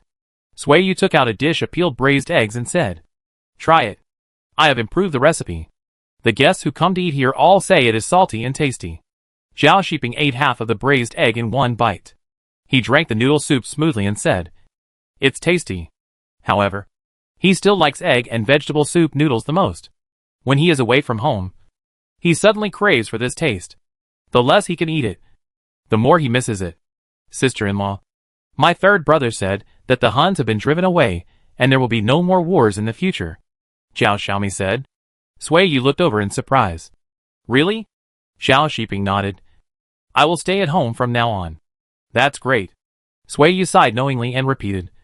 That's great news.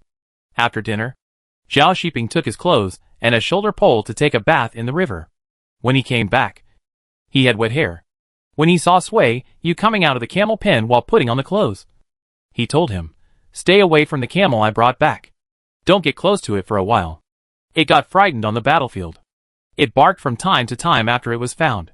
It has only been calm recently. Sui Yu instantly understood where the abnormality in Zhao Shiping came from. It was a post-war trauma, and he also needed time to recover. Lying on the bed, the silent collision was heavy and fast. Sui Yu almost hit the bedpost several times, but he quickly pulled her back. She hugged him tightly and hung on the man. The camel in the circle suddenly screamed, one after another, as if waking up from a nightmare. Sui Yu stroked the man's head, her 10 fingers entangled in the wet hair. The joy running through her body made her lose her strength. After the tension, her weak hands fell down. The door next door opened. Sui Liang stood under the eaves and shouted, Why are you screaming in the middle of the night? Zhao Shiping chuckled, and he asked hoarsely, Why are you screaming in the middle of the night? Sui Yu kicked him lightly. She sat up and heard the door next door closed again. She reached down and asked coquettishly, Will you scream in the middle of the night? I'm not like you. The tiger's mouth tightened, and the man gasped. He glared at her and warned, Don't move. You can't stand it. The real murderer. Sui Yu pouted. His hands moved, and his mouth still asked, Is it like this when you came down from the battlefield before? Zhao Shiping didn't say anything. It was even worse at that time. No wonder I thought you had a weird temper when I met you. Sui Yu sighed. Most people who come down from the battlefield are weird. Zhao Shiping explained. Sui Yu leaned over and kissed the man's eyes, whispering gently, It's okay. I don't dislike you anymore. As he fell, he sat on it. After talking and making noise, The hot and humid room finally quieted down in the late night. Sui was hungry. So the two of them went into the kitchen to light a fire and cook pickled cabbage dumpling soup. The dumpling soup was filled with tender yellow egg flowers. And the chickens crowed when it was done. It's annoying. It's all your fault. I won't wake up tomorrow morning. The shop will be closed for the day. Sui muttered. Zhao Shiping handed her the bowl and chopsticks. Grinning, how can you make money if you sleep with a man?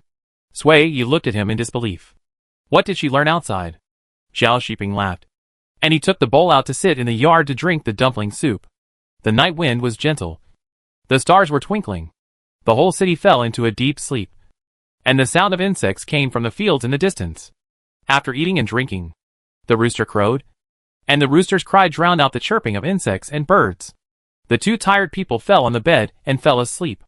In the days that followed, Sui opened the shop in the morning to do business as usual, and returned to the fields to do farm work in the afternoon. Zhao Shiping spent every day in the fields. He was a contented person with a down-to-earth temperament. Sui and Zhao Xiaomi worried about the remaining 20 to 30 mu of crops that had not been harvested, and felt hopeless every day. But Zhao Shiping was not like that. He was based on every inch of the farmland under his feet, doing repetitive and tedious actions.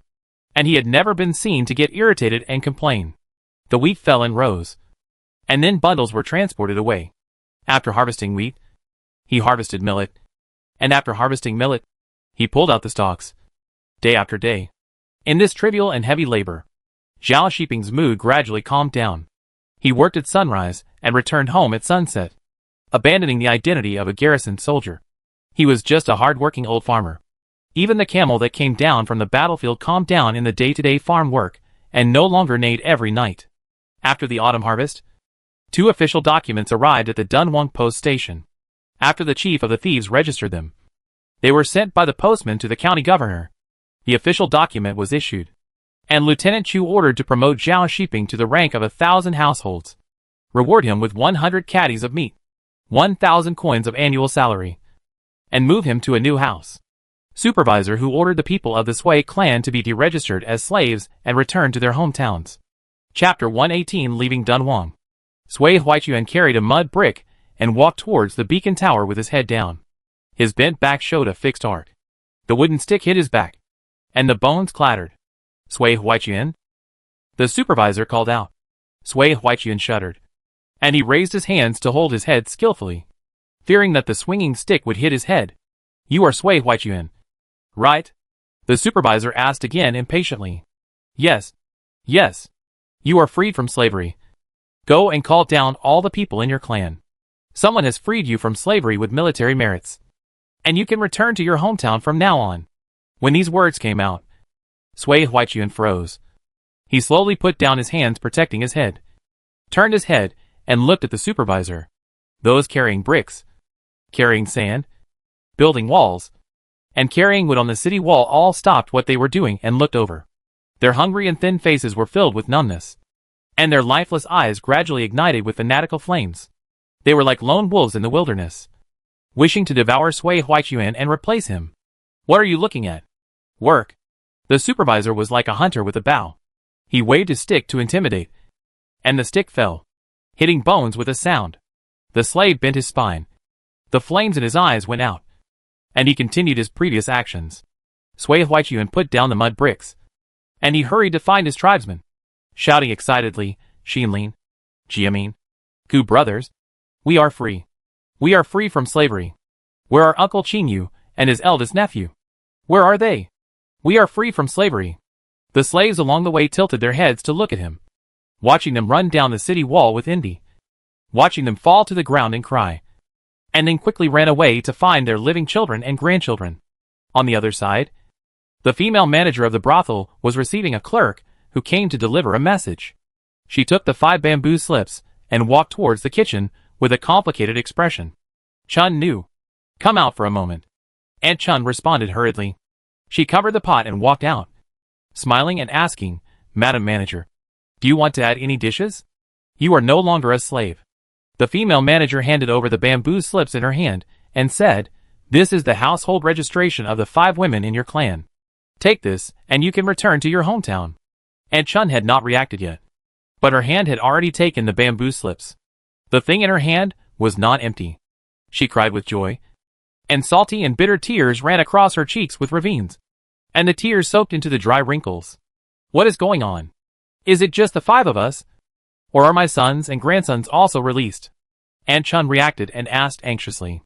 It should be that your clan has all been released as good citizens, and someone has used their military merits to free you from slavery, the female manager explained, saying, you go back to the house now and pack up your things and take them out. Wait until the people in the field come back and leave. Don't affect other people. Mrs. Chun nodded hurriedly. She took the household registration and went to the front yard to pack clothes. They only had 2 sets of clothes to change, and the other was 2 sheepskins and a jar left by Sui Yu 3 years ago. The jar contained the newly woven straw shoes this year. After walking out of the dilapidated gate that allowed men to enter and exit, Mrs. Chun ran with her old legs.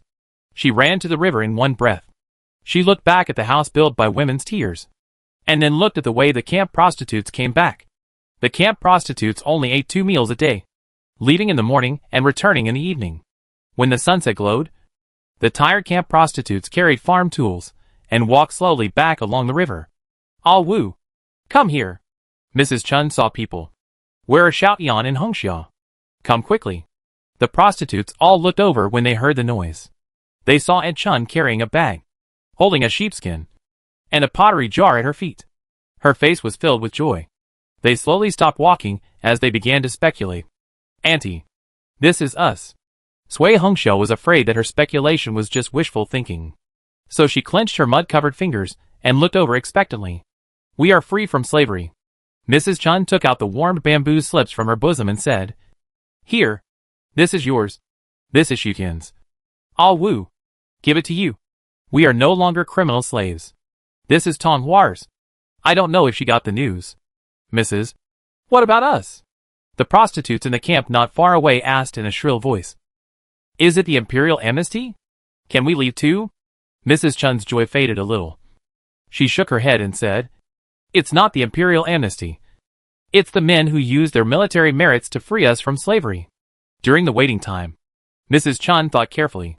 She knew that there had been a war before, and she thought that the men on the battlefield had earned military merits. We should leave. Mrs. Chun picked up the jar and said, Where should we go to find Huichuan and the others? They came down from the battlefield, and I don't know how they are. The 4 of them left quickly. No one looked back, leaving the cannibalistic prostitute camp far behind. When it was completely dark, Aunt Chun led the other 3 people to stand on the long street.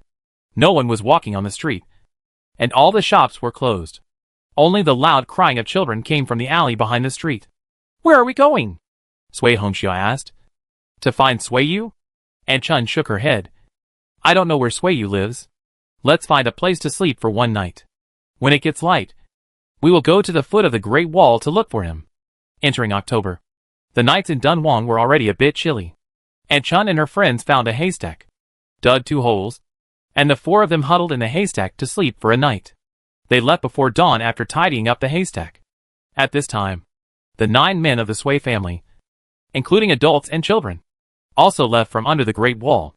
6 hunchback men led 3 skinny children and walked step by step towards the direction of the city. From dawn to dark, they were almost halfway through the journey. There was nothing to block the wilderness except the piles of stones and earth. Neither side dared to sleep in the wilderness with the bleak autumn wind, so they had to continue their journey overnight. The wheezing sound disappeared in the night wind. The rabbit that poked out of the cave shrank back when it heard the heavy footsteps, and the birds that came out to hunt at night screamed loudly, adding a third of mystery to the desolate night. Tom Gur coughed twice, and Sui Shilin took off his single clothes and put them on him. Dad, I'm not cold. I have the vest that my mother gave me, which is very warm. Tom Gur handed back the tattered single clothes. Dad, put it on. Dad, when we find our mother, shall we go back home? Tom Gur asked, and then muttered, My mother said she would make me a new pair of shoes this year. Tom Gur, have you seen your mother? Sui Huichuan asked. Sui Shilin covered Tom Gur's mouth, preventing him from speaking and drinking the cold wind, and answered for him during the spring planting. Tom Huar found him. Sui Huichuan didn't think much about it. He also knew that during the spring planting, The camp prostitutes and male slaves all went to the fields. But his 2 children did not meet their grandmother. What do you think? Was it Sui Wenin who went to the battlefield to free us from slavery? Sui Jiamin spoke. No one said anything. They all knew that it was only Sui Wenin who could go to the battlefield to earn military merits and free them from slavery. The wind blew the voices to the southeast. Aunt Chun and her friends were so scared by the men's voices that they dared not move. In the wilderness, men were scarier than ghosts to them. Could it be my eldest brother and his friends? Sui Hongxia asked in a low voice. I'll go over and take a look. Aunt Chun walked in the direction where the voices came from. She was old, and most men looked down on her. So she was not very scared. Sui Huaichuan and his friends heard the footsteps, stopped and asked, Who is it? But Huaichuan, it's my mother. Sui Huaichuan was overjoyed. It's Huaichuan and his friends. Come quickly. And Chun turned around and shouted. When the 2 groups met, and Wu's husband was dead. Sui Hongxia's eldest brother and younger brother were also dead. And only Tian Erseo's husband was still alive. And Chun hugged her eldest son and cried for her second son, an old man who died without a body. And then hugged her 2 grandsons and cried, thankful that the 2 grandsons were still alive. And Wu and Sui Hongxia had no tears. They had cried dry long ago. They were lucky to survive. And they would have enjoyed a happy death. Didn't my mother come? Tong Gur asked. Tong Huar was not with us. She left the brothel 2 years ago. And Wu roughly recounted what happened before.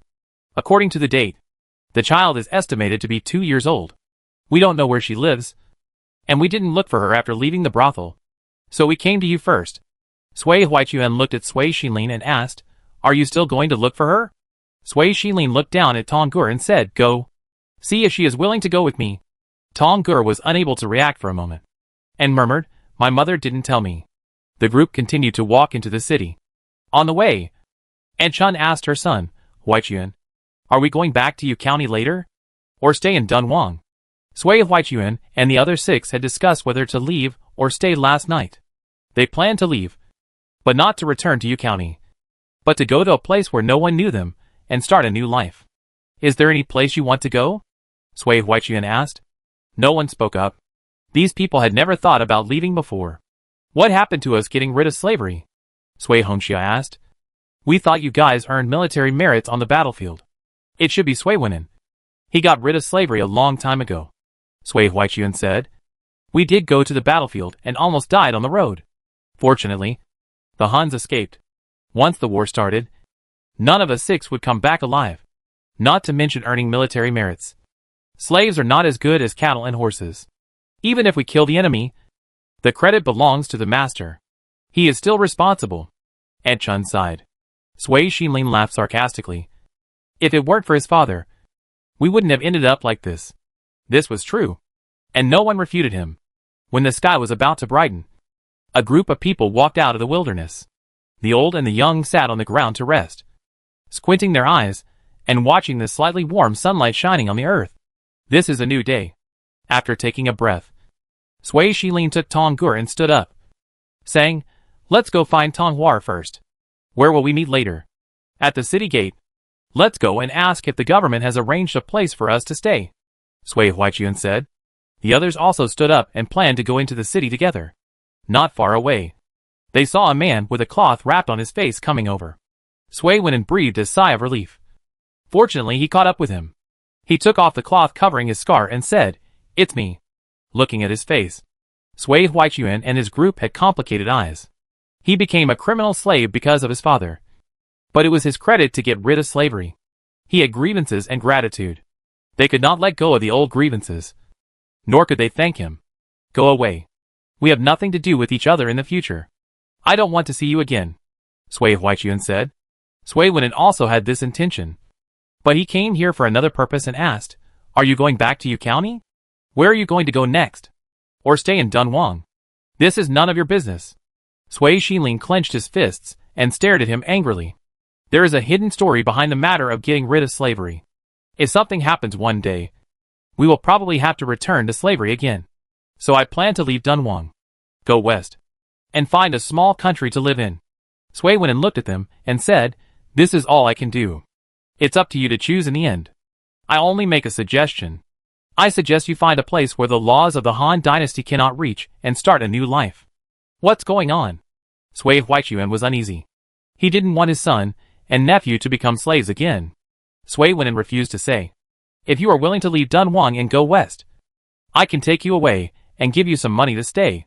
If you are not willing, we will never see each other again. Sui Huaiyuan and his friends discussed it in a low voice for a while, and thought it was feasible. They had been outside the Great Wall, and had seen herdsmen grazing outside the Great Wall. There were few villages gathered together, and no one should explore the past. It was just right for them. Okay, Sui Huaiyuan said. Just take us out of the Gobi Desert, and I won't go with you the rest of the way. Sui Wen'an asked them to follow him. There was a small village outside the city where they could stay overnight. You should take care of your health first, and we will leave after the new year. Chapter 119, Conspiracy. Sui Shilin took Tong Gur to find Tong Huar, but neither of them knew where Tong Huar lived. However, Sui Wen'an knew where Sui Yu lived. He told Sui Yu that her family lived in Juntan, and asked them to go to Shisantan to find Sui Yu. It was at this time that Sui Wen'an learned about Sui Yu's plan to rescue Tong Huar from the brothel. Thinking of Zhao Shiping's character, he sighed that the two of them were a good match. After entering the city, Sui Shilin asked all the way, and finally found Juntan. He was wearing tattered clothes and smelled bad, so people passing by Juntan avoided him. Tong Huar led a shui out of Dinghu Lane, and saw that the child standing on the fork road looked familiar. But she felt that it was impossible for him to be Tong Gur. Sui Shilin turned around when he heard the footsteps, and recognized the woman who used to sleep with him. Seeing her glance at him with a strange look, he swallowed the words on his lips, and stared at her quietly. Tong Huar stopped, turned her head and looked at the man, then moved her eyes to the child with his back to her. Mom? A shui pulled her trouser leg. Tong Gur looked over and saw Tong Huar. He was surprised, and then tears welled up in his eyes. He ran over barefoot. Is it really Tong Gur? Tong Huar squatted down and hugged him, then looked at the silent man. Mom, Dad and I are here to find you. Tong Gur choked. It's my mom. A shui pushed him. She didn't let Tong Huar hold him. She squeezed into Tong Huar's arms, crying and shouting, Mom, hold me. Tong Gur wiped his tears and looked over. He looked at Tong Huar again. This is your sister. Tong Huar spoke with difficulty. Tong Gur finally understood what he heard last night. This is your elder brother. Tong Huar pushed Ah Shui away from her arms and said, Stand and wait with your elder brother for a while. I'll be here soon. People nearby looked over. Tong Huar led Sui Shilin to the alley behind the wall. She asked softly, How did you get here? What happened? Sui Wen'an made military achievements on the battlefield, and used them to free us from slavery. Sui Shilin handed over the bamboo slips in his hand. This was given to him by Aunt Chun last night. This is your household registration. From now on, you will no longer be a criminal slave. Tong Hua lowered her head. Her extravagant wish came true. But she couldn't be happy. Her life had been ruined long ago. She lived like a person, not a ghost, and could not go back to the past. Nor could she see the future. What was there to be happy about? She could only be happy for the two children. It's a good thing, she said. Sui Shilin said. We plan to leave Dunhuang after the new year, and live in the west. We won't come back. Are you willing to leave with me and Tong Gur? Or stay here? Just leave like that? Tong Huar tilted her head to look at Dinghu Lane, raised her eyes and asked, Are you going to let go of the culprit who caused us to fall into this situation? We were able to escape slavery because of Sui Wen'an's military achievements. He could have ignored us. Sui Shilin looked out of the lane. It didn't matter whether he died or not, but he still had a son to raise. With the hope of life, he became timid. Compared with his son's stable life in the future, Sui Wen'an's life was not worth much, and it was not worth him risking his life. He promised to take us a ride and give us some money to settle down. I am satisfied. We will leave after the new year. Are you willing to go with us? Sui Shilin asked again. Tong Huar was disappointed. Her husband's retreat made her feel betrayed. Anger fueled her courage, and her plan quickly took shape. I'll go with you. I want to leave this dirty place and go to a place where no one knows me. Tong Huar looked up. She laughed bitterly and said, I was a camp prostitute, gave birth to a child of some beast, and followed a toothless old man. Sui Shilin wiped his face and wiped away his angry tears. He raised his hand to hold her and begged, Don't say it. Don't mention it in the future. Forget it. It's me who failed to protect you. And it's the men of the Sui family who let you down. Let's go to a place where no one knows us. Forget these things. And start a new life. Tong Hua finally cried bitterly. Why did she have to go through all this suffering? Shui heard her crying. She shouted anxiously for her mother, and wanted to run over, but was held down by Tong Gur. Uncle Lao Nyo happened to find out, and he ran over when he heard the child crying. What's wrong? What's wrong? Whose child are you? How dare you bully my daughter? Uncle Nyo shouted. Tong Gur was so scared that his face turned pale, and he immediately let go. Shui immediately ran to the alley. When she saw Tong Hua coming out, she called her mother aggrievedly. Uncle Nyo came over with a pair of old eyes. In the eyes of the people watching the excitement, he looked at the man standing with Tong Hua. With just one glance, he confirmed the identity of this person. Tong Gur. We're leaving. Sui Shilin didn't talk to Uncle Nyo. He took Tong Gur and left directly. Before leaving, he didn't forget to explain, we live in Lijiaten outside the West City Gate. Tong Hua picked up Shui, and she went home with Uncle Nyo in silence. After closing the door, Uncle Nyo asked, have you gotten rid of your slavery? Yes. I will leave with him after the new year, Tong Hua said bluntly. Uncle Nyo was hoarse. He looked at the child chasing the chicken and said, can you bear to leave Shui? She likes you. Tong Hua didn't say anything. You stay. Who knows how many years I have left? When I die, this family and the 20 acres of land will be yours. Uncle Nyo tried to keep her. Tong Hua shook her head firmly. She looked at Shui. This child knew nothing. If she took him away, Tong Hua sighed. She pulled her hair painfully and said, if you die early, give the child away. Uncle Nyo glared at her. He felt cold in his heart, and completely gave up the idea of keeping her. He gritted his teeth and cursed. You are so cruel. You throw away your own child. You are worse than an animal. Tong Hua let him curse. What did he know? Shui ran over. She pouted and glared at Uncle Nyo, angrily saying, don't curse your mother. Uncle Nyo glared at Tong Hua again, and he picked up Shui and went out. When he came back at noon, he saw smoke coming out of the chimney, and asked angrily, why haven't you left yet? They will leave after the new year. I will stay here with Shui for the remaining 1 or 2 months. Tong Hua smiled at Shui. After this new year, the fate of the mother and daughter will end. She stretched out her hand and said, Mom will braid your pigtails. Come with me into the house. For the rest of her life, she wanted to treat this child wholeheartedly, putting aside all the barriers. The next day, Tong Hua took out the money she had saved from working for Sui before, and she took Shui to the street to buy 5 feet of red cloth, intending to make Shui a brightly colored dress. When they came back, Sui happened to move. Sui led the camel to talk to the neighbors, and everyone congratulated her. Tong Hua stood at the entrance of the alley, waiting for Sui to come over. She said sincerely, Sui, congratulations. I wish you a smooth life. Congratulations to you too. Sui smiled. After the reward came, Zhao Shiping explained everything about Sui Wenin. We are leaving. Tong Hua spoke vaguely for Shui's sake. Sui looked at the smiling child, raised her head and said, congratulations on getting out of the quagmire. It's not easy along the way. Make yourself happy. Tong Hua smiled sincerely. Sui was really a good person.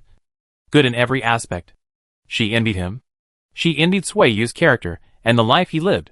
Sui led the camel away. Her and Zhao Shiping's new home was in Qianhusu, close to the government and the school lieutenant's mansion. It was a 2-entry house.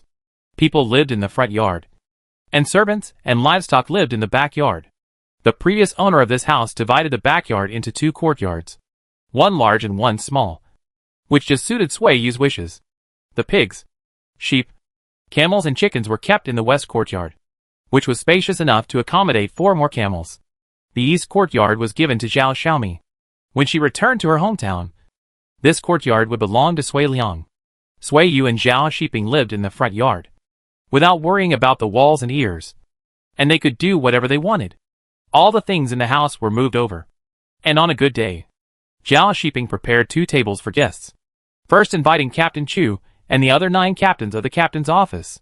He was the youngest of the 10 captains. Although he was young, he was promoted by solid military merits, and he was favored by Captain Chu. The 9 captains who had known him for a long time did not give him face, and came as soon as they received the letter. After entertaining his superiors and colleagues, Zhao Shiping invited Huang Anqing, Qin Dasun, Uncle Niu, and 10 of his centurions to come to his house for a meal. Uncle Niu brought Ah Shui with him and took her to eat good food.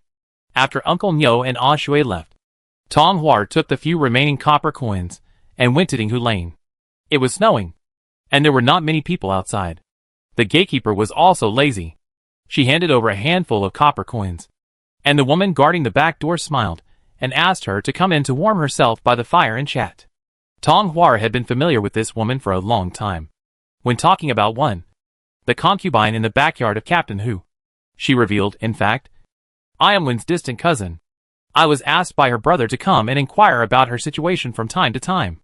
As she said that, she stuffed the last handful of copper coins into the woman's hand and said, Don't be offended, Aunt. I don't want to hide it from you. It's her cousin who is afraid that we poor relatives will embarrass Aunt. So he has been hiding it. Now, her brother has returned from the battlefield and was injured.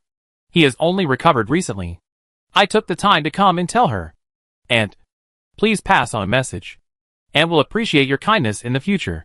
This woman used to talk to Tong Hua about Sui Ling. She was too guilty to look at Tong Hua, sighed a few times, and said a lot of good things. After Tong Hua repeatedly promised that she would not mention it to Sui Ling, she ran into the backyard to pass it on. Not long after, a little maid came to lead Tong Hua in. Sui Ling had long forgotten Tong Hua. Before being exiled, she had never dealt with the side branches. Everyone had lost a lot of weight on the way to exile. Tong Hua had gained a lot of weight compared to 3 years ago. Sui Ling did not recognize that this was the person who wanted to push her out of the brothel. As for life in the military settlement, she regarded it as a shame and had deliberately forgotten it. Do you have any news about my elder brother? Sui Ling asked. Tong Hua glanced at the layout of the room and said, Sui Wen came back from Wusun 2 months ago. He made military achievements and freed us from slavery. Sui Ling was happy at first, then surprised, and then annoyed. She looked at Tong Hua with disdain and scolded, You are such a busybody. You are so greedy. Tong Hua smiled. She was sure that Sui Ling didn't know any news about Sui Wen. She quickly changed her previous plan and said, Sui Wen asked me to tell you that he wants you to meet him. He has something for you. Sui Ling was a little unhappy. She couldn't go out at all, and it was freezing cold, so she didn't want to go out. Let him come over, she said. He's injured and can't go out. I mentioned that I would bring something to you, but he seemed worried. He didn't know what treasure he got in Wusun, so he insisted that you go and get it yourself. Tong Hua muttered. Sui Ling's eyes turned and asked, Is my sister going too? Tong Hua nodded. I'll come to your place first, and then I'll go to find her later. I don't know if I can see her. It's okay. I'll go over. My sister has a child, and it's not convenient for her to go out. Thinking of the child, Sui Ling couldn't help but worry. Why can her sister get pregnant and give birth? But she can't. Sui Ling twisted her fingers and said, I'll bring something to my sister. You don't have to go to find her. Tong Hua hesitated. Sui Ling was immediately annoyed. It's settled. Where does my brother live? Outside the West City Gate. Sui Ling wondered why he lived so far away. She asked again, Didn't he let Sui Yu go? No. Sui Yu's man also went to the battlefield. Just promoted to 1,000 households. If there are treasures, he must have got a lot. Tong Hua looked up at her. As expected, she was a person who couldn't stand others doing well. And when she heard that Sui Yu was doing well, her face changed immediately. I'll go out on New Year's Eve. You come to pick me up then. Sui Ling's household registration was not in her hands, so she could only take the opportunity to sneak out of the city on New Year's Eve. Chapter 120 Sui Ling's Death. After coming out of the Dui mansion, Tong Hua stood in the snow and took a long breath. She looked back at the solemn house and strode away. Leaving on the first day of the first lunar month? Sui Wen frowned. He stroked his shoulder that was injured by an arrow. The bone was injured. When the weather was cold, his arm was extremely sore, and he couldn't even lift heavy objects.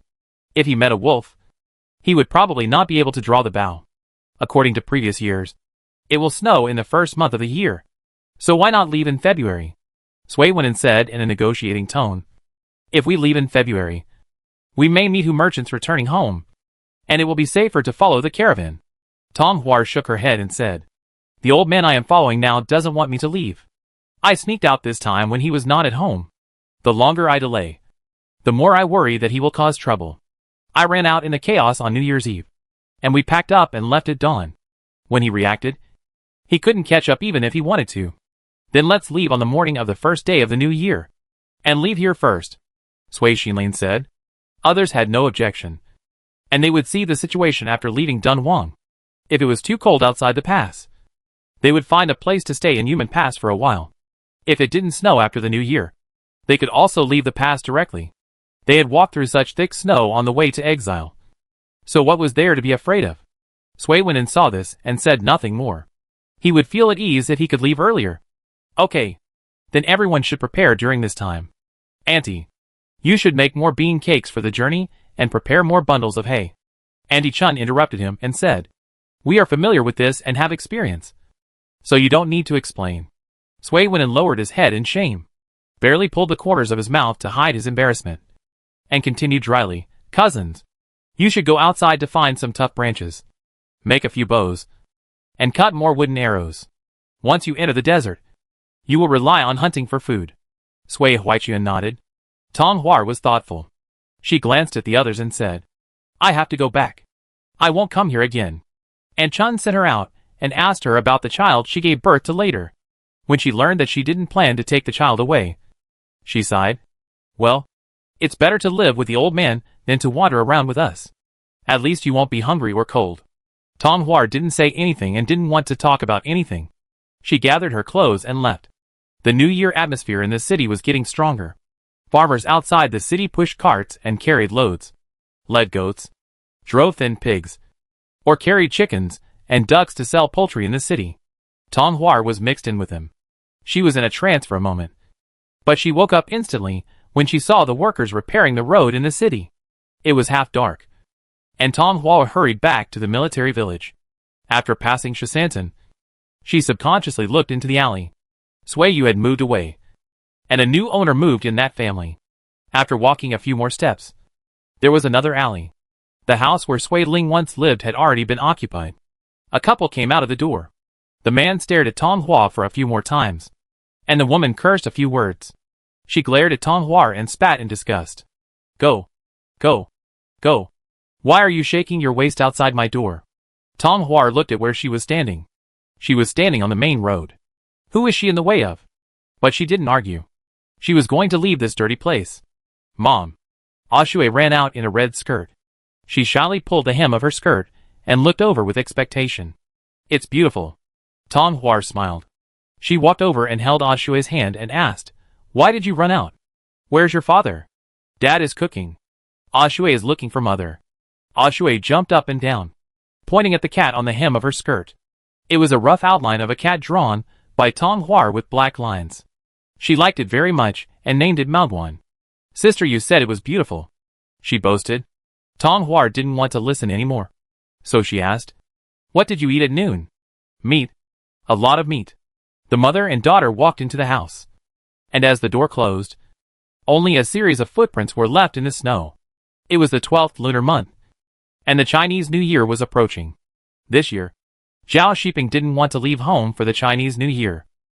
Before the New Year, he went back alone and planned to invite his parents, brothers and sisters-in-law to Dunhuang for the New Year. If his family members didn't want to come, he would stay at home for a few days to show filial piety and come back before New Year's Eve. Zhao Xiaomi didn't go back with him. She and Sui Yu were still doing business in the shop. The delivery business was good on snowy days. The aunt and sister-in-law took Sui Liang to work in the shop every day, going out early and returning late. With the defeat of the Xiongnu and the surrender of the Wusun, the Han dynasty became more famous. This winter, more Hu merchants entered the pass than in previous years. The Han merchants in the pass learned that the northwest was stable, and despite the severe cold on the road, they rushed to Dunhuang to stay with their goods before the heavy snow fell. The folk alleys that were deserted in winter in previous years were bustling with people this year. Hu merchants and Han merchants even set up stalls and rented houses to do business.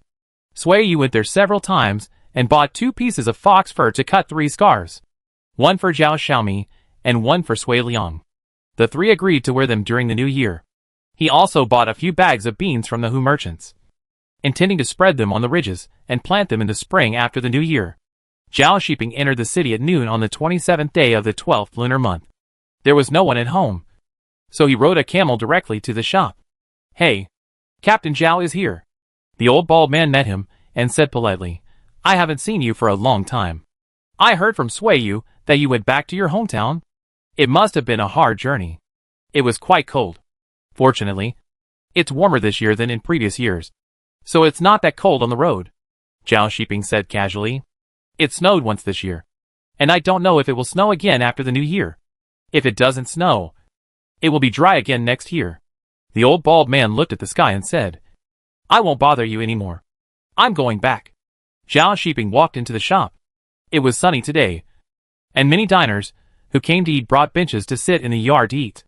Some people didn't leave even after they were full, and sat against the wall to chat. These merchants exchanged information on the trade route or talked about the customs of a certain place. Sui Yu handed him a bowl of flatbread and asked, "Didn't your parents and brother and sister-in-law come? It's too cold on the road, so I don't want to stand in the cold." Zhao Shiping found an empty seat and sat down, asking, "When will you close the shop this year?" "We'll close it when you come back." Sui Yu leaned out and shouted, "Everyone, the shop will be closed tomorrow and will open on the 8th day after the Chinese New Year. I'm telling everyone so that you don't run out of stock. Think of some new food after the Chinese New Year. We don't like to eat watery food. It won't fill us up." Hu Shang gave his advice in a difficult-to-understand Chinese dialect. Sui Yu smiled and said, "Okay, I'll think about it when I go back." After finishing the evening business and delivering the orders, Sui Yu and his family closed the shop and went home. The next 2 days were spent preparing for the Chinese New Year. Zhao Shiping was promoted and Sui Yu made money.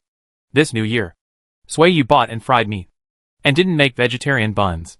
She steamed 2 baskets of pure meat buns. On New Year's Eve, the family washed their hair and bathed, put on new clothes, and prepared for the bonfire dance in the evening. Tong Hua also changed Ah Shui into new clothes: a red jacket, a skirt with reed fluff, and thick pants under the skirt, also stuffed with reed fluff. The little girl looked festive, beautiful, and warm in this outfit. Tong Hua braided 2 more braids for her, and tied a red hairband at the end. "It's really beautiful." She held Ah Shui and looked at him with a smile in her eyes. Ah Shui giggled shyly. Uncle Nyo stood in the yard and watched. When Ah Shui ran out, he walked to the door and said, "Can't you leave? You have to leave. I can't live without you," Tong Hua said softly. Listening to Ah Shui's laughter, she knelt down and bowed to Uncle Nyo. "What are you doing?" Uncle Nyo had a fierce face and said in a rough voice, "I can't stop you. And I won't stop you. Wait until I take Ah Shui out at night, and you leave. Thank you for not treating Ah Shui badly. I'll entrust her to you from now on." Tong Hua stood up and said, "She is still young. She won't remember me in a year or 2. Don't mention me to her. If she asks, just say I'm dead." Uncle Nyo took a long breath and walked out. The sun gradually moved away. At dusk, the aroma of meat came out of the chimneys of every household. Uncle Nyo also bought a piece of meat. He didn't eat much, and Tong Hua didn't eat much either. They both watched Ah Shui eat meat. It was dark. Uncle Nyo took out a torch and led Ah Shui out. Ah Shui looked back and saw that her mother seemed to be crying. She threw away the torch and said, "I want to stay at home." Uncle Nyo picked up the torch, picked up Ah Shui with his arm without palms, and coaxed, "Let's go first. Your mother will come to find us after washing the dishes. Go quickly," Tong Hua said. Uncle Nyo carried Ah Shui away, and the yard fell into silence. Tong Hua washed the dishes and chopsticks. Before going out, she pulled out a thick wooden stick from the firewood pile and stuffed it into her sleeve. The ends of the wooden stick were sharpened. When the drum sounded and everyone was twisting around the fire, Sui Ling quietly opened the back door and slipped out. Tong Hua let go of her worries. She led Sui Ling through the empty alleys towards the west gate with sweat in her eyes. The flames flew over the high walls, illuminating half of the roof, and cheerful laughter rang out in the cold night. Sui Ling poked her head out to take a look. She hadn't been out of the house for more than 2 years. She sat alone in a deserted wing room every day, and she missed the daily bustle. At this time, she secretly hated her eldest brother for being too generous and stupid to not want military merit. If she had a family who could be a backer, she wouldn't have to endure the anger of those bitches in the backyard. Where is my eldest brother injured? Can he still go to the battlefield? Swadeling asked. The towering city wall had already shown a dark shadow. Dunhuang was so nervous that her hands were shaking. She clenched her hands and said in a steady tone, the face was injured. It's not convenient to see people, but it doesn't affect walking. As for going to the battlefield, it depends on whether he is willing. Swadeling frowned. There was a boom in the city. The new dancers raised their torches and ran out. The dense drum beats seemed to encourage people, and the beats drove their hearts and urged people to run. Dunhuang pulled Swadeling and ran, saying loudly, hurry up. Don't waste time. Swadeling grabbed the wolfskin on her shoulders and ran. After leaving the city, she saw a burning fire pit in the distance. But Dunhuang pulled her in another direction. The more she ran, the darker it got. At this time, Swadeling realized that she was scared. She broke free from Dunhuang's hand and asked, are you really sent by my eldest brother? I am Dunhuang. Dunhuang grabbed Swadeling's arm and said, you saw me in the military settlement. I am your cousin's wife. Have you forgotten? Swadeling remembered. She slapped the hand on her arm in disgust and yelled, don't touch me. You hurt me. It was too late. Dunhuang tore off the wolf's skin and threw it on the ground. She strangled Swadeling's neck with one hand and pulled out the wooden arrow from her sleeve with the other hand and inserted it along the delicate neck of her hand. Swadeling shouted in panic. The pain in her neck made her struggle hard. The two wrestled together. Dunhuang covered Swadeling's mouth and nose frantically. Don't kill me. Swadeling cried and begged for mercy. Her voice was vague. Dunhuang laughed. She held the wooden arrow and inserted it into the flesh. Her voice hoarse. Is it unlucky to die on New Year's Eve? Don't kill me. Cousin. Swadeling was desperate. She tried to beg for mercy. My eldest brother also saved you. Dunhuang stopped talking. The wooden arrow pierced into the flesh half an inch, and heard Swadeling's breathing weakened. She stood up to prevent the blood from staining her clothes. In the distance, people came out of the city gate in an endless stream, cheering and running towards the pit. Swadeling's eyes became dull. She remembered about Dunhuang. In the brothel, she wanted to open the door. When leaving the brothel, she wanted to drag Swayu back to that dirty place. But somehow, she appeared in the military settlement again. It's unlucky to die on New Year's Eve, Dunhuang said again. Swadeling remembered that one day, she saw Dunhuang passing by the Qin family, and she seemed to curse her unlucky. Thinking of this, she held on to her last breath and spat maliciously, unlucky thing. You will be dirty until you die. Dunhuang rushed over and kicked her. You are unlucky. You are unlucky. You died on New Year's Eve. Your death is an unlucky thing. Swadeling had died. She opened her eyes and stared blankly into the darkness. Dunhuang panted a few times. She took off the silver hairpin on Swadeling's head, took off the jewelry on her hands, and dragged her away. There were many earth pits outside the city. Dunhuang had come to explore before. She chose a fire pit and dug it wide. She went in and lay down yesterday. It could accommodate one person. The person was buried in the pit. Dunhuang looked in the direction of the city gate. There were still people staying next to the fire pit with high flames. She returned in the dark, picked up the fallen wolf's skin and put it on her body, and walked leisurely towards Lijiaten. On the first day of the new year, just after dawn, Sui went and checked out of the room. He led the remaining people of the Sui family out of Lijiaten and left Dunhuang to the west.